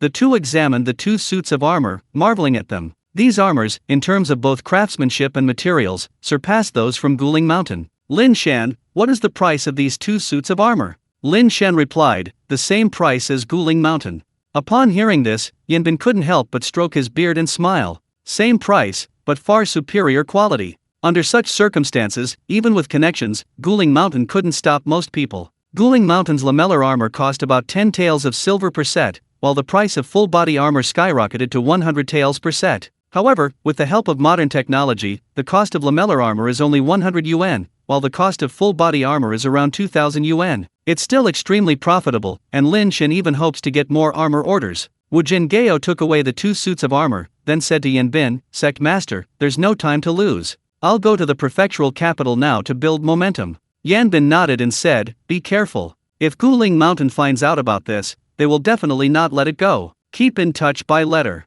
Wu Jingao replied, "Yes, sect master." After speaking, he looked at Lin Shan, a friendly smile appearing on his face, and said, "Young friend Lin, I'll go ahead to the prefecture to mediate. This matter is of great importance, and it probably won't be resolved quickly. But as soon as there's news, my Xianjian sect will inform you immediately." Lin Shan clasped his hands and said, "Thank you for your trouble, elder." Wu Jingao waved his hand, "Not at all. It should be my Xianjian sect thanking you. We've always wanted to get involved in this business, but we've lacked skilled craftsmen. Young friend Lin, since you're here, why not stay a while longer at the Xianjian sect? I'll have Mu Qing show you around. Besides, you can choose any Xian rank martial art from my Xianjian sect scripture pavilion. Don't be shy, you're a distinguished guest of my Xianjian sect. After saying this, Wu Zhenghao turned and left the hall. Lin Shan could sense the goodwill of the Xianjian sect, but this goodwill wasn't unfounded. He had first saved Xiao Xiao, then Mu Qing, and now he had brought these weapons, demonstrating his immense value. Otherwise, the Xianjian sect wouldn't have shown such kindness. After Wu Zhenghao left, Yanbin slowly said, "Young friend Lin, since you've decided to cooperate with our Xianjian sect, it's best to discuss the profit sharing upfront to avoid future misunderstandings." Lin Shan replied, "Sect master's thoughts coincide with mine. I'm like a drifting duckweed, with no support in Jiaotang Prefecture. This business relies heavily on the Xianjian sect. Please, sect master, name your price." Yanbin thought to himself that Lin Shan was sensible. If someone else hadn't, he would have had to waste much more time explaining. This man is indeed talented, but it's a pity he seems a bit too old. However, I see he has deep ties with the Xiao family and also holds an official position, so getting him to join the Xianjian sect is unlikely. Yanbin considered recruiting Lin Shan into the Xianjian sect, but after a moment's thought, he abandoned the idea and said, "Young friend Lin, the Xianjian sect will take 40%, and the remaining 60% will be yours. The Xianjian sect will handle all the other arrangements. You and your men only need to focus on crafting the weapons. What do you say?" Lin Shan raised an eyebrow, quite surprised. Before coming, Xiao Qian had told him to be prepared, and Ling Yichang had also said that the Xianjian sect might ask for an exorbitant amount, so Lin Shan's bottom line was 60% for the Xianjian sect. He hadn't expected Yanbin to only ask for 40%? This was truly beyond Lin Shan's expectations. It seems this sect master Yan is a kind man. Seeing Lin Shan remain silent, Yanbin assumed Lin Shan was dissatisfied with the profit-sharing arrangement, and a slight displeasure arose in his heart. Giving Lin Shan 40% was only due to Lin Shan's past relationship with the Xianjian sect, and also because the Xianjian sect was eager to participate in this deal, hence, they had given Lin Shan 60%. However, Lin Shan's next words dispelled Yanbin's doubts. Lin Shan said, "It's troublesome for the Xianjian sect to go through all this trouble now, and there will be many problems later. Giving only 40% makes me feel truly bad. I think we should split it 50-50ths. Sect master, what do you think?"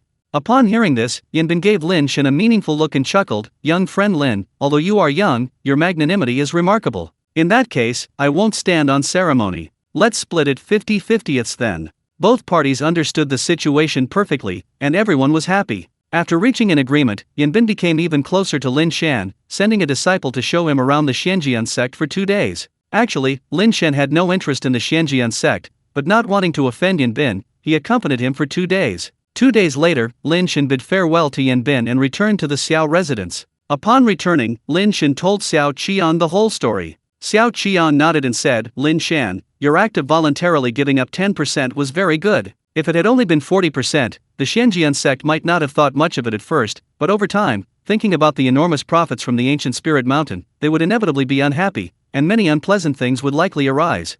Lin Shan had considered this point, which was why he voluntarily gave up 10%. Afterwards, Lin Shan returned to the main world. His next auction was fast approaching, and since Lin Shan had previously seen fragments of the Changchun Gong, a martial arts technique, he asked Luo Bing to help him contact the original owner so he could meet him. Luo Bing had already relayed the message that the other party had agreed to the meeting, and he needed to hurry over. Back at the workshop, Lin Shan instructed Geng how not to stop work. He ordered 1,000 sets of lamellar armor and 1,000 spears. After completing these tasks, Lin Shan returned to the city auction house. After entering the auction hall, Lin Shan contacted Luo Bing and waited at the entrance. Soon, Luo Bing arrived gracefully. Today, she wore a pale yellow dress, her long hair tied back with a white ribbon, regaining her dignified and elegant demeanor. Who would have thought she also had such a wild side? Lin Shan immediately asked, "Luo Bing, is the buyer willing to meet me?" Luo Bing was very concerned about Lin Shan's situation and nodded, saying, "Yes, senior, the old gentleman is waiting in the private room. I'll take you there." "Okay." Lin Shan was incredibly excited. He could already feel the benefits of the everlasting spring technique and had to seize any clue that could lead to its acquisition. Following Luo Bing, Lin Shan arrived at a private room and met the seller of the incomplete everlasting spring technique manual. Lin Shan cupped his hands and said, "Old sir, Luo Bing should have already told me my purpose. This cultivation technique is extremely important to me. I wonder if you could tell me the whereabouts of the other fragments. I will certainly repay you handsomely." The old man had white hair and beard, and looked to be at least 190 years old, but his eyes were very clear, without the cloudiness often seen in elderly people. He sized up Lin Shan and slowly said, "Are you an ancient martial artist?" "An ancient martial artist?" Lin Shan frowned, but then thought that perhaps ancient martial artist was the term used in the main world for martial artists, so there was no need to be alarmed. He nodded directly and said, "I do have some basic knowledge of it. I cultivate the fragment in your possession, old sir." "Just as I thought." The old man sighed softly, "I obtained this fragment by chance. It's a pity, though. I've spent my whole life trying, but I still haven't been able to cross the threshold and become a martial arts practitioner. Alas, young brother, I'm practically on my deathbed. I thought it would be better to exchange it for something more tangible, so I'm offering this fragment. Give me 2 million, and I'll tell you how to obtain it." Luo Bing frowned, looking at Lin Shan. "Brother Lin, this fragment probably isn't worth that price."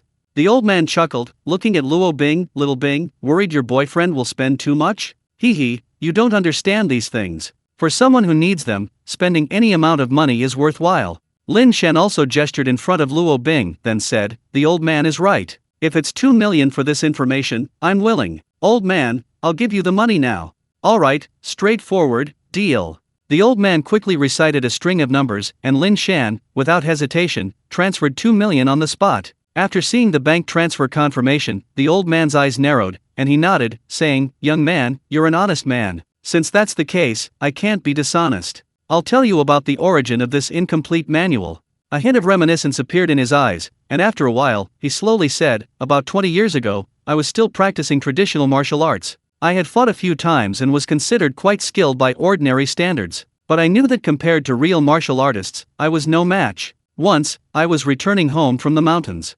As I passed a clump of grass, I heard heavy breathing. I was bold then, and instead of leaving, I went to investigate. I saw a man lying on the ground, covered in blood, barely breathing. He looked at me, trying to speak, but when he opened his mouth, blood flowed out. I immediately tried to give him first aid, but I knew it was too late. Sure enough, he died shortly after. I searched his body." Lin Shan suddenly realized. So, the fragment of the everlasting spring technique came from this dead man. Indeed, the old man said, this fragment was found on him. Besides that, he had nothing else to prove his identity. Luo Bing, somewhat dissatisfied, said, "What you've said is practically useless. It doesn't give me any direction for investigation." The old man chuckled, Bing, don't worry. This deceased woman had a tattoo on her wrist. Even after all these years, I still remember it clearly. It was 2 snakes, one into the other Ouroboros, you know." Lin Shan's heart skipped a beat. A sense of the absurdity of fate washed over him. Ouroboros. He was familiar with it. Lin Wei had possessed a jade pendant with a Ouroboros design since childhood, seemingly proof of her identity. Lin Jiabao's friend was very mysterious. Even today, Lin Jiabao hadn't revealed anything. Suppressing his emotions, Lin Shan asked, "Sir, can you draw that tattoo now?" The old man nodded, "Of course. Although so many years have passed, everything from that time is still very clear to me. I'll draw it for you right now." With that, the old man drew a pattern on a piece of white paper. After seeing the pattern clearly, Lin Shan was even more certain that the 2 Ouroboros were identical. Because Ouroboros, snakes don't have horns on their heads, but Lin Wei's jade pendant does, and the old man's drawing also shows horns. Fate is truly wondrous. The everlasting spring technique is somehow connected to Lin Wei's background. After finishing the drawing, the old man looked at Lin Shan and said, "Young brother, that's all I know."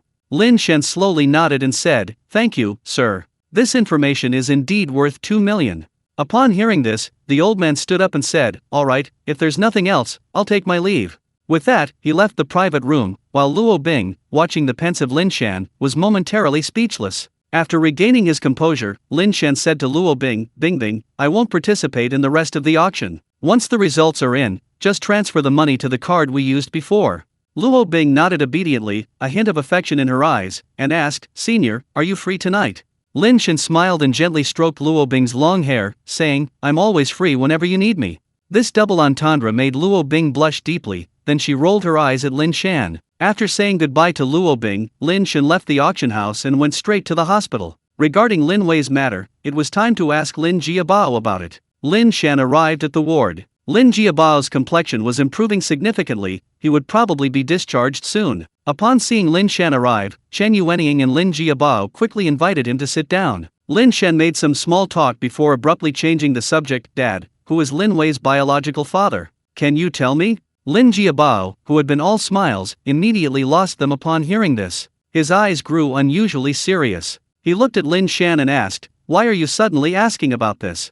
Lin Shan replied, I've recently encountered some things, perhaps related to Lin Wei's background. That's why I'm asking you, just in case. Lin Jiabao fell into a long silence. Chen Yuanying remained silent, watching the father and son. After a long time, Lin Jiabao sighed and said, alright, it's actually time to tell you. Wai Wei's background is very unusual. Her father is no ordinary person. Lin Shan had anticipated this. If it was related to Chan Chungong, how could it be an ordinary person? Lin Shan didn't urge him, waiting for Lin Jiabao to continue. Lin Jiabao's eyes were somewhat unfocused, lost in memories. Back then, I was only in my early 20s, not yet married to your mother, working away from home. The security wasn't as good as it is now. I remember one time I was walking home from a night shift and was robbed in an alley. I was stubborn then, unwilling to hand over my hard-earned money, and those robbers stabbed me. At that moment, I thought I was going to die. But then Lin Wei's father appeared. He immediately knocked all the robbers down. I thanked him, but he ignored me.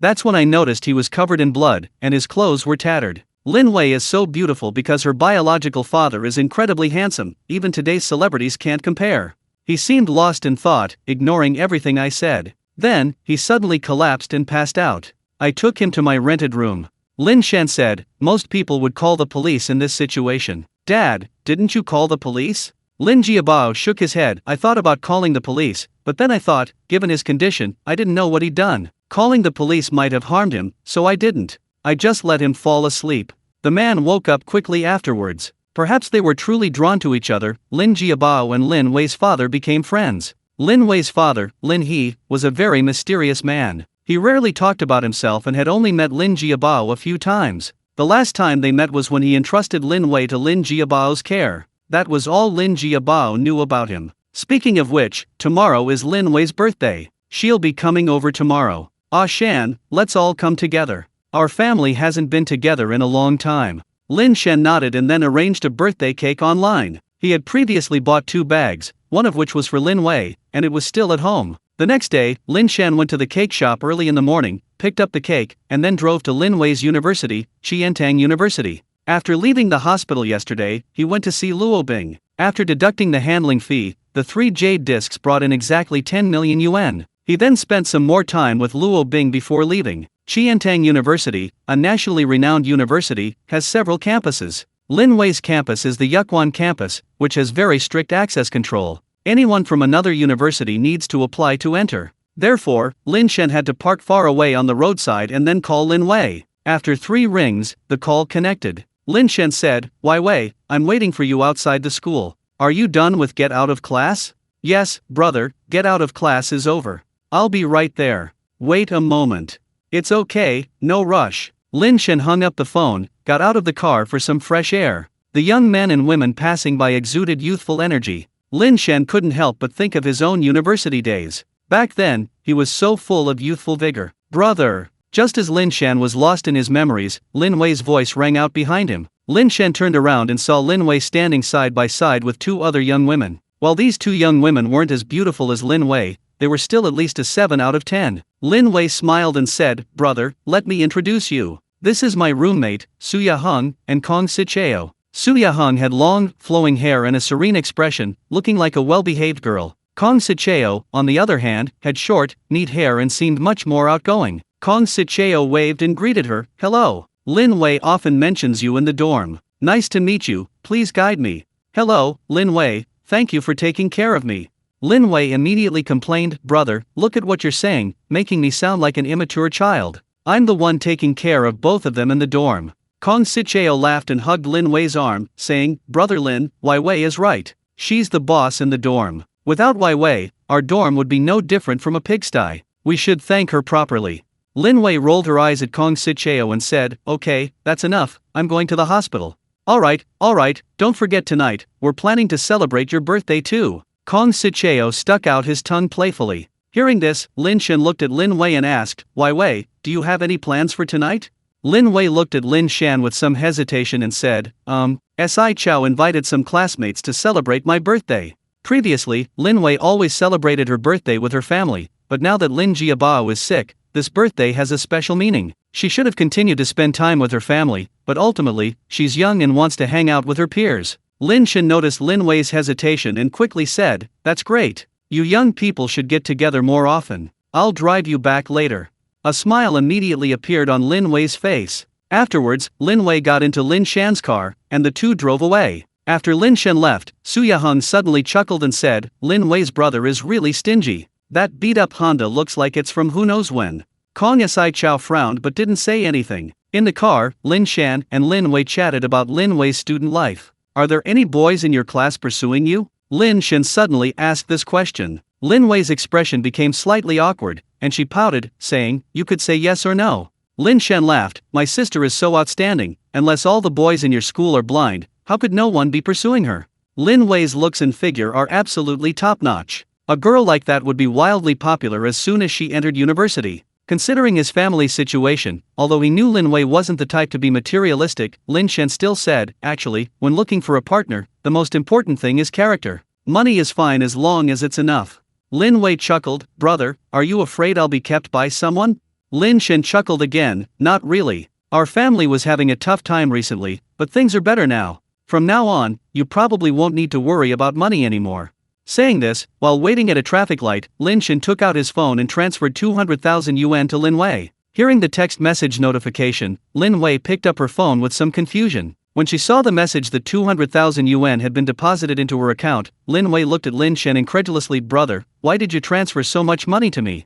Lin Shan affectionately patted Lin Wei's head and said, I told you, things were tough before, so you suffered a bit because of it. But it's different now. I'm earning money. Consider this 200,000 yuan your allowance. You're an adult now, and you need money too. It's okay, spend what you need. If it's not enough, just ask me. Lin Wei's expression was complicated. She nodded silently, then suddenly asked, brother, you've suffered a lot, haven't you?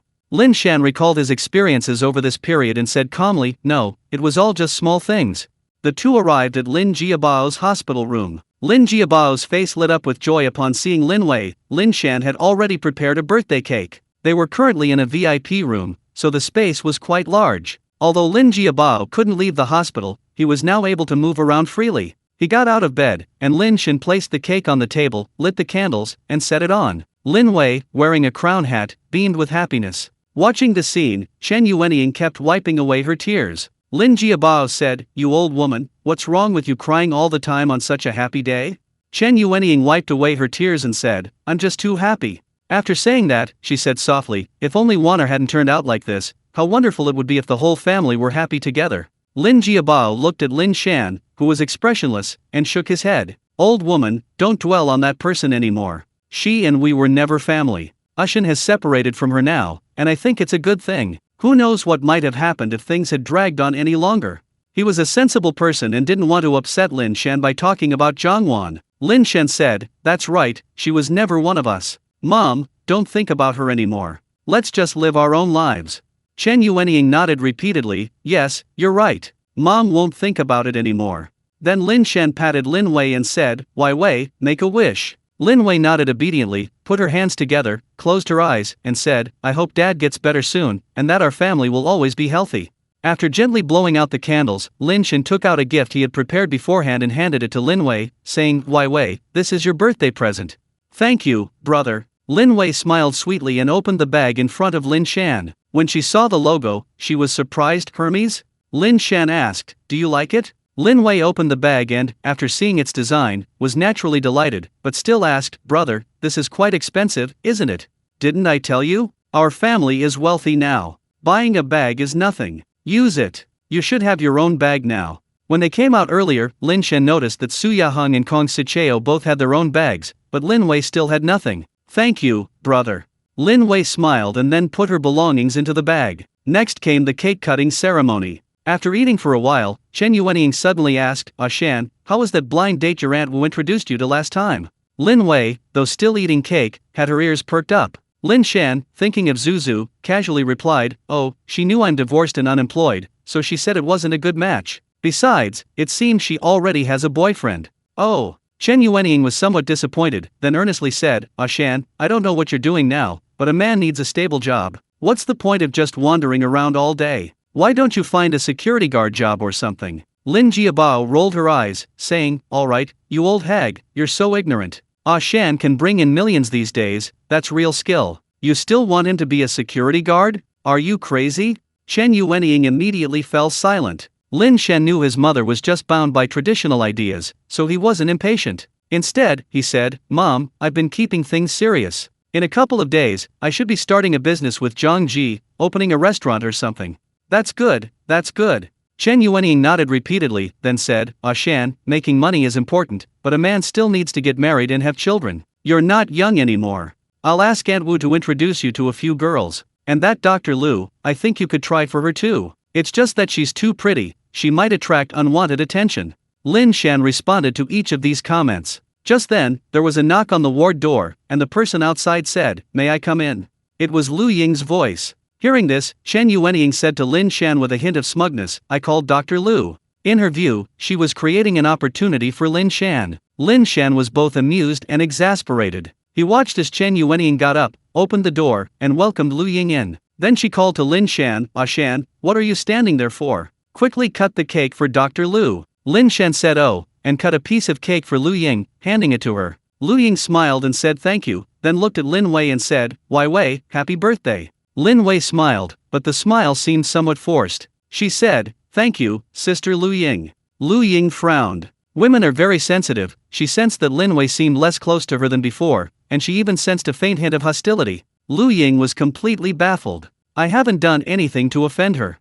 The atmosphere cooled slightly after Lu Ying arrived. After finishing the cake, Lu Ying and Lin Shan left the ward together. Lu Ying said, "Uncle's condition is very good. If there are no complications, he can be discharged next week." Lin Shan sincerely said, "I want to thank you for taking care of me during this time. After I get out, I'll have my mother cook a feast. You must do me the honor of coming." Lu Ying smiled and said, "Okay, I won't be polite." They then chatted about other things. After Hua Xiong's downfall, the atmosphere in the hospital changed a lot, and many people left the hospital, including Ruan Yan. The newly arrived vice president was very upright. Although the promotion process has to be restarted, I think with my abilities, there shouldn't be any problem. That's good. Looking at the confident Lu Ying, Lin Shan was happy for him. Lu Ying had other work to do, so she left after a short chat. Lin Shan then returned to his ward and chatted with his family until 4 in the afternoon. Seeing that it was almost time, Lin Shan said to Lin Wei, "Wai Wei, it's about time. I'll take you to school." Lin Wei nodded, and the two left the hospital. Lin Wei sent Lin Shan her location and said, "Brother, just drop me off here." Lin Shan glanced down and saw a restaurant called Mountain Dwelling Rong Mansion, a rather upscale establishment, not something an ordinary student could afford. Lin Shan couldn't help but ask, "Wai Wei, this restaurant is quite luxurious. Who's treating us?" Lin Wei didn't seem to notice anything unusual and replied, "It's Su Yaheng. Then her family must be quite well off."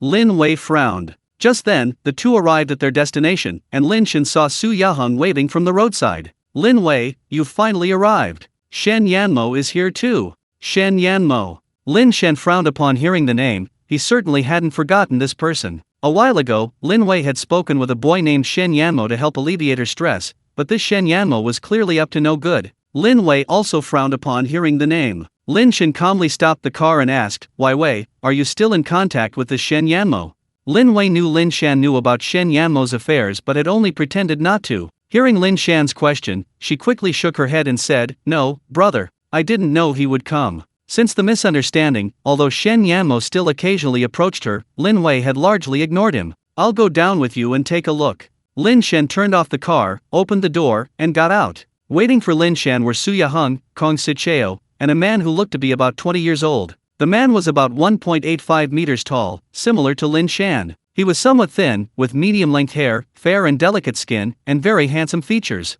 He clearly had the air of a pampered young nobleman, and his clothes were all designer brands. Lin Shan knew this man must be Shen Yanmo. Although it was Shen Yanmo's first time meeting Lin Shan, he immediately recognized him upon seeing him, and his expression became somewhat awkward. Lin Shan smiled and said, "Wai Wei, let me have dinner with you all." Lin Wei was overjoyed and immediately nodded, "Okay, brother." Su Yaheng looked slightly embarrassed upon hearing this. She glanced at Shen Yanmo, who chuckled and said, "The more people, the more lively it will be." Lin Wei didn't give Shen Yanmo any face and said directly, "Shen Yanmo, I don't remember inviting you." This guy was indeed thick-skinned. Even when said that to his face, he only smiled faintly. Su Yaheng said, "Wai Wei, today it's mainly old Shen who's treating. Otherwise, how could we afford a place like Shanzhurongfu? He wanted to give you a surprise, so he didn't tell you beforehand." Lin Wei frowned tightly. She wanted to turn around and leave, but now that her friends and classmates had arrived, leaving now would be too disrespectful. Shen Yanmo had grasped Lin Wei's psychology and said, "Lin Wei,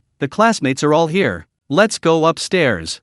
Lin Wei had no choice but to nod. The group entered the wrong mansion in the mountains. The decor was extremely luxurious. They went to a private room on the second floor, where 6 girls were already seated at a round table. Besides Lin Shan and Shen Yanmo, there were no men present. Lin Shan glanced at Shen Yanmo, thinking that if he hadn't come, this scene would have been no different from a concubine selection. After everyone was seated, the other girls looked at Lin Shan curiously. Seeing this, Lin Wei introduced him, "This is my brother."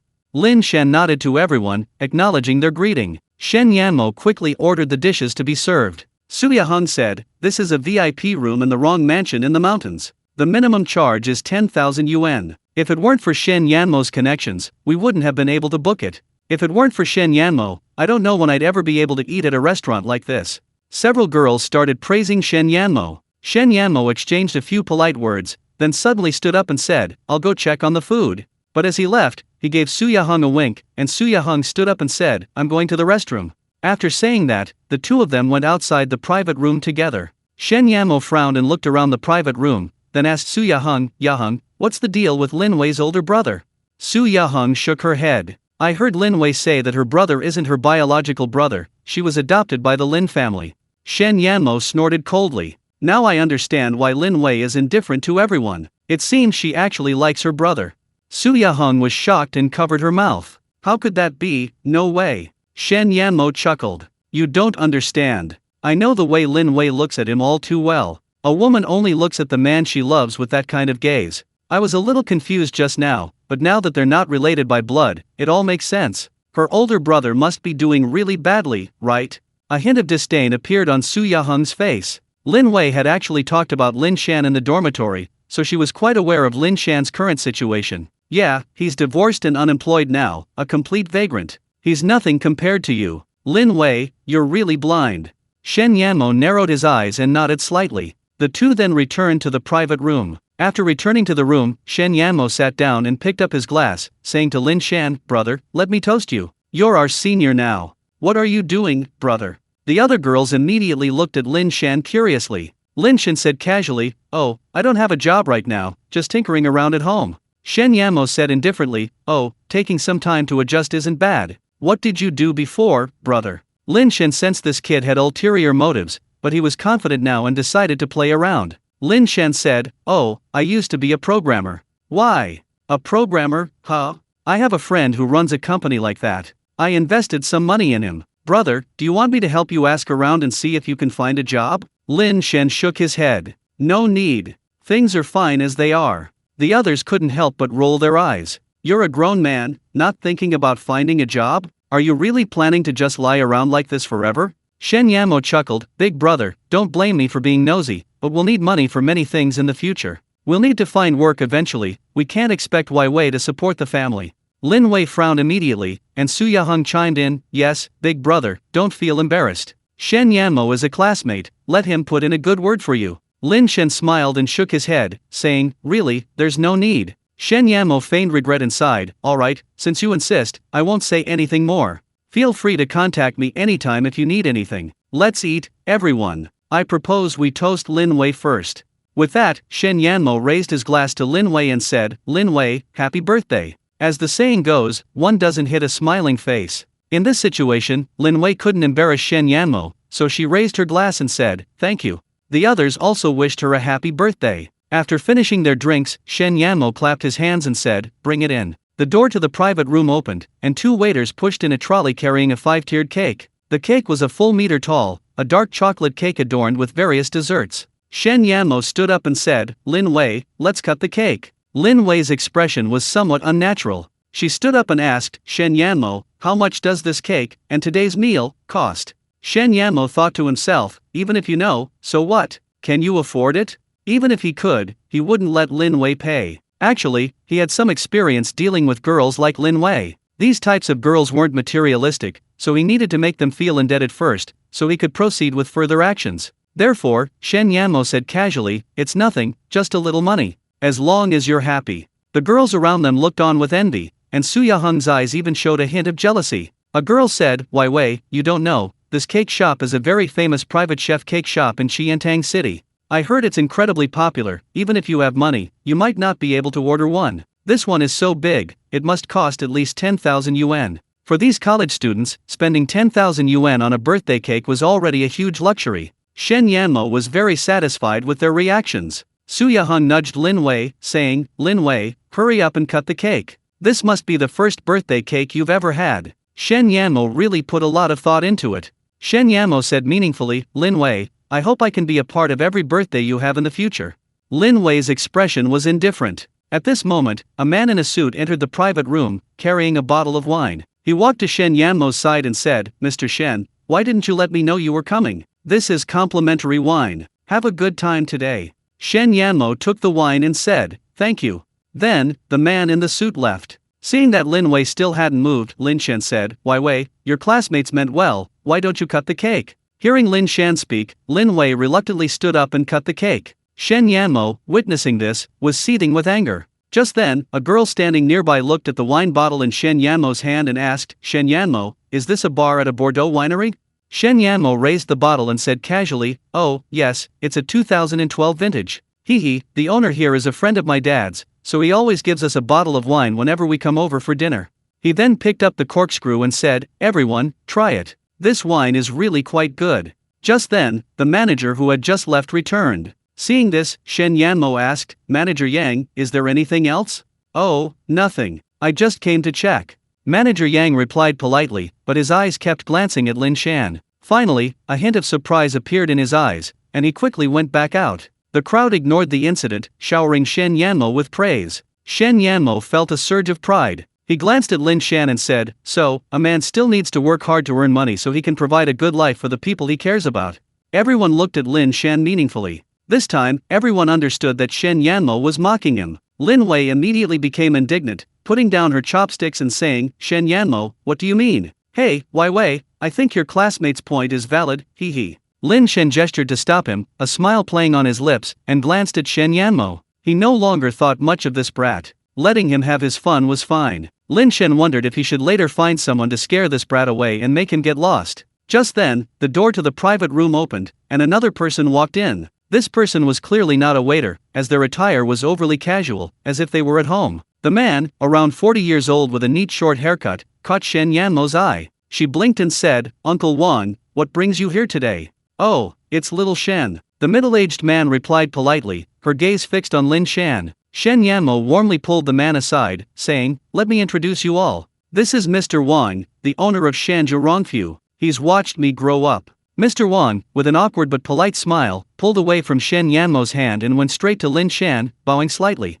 "Brother Shan, it really is you. When you came in, I thought I'd mistaken you for someone else." Shen Yanmo's mouth formed an O, and her outstretched hand froze in midair. She wondered if she had misheard. Brother Shan? President Wang actually called Lin Wei's older brother Shan. He knew President Wang's power better than anyone. This wildly popular mountain residence Rong mansion was just a small part of his business. He rarely came here. Saying his father was friends with him was pure self-aggrandizement. In reality, his father was just a nobody in front of him. The others were equally astonished. From Shen Yanmo's words, they knew this President Wang's identity. But why would such a powerful figure call Lin Wei's brother Shan? This attitude was almost obsequious. What happened to the supposedly unemployed bum? What's going on? Lin Shan frowned. The person in front of him looked familiar, but he couldn't quite place him. He said, "Hello, excuse me, have we met before?"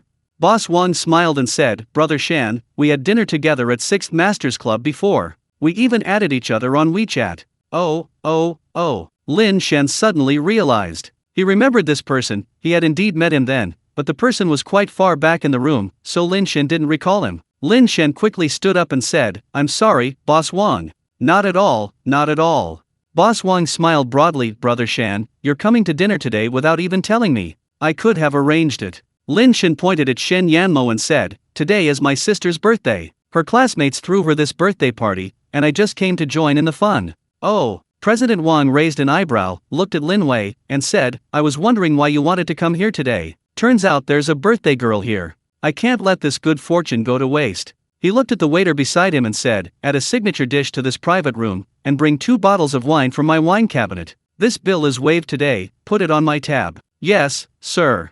The waiter nodded quickly and left. Free bill? Everyone turned to look at Lin Shan. Shen Yanmo's expression was incredibly complex, while President Wang completely ignored them, saying to Lin Shan, "Brother Shan, I'll toast you all later." "Okay, thank you."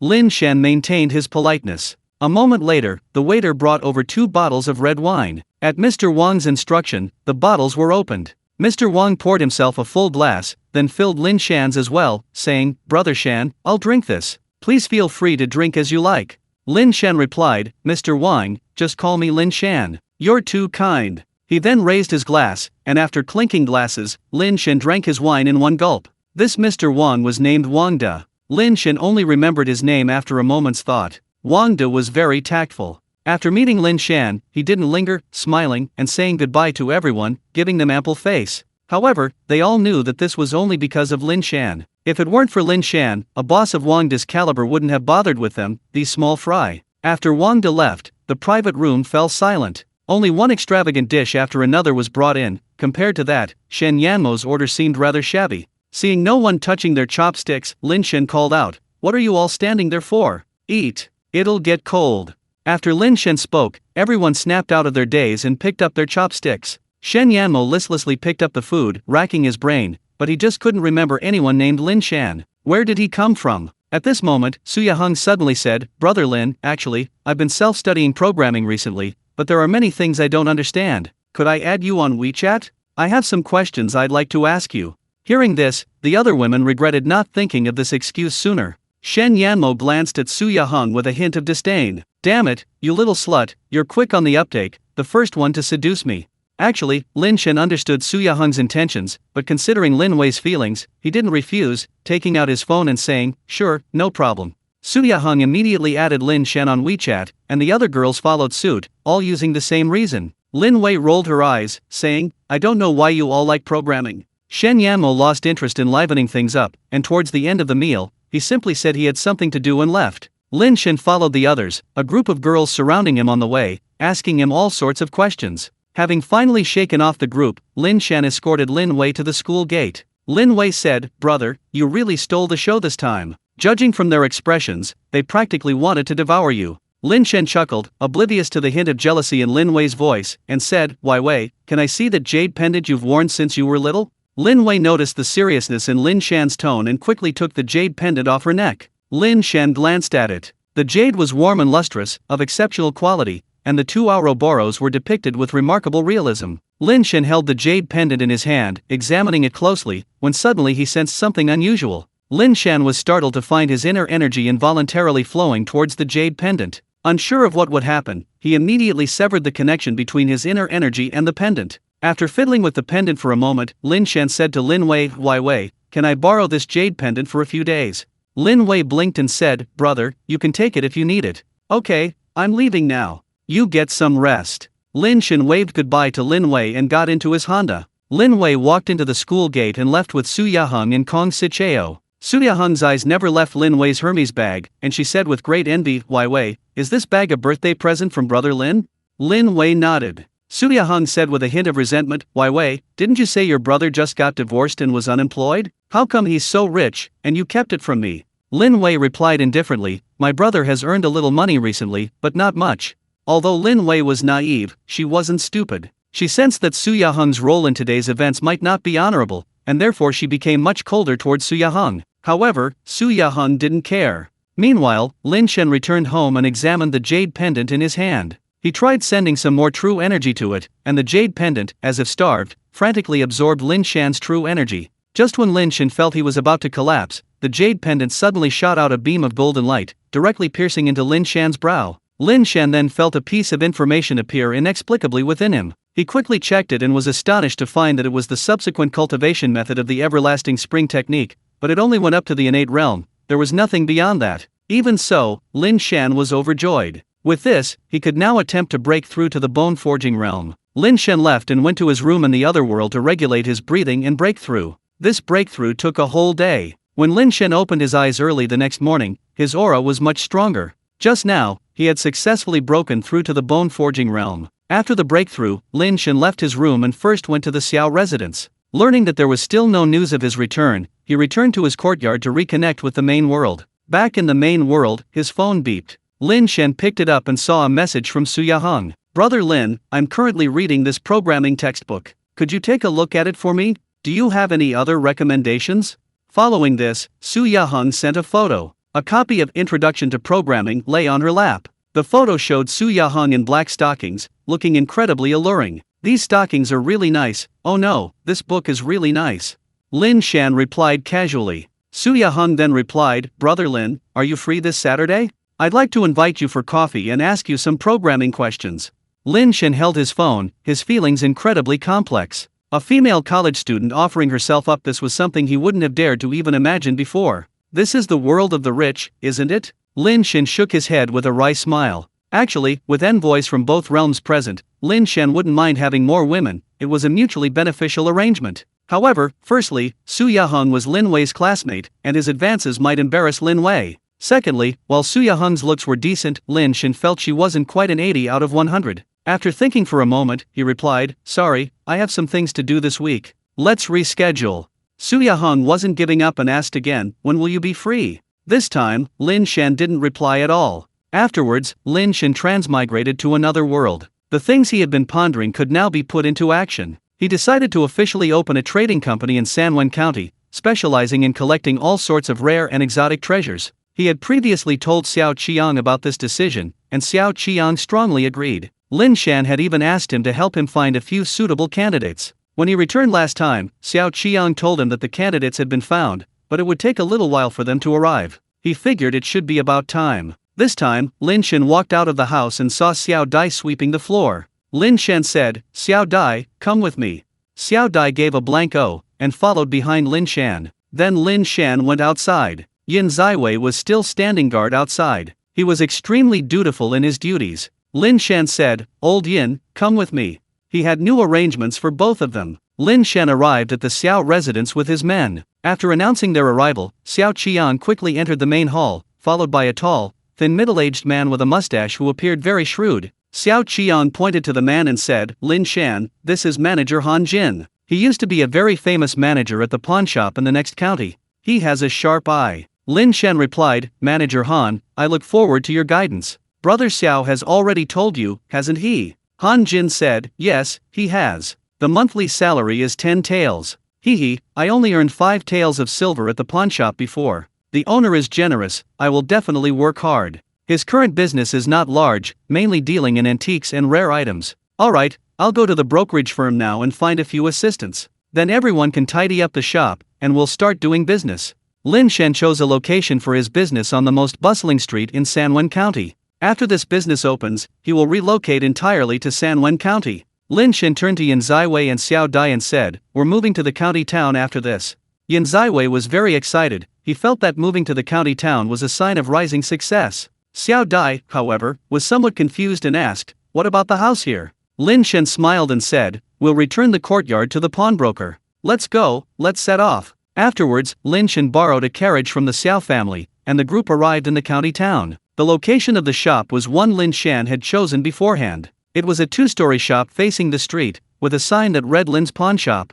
Afterwards, Lin Shan went to the pawnbroker and hired 3 clever clerks. With everything prepared, Lin's Pawn Shop officially opened for business. Lin Shan bought another courtyard in Sanwen County as his residence, while Yin Ziwei moved directly into the pawn shop. The opening of Lin's Pawn Shop was quiet and few people knew about it. Lin Shan intentionally kept a low profile and didn't tell anyone. If he had publicized it extensively, given his current status in Sanwen County, the opening day would have been a huge success. However, embarrassingly, for 3 days after opening, not only did he not make any business, but not a single person even came in to take a look. Han Jin suddenly felt immense pressure. He was only getting 10 taels of silver a month, but hadn't closed a single deal. It was quite embarrassing. He'd always wanted to show his employer his expertise, but even a skilled cook can't cook without ingredients. Lin Shan, on the other hand, wasn't in a hurry. Since he had nothing to do in the main world, he spent his time in this other world. He was currently holding a book, recommended to him by Luo Bing, about appraising antiques. Since he was in this line of work, he needed to acquire some knowledge.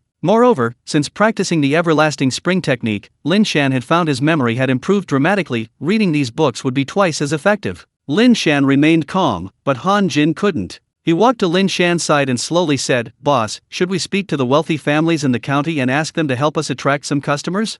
Lin Shan smiled and said, "It's alright, Manager Han. In our line of work, we either don't open for business or we live off it for half a year. Don't feel embarrassed. How about this, you?" Lin Shan thought for a moment and said, "You put up a sign saying that we are a pawn shop, and 1 tael of gold can be exchanged for 12 taels of silver." Han Jin was taken aback, looking at Lin Shan with a strange expression. In the other world, the exchange rate between silver and gold was generally 10 taels of silver to 1 tael of gold. But in modern times, the ratio was different. 1 gram of gold was worth over 700 yuan, while 1 gram of silver was only worth a little over 7 yuan, a difference of 100-fold. This business was a sure thing for Lin Shan, but Han Jin couldn't understand it. Well, the boss probably just wants to use this to build up popularity. Han Jin could only console himself with this thought, then said, "I understand, boss. I'll spread the word right away." The effect of this method was obvious. Just an hour after Han Jin spread the word, a middle-aged man walked in, looking around nervously. Finally, a customer. Han Jin excitedly stepped forward and asked, "What does the esteemed guest wish to pawn?" The man quickly shook his head, saying, "I don't want to pawn anything, but I heard that 1 tael of gold here can be exchanged for 12 taels of silver. Is that true?" Han Jin's face immediately fell. He looked back at Lin Shan and could only force a smile, saying, "That's right. How much does the esteemed guest wish to exchange?" The man carefully took out a small piece of gold from his belt, saying, "I have 3 taels here. Please take a look." Lin Shan, seeing his first customer, walked over with his hands behind his back. He watched as Han Jin took the small piece of gold, weighed it in his hand, then gently bit it, and said to Lin Shan, "Master, the purity is acceptable." Lin Shan said, "Then give it to him." "Okay." Han Jin nodded, went to the counter, took out 36 taels of silver, put it in a cloth bag, and handed it to the man, saying, "Here are 36 taels of silver. Take a look." The man looked at the bag in his hand with some disbelief. He actually took out a scale from his pocket, weighed it, and after finding the weight was correct, smiled and said, "It really is. Thank you."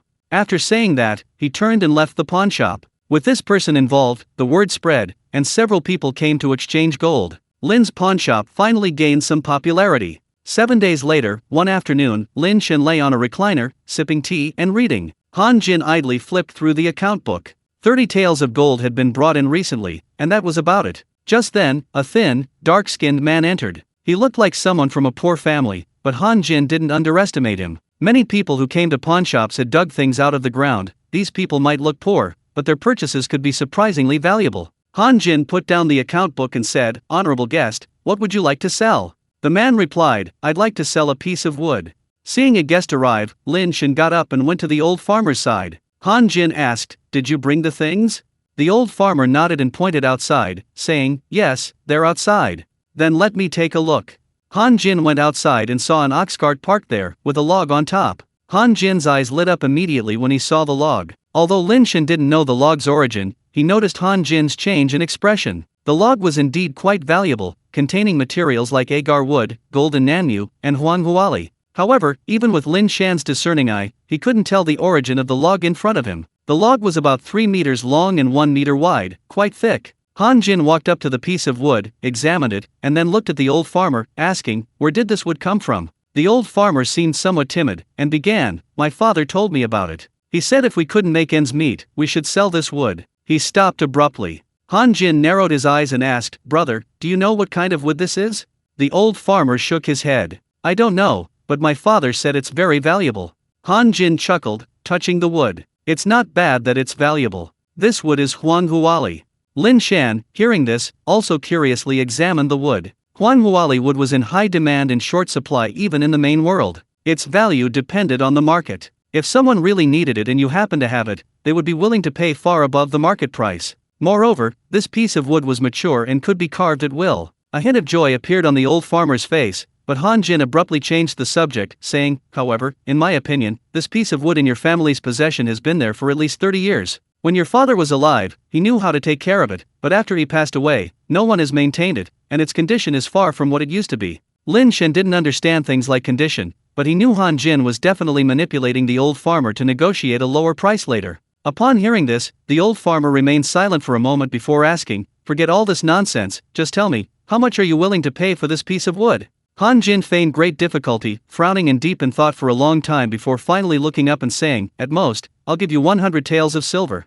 The old farmer immediately frowned and said, "I won't sell it, I won't sell it." Han Jin remained calm, saying indifferently, "You won't find this price elsewhere. Let me ask you, before you left this morning, didn't you remove the insects from the wood? This wood is probably riddled with holes. 100 taels of silver is far more than the price of this piece of wood. I can't make the decision myself, the owner has to agree. Brother, I think you should be content.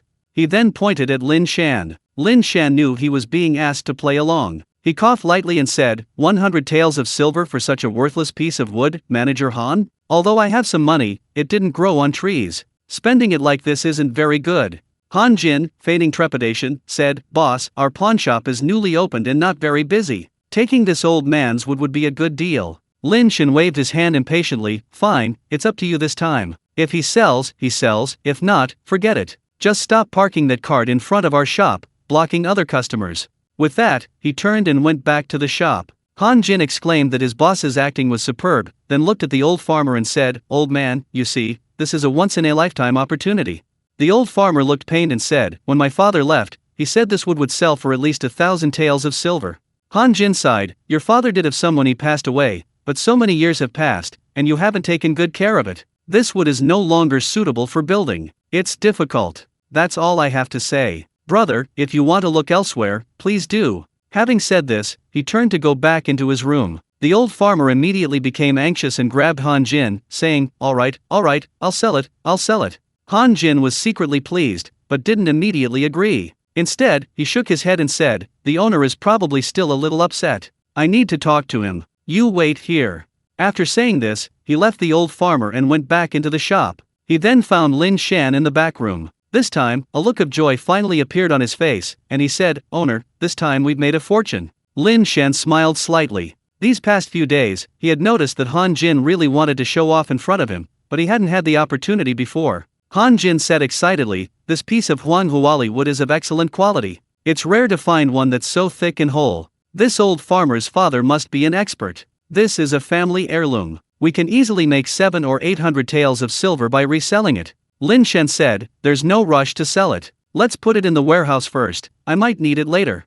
Han Jin immediately replied, Yes, sir. Then, he went to the counter, took out 100 taels of silver, and called 3 shop assistants to carry the rosewood piece into the warehouse. Lin's pawnshop had its first sale. Afterward, Lin Shan spent a month in the other world, reading and drinking tea every day. A full month later, news finally came from Xiao Qiang. The Xianjian sect had made arrangements, and the prefect had agreed to a meeting. Now, Lin Shan needed to go to the prefectural capital to meet the prefect. This time, I won't accompany you. The Xianjian sect naturally has a base in the prefectural capital, you can just go there directly. At the Xiao residence, Xiao Qiang and Lin Shan sat facing each other, discussing the upcoming prefectural meeting. Xiao Qiang's expression was somewhat worried as he said, Your trip to the prefecture this time won't be peaceful. The ancient spirit mountain knows about you, and I'm afraid they'll take action. Lin Shan asked in surprise, They have that much audacity? Although this world has extraordinary powers, generally speaking, sect members still have to consider the face of the government when acting. Besides, this time the prefect specifically requested to see him. Xiao Qian gave a bitter smile and said, Cutting off someone's livelihood is like killing their parents. Who knows what they'll do? Sai, I think it would be better to have Ge accompany you. Lin Shan shook his head and said, That's not necessary. With Ge gone, the Xiao residence is vulnerable. We still need to be careful. I'll be cautious on the way and disguise myself. Xiao Qiang still seemed worried. Just then, a servant suddenly came to report, Master, senior sister Mu Qing from the Xianjian sect has arrived. Xiao Qiang quickly said, Please come in quickly. He and Lin Shan went straight out of the living room and met Mu Qing at the gate. Mu Qing was still dressed in her usual dashing attire. Upon seeing Lin Shan, she smiled and patted the longsword hanging at her waist, saying, Brother Lin, the sect specifically sent me to escort you to the prefecture. The Xianjian sect was indeed meticulous, they had considered everything Xiao Qiang had thought of, so they immediately dispatched Mu Qing to escort Lin Shan. Lin Shan laughed, Just now, Master Xiao was saying that the people from Guling Mountain might try to harm me on the way, and here you are. Mu Qing's expression turned serious, and he nodded, saying, Master Xiao is right. Actually, the prefect is very satisfied with your goods, but Guling Mountain has monopolized this business for many years, and there are too many vested interests involved, so it's impossible to simply replace them. You need to go there. This journey won't be easy, Guling Mountain will definitely make a move. This was what Yin Bin had personally told him before they came. Brother Lin, my suggestion is that we set off immediately, the sooner the better. Mu Qing added. Lin Shan had no objections. He borrowed a horse from the Xiao family and immediately set off for the prefectural capital.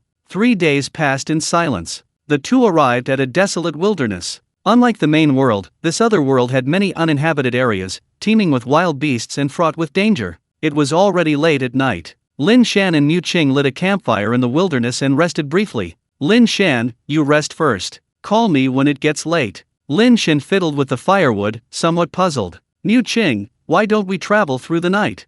Now a bone-forging realm martial artist, his energy far surpassed that of ordinary people. Although he had been traveling without sleep for 3 days, he didn't feel much fatigue. In fact, he could continue. Mu Qing gazed at the flames, his expression serious. He said, there are some things you don't know, because we're about to enter the territory of demons. Demons? Lin Shan frowned. Did demons exist in this world? Seeing Lin Shan's expression, Mu Qing thought to herself, just as I expected. She knew that Lin Shan's mentor on his path to martial arts was merely a somewhat skilled physician, and wouldn't have told him about these things in the cultivation world. Now it seemed she was right, Lin Shan didn't even know such basic knowledge. Lin Shan gestured with his hands, saying, this demon, is it the kind from storytelling, with the head of a monster and the body of a human? Mu Qing smiled and nodded, that's right, such demons do exist. Where should I begin? Mu Qing looked up at the sky and slowly said, about 10,000 years ago, there were no martial artists in the world. One day, the sky suddenly turned blood red, and a blood-red moon appeared. 9 stone tablets fell from the sky. These 9 tablets were obtained by 9 different people, and martial arts techniques were gradually comprehended from these 9 tablets. The 9 tablets changed hands repeatedly, and each person gleaned different techniques from them. Lin Shan listened intently. That's the downside of not having a master, he knew absolutely nothing about these basic facts. So, martial arts techniques were actually comprehended from stone tablets falling from the sky. Along with these stone tablets, many demons have appeared in our world. These demons are born with immense power and can cultivate like us. Over the past 10,000 years, humans and demons have fought countless wars. In our Wu Kingdom, we maintain a basic peace, each with our own territory, and neither side is allowed to enter the other's land at will. This time, I want to take a shortcut, so I'll be staying close to the edge of the demon territory. I see. Lin Shan pondered Mu Qing's words and asked, so, where are these 9 stone tablets now? Mu Qing smiled and said, these 9 stone tablets are mostly controlled by the most powerful forces. Those forces are too far away from Wu Kingdom, and I'm not entirely sure about them. In the future, if you become powerful enough to leave Wu Kingdom, you will naturally understand these secrets.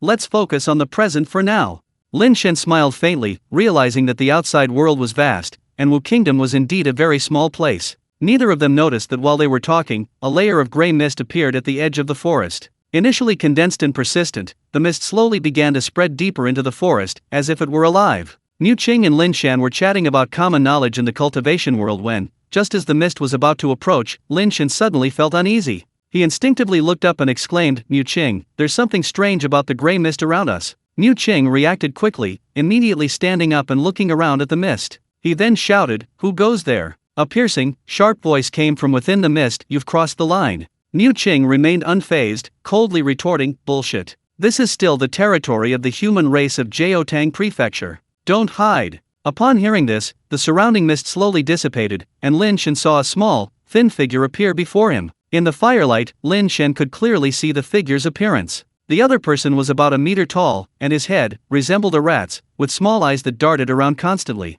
This was a demon. The image certainly fit the word demon perfectly. The rat sized up the two, then suddenly spoke, I am Rat Balan, under the command of Master Husan of Quipping Mountain. Who are you? Mu Qing took out the Xianjian sect's command token and waved it, saying, Xianjian sect, Mu Qing. Never heard of you.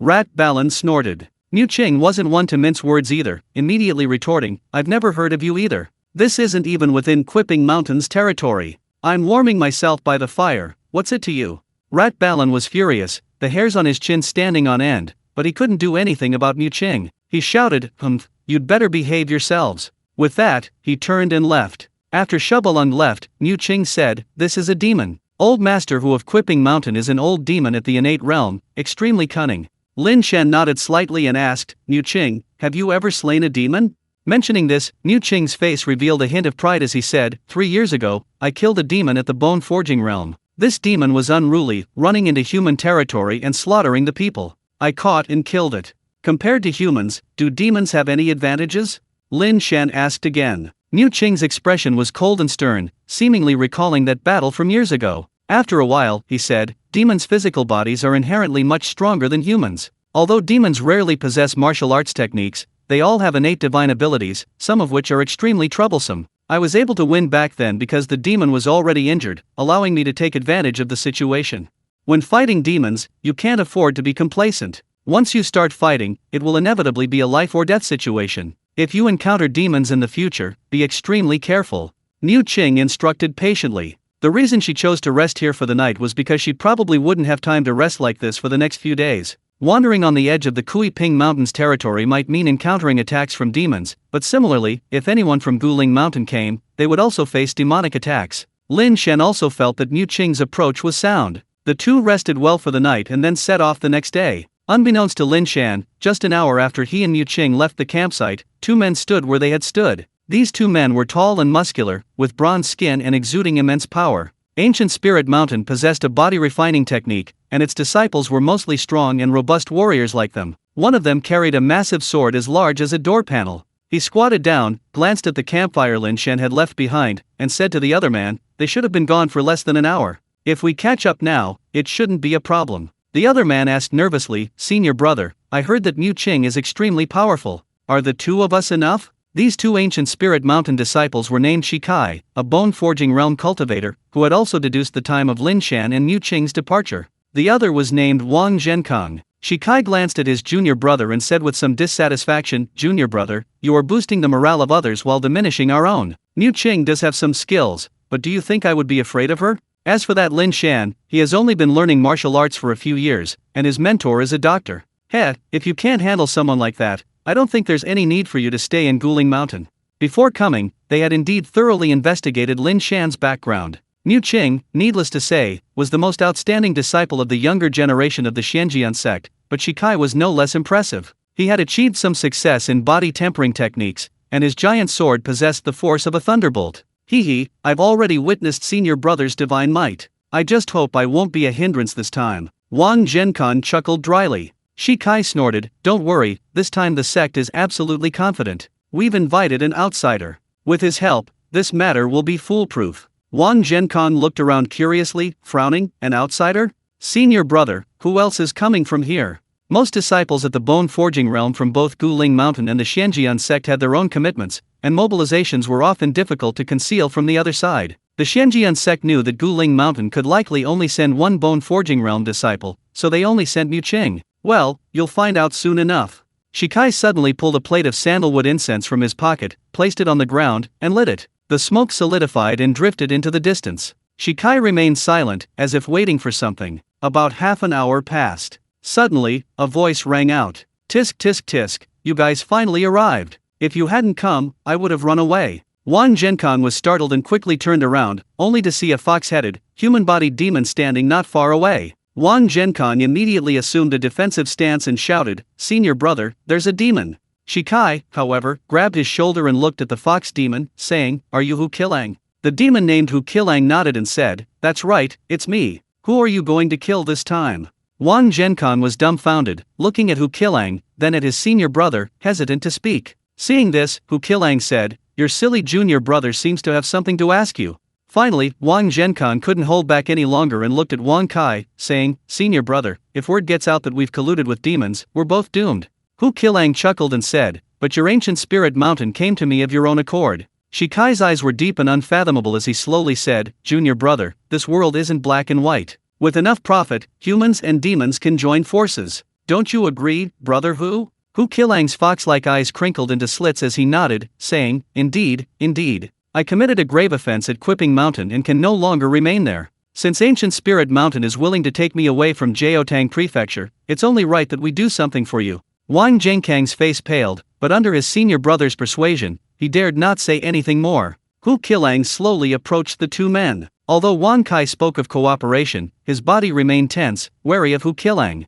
Hu Qilang noticed, but he didn't care. Instead, he asked, "Brother Shi, who are you going to deal with this time?" Shikai replied, "Niu Qing from the Xianjian sect." Hu Qilang's eyes lit up at the name, and he licked his lips, saying, "This woman. I've seen her before. Last time I wanted to capture her and take her back for a good time, but she escaped. Brother Shi, it's a deal, this woman is mine." Shikai said expressionlessly, "Once you subdue Niu Qing, she's yours. But after you're done, you must kill her to silence her." Hu Qilang nodded excitedly, as if Niu Qing were already helpless and lying before him. Don't worry about that. Then let's set off and catch up as quickly as possible. Shikai pointed in the direction Lin Shan and Niu Qing had left. As night fell, Niu Qing suddenly stopped in a forest and turned around. Lin Shan, seeing this, asked, "What's wrong, Niu Qing?" Niu Qing's expression was somewhat grave. He slowly said, "We've been followed." Lin Shan raised an eyebrow and asked, "How did you know?" Niu Qing didn't explain much, only saying, "I left some traces along the way, so I sensed they were being followed." "So what do you plan to do?" Lin Shan remained relatively calm. It was simple, he was now at the bone forging realm, but he hadn't told Niu Qing. This was his trump card. When it came to matters of life and death, he wouldn't tell anyone. A hint of murderous intent flashed in Niu Qing's eyes as she said to Lin Shan, "Being followed by them is always a problem. Now that I know, we'll be in the open, and they'll be in the shadows. I plan to find a good spot to ambush them and take care of these pursuers directly. After that, we'll swagger straight to the prefectural capital." Lin Shan couldn't help but admire this woman's boldness. But upon reflection, he realized Niu Qing's approach was actually quite sound. Lin Shan wasn't a coward, and now that he was at the bone forging realm, he immediately replied, "I have no problem with that. You can decide everything." Niu Qing looked around and said, "I think this place is quite good." Lin Shan immediately agreed. Then Niu Qing began setting up. In truth, ordinary traps were largely ineffective against martial artists. Niu Qing's idea was simple: use traps to distract them, then strike suddenly, inflicting casualties. Given the urgency, Niu Qing set up a few simple traps, then pulled Lin Shan to hide in a pit. He took out a pill and said to Lin Shan, "Take this. It will make your aura even weaker, preventing them from noticing." Lin Shan took the pill and swallowed it. The two then waited. The sounds of various insects filled the air. Lin Shan remained calm, waiting with his eyes half closed. Just then, he sensed something amiss. Shikai and his two companions had entered the forest. Wang Zhenkong asked, "Senior brother, shouldn't we be catching up with them soon?" Shikai nodded, "Yes, we're very close." The three proceeded cautiously, knowing they might soon encounter Niu Qing. At this moment, Hu Qilang suddenly said, "Do you think she might have already discovered you're following her? We want to kill them, but they want to kill us too." Shikai frowned. "How could that be? My tracking method is extremely discreet, Niu Qing couldn't possibly have discovered it." Hu Qilang chuckled upon hearing this. Lin Shan and Niu Qing, hiding underground, exchanged a glance. It seemed there were three of them. They wondered about their strength. Now, the die was cast. Niu Qing slightly raised his hand. When it fell, it would be the moment for the two to strike. Just 5 meters from where Lin Shan and his companions were lying in ambush, Hu Qilang suddenly screamed, "Something's wrong." Niu Qing reacted quickly, activating the mechanism almost simultaneously with Hu Qilang's cry. Whoosh! Whoosh! Whoosh! The sound of wind cutting through the dark forest filled the air as several incredibly sharp wooden arrows hurtled toward Shikai. The sudden turn of events didn't deter Shikai. He remained relatively calm, while Wang Zhenkong panicked. "Don't panic!" Shikai shouted, stepping in front of Wang Zhenkong and drawing his great sword from his back, cutting down 3 of the incoming arrows. However, another whooshing sound came from behind another attack. Shikai could only turn to face the arrows from behind. It was at this moment that Lin Shan and Niu Qing burst from the ground. "Die!" Niu Qing roared, his body shooting straight at Shikai like an arrow released from a bow. Lin Shan, seeing the 3 figures clearly in the darkness, was startled. Guling Mountain has actually colluded with demons. Lin Shan met Hu Qilang's eyes. Hu Qilang looked at Lin Shan with great interest, like watching prey struggling in its death throes. Lin Shan ignored Hu Qilang and instead chose Wang Zhenkong, who was closest to him. Wang Zhenkong was already somewhat flustered. After Shikai turned around, he followed suit, but now, hearing another enemy attacking from behind, he hurriedly turned around, only to be met with Lin Shan's fist. During this time, besides reading and drinking tea in the pawnshop, Lin Shan had also been secretly practicing martial arts. Among them was the low-grade Xian-level martial art, heart-piercing force. Wang Zhenkong raised his hands to his chest, trying to block Lin Shan's attack, but how difficult it was for a single blood transformation realm martial artist to withstand a bone-forging realm martial artist head-on. Moreover, Lin Shan had attacked from behind. The true energy Wang Zhenkong had hastily gathered was no match for him. His hands were shattered by Lin Shan's punch, the fist finally striking Wang Zhenkong's chest. The immense force of the blow caved in Wang Zhenkong's chest, making him instantly and irrevocably dead. Wang Zhenkong's body flew far away before falling limply to the ground, lifeless. "Ah!" Shikai roared in anger. Although Niu Qing's sword strike hadn't killed him, it had left a bloody gash in his chest, from which blood flowed incessantly. Then Niu Qing shifted his stance, retreating back to Lin Shan's side, and the 4 of them faced off. Shikai gritted his teeth, glaring at Lin Shan. "You've actually broken through to the bone forging realm." Lin Shan had just attacked with his full strength, so he couldn't hide it anymore. Lin Shan smiled coldly, looking at Mu Qing. Mu Qing, I didn't mean to hide it. Mu Qing inwardly admired Lin Shan's cunning, but being a straightforward person, she shook her head and said, it's alright. Then, she looked at Ukilang and said, Shikai, your ancient spirit mountain is really going backwards, actually joining forces with demons. Shikai's face was incredibly grim. He said, as long as I kill you all, no one will know about this.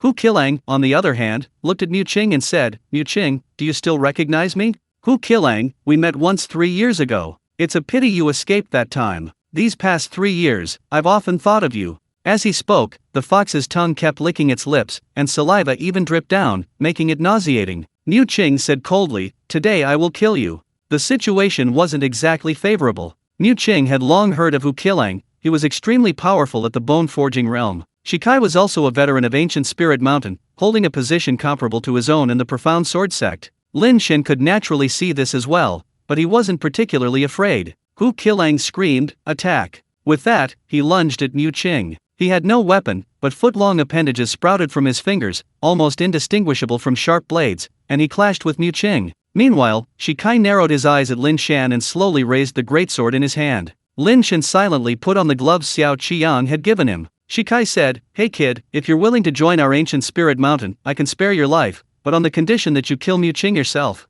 You want to do this weapons business? Isn't it all about making money? That's easy. Give us your goods, and we'll give you 30% of the profits. Unexpectedly, at this crucial moment, Shikai actually started negotiating a business deal with Lin Shan. Lin Shan knew perfectly well that the current situation was 2 against 2. While Shikai had some advantages, it wasn't a sure thing. Therefore, he wanted to stabilize the situation first, allowing him to focus on dealing with Mu Qing. Once Mu Qing was dead, he would be at their mercy. Mu Qing frowned, about to speak, when Lin Shan said, big guy, I think you're all muscle and no brains. Do you think I'd believe you? Come on, let's see who's better. Looking for death. Shikai roared, suddenly lunging forward, raising his greatsword high, and unleashing a powerful slash. When dealing with a power-type enemy like this, it's best not to engage in a head-on collision. Therefore, Lin Shan's first choice was to dodge. However, at this moment, a cunning glint appeared in Shikai's eyes, and the speed of his greatsword increased even further. However, Lin Shan was extremely cautious, narrowly avoiding Shikai's sword strike.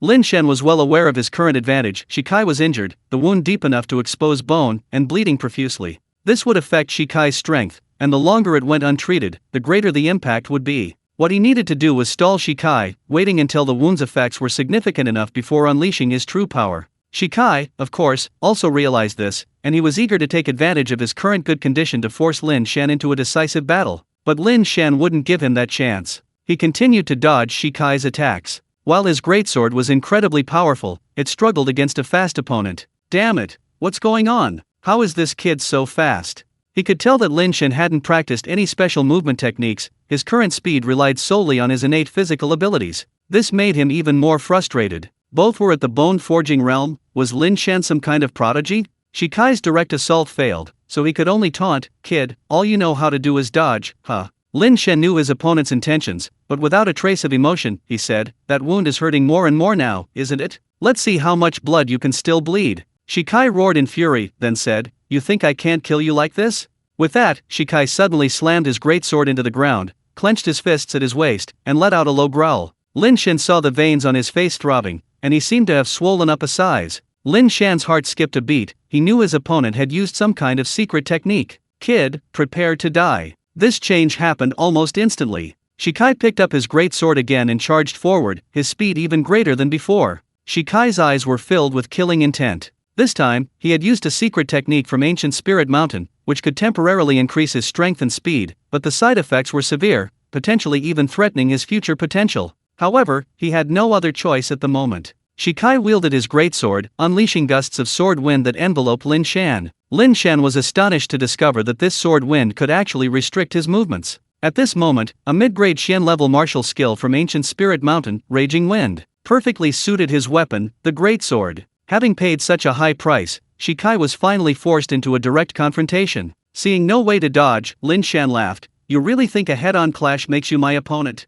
Facing the sweeping greatsword, Lin Shan suddenly threw a punch, striking the side of the blade. Shikai was taken aback. Lin Shan was incredibly audacious. If his punch hadn't been powerful enough, or had missed, he would have been cut in half.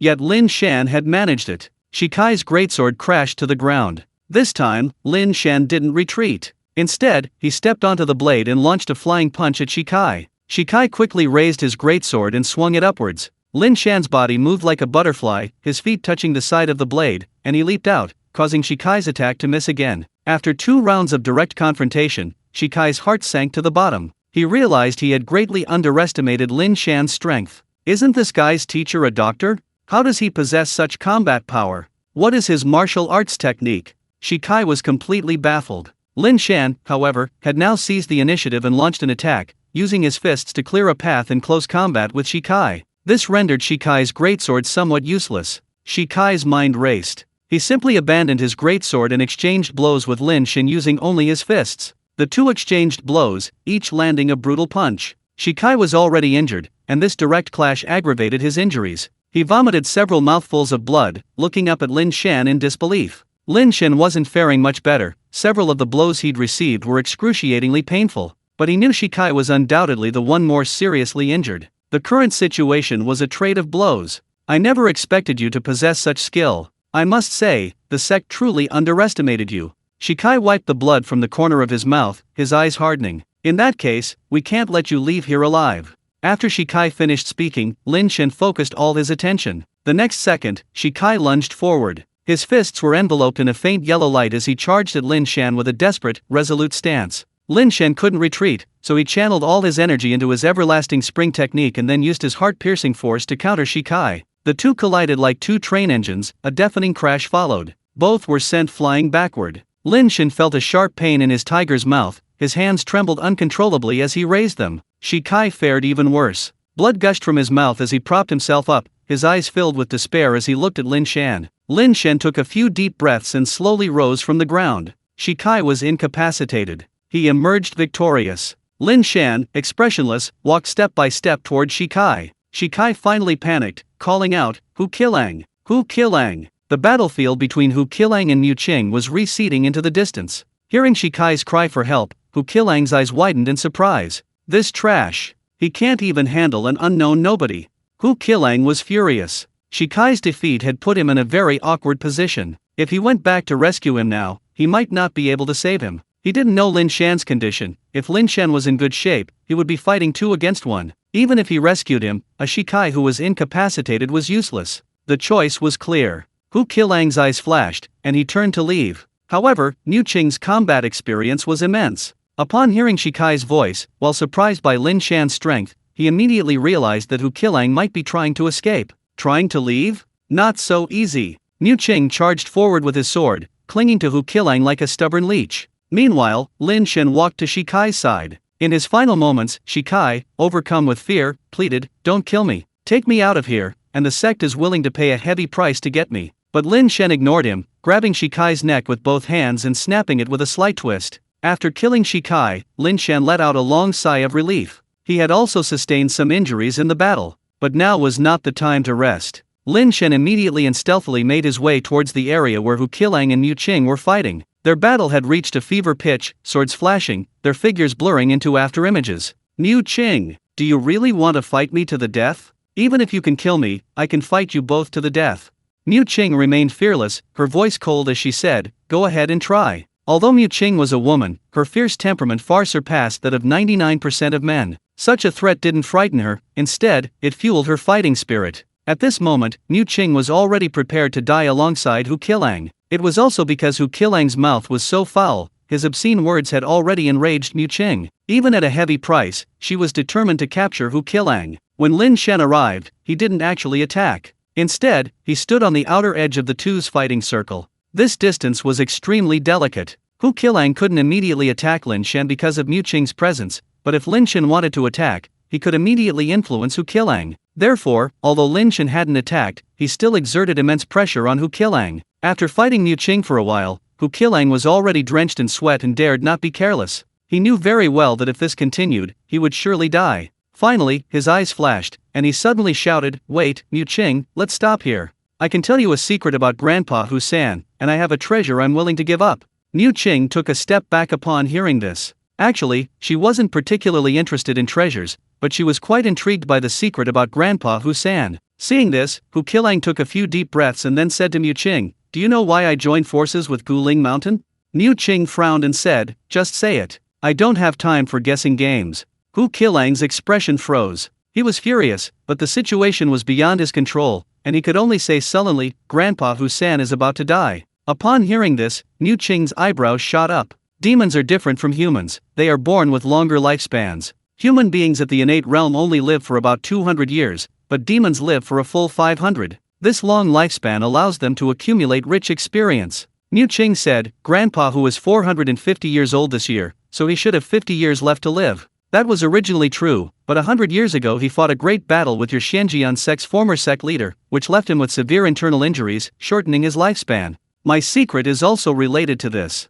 If you let me go, I will tell you this secret. I can assure you, it's extremely precious, but I need both of you to swear an oath. Hu Qilang was helpless. As a demon, he naturally understood the binding force of oaths, but he had no choice. Niu Qing was a man of strong character, but such people often kept their promises, even if those promises were made to demons. Niu Qing frowned. This secret concerned Grandpa Hu and involved a powerful innate realm expert. It must be something extraordinary. She hesitated for a moment, then asked after a long silence, the reason you got involved with Guling Mountain is because you secretly took away Hu Santei's secret and were afraid of being hunted down by him, so you ran away. Hu Qilang couldn't hide his surprise, and he readily admitted, that's right, you're very clever. Niu Qing, I apologize for my disrespect earlier. I'll even kneel if necessary, as long as you let me leave. I promise you, I'll give you the secret of Third Master Hu. Hu Qilang's expression was very sincere. Lin Shan looked at Niu Qing and said in a deep voice, Niu Qing, it's up to you. Niu Qing sized up Hu Qilang, her face showing little hesitation. She slowly shook her head and said, letting you leave would mean countless innocent people would die at your hands.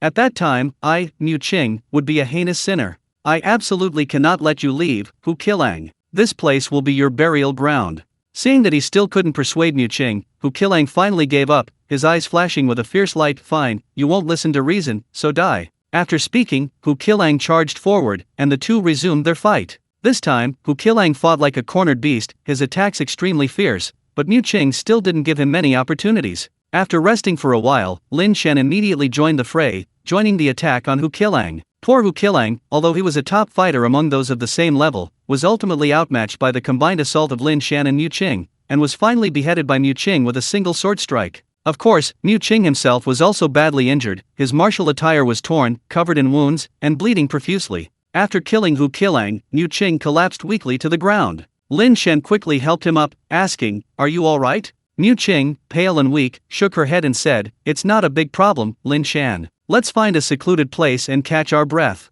Lin Shan nodded and was about to help Niu Qing up to leave, but Niu Qing said, wait, search their bodies and see if anything is left behind. Lin Shan first searched Hu Qilang's backpack. There was nothing of value there, except for a beautifully crafted small box, which Lin Shan pocketed. Then he set Hu Qilang's body on fire. Afterwards, he searched the bodies of Wang Zhenkong and Shi Kai. The two only had some loose silver and some common medicine on them. He found no martial arts techniques or cultivation methods, which disappointed Lin Shan somewhat. After collecting the spoils, Lin Shan helped Niu Qing into a cave and said, the three of them didn't have anything of value on them. Shi Kai's sword was too conspicuous, so I didn't take it. Only Hu Qilang had a small box on him. I don't know what's inside. Lin Shan took out the small box. He had no intention of keeping it for himself. Niu Qing had played a crucial role in this battle, and he wanted to share what was inside. Niu Qing looked at the box curiously and said, Lin Shan, open it and take a look. Lin Shan opened the box, and inside lay an orange bead. It was about the size of a baby's fist. Niu Qing examined it for a long time but couldn't figure out its origin. He shook his head and said, I don't know what it is. I'll have the sect leader take a look when we get back. Afterwards, the two tended to their injuries. Since Niu Qing was a woman, Lin Shan went out alone and didn't come back in. He said, Niu Qing, my injuries are much better than yours. I'll just keep watch outside. Let me know if anything happens. Niu Qing felt a warmth in her heart and couldn't help but feel a little more favorably disposed towards Lin Shan. She finished tending to her injuries and then began to meditate. Lin Shan, on the other hand, strolled around the neighborhood for a while. As night fell, Niu Qing opened her eyes and called out, Lin Shan, are you there? Lin Shan immediately replied, I'm here. I've prepared some food for you and left it at the cave entrance. Also, I found a small lake to the east, you can go there to wash up later. Niu Qing replied, a strange feeling welling up inside her. Lin Shan had saved her life before, and she was deeply grateful.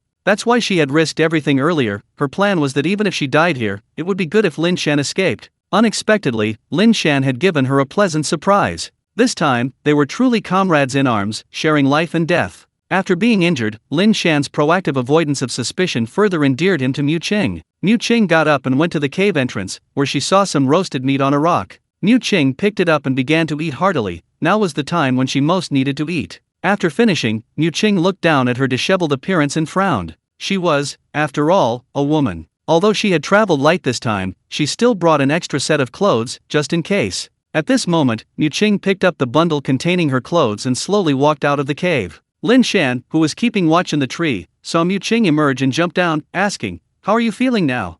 Mu Qing replied slowly, "Much better. I'm fine. I just need to rest for a while, it won't affect our journey." After saying this, she hesitated for a moment and then said, "Lin Shan, I'd like to go to that small lake to wash up." Lin Shan smiled and said, "Understood. I'll keep watch for you from a distance. There shouldn't be anyone in this desolate wilderness."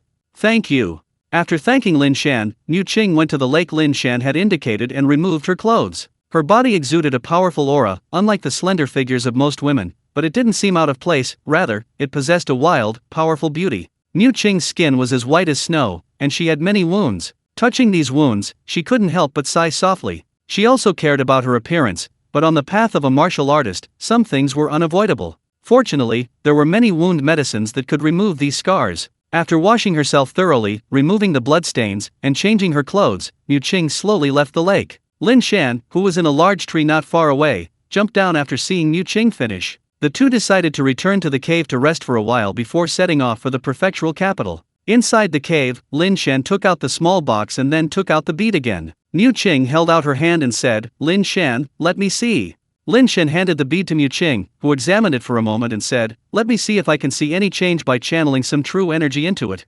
The bead looked unrecognizable, so Lin Shan could only say, "Be careful." Mu Qing nodded. Mu Qing gradually channeled her true energy, and a change quickly occurred. The bead slowly emitted a wisp of pale yellow smoke. Because he didn't know the bead's nature, Lin Shan quickly held his breath, but still inhaled a little. Then more and more yellow smoke appeared, and Lin Shan hurriedly said, "Mu Qing, don't channel your true energy anymore." Mu Qing was also somewhat flustered at this point and said, "I'm not channeling my true energy anymore." Yellow smoke quickly filled the cave. Lin Shan discovered that although he was holding his breath, the smoke was strangely penetrating his body through his pores. At the same time, a change occurred. Lin Shan felt as if his flesh was being cut with a knife, experiencing waves of excruciating pain. However, Lin Shan could feel his body growing stronger. But an awkward side effect also appeared. Lin Shan felt a burning sensation in his lower abdomen, a desire stronger than ever before. Just then, Lin Shan and Mu Qing exchanged a glance. Mu Qing's eyes were glazed over, their current state was undoubtedly the same. After a night together, the two nestled together. In the end, Lin Shan felt he had to speak first. You don't need to say anything." Mu Qing interrupted Lin Shan first. She silently got up, dressed, and then said to Lin Shan, "People of the martial world don't concern themselves with formalities. I know this wasn't your intention, just forget about today's events, don't tell anyone." Lin Shan's feelings were incredibly complicated. Why were all the women he encountered like this now? They had no intention of making him take responsibility at all. Was this a good thing or a bad thing? Just then, a new power surged from Lin Shan's Danshan. This power completely permeated his flesh and blood, and Lin Shan's physical strength reached a new level. The system's voice rang in his mind. Mu Qing has been won over. Mu Qing's overall score 83 points. Mu Qing's intimacy level 60. The host can choose female characters with an overall score of 80 or higher to pursue. Increasing intimacy will unlock more rewards. When intimacy reaches 100, the pursued character will become an envoy between the two worlds, traveling between them with the host. Mu Qing became the second woman, after Luo Bing, to be pursued by Lin Shan. However, compared to Luo Bing, Mu Qing's overall score is only 83. To be honest, Mu Qing's looks are indeed not as good as Luo Bing's, but she has her own unique charm. Lin Shan finished dressing. The awkward silence between them only intensified. Lin Shan tried to make conversation, saying, "It seems that bead can indeed enhance physical strength. How do you feel?" Mu Qing smoothed her hair and nodded, "Yes, I feel the same way. My body feels stronger." Lin Shan thought for a moment, then finally said, Mu Qing, I know it sounds a bit pretentious to say this now, but if you ever need my help in the future, I will definitely do it."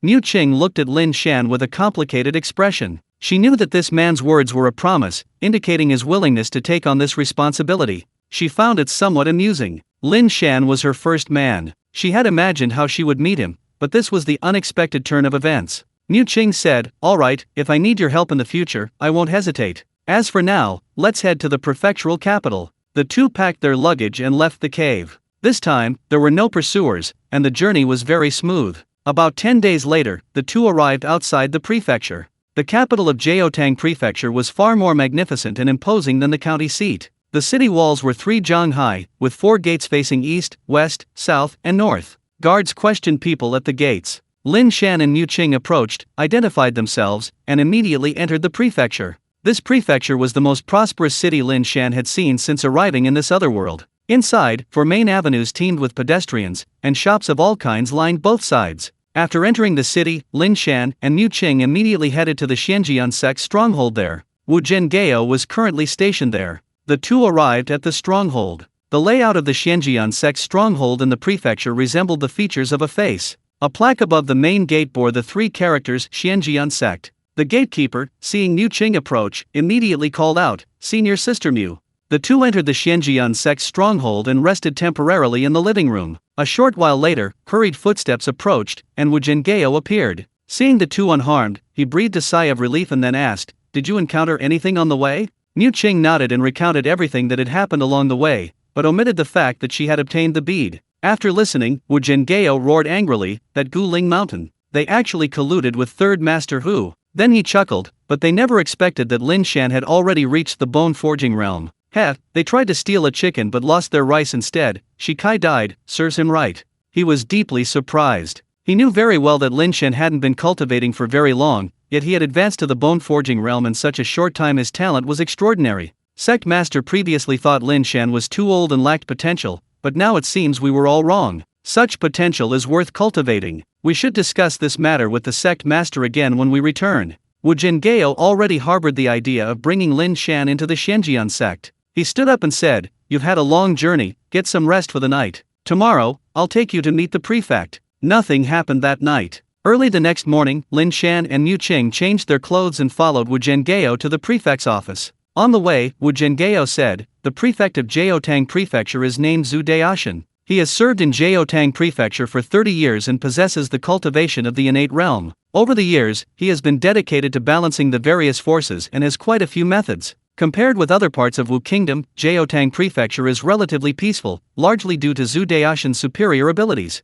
However, recently, uprisings have frequently broken out within Jiaotang Prefecture, leading to a surge in demand for weapons. When you meet the prefect, be careful with your words. Answer only when he asks you questions, and be absolutely careful not to say the wrong thing." Wu Zhengao considered the meeting with Zhu Daoshan extremely important and kept giving Lin Shan and Niu Qing these instructions. Entering the government office, the 3 were led to the back hall. Then, the person who had gone in to announce their arrival came out and said to the 3, "The Lord requests your presence."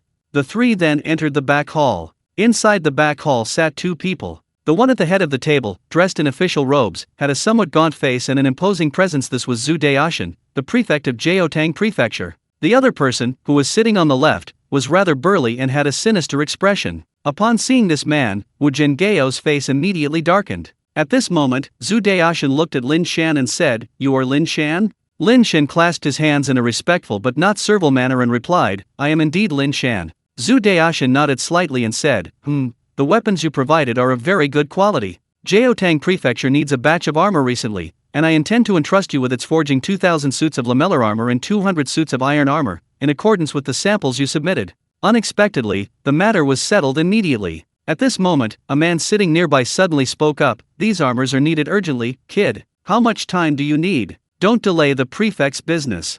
Lin Shan frowned at the man. He could sense that the man was a master of the innate realm, but with Wu Zhengao present, Lin Shan wasn't intimidated and asked, "Who are you?" The man gave a light snort and said, "I am Zhang Shun, the Grand Elder of Guling Mountain." So this guy was from Guling Mountain. Lin Shan ignored him and looked at Zhu Daoshan, saying, "Prefect, it will only take half a year."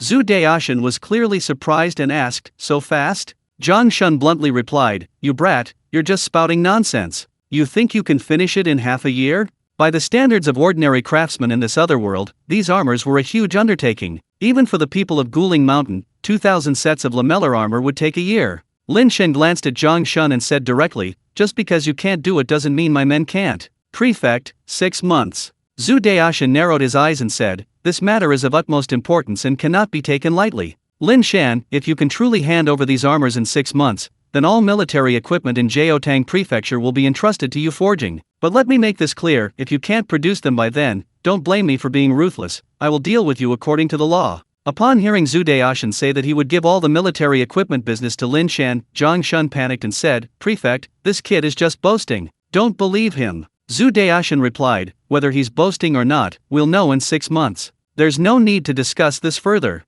Although both were innate realm experts, Zhu Daishan was ultimately a regional governor, wielding the most power in Jiaotang Prefecture. Having said all that, Zhang Shun could only shut his mouth. Finally, Zhu Daishan said to Lin Shan, I'm waiting for your good news. After saying this, he got up and left the hall. Zhang Shun, still furious, said to Lin Shan, kid, you still have 6 months. Think about your affairs. With Zhu Daishan gone, there was no need to consider the host's feelings. Wu Zhengao said directly, Zhang Shun, you should go back and arrange Shikai's funeral. Zhang Shun's expression changed. He knew best that Shikai had gone to intercept and assassinate Lin Shan and Mu Qing. Now that Lin Shan and Mu Qing had arrived, Shikai's fate was self-evident. Wu Zhengao's words confirmed Shikai's fate. Zhang Shun's eyelids twitched, and he said coldly, we'll see. After saying this, he left the room. After the other party left, Mu Qing asked somewhat puzzledly, Elder, why didn't you report their collaboration between Guling Mountain and Hu Qilang? Wu Zhengao sighed softly and shook his head, saying, Mu Qing, many things aren't that simple. We don't have concrete evidence, only one side of the story. The prefect won't make any move. Let's pretend we don't know for now, and take action later when we have evidence.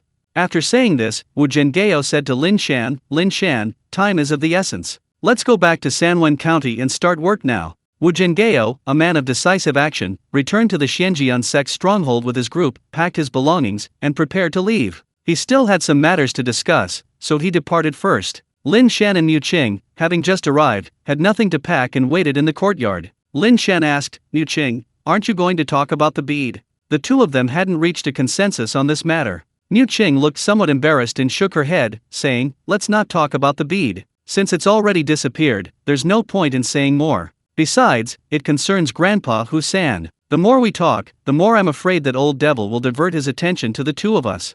Lin Shan gave an O and didn't ask any further questions, but he still felt somewhat uneasy. Mu Qing, however, avoided looking Lin Shan in the eye. What she said sounded reasonable, but her true thoughts were completely different. Once the matter of the bead was mentioned, Wu Zhengao would inevitably press for its whereabouts. This could potentially lead to revelations about his and Lin Shan's confused night together, a secret Mu Qing didn't want anyone to know, which was why she hadn't told Wu Zhengao about the bead. After Wu Zhengao returned, the three immediately set off back to Sanwen County. Wu Zhengao said, Lin Shan, this matter is of utmost importance. I've already informed the sect leader that I will remain in Sanwen County for the next 6 months to oversee the situation and prevent any disturbances from the ancient spirit mountain. That would be perfect. Lin Shan couldn't have been more pleased. With Wu Zhengao in charge, the matter would be completely foolproof. On their way here, to avoid attracting attention, he and Mu Qing had bypassed many main roads, taking mostly back roads. But on the return journey, with Wu Zhengao present, such discretion wasn't necessary. They rode swiftly along official roads, traveling at a rapid pace, returning to Sanwen County in just 5 days. Xiao Qian had been eagerly awaiting their arrival. Upon their arrival, he immediately welcomed them into the Xiao residence for a welcoming feast. After everyone was seated, Lin Shan asked, Brother Xiao, how's the matter I asked you to handle? Xiao Qian's expression was grave. He nodded and said, I've found the people, but currently there are only 5. As you know, craftsmen are very scarce. Wu Zhengao frowned upon hearing this and looked at Lin Shan, saying, Lin Shan, is your workshop only now starting to look for people? If that were the case, Lin Shan would not only have ruined himself but also severely damaged the Xianjian sect. The Xianjian sect had used many connections for this project, valuing the future returns it would bring. If things went wrong, the Xianjian sect would suffer a double loss, losing everything. This matter absolutely could not go wrong. So even though Lin Shan had a good relationship with the Xianjian sect, Wu Zhengao's tone was somewhat stern. Lin Shan naturally understood the other party's meaning and quickly said, Elder, you misunderstand. My workshop is not here. My workshop will handle the forging work, but the assembly work doesn't require skilled craftsmen. Therefore, I will delegate this part to others. Wu Zhengao's expression softened slightly. That's good. This matter must not go wrong. Let's begin immediately. The workshop was located at the Xiao family's residence. Afterwards, Lin Shan returned to the main world, immediately drove to the workshop, and instructed Gang Hao on the next steps. When Gang Hao heard about 2,000 suits of lamellar armor and 200 suits of iron armor, he was stunned for a moment, then gave a thumbs up and said, "Brother Shan, you're amazing. I'd think you were going to war. These things, actually, they're not difficult to make, because the materials are readily available, they just need a little processing." Lin Shan said, "I only need you to do the processing. As for the tedious assembly, I'll delegate that to others." "That's good." Gang Hao nodded. Lin Shan urged, "Let's make some raw materials now." "Okay, Brother Shan, just a moment." After saying that, Gang Hao plunged into the workshop and got to work. Lin Shan discovered that Gang Hao actually really enjoyed blacksmithing. After going inside, Gang Hao emerged within 2 hours, carrying several baskets of raw materials. Lin Shan pretended to load the materials onto the cart. In reality, he simply placed the items in his inventory and returned to the main world. 3 days had passed in the main world. Although Wu Zhenghao and the others didn't say anything, they were all getting anxious. Upon arriving at the workshop, Wu Zhenghao, having received the news, rushed over and saw the baskets of raw materials Lin Shan had prepared. Wu Zhenghao's worried expression immediately eased. Lin Shan then handed the raw materials to several craftsmen in the workshop, saying, "Assemble these lamellar armors according to the blueprints."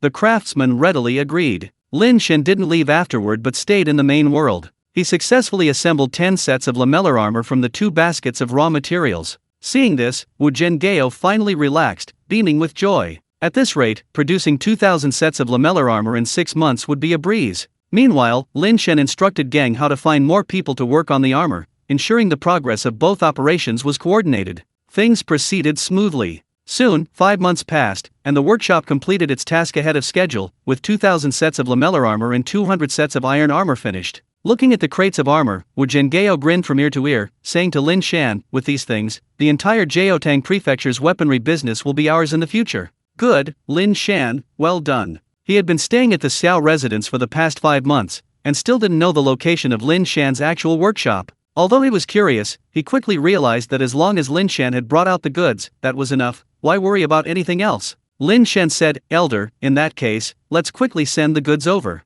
Wu Zhenghao nodded and spent a day arranging a horse team. This time, during the transport, Wu Zhenghao planted government flags on the horses, meaning that anyone who attacked these wagons would be making an enemy of the government. Even so, Wu Zhenghao still believed that Guling Mountain might take this risk, so he proceeded cautiously along the way. However, the group eventually arrived safely at the prefectural capital. Wu Zhenghao immediately met with Zhu Daoshan. Zhu Daoshan was astonished to learn that Lin Shan had completed the forging of all the armors and rushed to the government office to check. Zhu Daoshan opened the box and saw the armor inside. He picked up a suit of armor, examined it carefully, and then nodded, saying, not bad, Lin Shan, you've done very well." Zhu Daoshan was clearly quite satisfied. To prevent any unforeseen circumstances, he immediately summoned the government craftsman to inspect each suit of armor. As the armor was moved into the storeroom, Zhu Daoshan's smile widened. The quality of these armors was exceptional, far surpassing anything from the armor made in ancient Spirit Mountain. "Lin Shan, come inside and sit for a while."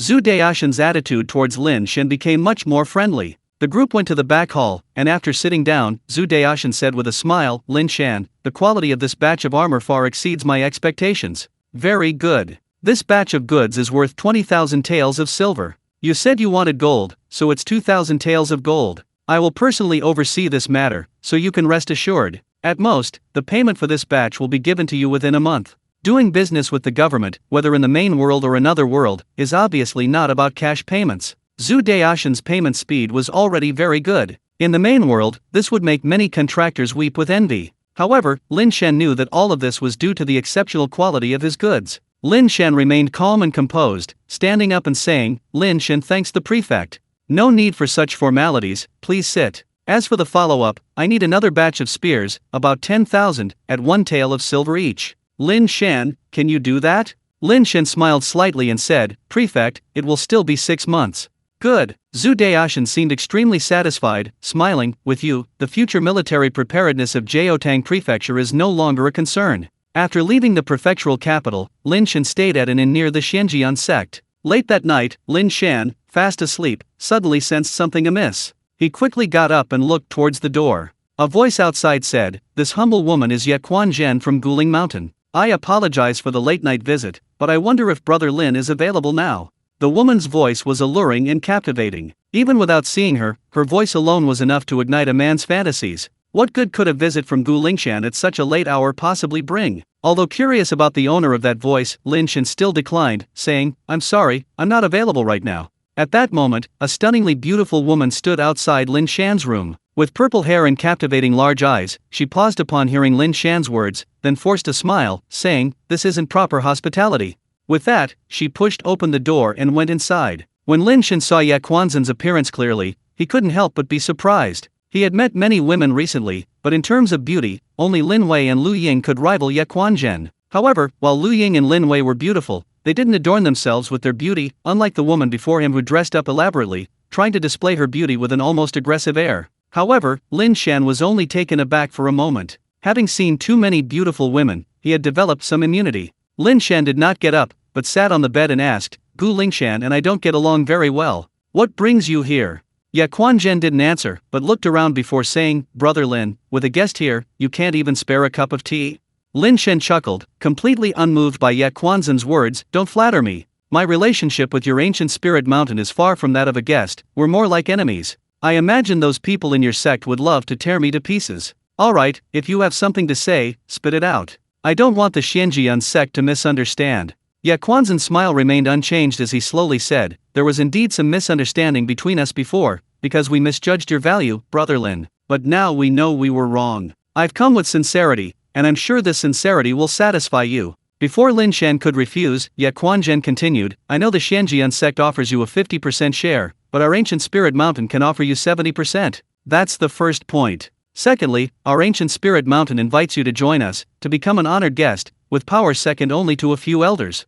Lin Shan listened expressionlessly. Seeing Lin Shan's expression, Ye Quanzhen gritted her teeth and said, "Finally, we know you are unmarried. If Brother Lin doesn't mind my humble appearance, I am willing to serve you from now on." Hearing this, Lin Shan was genuinely surprised. This woman was at the bone-forging realm, and her looks and figure were absolutely top-notch. Lin Shan was even willing to give up such a woman. He had truly gone to great lengths. However, Lin Shan wasn't tempted at all. He knew all too well Lin Shan's sinister intentions. The two sides had a significant past conflict, which couldn't be erased with just a few words. Lin Shan was willing to lower himself now because the die was cast. They were trying to win him over, most likely to find out how his goods came to be. Once they knew, they could easily eliminate him. Lin Shan was absolutely capable of such a thing. The conditions he offered seemed generous, but they were actually poisoned apples. If he fell for it, he wouldn't be able to enjoy these benefits for long. Afterwards, Ye Quanzhen said with extreme allure, "Brother Lin, tonight is also a fine night, but I am sleepless and cannot sleep.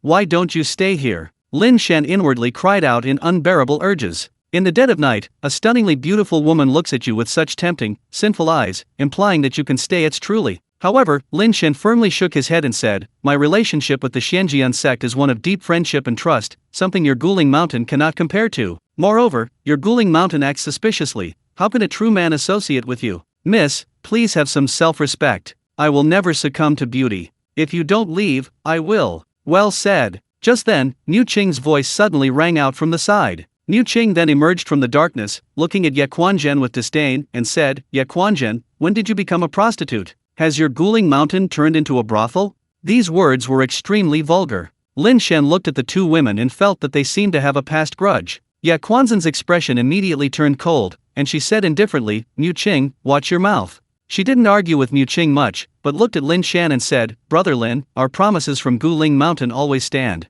If you change your mind any day, you can contact us any time." With that, she turned and left. Niu Qing coldly watched her retreating figure, then turned to look at Lin Shan, hesitating to speak. Lin Shan quickly said, "Don't worry, I would never believe their nonsense."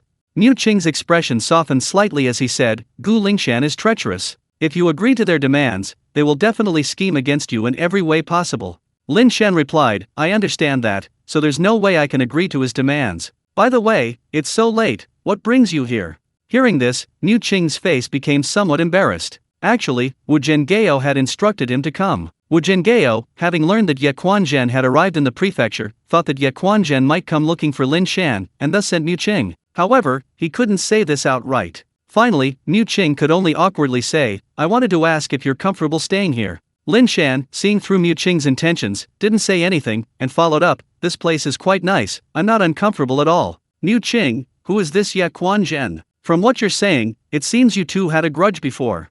Speaking of Ye Quan-zhen, Mu Qing's face showed disdain, and then he slowly recounted Ye Quan-zhen's past. After hearing this, Lin Shan understood. Ye Quan-zhen in Guling Mountain was somewhat like the public relations department of a large company in the main world. When dealing with other sects and even the government, Ye Quan-zhen was usually the one to handle things. In this regard, women have a natural advantage, which is undeniable. Thinking of Ye Quan-zhen's beauty and figure, even knowing that Guling Mountain was setting a trap for him, Lin Shan couldn't help but feel a flutter in his heart. Only with a woman like her could the saying "to die under a peony is to die a romantic death" truly hold true. Lin Shan, since there's nothing else, I'll head back now. Mu Qing Dao. Lin Shan nodded and bid farewell to Mu Qing. After Mu Qing left, Lin Shan lay down on the bed and continued his cultivation. The next morning, before Lin Shan had even left his room, Mu Qing arrived early at Wu Zhengao's study. Inside the study, Wu Zhengao, his face serious, asked, "What did Lin Shan and Ye Quan-zhen discuss yesterday?" Mu Qing recounted what she had overheard. When she heard Lin Shan's righteous refusal of Ye Quan-zhen, Wu Zhengao couldn't help but smile slightly. At least he didn't trust the wrong person. However, if he truly cooperates with Guling Mountain, he'll regret it in the future.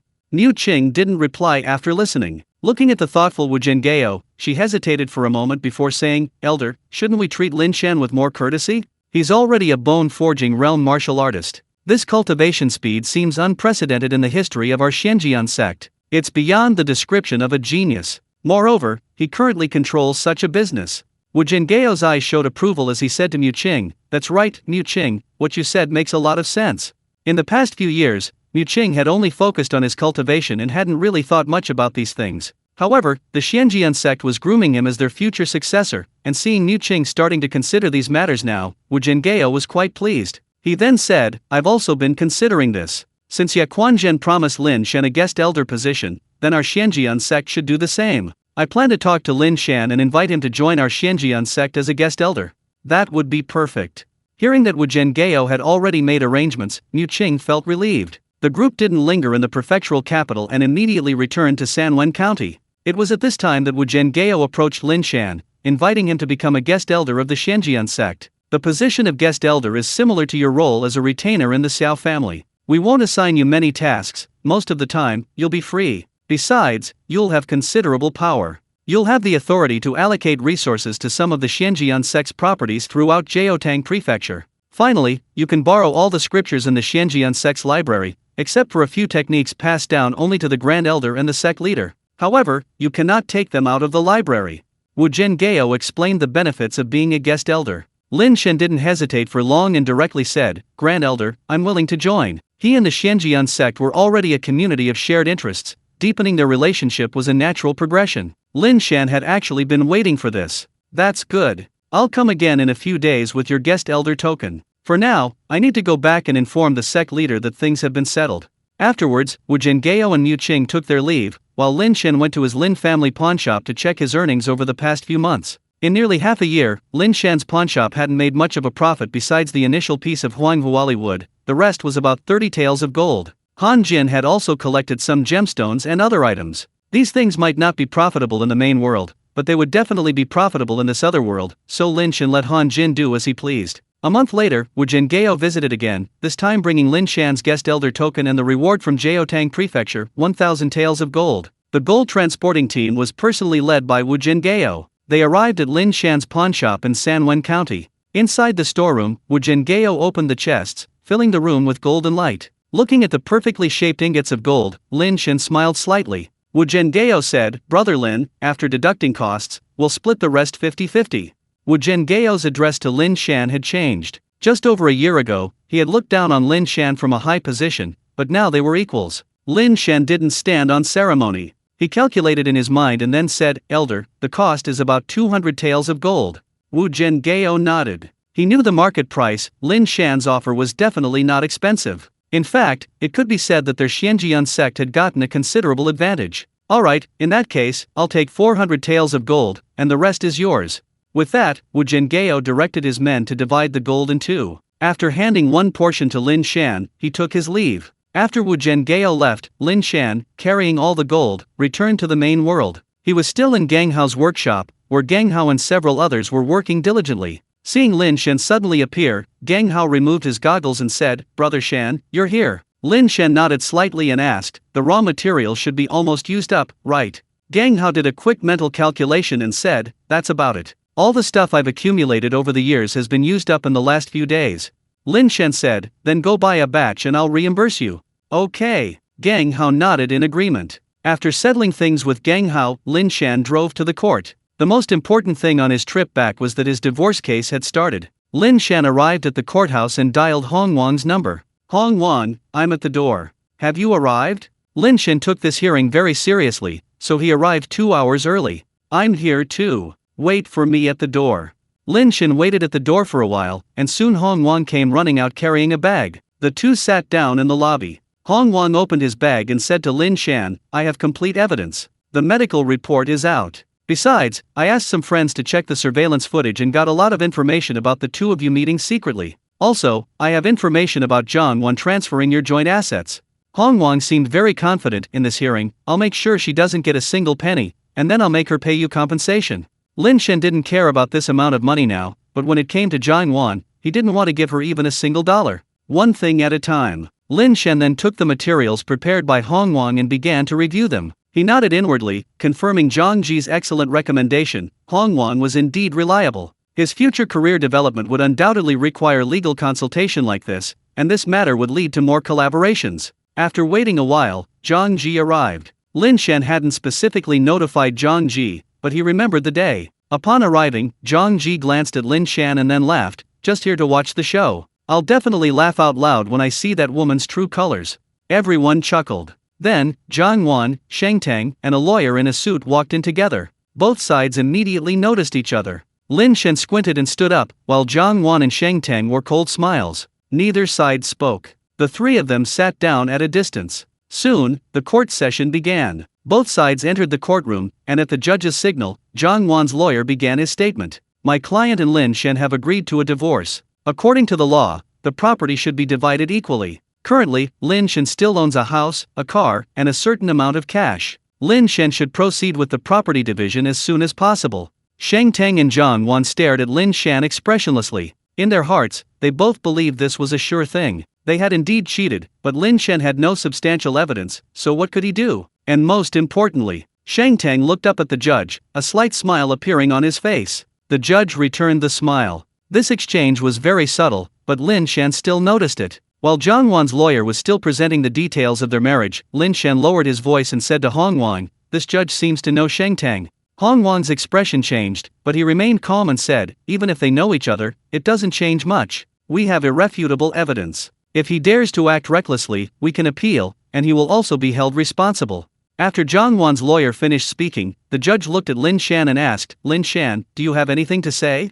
Upon hearing this, Hong Wang immediately stood up and said, I will speak on behalf of my client. Lin Shan and Zhang Ji crossed their arms, ready to watch Hong Wang's performance. Hong Wang said, first, I must clarify that Zhang Wan's statements are inconsistent with the facts. In reality, Zhang Wan had an extramarital affair with a man named Sheng Tang 2 years ago. Furthermore, the child born during Zhang Wan's marriage is not Lin Shan's biological child. I have a test report as evidence. The report indicates that Zhang Wan and Lin Shan's child is not related, but the child is definitely related to Sheng Tang. In addition, I also obtained a video from 2 years ago showing Sheng Tang and Zhang Wan checking into a hotel together. After speaking, Hong Wang handed over the evidence. This series of events left Zhang Wan and Sheng Tang dumbfounded. Looking at Lin Shan in disbelief, Zhang Wan blushed and said, impossible, impossible. She couldn't understand how Lin Shan had obtained these things. Seeing this, Lin Shan said directly, do you really think your scandalous affair is foolproof? Zhang Wan, this is just the beginning. Although I don't have much money, you won't get a single penny.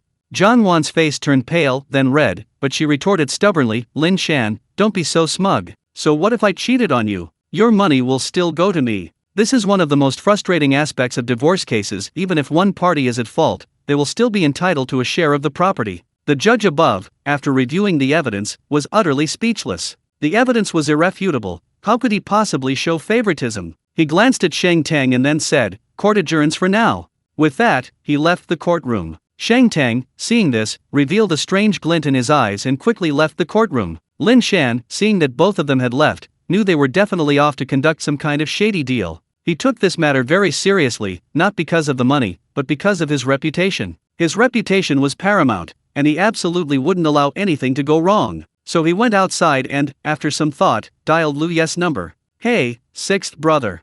Oh, it's Lin Shan. Ha ha ha, when are you free to come over for a visit?"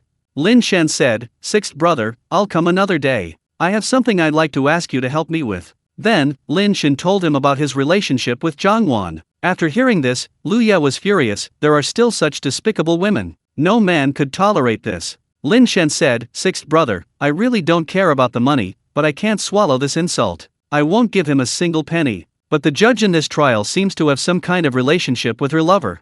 I'm worried they're making deals behind the scenes. Could you put in a good word for me?" Lin Shan didn't want to resort to such methods unless absolutely necessary, but he had no choice. Shang Tang was clearly playing dirty tricks, so this was the only way he could deal with it. Lu Ye readily agreed, "No problem, don't worry. If I can't even handle something this simple, how can I live up to your brotherly title?" He then hung up the phone. Meanwhile, in a secluded corner, Shang Tang and the judge were talking. Shang Tang said coldly, "I don't care, you have to get this sorted out for me, no matter what." The judge looked troubled. "Brother, how are we going to handle this? The evidence he presented is practically irrefutable. Do you know how capable his lawyer is? Hong Wang, he specializes in divorce cases. If I dare to show favoritism, he'll immediately file for reconsideration, and I'll be in deep trouble too." Unbeknownst to the two, Lin Shan had quietly moved to the side. With Lin Shan's current bone-forging realm cultivation, he could clearly hear their conversation. Shang Tang was disdainful when the judge refused him. He knew perfectly well that it wasn't a matter of fear, but simply that his offer wasn't high enough. "That's enough. I've given you 200,000 in total. You have to get this sorted out for me." Shang Tang wasn't one to be easily manipulated. The judge's expression immediately darkened. He said, "If that's how you put it, then I'll return the money to you. This isn't about the money at all. If he didn't have that evidence, everything would be fine. But since he has it, I can't rule as we agreed before, it'll cause problems." Shang Tang, his face grim, held out one hand and said, "Fine, let's get together again tonight. I'll give you another 200,000 then." Shang Tang himself felt a pang of pain as he said that number. Despite his outward success, his company's operations were in a precarious state. Too much business and immense cash flow pressure meant he couldn't afford to spend money recklessly. But thinking of Lin Shan's fearless demeanor just now, he was furious. He resolved to teach Lin Shan a lesson, no matter what, just to vent his anger. "You country bumpkin, you really think you can intimidate me with some so-called evidence? Now I'll show you what power is." A slight smile appeared on Shang Tang's lips. The judge, hearing Shang Tang's offer, was immediately tempted. Gritting his teeth, he said, "Fine, since that's the case, I'll give it a try. I'll go all in." Unbeknownst to them, Lin Shan had secretly recorded their conversation, just in case. Seeing that the other party had agreed, Shang Tang smiled and said, "Okay, help me this time, and you'll reap the rewards in the future." The other party just gave a wry smile and shook his head, saying, "If I do this, I might even lose my job." "Sigh, if I really lose my job, you'll have to protect me." Shang Tang grinned and said, "Of course, don't worry." The deal between the two was successfully completed. Shang Tang straightened his suit and left confidently, while the judge stood there, sighing. He knew very well that if he really sided with Shang Tang this time, there would be a lot of trouble later, but Shang Tang had indeed given a lot. "Sigh, for now, this is the only way. I'll just have to take it one step at a time." If he wanted to use other connections later, he would have to continue. Just as he was about to leave, his phone suddenly rang. He looked down and his expression changed drastically, because the caller was a very high-ranking figure in his system. Normally, such a powerful figure would never call him. The judge took a deep breath and answered the phone. Upon hearing what the important person said, the judge's expression changed drastically, and he quickly said, "That's absolutely not true. How could that be? Don't worry, I will definitely act according to the law." The other party quickly hung up the phone. The judge looked utterly dejected. After a long while, he rubbed his face and muttered to himself, "Damn it, if you know such a powerful figure, did it really come to this?" He was completely baffled. If Lin Shan had such a connection, how could Shang Tang dare to do this? Damn it, that bastard almost got me killed. No, I can't take even 2 million. Thinking this, he quickly called his wife, "Hey, honey, return the 200,000 Shang Tang transferred to me immediately. That bastard is clearly trying to scam me." After dealing with all this, the judge returned to the courtroom. Lin Shan, seeing this, immediately followed. He knew that Lu Ye's call must have worked. The two sat down again. Zhang Wan looked at Shang Tang with worry. Shang Tang smiled faintly and said, "No problem, it's all settled." Zhang Wan immediately smiled and said coquettishly, "You're so great." Meanwhile, Lin Shan also sat down. Hong Wang asked, "How did it go?" Lin Shan said, Shang Tang just went out and met with this judge. I recorded their conversation. Shang Tang had already given 200,000, but now that we have evidence, he's planning to give another 200,000. Zhang Ji and Hong Wang both cursed upon hearing this. Then Hong Wang said indignantly, it's alright. He's not the one who calls the shots here. If he dares to mess around, we'll appeal and make him suffer. Lin Shan chuckled and said, no need. He went to this judge, but I went directly to the judge's superiors. Don't worry, he won't dare to mess around. This simple sentence stirred up a storm in Hong Wang's heart. So Lin Shan had such connections? Zhang Ji, a smart man, immediately realized what was going on and asked, you called Sixth Master? Lin Shan nodded, confirming Zhang Ji's suspicions. Zhang Ji knew Lu Ye's influence all too well, and chuckled, that's good. They'll pull strings. Did they think we wouldn't? Let's see whose connections are stronger. After the judge took his seat, he gave Shang Tang a disapproving look, instantly making Shang Tang uneasy. Then, the judge said to Lin Shan, please continue. His demeanor was incredibly kind and benevolent, a stark contrast to his previous expression. Even a fool would know something was wrong with such a change. Shang Tang looked at Lin Shan with suspicion and uncertainty. What's going on? Could this guy have pulled some strings too? That was the only possibility he could think of, but how could that be? He knew Lin Shan's life trajectory very well, he shouldn't know anyone within the system. After Hong Wang finished explaining the situation, the judge said expressionlessly, this court hereby declares that Lin Shan is not required to pay any property to Zhang Wan. Upon hearing this, Zhang Wan and Shang Tang's faces turned as black as the bottom of a pot. Lin Shan walked up to them with a grin, put his hands in his pockets, shook his head, and said, I told you, I won't give you a single penny. You can't even get it from a dog on the street. Zhang Wan's face flushed red again. Finally, she shrugged indifferently and said, whatever. I wouldn't use your money even if you gave it to me. It's too dirty to use. You can keep it yourself. Do you know how much I earn each month? Zhang Ji chimed in, you've been working like a dog for someone, earning a little money is only right. Shang Tang was furious, pointing at Zhang Ji and yelling, you fatso, watch your mouth. Zhang Ji chuckled. With his reckless nature, how could he be afraid of Shang Tang? He retorted sarcastically, what? You can't even say anything after doing it? Pretty boy, I'll say it, hit me then. He was too burly to be afraid of Shang Tang. At this moment, Lin Shan said to Hong Wang beside him, Attorney Hong, you can file a new lawsuit now. Both Shang Tang and Zhang Wan, in a fit of rage, were startled by these words and instinctively asked, a lawsuit? What lawsuit? Hong Wang stepped forward and said, my client is suing both of you for marital infidelity and fathering a child that isn't his. Shang Tang was even more furious, but this was a courtroom, and he couldn't retaliate. He could only point at Lin Shan and threaten him fiercely, Lin Shan, you just wait. Lin Shan laughed, no need to wait. Bring it on, whatever you want. With that, he walked out confidently, Hong Wang and Zhang Ji following behind. They reached the parking lot, where Shang Tang emerged with Zhang Wan. Shang Tang's driver, seeing him arrive, quickly got out of the car to greet him, Mr. Shang. Then he noticed that Shang Tang's face was extremely pale, as if it were about to burst into tears. Shang Tang glanced at his driver, suddenly remembering how he'd sent him to humiliate Lin Shan before. He figured he might as well repeat the same trick today. So, he lowered his voice and said to his driver, Ah-san, see that kid? Shang Tang pointed at Lin Shan. The driver immediately laughed, of course I know him, Mr. Shang. Didn't I just beat him up not long ago? That kid's a real coward. I thought I'd get some paid leave. The driver wore a disdainful smile. That time, when Lin Shan impulsively tried to attack Shang Tang, it was this driver who stopped him. Shang Tang had even rewarded him with 3,000 yuan afterward. That's right, it's him, Ah-san. I'll give you 400,000. I want you to beat him up again. Make it good. Injuring him is fine. Even if you get hurt, I'll give you 300,000 a year while you're in jail.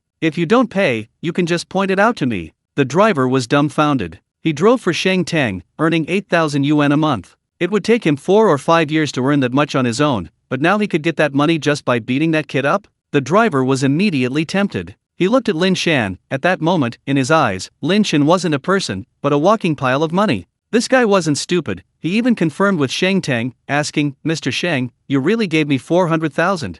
Shang Tang coldly replied, that's right. I can transfer 200,000 to you right now. Just beat him up, and the remaining 200,000 will be transferred immediately. If he's seriously injured, I'll hire a lawyer for you. Even if you go to jail, you'll still get 300,000 a year. With that, Shang Tang took out his phone and immediately transferred 200,000 to the driver. Seeing the text message notification, the driver quickly said, don't worry, Mr. Shang, I'll definitely give that kid a good beating and get revenge for you. After saying that, he strode aggressively towards Lin Shan. Actually, Lin Shan had heard their conversation clearly, but he watched the driver approach with an indifferent expression. Lin Shan vividly remembered the humiliation of that day. If the other party hadn't shown up, it wouldn't have been so bad, but now that they dared to come knocking, they shouldn't blame him. Hong Wang, seeing the man's physique, was still somewhat intimidated and said, "President Lin, this person seems to have ill intentions."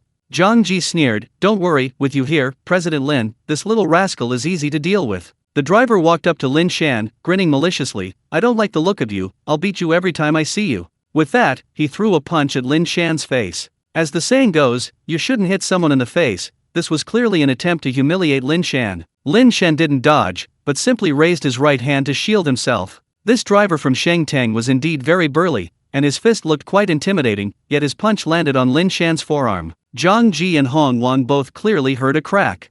It was the sound of bone breaking. Then they saw the driver, who had just been so aggressive, let out a scream. "Ah!" He staggered backward, clutching his hand, crying out, "My hand, my hand." Hong Wang and Zhang Ji looked closely and saw that the man's hand was twisted in a very grotesque way. All 5 fingers were clearly broken. Lin Shan shook his head slightly and said, "You're quite something. You were the one who attacked me, but you're lying on the ground pretending to be injured. Even faking an accident doesn't go this far." The driver looked at Lin Shan as if he'd seen a ghost. His arrogance had completely vanished, replaced by a timid, cowering demeanor, like a mouse seeing a cat. Lin Shan squatted down and looked at the driver, saying, "I still prefer your invincible attitude from just now. So, want to call the police?" The driver swallowed hard, not daring to answer. He turned to look at Sheng Tang, whose eyes were also wide, as if he'd seen a ghost. "I clearly saw Ah San throw a punch. Even if Lin Shan blocked it with his hand, Ah San wouldn't be acting like this, would he? Is this bastard lying to me?" Sheng Tang immediately suspected his driver.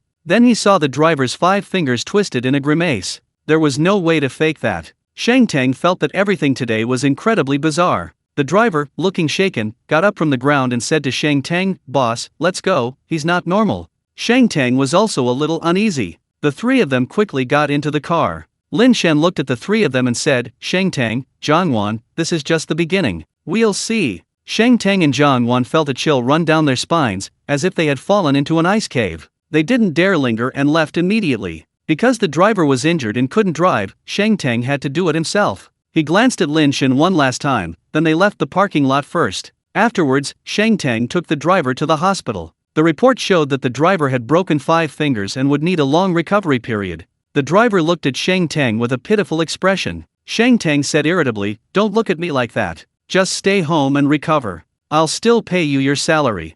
The driver cursed inwardly, thinking, "I went to avenge you, and now this is what happened, and you won't even give me a little extra money." But then they thought again, and realized they'd still receive 200,000 yuan. With a sigh, they resigned themselves to their fate. The 2 skipped the option of calling the police. There were security cameras in the parking lot. It was clear that Lin Shan hadn't fought back at all. Sheng Tang walked out of the hospital, deep in thought. Zhang Wan, waiting in the car, asked, "How did it go?" Sheng Tang waved his hand and said in a low voice, "That bastard seems like a different person." "What happened?" "That judge clearly promised to help me get it done today, but then changed his mind at the last minute." Just then, Sheng Tang's phone rang. He quickly picked it up and saw a text message confirming a deposit of 200,000 yuan. Sheng Tang's heart sank. This 200,000 yuan was the money he had transferred to the judge's wife. Now that she had transferred it back, it was clear she wanted to sever ties with him. Sheng Tang had originally planned to have dinner with him tonight, but now he couldn't wait any longer. He made a call, and as soon as the call connected, he immediately asked, "What are you doing?" The judge on the other end was equally furious, retorting, "You're asking me what I'm doing? I'm asking you what you're doing. Do you know that person's background? Do you know who just called me?" "Sheng Tang, let me tell you, if you want to die, go by yourself. Don't drag me down with you. I've already paid you back. From now on, we're even." With that, he hung up the phone. Sheng Tang stared blankly at his phone, cursing, "What the hell is this?" Although it was just a single sentence, the information it conveyed still sent a chill down Sheng Tang's spine. Lin Shan had clearly pulled some strings, but he couldn't understand what kind of connection someone like Lin Shan could possibly have. He felt things were spiraling out of his control, a feeling that made him extremely uneasy. Why had Lin Shan changed so much in just a few days? The strange situation with the Indian guy, and the connections he had. Zhang Wan, watching the dazed Sheng Tang, also sensed something was amiss and weakly asked, "Sheng Tang, what did the judge mean?" Sheng Tang snapped out of his reverie, looking at Zhang Wan's face, and a sudden, inexplicable disgust welled up inside him. He regretted it. Shang Teng didn't reply. At that moment, both of them simultaneously recalled Lin Shan's words to them as he left. This is just the beginning. Lin Shan left with Zhang Ji and Hong Wang. Afterwards, Zhang Ji transferred all the assets Lin Shan had entrusted to him to Lin Shan. The current total amount was 30 million. Some of the 3 boxes of goods given to Luo Bing had been gradually distributed, so this was the current amount. In addition, Lin Shan had 400 taels of gold from the payment for goods, and 100 taels of gold received from Lin's pawnshop that hadn't been distributed. There would be some expenses for Gang Hao's workshop later, but no other major expenses. As Zhang Ji was leaving, he patted Lin Shan on the shoulder, then looked at Lin Shan's beat-up Honda and said, "You're rich now, it's time to enjoy life. Get a new car, a new house. When Dad gets out, you should give him a new environment, shouldn't you?" Lin Shan nodded slightly, genuinely considering Zhang Ji's suggestion. But before that, Lin Shan planned to visit Luo Bing to give her the 500 taels of gold and chat about other antiques. Lin Shan then called Luo Bing, who answered immediately. They agreed to meet in the underground parking lot of the auction house. Lin Shan immediately drove to the underground parking lot and waited for Luo Bing at the entrance. After waiting a while, Lin Shan suddenly heard Luo Bing's voice coming from inside the elevator lobby. "What are you doing?" Luo Bing's voice sounded panicked. Hearing this, Lin Shan rushed over and saw 2 men pulling at Luo Bing in the elevator lobby. Seeing this, Lin Shan immediately stepped forward and said, "Let go." Lin Shan blocked Luo Bing's path, shoving the 2 men aside. The 2 men fell to the ground, roaring, "Don't go! Give us our money back!" They tried to get up and attack Luo Bing again, but Lin Shan stood in their way like an iron wall. Their hands pushed against him, but he wouldn't budge. Then, Lin Shan used his inner energy to knock them both back to the ground. "Didn't you hear me? You dare come back?" Lin Shan roared, the sound terrifying. The 2 men looked terrified, staring at Lin Shan anxiously. Seeing that he had subdued them, Lin Shan turned to Luo Bing and asked, "What happened?" Luo Bing looked aggrieved, saying, "They asked me to appraise an antique. I gave them a quote of 200,000, and they sold it to a private seller. But yesterday at the auction, this antique appeared and sold for over 1 million, so, I see." Lin Shan instantly understood. The 2 men angrily said, "You made us lose 800,000 yuan. Pay us back." Luo Bing was clearly not good at handling such matters. Lin Shan said calmly, "That's how the antique appraisal business is. Some people think it's worth that much, some don't. You should have known this before you came. Now that someone else has bought it and sold it for a high price, shouldn't you be going after the person who sold it for a high price? Why are you picking on her? Are you trying to pick on the weak?" Lin Shan's words left the 2 men speechless. In fact, they had indeed been trying to pick on the weak. Originally, Luo Bing was someone they could easily manipulate, but now that Lin Shan was here, they knew they wouldn't get away with it. They exchanged a glance and said, "Fine, we won't pursue this." They got up to leave, but at this moment, Lin Shan said, "Wait, you're letting it go, but I'm going to settle it with you." The 2 men were startled, then one of them said, "What do you want to do? There are cameras all over here." He was a little scared. Lin Shan's move had just knocked them both to the ground. It was very strange. Luo Bing also tried to persuade him, "Lin Shan, let it go." This was the first time she'd encountered something like this, though she'd heard of similar cases. Lin Shan shook his head, saying, "No, this can't just end like this. It's clearly aimed at you. You appraised it for 200,000, and in the blink of an eye, it was sold to someone else for over 1 million. Lin Shan narrowed his eyes at the 2 men and said, "I'm asking you, how did you find out this antique sold for over 1 million? The 2 men exchanged glances. One of them said, "Someone sent us a text message, and even pictures." "Let me see." Lin Shan spoke in an unyielding tone, extending his hand. The 2 men didn't dare refuse and obediently handed over their phones. Lin Shan glanced at them. It was a ringtone. The message read, "You've been tricked. You sold this for 200,000, and now it's sold for over 1 million. Attached was a picture, which was rather intriguing. It was a backstage image from Luo Bing's auction house, showing how much the item had sold for. Lin Shan showed the picture to Luo Bing and said, "There's something wrong with this picture, isn't there? Is it from your auction house's backstage?" Luo Bing looked at it and nodded in surprise, saying, "That's right, it's from our auction house's backstage." Luo Bing wasn't stupid. She immediately realized that the picture had been given to these 2 by someone inside the auction house. Lin Shan then asked, "Who did you ultimately sell this antique to?" The man who had been speaking shook his head and said, "I really don't know, because that person was wearing a mask and hat, so I couldn't see anything at all. Brother, I'm not lying to you, it's true." Judging from the other person's expression, it didn't seem like he was faking it. Lin Shan waved his hand and said, "All right, go ahead. If I see you making things difficult for my friend again." Lin Shan subconsciously wanted to find a rock to squeeze, but there were no such things in the elevator lobby. In the end, Lin Shan could only raise his fist, which was as big as a sandbag, and clench it tightly, the bones cracking loudly. "If you ever make things difficult for my friend again, you'll be in big trouble." "Understood, understood, big brother, we won't dare do it again." The two, still feeling aches and pains in their backs, quickly helped each other to their feet and left without looking back. After they left, Lin Shan turned to Luo Bing and said, "Judging from this, someone was deliberately targeting you." Luo Bing, having regained her composure, said calmly, "This kind of scheming is unavoidable everywhere. Although the person who bought it disguised themselves, I should be able to find some clues if I investigate who took back the antique." Having finished speaking, Luo Bing smiled and said, "By the way, Lin Shan, what brings you here?" Lin Shan reached out and gently stroked Luo Bing's long hair, saying, "What, can't I come to see you if there's nothing wrong? I wanted to chat with you, to check on your work and life. You see, if I hadn't happened to be here, who knows what those two bastards would have done."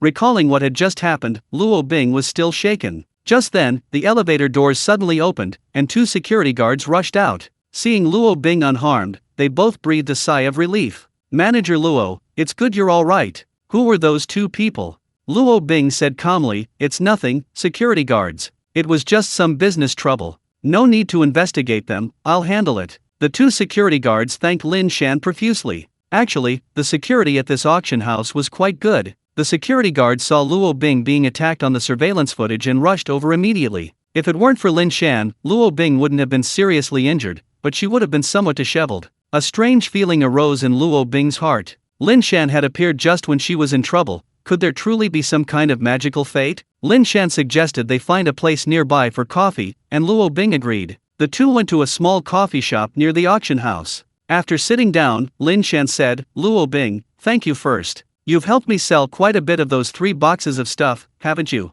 Luo Bing shook her head. "Those things were all good stuff, but too much flooded the market at once, driving down the prices. So I had to gradually distribute them." "What, do you have more stock?" Luo Bing herself felt that what she was saying was a bit unrealistic. Lin Shan's stock already represented the entire amount of goods sold at the auction house in a month. Where did he get another batch? Unexpectedly, Lin Shan nodded directly. "That's right, I do have more. I have 25 kilograms of gold." Luo Bing stared blankly at Lin Shan for a long while before finally smiling wryly. "I really suspect you've opened a gold mine." Of course, she knew that was impossible. After thinking for a moment, Luo Bing cautiously said, "Lin Shan, have you ever considered that with so many resources at your disposal, you could easily start your own business?" Lin Shan blinked, subconsciously asking, "Start my own business? What do you mean?" Luo Bing said, "You could easily set up a trading company and enter the antique, precious metal, and gemstone industry. With your resources, you could quickly make a name for yourself in the industry. And that gold selling it like that is a bit of a loss. Once you've built up some connections, you could find a master craftsman to customize jewelry and the like. Rich people really love that kind of stuff." Once she said that, Luo Bing seemed to have opened a floodgate, continuing, "As you have more and more repeat customers, you could also do pawnbroking business, buying things from others, selling them off, and making a profit on the difference." A single word was like a wake-up call. "Yes, I have the resources of the entire other world, why wouldn't I do it?" Lin Shan exclaimed happily, "You're so clever. I didn't even think of that." He then took Luo Bing's small hand and kissed it. Although they had been intimate more than once, Luo Bing still blushed in public. Lin Shan chuckled and said, "If we really start such a company, I'll have to invite you to come and oversee things for me." Luo Bing smiled slightly. "Well, that's not impossible, it just depends on whether the salary you offer is attractive enough." Lin Shan grabbed Luo Bing's small hand, grinning mischievously. "I've already given you my whole self, isn't that enough sincerity?"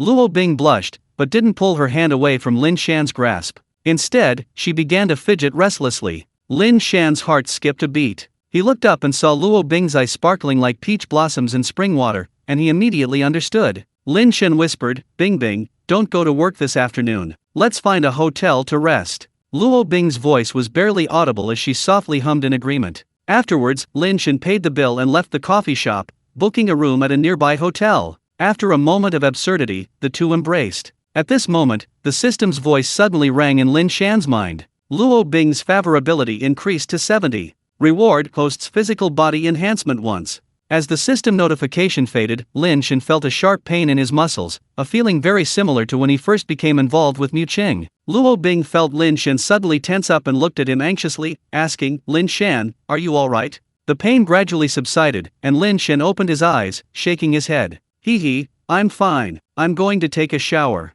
If you have time, come with me to buy a car, my old one really needs replacing. Luo Bing nodded obediently. With Lin Shan, she experienced the joy of womanhood, and he gave her a great sense of security. Isn't that what people all crave? Lin Shan got up, wiped away the sweat that had poured out from the intense pain, and then left the hotel with Luo Bing. On the way, Luo Bing asked, Lin Shan, what car are you planning to buy? Lin Shan chuckled and said, I want to feel young again, so I might buy a sports car. But I don't want to touch foreign cars anymore. Recently, BID launched the Yangwan U9, which is a supercar. I'm planning to get it. Luo Bing blinked, somewhat bewildered, and said, BID makes supercars. Lin Shan smiled, not surprised. In most people's minds, the BID brand is probably still associated with cheap cars, but in reality, BID does have its own high-end series, the Looking Up series. The Looking Up U9 is a supercar that was just released this February. Lin Shan had been eyeing it for a long time. He had originally considered the Panamera, Maybach, and Mercedes-Benz G-Class, but after much thought, he finally decided to support domestic brands.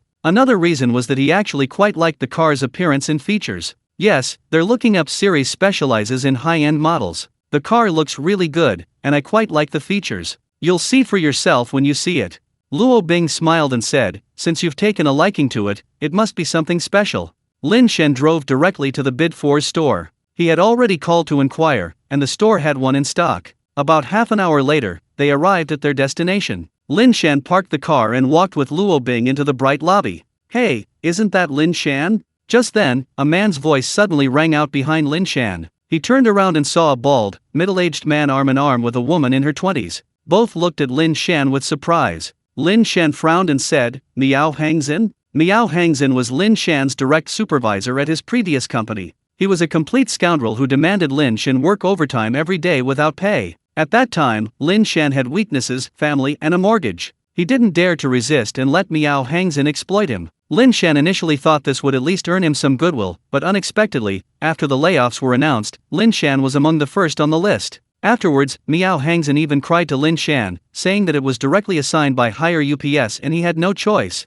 Lin Shan initially believed him. It wasn't until later, while having dinner with colleagues, that I learned the layoff list was actually drafted by Miao Hangzhen. That bastard is 40 years old, completely lacking in technical skills, and only managed to climb to a mid-level position through his sycophantic flattery. Actually, it's because Lin Shan is a technical genius that he's specifically targeting Lin Shan. If Lin Shan were promoted, he'd be exposed. Hee hee, I didn't expect to run into you here. I heard you're not doing too well after being laid off. How come you still have money to browse the 4 store? Are you planning to buy a car and become a ride-hailing driver? The woman beside him chimed in, well, the economic climate isn't good right now, and jobs are hard to find. Lin Shan, it's good for you to find a ride-hailing driver job as a temporary measure. Send me your resume later, and I'll recommend some companies. But you know, for someone your age, finding a technical position isn't easy. She finished, feigning a sigh and a helpless expression. This woman, named Lian Jiajia, works in the HR department of her workplace. She's in cahoots with Miao Hangzhen, knowing full well that he's married, but she still slept with him. Luo Bing sensed the sarcasm in their tone, her brows furrowing, a surge of hostility rising within her. She took Lin Shan's arm, demonstrating their close relationship and showing that she was on his side. Lin Shan smiled slightly at this. Then, looking at the two, he said, things are indeed tough these days. I'm here to look at cars too. Miao Hangzhen, I have nothing to say to you. Goodbye. With that, Lin Shan immediately walked into the lobby. BID sales staff were extremely busy at the moment. Due to a recent price cut, certain models were selling like hotcakes, so the lobby was packed with people looking at cars. No salesperson even came forward to greet anyone who entered. Finally, a salesperson had a moment to spare. Seeing a new customer arrive, she hurried towards Lin Shan, but at that moment, Miao Hangzhen suddenly stepped in front of him, saying, you should serve me first. I want to buy a Seal, the top-of-the-line model. The BID Seal is a model in BID's Ocean series. To be honest, BID rarely sells cars priced over 200,000 yuan, but this Seal is one of them. It's a sedan with beautiful lines, almost like a coupe. The salesperson's eyes lit up with delight. Lately, most of the people looking at cars here were buying the BID Qin, priced around 80,000 yuan. Seals were relatively rare. The salesperson glanced at Lin Shan subconsciously and chuckled awkwardly, sir. Lin Shan waved his hand dismissively, it's alright, let him go first. Meanwhile, Miao Hangzhen, having gotten a good deal, said ingratiatingly, thanks, Lin Shan. But if you're buying a Qin, you don't need a salesperson to help you, right? You've already looked at most things before coming here. Around 80,000 yuan, great value for money, very good, suitable for your status. Lin Shan remained calm, but Luo Bing couldn't bear to see her lover humiliated any longer. She said, "Stop pretending to be rich. Are you that wealthy? Buying a seal doesn't make you rich." Miao Hangzhen looked at Luo Bing's figure and looks, a hint of lust in his eyes. Damn it, didn't they say Lin Shan got divorced by his wife and his house was in danger? Where did he find a woman like this? He's not even that smooth talking. Miao Hangzhen thought angrily, but still retorted, "Heh, I'm not exactly rich for buying a seal, but it's better than some people who can barely pay their mortgages." Lin Shan frowned. His repeated restraint only emboldened the other man. Lin Shan grew impatient and looked at Miao Hangzhen, saying, "That's enough. Don't go too far. I can't be bothered with you. You're really pushing your luck. Who do you think you are, daring to act so high and mighty in front of me?" Miao Hangzhen and Lien Jiajia were both taken aback. Before, when they bullied Lin Shan, he had always been meek and submissive. They were used to it. Now, Lin Shan's sudden retort caught them off guard. "You!" Miao Hangzhen was about to speak when Lin Shan directly addressed the salesperson, "I'm here to buy the new Yangwan Yunine. If possible, I'll pay in full. I'll give you 5 seconds to decide whether to serve me or him." The salesperson blinked, as if struck by lightning, but his professionalism immediately helped him make a choice. A look of wild joy appeared on his face, and he hurriedly walked up to Lin Shan, saying, "Hello, I'll take you to see the car right now." Seeing this, Miao Hangzhen, standing to the side, was so angry his mouth twisted into a crook. "Lin Shan, is this serious? To spite me, you lie like this. Do you even know how much the Yangwan Yunine costs? You dare to ask for this? Don't you even look at him? Does he look like he can afford it, and in full?" Miao Hangzhen's mocking laughter echoed throughout the hall, attracting the attention of others. Even Jiajia scoffed, "Lin Shan, are you crazy? Can you even find 10,000 yuan on you right now?" The salesperson, initially overjoyed, hesitated after hearing their words and glancing at Lin Shan's simple attire. Was he here to make fun of him? After a moment's hesitation, the salesperson said, "Sir, there's a rule in the store that if you want to watch Yangwan Yunine, you need to verify your funds first." Actually, this rule existed, but it wasn't usually mentioned because it was considered insulting. If someone truly wealthy dared to make such a request, they would immediately turn and leave. However, the salesperson felt Lin Shan didn't seem like a wealthy person, so he brought this up, hoping to discourage him. Unexpectedly, Lin Shan casually replied, "That's no problem at all."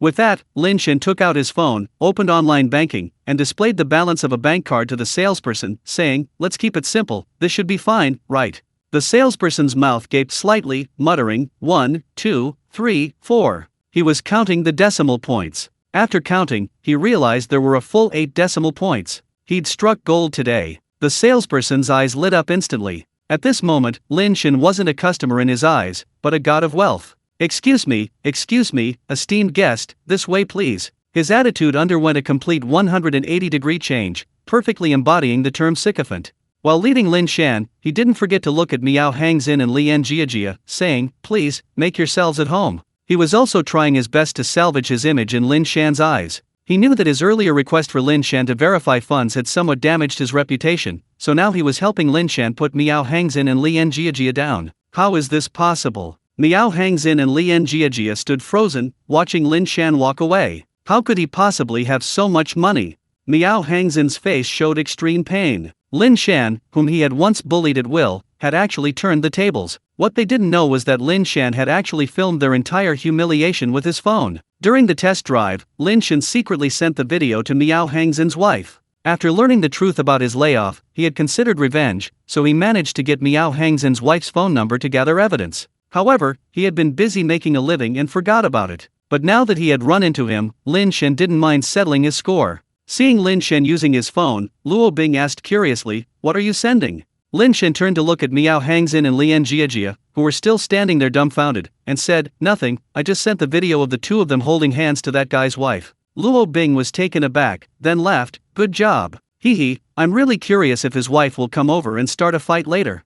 Lin Shan said, "Don't worry about that, we'll have a good show to watch soon." Lin Shan knew that Miao Hangzhen's wife was a shrew. If she found out her husband was having an affair, she would go completely berserk, and soon a huge fight would break out in the Four's store. The salesperson walked ahead, pretending not to hear, and finally led Lin Shan to the Yangwan Yunine, smiling, "Honorable guest, this is the Yangwan Yunine. May I introduce it to you?" Although he had already read a lot of information online, Lin Shan nodded. The salesperson said, "This car is 4,966 mm long, 2,029 mm wide, and 1,295 mm high, with a wheelbase of 2,900 mm. This car comes in 3 colors: Moonlight Silver, Argyle Purple, and Crimson Vermilion, but currently we only have Argyle Purple in stock. However, I think this color is very suitable for you and your girlfriend. Both of you have a very elegant temperament." The salesperson gave a timely compliment. Lin Shan looked at the sports car in front of him, thinking to himself that there was a reason for its high price. The sheer quality and the aura of wealth emanating from it were palpable. The salesperson quickly said, "VIP, please sit inside and experience the interior." Lin Shan didn't stand on ceremony, opened the door, and sat down. The feel of the sofa was completely different, extremely comfortable, a world apart from his beat-up car. Lin Shan rarely hesitated when buying things. Having already made up his mind, he didn't dwell on it any longer, getting out of the car and saying, "Okay, this is it. Let me see what I can add." "All right." The salesperson eagerly handed Lin Shan a form. Lin Shan selected a few items, handed the form back to the salesperson, and said, "That's it. Calculate the price." The salesperson excitedly took the form, bowing and saying, "VIP, please rest in the VIP area for a moment. I'll be right back." After saying that, he led Lin Shan and his companion to the VIP area, prepared coffee and snacks for them, and then left. Just then, a woman's scream suddenly came from the doorway. "Miao Hangzin, you filthy bastard, how dare you explain this to me?" Lin Shan and Luo Bing exchanged a smile upon hearing the name, simultaneously putting down their coffee and looking over. They saw a burly woman at the entrance, grabbing Miao Hangzin and berating him angrily. Miao Hangzin was thin and frail, practically a bamboo pole, but his wife was surprisingly strong. She grabbed him like a chicken. "No, wife, let me explain, it's not what you think." "What do you have to explain?" Miao Hangzin's wife, filled with grief and rage, unleashed a flurry of punches and kicks on Miao Hangzin. Even Lian Jiajia, standing nearby, wasn't spared. This woman was taking on 2 at once. Lin Shan couldn't help but chuckle. Then, the 4 store staff, unable to bear the sight any longer, rushed over to separate the 2. At this moment, the salesperson returned and handed the form to Lin Shan, saying, "Hello sir, based on your options, the total price of the car is 1.87 million. If you choose installment payments, I have many more discounts available for you. There are many preferential policies available when choosing installment payments when buying a car." But Lin Shan found it troublesome and simply said, "Forget it, I'll just pay in full." Having already bought the Yangwan U9, what was there for the salesperson to insist on? Their smile only grew brighter. "Okay, these are some complimentary offers for you. You can take a look." After saying that, they handed Lin Shan a form listing various complimentary items. Lin Shan nodded and accepted the form. A moment later, the salesperson returned with a POS machine, and Lin Shan immediately swiped his card. Full payment secured. The whole farce ended thanks to the 4 store calling the police. The police arrived and took Yu Hangzin and his 2 companions away. This guy probably never imagined, even in his divorce, that it was Lin Shan who sent the video to his wife. After Lin Shan paid, the salesperson informed him of the delivery time. Since this was the store's first order and Lin Shan had specifically requested speed, the car could be delivered in 3 days. Lin Shan could just come over then. Lin Shan nodded and left with Luo Bing. Luo Bing had initially insisted that Lin Shan come to her house, but Lin Shan was quite sensible. He knew there was a limit to how much he could go on, so he said, "Not today. I need to go out and earn money. Otherwise, how can I hire you to work for me later?" "Okay." Luo Bing didn't press the issue. After seeing Luo Bing off, Lin Shan went to Gang Hao's workshop. Gang Hao's workshop had 6 workers. Gang Hao's monthly salary was 10,000 yuan, and the others were paid 7,000 yuan each. Previously, Lu Ye had been paying for them, but Lin Shan had already called Lu Ye and arranged for him to start supporting them next month. Lu Ye didn't mind and let Lin Shan do as he pleased. Then, Gang Hao contacted his usual suppliers and bought 200,000 yuan worth of raw materials. Gang Hao presented the bills to Lin Shan, who carefully reviewed them. He admired Gang Hao, he was very pure. But while he admired him, money matters couldn't be handled carelessly. If he was too lenient, even someone as honest as Gang Hao might gradually become greedy,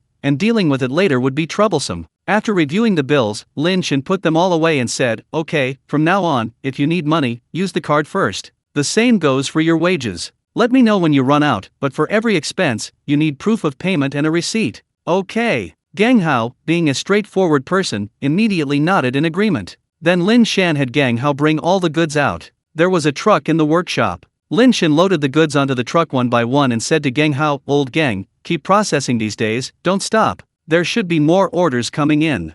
"Understood, Brother Shan." Gang Hao nodded in agreement. Lin Shan then drove the truck a short distance before putting the goods into his inventory and returning to the warehouse in the other world. He then put all the processed materials into the warehouse. Now, Lin Shan's small workshop has expanded to 20 people, and everything is thriving. Having settled matters at the workshop, Lin Shan strolled leisurely down the street towards his pawn shop. Passers-by greeted him with bows and pleasantries. Lin Shan now held a relatively high position in Sanwen County. Officially, he was a head constable, and since he began trading, he had also occasionally distributed grain and porridge to charity, cultivating a good reputation. This was something Han Jin had pointed out, saying that for a pawnshop owner, reputation was paramount. Another important reason was Lin Shan's policy of exchanging 10 taels of silver for 1 tael of gold. This was a real benefit, and many people benefited from it, thus giving Lin Shan an excellent reputation in Sanwen County. Entering the pawnshop, Han Jin was looking at the ledger at the counter. Upon seeing Lin Shan, he immediately came to greet him. "Boss, you've arrived."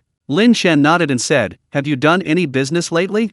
Han Jin handed the ledger to Lin Shan, saying, "It's all here, boss." Lin Shan opened the ledger, nodded with satisfaction, and said, "Let me see this bloodstone." The best thing Han Jin had acquired these days was a piece of bloodstone, and a completely natural one at that. Han Jin, as if presenting a treasure, quickly took the bloodstone from the storeroom. This piece of raw chicken bloodstone was about the size of a baby's head, incredibly pure. Lin Shan, having read many books and seen many things, had developed a keen eye and immediately determined its value. This chicken bloodstone, selling for several thousand yuan per gram, is no problem. Han Jin was somewhat bewildered and asked, "Boss, what do you mean?" Lin Shan waved his hand, indicating it was nothing. Han Jin had bought this chicken bloodstone for 100 taels of gold, an outrageous price, so he was somewhat uneasy. Seeing Lin Shan's expression, he knew he hadn't made a mistake this time. Just as Lin Shan was examining the recent goods, the shop assistant's voice suddenly came from outside. "Boss, someone's looking for you outside. They say his name is Zheng Yu." "Zheng Yu?" Lin Shan smiled. "That's right, I'm the one who asked for him. Please invite him in."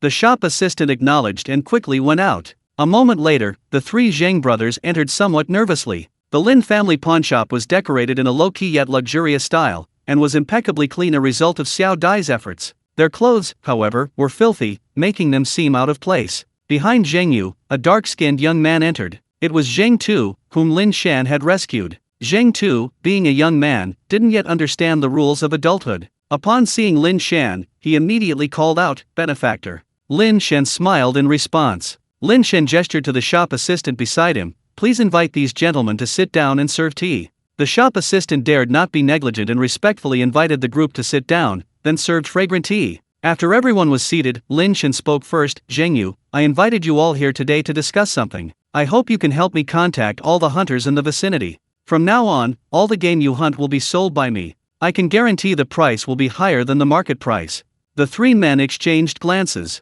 Finally, Zheng Yu stood up and said, "My benefactor, that's naturally no problem. We trust your credibility. As for the hunters in the vicinity, I will contact them, but I can't guarantee they'll be willing to cooperate. I came today because I hunted a deer, and I'm bringing it with you." After saying this, he said to Zheng Tu, "Son, bring the deer in for our benefactor."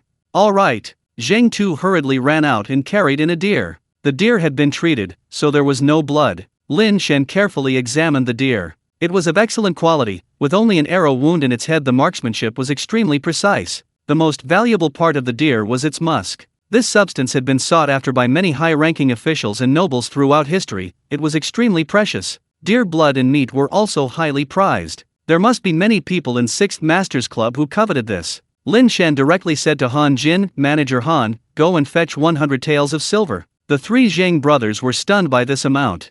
Zheng Yu shook his head repeatedly, saying, "My benefactor, this isn't enough." Lin Shan chuckled, unconcerned, and said, "It's all right. Consider it a token of my sincerity to your fellow merchants. Since I've given it, accept it." Han Jin could only marvel at his master's wealth. He obediently took out 100 taels of silver and handed it to Zheng Yu. Zheng Yu stared at the gleaming silver, speechless for a long time. This was the first time in his life he had seen so much silver. Zheng Tu asked somewhat bewilderedly, "Father, our benefactor told us to accept it, so shouldn't we just accept it?" Zheng Yu stroked his son's head with a complex expression, a wave of emotions washing over him. Who could have imagined that a stranger he had met in the mountains would become his benefactor? Not only had Lin Shan saved his life, but his future fortune and the chance to change his family's fate now rested on Lin Shan's shoulders. In that case, thank you very much, benefactor. Zheng Yu bowed deeply to Lin Shan in thanks, then left with his brother and son. After Zheng Yu left, Lin Shan said to Han Jin, "Manager Han, I need you to keep an eye out for something for me these days. Find a master jeweler, skilled in both gold and jade. If they can do both, that would be ideal. As for the reward, it will be exceptionally generous. Help me find one. Han Jin had previously worked in this industry and should have some connections in this field. After listening, Han Jin laughed. Master, isn't that a coincidence? I know a craftsman whose family has been supplying the royal family for generations. Their techniques are closely guarded secrets. If we could get this gentleman to design our jewelry, it would be absolutely unparalleled. Such a talented person? Lin Shan frowned. He wasn't worried about not being able to pay, but someone so skilled probably wouldn't care about money. Lin Shan said directly, such a person probably wouldn't care about a few copper coins, would he? Han Jin was also somewhat hesitant. He said, Master, since this person lives in Sanwen County, why don't we just go and ask him directly? Lin Shan nodded. He was always decisive and efficient. After Han Jin arranged the shop's affairs, the two left the pawn shop. On the way, Han Jin also told Lin Shan about the old craftsman. The old master craftsman was named Jin Buhuan, and he was already in his 50s. In ancient times, people of that age were usually retired. He had a son, but the son had been frail and sickly since childhood. As they talked, the two arrived outside Jin Buhuan's residence. Lin Shan looked up and exclaimed, Good heavens! This plaque hangs even higher than my own pawnshops. A grand courtyard with red walls. It doesn't look like the kind of place that's short of money at all. Lin Shan sighed inwardly and gestured for Han Jin to knock on the door. After Han Jin knocked, a servant peeked out. Seeing Han Jin, he asked with some surprise, It's Manager Han. What can I do for you? Han Jin smiled and said, Please inform Brother Jin that I have important matters to discuss. Han Jin wasn't exaggerating, he genuinely knew Jin Buhuan. The servant nodded in agreement, closed the door, and returned shortly to open it and let the two inside. The servant's face was very gloomy, seemingly in a bad mood. Lin Shan noticed that all three servants he had encountered along the way had the same expression, and the entire mansion seemed to be shrouded in a somber atmosphere, as if something terrible had happened. Han Jin, being an extremely observant person, noticed what Lin Shan had noticed as well. He tentatively asked, Young man, has something happened at your residence? Perhaps because Han Jin and Jin Buhuan had a genuinely good relationship in the past, the servant wasn't wary and shook his head, saying, Manager Han, as you know, my master has suffered from asthma since childhood. Over the years, he has been carefully managing it, but a few days ago, something went wrong, and his condition suddenly worsened. My master has consulted many doctors, but none have been effective. He's been in a bad mood these past few days, so if he says anything that offends you, Manager Han, please forgive him. Hee, how could I? Han Jin waved his hand. The group arrived at the hall and waited for a long time. Finally, Lin Shan heard footsteps and saw an elderly man with white hair, dressed in a yellow brocade robe, enter. Upon seeing Han Jin, he frowned and said, Old Han, what is it? Speak plainly. Before Han Jin could speak, Lin Shan stood up and said, Master Jin, is your son suffering from an asthma attack? Jin Buhuan frowned and said, Who are you? This man was clearly in a bad mood, every word he spoke was like a bombshell. Lin Shan said, I am Lin Shan. Before Lin Shan could finish speaking, Jin Buhuan interrupted him, I know you. You just opened a pawn shop, didn't you? You came to me simply to have me make jewelry for you. I don't have time right now. Please leave. With that, he pointed towards the door, effectively dismissing them. Han Jin felt a pang of embarrassment and was about to speak when Lin Shan gently placed a hand on Han Jin's shoulder, stopping him. He then looked at Jin Buhuan and said, Not so. I've come today for your son. Master Jin, do you know that a few years ago, Master Xiao Qian's daughter was seriously injured and someone rescued her? That person was me. Jin Buhuan's eyes lit up immediately. In this era, because the means of information transmission were far inferior to those in the main world, it wasn't easy for someone's reputation to spread. Most importantly, Lin Shan hadn't acted again after that one time, so after a while, everyone forgot about him. It's like the hype surrounding celebrities in later generations, you have to keep hyping yourself to maintain popularity. Therefore, Jin Buhuan only knew of his existence but not his specific name, partly because his son's sudden illness hadn't given him time to search for him thoroughly. Han Jin was inwardly impressed, thinking to himself, as expected of the boss, he's hit the nail on the head. Heh, now that your son's involved, aren't you kneeling down begging us for treatment? Jin Buhuan's attitude indeed underwent a complete 180-degree change. He quickly said, So it's Mr. Lin. I was blind to your greatness, please forgive me. Just as Jin Buhuan was about to offer a few more polite words, a servant rushed in, shouting, Master, Master, the young master's cough has stopped. Jin Buhuan was overjoyed upon hearing this. Ignoring Lin Shan and Han Jin, he walked straight to the back. Lin Shan and Han Jin exchanged a glance and followed. Soon, they arrived at a small courtyard and saw an old man with a white beard emerging from a room. Lin Shan entered just as he came face to face with the old man. Upon recognizing him, they both asked simultaneously, "Who are you?" The white-bearded old man before them was none other than Zhou Heng, the physician they had encountered at the Xiao residence. Back then, this old man had repeatedly harassed Lin Shan and was eventually dismissed by Xiao Qiang. They never expected to run into him here. The two were initially puzzled, but quickly confirmed each other's identities. Zhou Heng's face immediately darkened. He considered the previous incident a profound humiliation, and now, having run into Lin Shan again, the memory of his unpleasant experience made his face turn even more somber. Lin Shan, on the other hand, wore a playful smile. This old man was the type who had some skill but little substance. Sometimes he could pull off a miracle, but most of the time, he probably only delayed treatment. Now that Zhou Heng had temporarily cured Jin Buhuan's son, he confidently said, "Master Jin, since you've already hired another doctor, then I'll take my leave." Jin Buhuan, a man in his 50s and a shrewd fellow, immediately sensed the animosity between Lin Shan and Zhou Heng. If Zhou Heng hadn't cured his son, it wouldn't have mattered, but Zhou Heng's methods were clearly effective. He dared not delay and quickly grabbed Zhou Heng, saying, "Grandpa Zhou, what are you saying? This young man isn't a doctor at all. You know my old profession, don't you? This young man recently opened a pawn shop and wants me to make some jewelry for him." He then winked at Lin Shan, hoping for his cooperation. A parent's heart is always full of love and concern. Lin Shan sighed inwardly and nodded, "That's right, exactly." Jin Buhuan gave Lin Shan a grateful look. He dared not offend anyone now. Although Lin Shan hadn't shown his skills, he had heard about Xiao Qiang's situation for a long time and had originally planned to search for the renowned doctor who cured Xiao Xiao. Now that the doctor had come uninvited, he was overjoyed. As for Zhou Heng, at least the treatment was showing results, so he dared not offend him even more. Upon hearing Jin Buhuan's words, Zhou Heng's expression softened slightly. Adopting the air of a senior, he admonished Lin Shan, "That's right, young man. Find something you're good at and make a good living. Don't come out and hold others back." Lin Shan's eyes narrowed. Things were different now. His status had changed. If he were still an unknown nobody, he could tolerate a few words, but now, Han Jin was watching. If he just endured it, what prestige would he have among his subordinates? How could he command respect in the future? Just then, Jin Buhuan, seeing that Lin Shan was about to lose his temper, quickly said, "Young brother, once my son's condition improves, I'll personally come over and make 2 gold artifacts for you. What do you say?" Han Jin tugged at Lin Shan's sleeve, signaling him to speak aside. Han Jin asked directly, "Master, do you have some kind of grudge against that old man?" Lin Shan didn't hide anything and recounted his affair with Zhou Heng. After listening, Han Jin shook his head and said, "Master, why bother with such a person? Right now, old Jin considers his son's life the most important thing. If you lose your temper, you might save face, but it will be extremely difficult for old Jin to cooperate again. I think it's better to be tolerant for now. There will be plenty of time to get revenge later."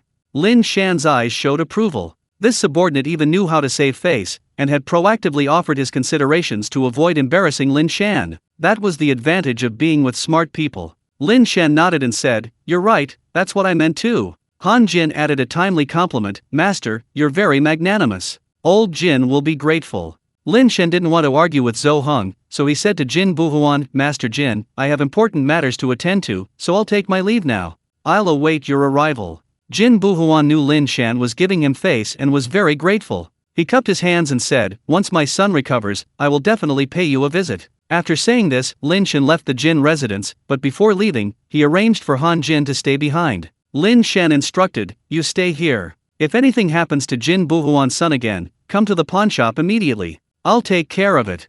Han Jin was surprised. It turned out Lin Shan really knew medicine. This master was truly remarkable. Through their interactions over the past few days, Han Jin had gained a basic understanding of Lin Shan, a guest elder of the Xianjian sect, the infantry captain of Sanwen County, a truly important figure. "Yes, sir. If there's any trouble, I'll be back immediately." After giving Han Jin these instructions, Lin Shan returned to the pawnshop, then instantly traveled back to the main world from his room, went downstairs to the pharmacy, and bought some asthma emergency medication. Only then did he return to the other world, where he sat behind the counter reading a book. Soon it was evening, and just as the shop assistants were preparing to close, Han Jin rushed in, breathless, and said to Lin Shan, "Sir, something terrible has happened. Young Master Jin has had another attack." Upon hearing this, Lin Shan immediately stood up, ignoring Han Jin, and rushed straight to the Jin family's residence. The Jin family's house was only a little over a kilometer from the pawnshop. At Lin Shan's current speed, he could reach it in a minute or two. Lin Shan rushed into the Jin family's courtyard and saw Jin Buhuan pacing back and forth, his face filled with sorrow, almost on the verge of tears. Upon seeing Lin Shan enter, Jin Buhuan, like a drowning man grasping at a straw, grabbed Lin Shan's hand and knelt on the ground. "Mr. Lin, please, save my son," Lin Shan said in a deep voice. "Take me inside to see him." Fortunately, Jin Buhuan hadn't lost his mind. He pulled Lin Shan into a small room nearby, where they saw Zhou Heng beside the bed, frantic like a cat on a hot tin roof, muttering repeatedly, "How could this happen? How could this happen?" He held a handful of crushed herbs in his hand. On the bed lay a thin, pale-faced boy, panting heavily. Zhou Heng snapped out of his daze, grabbed the handful of herbs, and stuffed them into the boy's nostrils again, saying, "Just a little longer, just a little longer." But the boy's breathing only worsened after smelling the herbs. Jin Buhuan clenched his fists, wanting to speak, but worried that he would interfere with Zhou Heng's treatment. After all, Zhou Heng had already succeeded before. Seeing that the boy was only exhaling and not inhaling, Lin Shan couldn't stand idly by any longer. He quickly pushed Zhou Heng away, then took out a special asthma medication and sprayed it into the boy's mouth. The effect was immediate, the boy's breathing subsided considerably, and his expression gradually calmed, though fear still lingered on his face. Jin Buhuan wept with joy, while Zhou Heng sat dumbfounded on the ground, staring at Lin Shan. After a while, the boy regained his composure, looked at the bottle in Lin Shan's hand with some curiosity, but immediately said to Lin Shan, "Thank you so much for saving my life." The young man had just narrowly escaped death, his face was covered in snot and drool, yet he still maintained his composure. Lin Shan nodded inwardly, impressed by Jin Buhuan's good upbringing. Lin Shan said, "It's all right." Zhou Heng, sitting on the ground in a daze, kept muttering to himself, "How could this happen? How could this happen?" Then, he saw the special medicine in Lin Shan's hand and asked, "What kind of medicine is this?"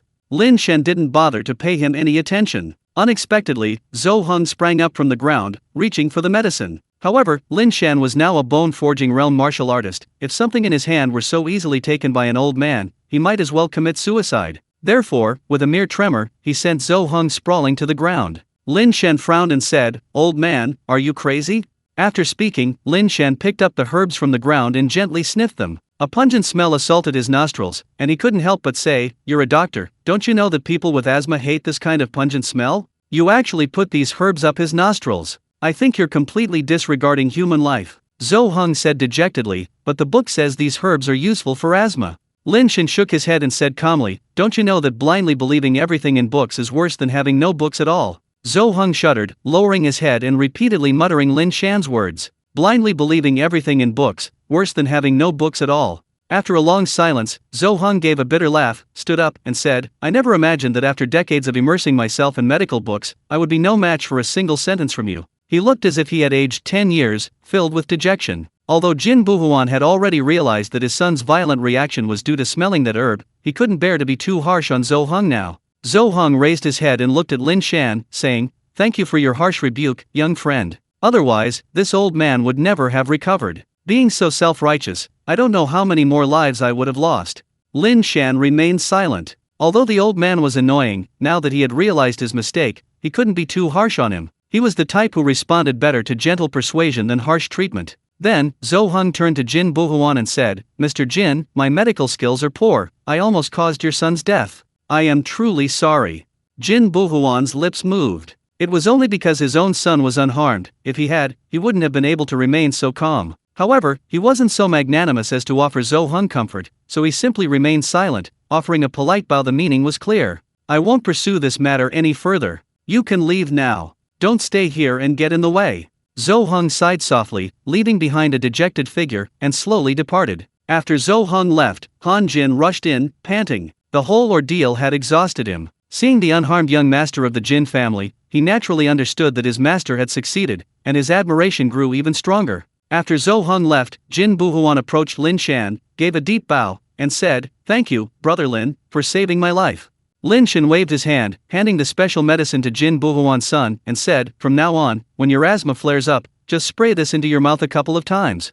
The young master of the Jin family curiously examined the bottle in his hand, nodding and saying, "Thank you, benefactor." Jin Buhuan, seeing this, said, "Brother Lin, this medicine is so effective, it must be quite expensive. I've prepared 10 taels of gold as a consultation fee. What do you think?" Lin Shan smiled slightly and shook his head, saying, "Master Jin, you know best why I've come." Jin Buhuan chuckled, "I understand. In that case, I'll bring my son to visit in 3 days. I'll definitely give Brother Lin a satisfactory answer then. Then we'll await your arrival." Lin Shan clasped his hands in a fist salute, then left the Jin residence with Han Jin. On the way, Han Jin marveled at Lin Shan's medical skills, but Lin Shan wasn't particularly proud. He knew very well that he was only benefiting from modern medicine. Afterwards, Lin Shan and his companion returned to the pawnshop. 5 days later, Jin Buhuan indeed arrived with his son. Jin Buhuan's son was named Jin Fule. Perhaps because he had been frail and sickly since childhood, he was given such an auspicious name. After they were seated, Jin Buhuan got straight to the point. Boss Lin, what kind of jewelry would you like to have made? Lin Shan had already inquired with Luo Bing about this.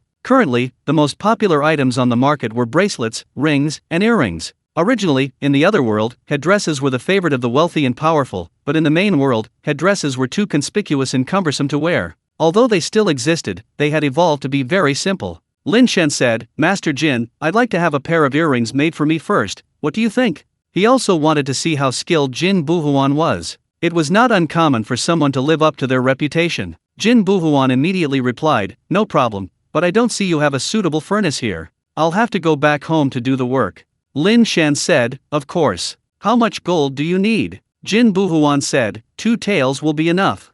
Lin Shan quickly instructed Han Jin to fetch it. After Jin Buhuan accepted it, he said to Lin Shan, Boss Lin, I will deliver the earrings in 10 days. Upon hearing this, Lin Shan took out another special medicine for asthma and handed it to Jin Fule, saying, Young Master Jin, this medicine is for you. Contact me immediately if you finish the bottle. Jin Fule quickly thanked him. Jin Buhuan looked at his son and said, Boss Lin, to be honest, my son's craftsmanship is actually better than mine. It's just a pity he has this asthma. If his asthma could be cured, his future prospects would be limitless. Lin Shan naturally understood. Jin Buhuan was hinting at him. If he could cure Jin Fule's asthma, even if Jin Fule died in the future, he would still have a business partner. However, this was a difficult matter. After all, he was not a real doctor, and there was no medical equipment here. Lin Shan did not dare to treat Jin Fule on his own. He simply said, Young Master Jin's illness has lasted for far too long. For now, we can only alleviate it. I will naturally think of a solution. Master Jin, you don't need to worry. Thank you very much. Jin Buhuan thanked Lin Shan profusely again before leaving with his son. 10 days later, at noon, Jin Buhuan arrived promptly, placing a pair of gold earrings before him. Although Lin Shan didn't know how to appreciate gold, he had a basic understanding of beauty. These earrings gave him a breathtakingly beautiful feeling. He carefully picked them up, excused himself, and went back to his room to return to the main world. Back in the main world, Lin Shan first called Luo Bing. Bing, I had a master craftsman make a pair of earrings, but my eye for them isn't very good. I'd like you to take a look and give me your opinion. Is now a good time? Luo Bing was currently in the auction house. Hearing Lin Shan's words, she immediately replied, Sure, I'm in the auction house right now. Bring the items over, and I'll take a look. Okay. Having received Luo Bing's affirmative reply, Lin Shan immediately drove to the auction house. His new car hadn't arrived yet, he was still driving his beat-up Honda. When he arrived at the auction house, Luo Bing was already waiting in the elevator lobby. What's that saying again? A woman who truly loves you won't keep you waiting. The two met, and Lin Shan took out the pair of earrings made by Jin Buhuan from his pocket and placed them in front of Luo Bing. This is. When Luo Bing saw the earrings, a look of shock flashed in her eyes. Her expression was quite strange, like a gourmet encountering a sumptuous feast, or a long-suffering lecher meeting a stunningly beautiful woman. Forgetting to speak to Lin Shan, Luo Bing grabbed the earrings from his hand, her expression one of admiration. So there really are craftsmen like this, Lin Shan. I've worked at this auction house for 3 years and seen countless earrings, but this pair definitely ranks in the top 3. Look at the patterns, the intricate details. Machines simply can't replicate these. Only a master craftsman with decades of experience could create something like this. Everyone says machines surpass humans, but machine-made things lack beauty. Only the work of a craftsman, poured with their heart and soul, possesses this breathtaking beauty. Luo Bing gazed at the earrings, captivated. Lin Shan's heart skipped a beat, and he said, In that case, these earrings must be quite valuable? Luo Bing snapped out of her reverie, stuck out her tongue apologetically at Lin Shan, and then placed the earrings back in his palm, saying, Yes, these earrings probably use about 2 taels of gold. It's not much, actually. Some wastage is necessary to achieve this effect. Judging by the quality of the finished product, even if you sold these earrings to a gold shop, they'd easily fetch tens of thousands of yuan. Luo Bing smiled brightly. Of course, don't do something so foolish. Judging from the craftsmanship, the earrings seem to have some royal exclusive techniques involved. We could totally capitalize on that. If we manage it well, hundreds of thousands of yuan wouldn't be a problem. Hearing this, Lin Shan was completely relieved. Jin Buhuan was indeed capable. Then, Lin Shan held out his hand to Luo Bing and smiled. Bing Bing, these earrings are for you. Luo Bing was startled, staring blankly at Lin Shan. Lin Shan took her hand, placed the earring in Luo Bing's hand, and said, I can tell you really like her. There are plenty of places to make money, but it's rare to find something you like. Luo Bing's eyes immediately sparkled with desire as she gazed at Lin Shan adoringly. Then Lin Shan picked up the earring, removed Luo Bing's original earring, and put it on her. At that moment, Luo Bing didn't care if the people in the monitoring room saw her. She buried her face in Lin Shan's chest. If they weren't in a public place, it would probably have been a fierce fight. Lin Shan felt a little itchy inside. Since learning martial arts, he felt like he was back in his teens or 20s, with seemingly limitless energy. However, remembering he had important business to attend to, he simply patted Luo Bing on the back and said, Bing Bing, I'm planning to find a place now and start a company. I've already thought of a name, Boundless Trade. Boundless Trade. Luo Bing repeated it, then smiled. That's a great name, very impressive. Perhaps only Lin Shan himself knew the true meaning of this name. His business had no boundaries, because he could operate in both worlds. Once Luo Bing's intimacy level reached 100, he could take her to see another world. Luo Bing said, then when you're done, I'll come work for you. Okay, I'll contact you then. Lin Shan playfully pinched Luo Bing's nose, and Luo Bing reluctantly said goodbye. After saying goodbye to Luo Bing, Lin Shan called Zhang Ji and arranged to meet him at a nearby coffee shop. About half an hour later, Zhang Ji arrived at the coffee shop as agreed. After sitting down, Lin Shan got straight to the point. Old Zhang, I'm planning to start a company soon. Hearing Lin Shan's words, Zhang Ji didn't seem surprised. Instead, he laughed and said, with so many unique things to offer, instead of being exploited by others through those channels, it's definitely better to start your own company. It'll save you a lot of trouble. Lin Shan chuckled, this company's business scope will be very broad. Jewelry, precious metals, all sorts of rare and unusual items, I'll sell them all. My model is like this. First, I'll put the existing items on the company's homepage. Then we can take on commissions. Some customers might want something quite rare, like Lu Ye wanting tiger penis. We can take on that commission, help him find it within a limited time, and then complete the transaction. Zhang Ji listened attentively, then slowly asked, Shan, if I may ask, what good stuff do you have right now? Lin Shan listed them off as if they were his own treasures. Currently, in my warehouse, I have a whole piece of Huanghuali wood, some jade, goldware, antiques and calligraphy, but not by famous artists. Besides that, I also have various wild animals, and some tonics like ginseng, and herbs. These were all items that Lin's pawnshop had collected recently. Zhang Ji suddenly realized, then we can also do pawnbroking, buying, and selling in different places. Lin Shan nodded, that's right, that's it. Old Zhang, I wanted to ask you, do you want to invest?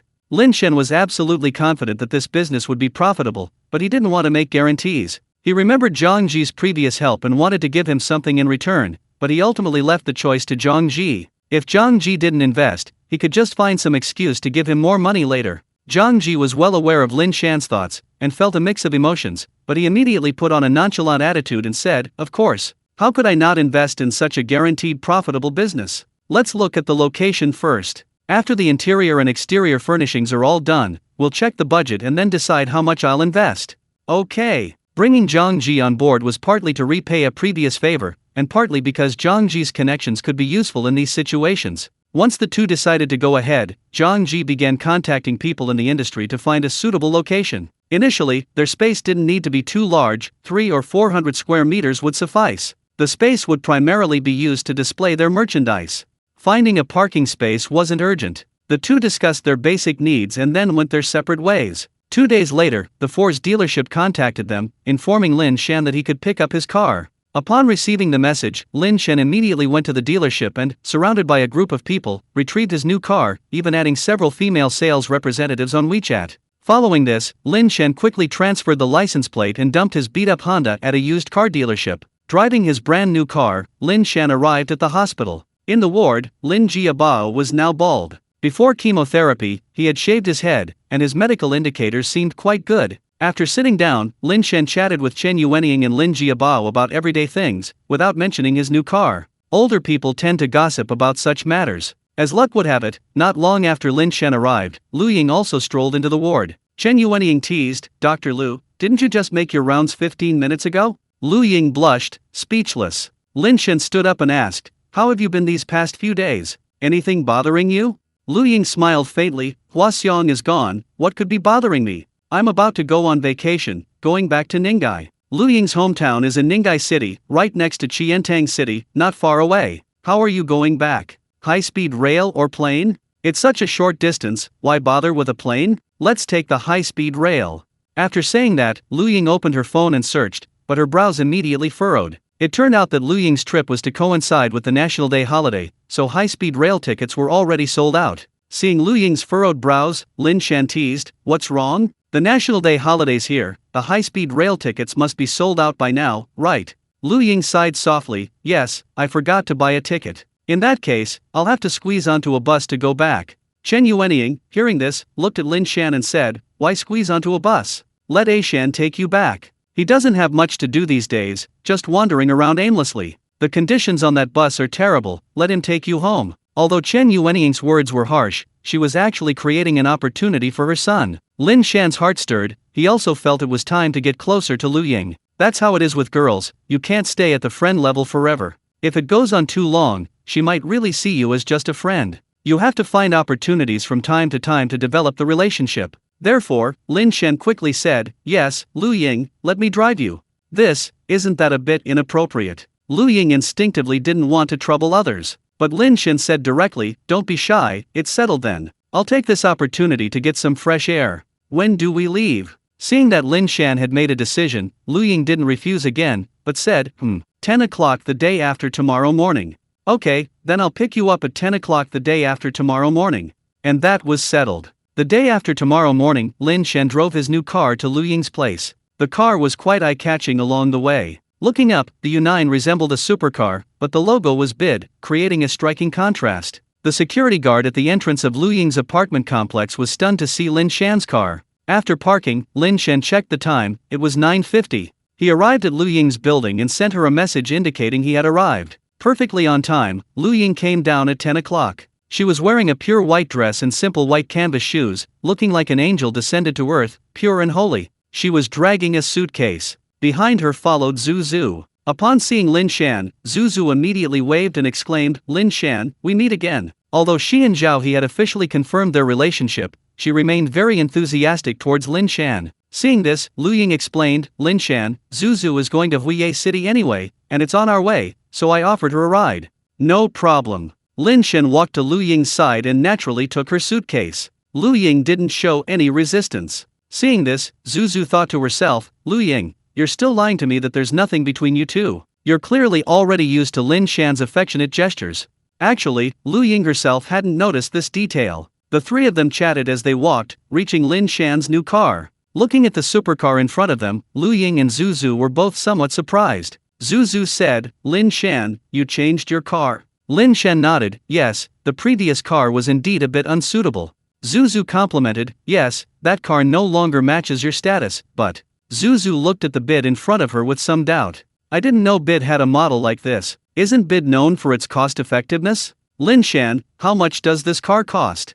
she asked with a gossipy look. Lin Shan replied casually, "A little over $1 million." He only gave a rough estimate, but it still made Zhu Zhu gasp. A little over $1 million. Zhu Zhu's eyes were full of confusion. That money could buy a Porsche or a Maybach. "You bought an electric car? I really don't understand the tastes of you rich people." Lin Shan chuckled, "I prefer electric cars, and besides, let's support domestic products. Come on, get in." Lin Shan opened the car door, and after the two women got in, Zhu Zhu immediately said, "Sure enough, the only certainty about money is that things are expensive. It definitely feels different sitting in it."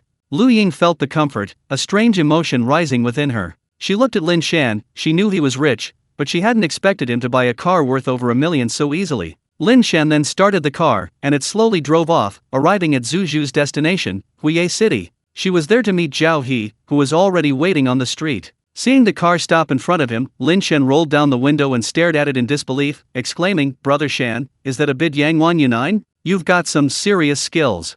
As expected, men are more discerning in this regard. Lin Shan nodded. Zhao He hesitated for a moment, then took a box from his backpack and handed it to Lin Shan, saying, "Brother Shan, thank you for standing up for me at the store earlier. I picked out a bottle of wine later, and I wasn't sure if you'd like it, so I thought I'd give it to you." Lin Shan glanced at Zhao He with some surprise, thinking to himself, "This kid knows how to handle people."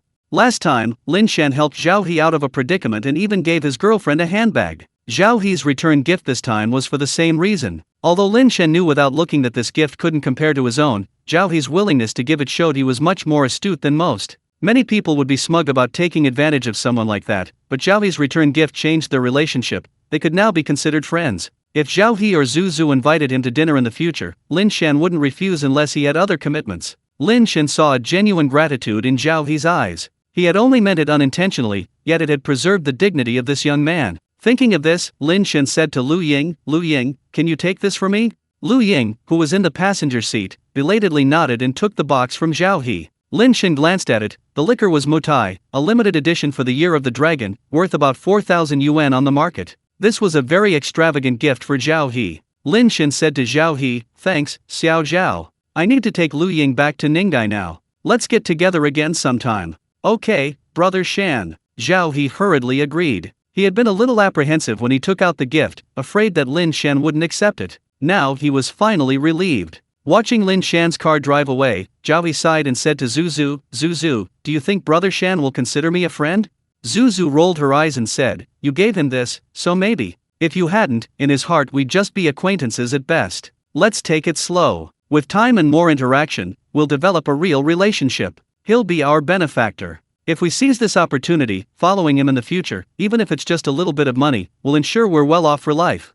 Zhao He sincerely said, Zhu Zhu, thank goodness you came up with this idea. I really didn't think of that. So the idea of giving a gift was Zhu Zhu's. Zhu Zhu said with a touch of pride, your job mostly involves dealing with computers. You still have a lot to learn about interpersonal relationships, but that's okay, I'll teach you slowly. Zhao He, hearing this, stepped forward and hugged Zhu Zhu, laughing, having a capable wife like you, I'm truly lucky. Lin Shan, unaware of their sweet talk, was currently speeding along the road, soon entering the highway. Because it was 2 days before the National Day holiday, the roads weren't particularly congested. During the actual National Day holiday, driving on the highway might not be as fast as riding a bicycle. After driving for over an hour on the highway, Lin Shan exited, following the navigation sent by Lu Ying. Ninggai City borders Qiantang City and has a very good economy, second only to Qiantang City in the province, and even nationally, it's a strong economic city. This wasn't Lin Shan's first time in Ninggai City. He had visited several times before for business trips and tourism. The address Lu Ying sent was in the suburbs of Ninggai City, an area largely rural. However, even in the countryside, the conditions were quite good. The houses along the national highway were row houses and villas, mostly 4 or 5 stories high. Lu Ying's home was in a place called Xin Village. After driving into the village, Lin Shan said to Lu Ying, the GPS won't work here. Give me directions. Lu Ying gave a soft mm and directed Lin Shan through the village lanes. Occasionally, people would glance at Lin Shan's car. The Unine's design was quite eye-catching. This is it. Lin Shan suddenly pointed to a 3-story building to the side. The building looked quite old, the exterior walls were red, but faded in many places, revealing the dark gray cement underneath. A fence surrounded it, enclosing a small yard of about 50 square meters, where some vegetables and fruits were grown. The door was currently closed. Lu Ying said, Lin Shan, let me out of the car, I'll open the door for you. Lin Shan nodded, stopped the car, and Lu Ying got out and opened the gate to the yard. Lin Shan drove the car inside. It was a little past 10:30, and Lu Ying said, Lin Shan, stay and have dinner with us.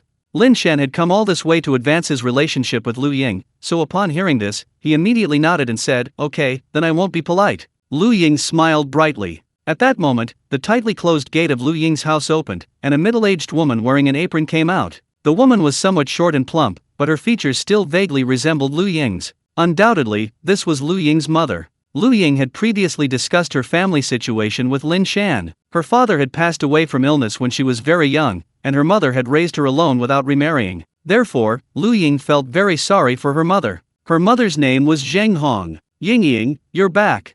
Zheng Hong's face lit up with a smile when she saw Lu Ying, but the smile froze when she saw Lin Shan beside her. Lu Ying quickly said, Mom, this is my friend, Lin Shan. I couldn't get a high-speed rail ticket this time, so Lin Shan brought me back. Oh. Zheng Hong first sized up Lin Shan, then looked at his car. When she saw the BID logo, her enthusiasm waned. She didn't recognize the Yangwang Unine, only knowing that BID cars were very cheap, and weren't they the most commonly used cars by ride-hailing drivers? Zheng Hong said, hee, since you're here, let's have a meal together. Ying, your third aunt and uncle will be coming later, and they brought a young man with him. He's very eligible, you two should meet. Lin Shan raised an eyebrow. What a coincidence. His first time bringing Lu Ying back had led to a blind date. This situation is actually quite normal. Children who work away from home only come home a few days a year, so elders often arrange blind dates for them during these few days. Upon hearing this, Lu Ying's displeasure was quite evident. She looked at Zheng Hong with a hint of reproach and said, "Mom, I've told you so many times, don't arrange blind dates for me." At this moment, Lu Ying's tone, besides anger, also carried a trace of panic. She subconsciously glanced at Lin Shan, but deep down, she didn't realize that this panic stemmed from her fear that Lin Shan would misunderstand. Lin Shan didn't seem to mind. After all, he and Lu Ying weren't officially dating yet, and this blind date was arranged by Zheng Hong, not Lu Ying's own idea. Seeing her daughter's unfriendly tone, Zheng Hong said rather forcefully, "Mom is doing this for your own good. Alright, come in." Lu Ying walked into the house dejectedly. Once inside, Lin Shan looked around. The house's decor was somewhat old, but it was very clean. It was clear that Zheng Hong was a clean and diligent person. So far, Lin Shan felt that Zheng Hong was a decent person. She seemed somewhat hostile towards him, which was normal. An ordinary middle-aged woman wouldn't know Yangwan Yunine. He had brought her daughter back, she probably misunderstood his relationship with Lu Ying. Lin Shan felt that not directly mocking her was already quite lenient. Because he was an outsider, and Zheng Hong believed she knew enough about the blind date she had never met, it was perfectly normal for her to think that the blind date was more suitable for Lu Ying. Lin Shan sat down in the living room. Although Zheng Hong didn't particularly like Lin Shan, she still maintained basic hospitality, making him a cup of tea and placing it in front of him, saying, "Please sit down. Help yourself to the food on the table." "Thank you, Auntie." Lin Shan nodded with a smile. Lu Ying looked at Lin Shan apologetically and said, "Lin Shan, my mom might have been a little impolite just now." Lin Shan shook his head and said, "It's alright, go help your mom in the kitchen." A hint of relief appeared in Lu Ying's eyes. She nodded slowly and went into the kitchen. Lin Shan sat in the living room playing on his phone for a while. Around 11 o'clock, the roar of a car engine suddenly sounded outside. Hearing the sound, Lin Shan went to the door and saw a blue BMW X3 backing in. Lu Ying and her mother, who were in the kitchen, heard the noise and quickly came out. Zheng Hong smiled when she saw the car and called to Lu Ying, "Ying, what are you standing there for? Go make some tea, your aunt is here." Lu Ying pouted and reluctantly went to the living room, while Lin Shan stood to the side with interest. After the BMW parked, a slick-back, well-groomed young man stepped out of the driver's seat. He looked to be around 27 or 28, tall and thin, with a very bony frame. He was practically a bamboo pole when standing. His hair was heavily styled with gel, styled in a slick-back look. His hair had clearly been professionally styled, it actually looked quite good. However, his suit was a bit too tight. He might have intended to create a sophisticated, professional look, but instead, he looked more like a hairdresser. After getting out of the car, this hairdresser looked at Lin Shan's U9 and chuckled, "What, Bit is making this kind of car now? A Porsche D9? This is a running joke, as Porsche cars are very popular, and many car manufacturers reference Porsche models when making sports cars. Porsche D9 is a playful reference to this type of car." Clearly, this hairdresser was unaware of the U9. The car was packed with people. A middle-aged woman in a black dress got out of the passenger seat. She was somewhat overweight, with a gold chain around her neck and a menacing face. She looked like a tough opponent. In the back seat sat a middle-aged man in a striped polo shirt and black trousers, his belt hanging loose, his gold 7 Wolves logo gleaming. Then there was another woman, who looked to be around 25 or 26 years old. She was heavily made up and wore a backless dress, her bust quite eye-catching, but her overall demeanor was overly vulgar. After these people got out of the car, seeing Zheng Hong, the middle-aged woman said, "Zheng Hong, is Ying Ying back?" Lin Shan guessed that this must be Lu Ying's third aunt. Zheng Hong quickly replied, "Yes, she's back. Ying Ying, come out and say hello to your third aunt, third uncle, and cousin." Lin Shan understood, so these three were a family. Lu Ying walked out expressionlessly. The moment Tony the hairdresser saw Lu Ying, he froze on the spot, as if struck by lightning, his eyes revealing a lustful glint. "Holy crap, she's 100 times prettier than in the photos. I'd die happy to have her as my girlfriend for even a day." Song Yukin was incredibly excited. He strode up to Zheng Hong and eagerly handed her a business card, saying, "Auntie, my name is Song Yukin. I currently run a decoration company, and my annual net income is about 700,000 to 800,000. If you're planning any renovations in the future, feel free to contact me. Is that convenient? Let's add each other on WeChat." This guy was very proactive. As the saying goes, you don't hit a smiling face, so Zheng Hong happily added Song Yukin on WeChat. Lin Shan, standing to the side, just found it amusing. He knew these small business owners all too well. Most of them didn't have much money in their pockets, they made money by bluffing. So, they often had a decent car. Once they fooled you, they made money. And Lin Shan's guess was correct. Song Yukin did indeed own a renovation company, but business was mediocre. He barely managed to maintain basic cash flow by withholding workers' wages. The BMW was actually second-hand, and even a damaged one. Song Yukin only liked it because it was a 2021 model. To the uninformed, it would look newer. Seeing he had fooled Zheng Hong, Song Yukin felt a surge of pride. He turned to Lu Ying beside him and said, "Hello, your name is Lu Ying, right? I heard you work at a hospital in Qiantang City?" Lu Ying's attitude was very cold, she merely nodded slightly. Song Yukin continued, "Is it a top-tier hospital?" "Yes," Lu Ying replied casually. Hearing this, Song Yukin casually remarked to Zheng Hong, "Auntie, while the top-tier hospitals in Qiantang City are good, we also have top-tier hospitals in Ning'ai. My uncle is the vice president of Ning'ai First Hospital, working in Ning'ai, which is close to you, isn't it? If needed, I can ask my uncle to put in a good word and get transferred to Ning'ai." Lin Shan had to admit that Song Yukin knew how to focus on the key points. For a middle-aged woman like Zheng Hong, who only had one daughter, having her daughter working nearby was undoubtedly the greatest happiness, especially a lateral transfer to a top-tier hospital. The temptation was too great. "Really?"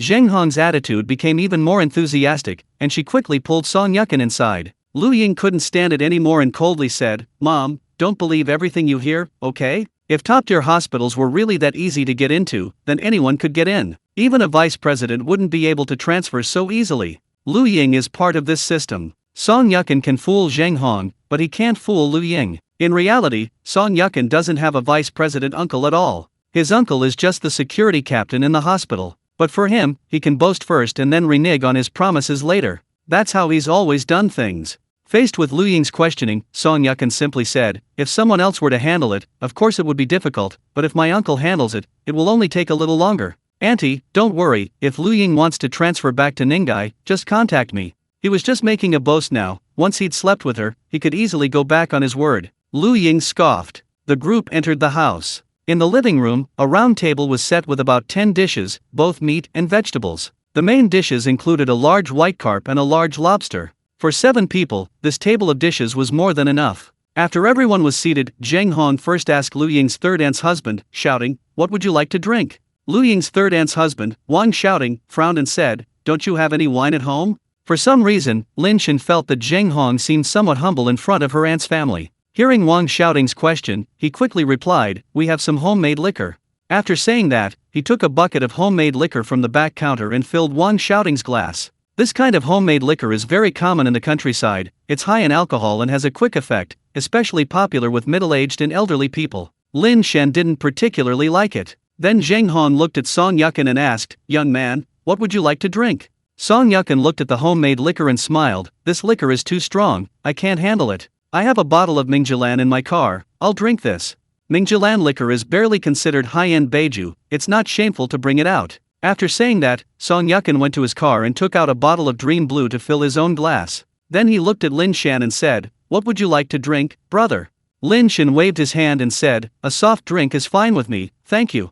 At this moment, everyone's attention finally turned to Lin Shan. Song Yukin's hostility was undisguised. He had just noticed that Lu Ying's gaze towards Lin Shan was different, almost suggestive. Song Yukin said, "Auntie, who is this? You haven't introduced him to us yet." Zheng Hong looked at Lin Shan, unsure how to speak for a moment. Finally, Lu Ying took the initiative to introduce him. "This is Lin Shan, my friend. He brought me home this time." Hearing this, the expressions on the faces of the others subtly changed. Bringing a girl home, and such a long way at that, this relationship was definitely more than just ordinary friendship. "Oh, so that bit outside is yours then?" Song Yukin smiled, revealing what he considered his greatest advantage, his car. "Not bad." At this moment, the daughter from the third aunt's family spoke up. "Bit is really something else these days, managing to make cars with this kind of design. If you took off the logo, you'd probably really think it was a Porsche, ha ha ha." The others chuckled a few times. Wang shouting took a sip of his drink and said, "Young people should be more down to earth. This kind of car looks good,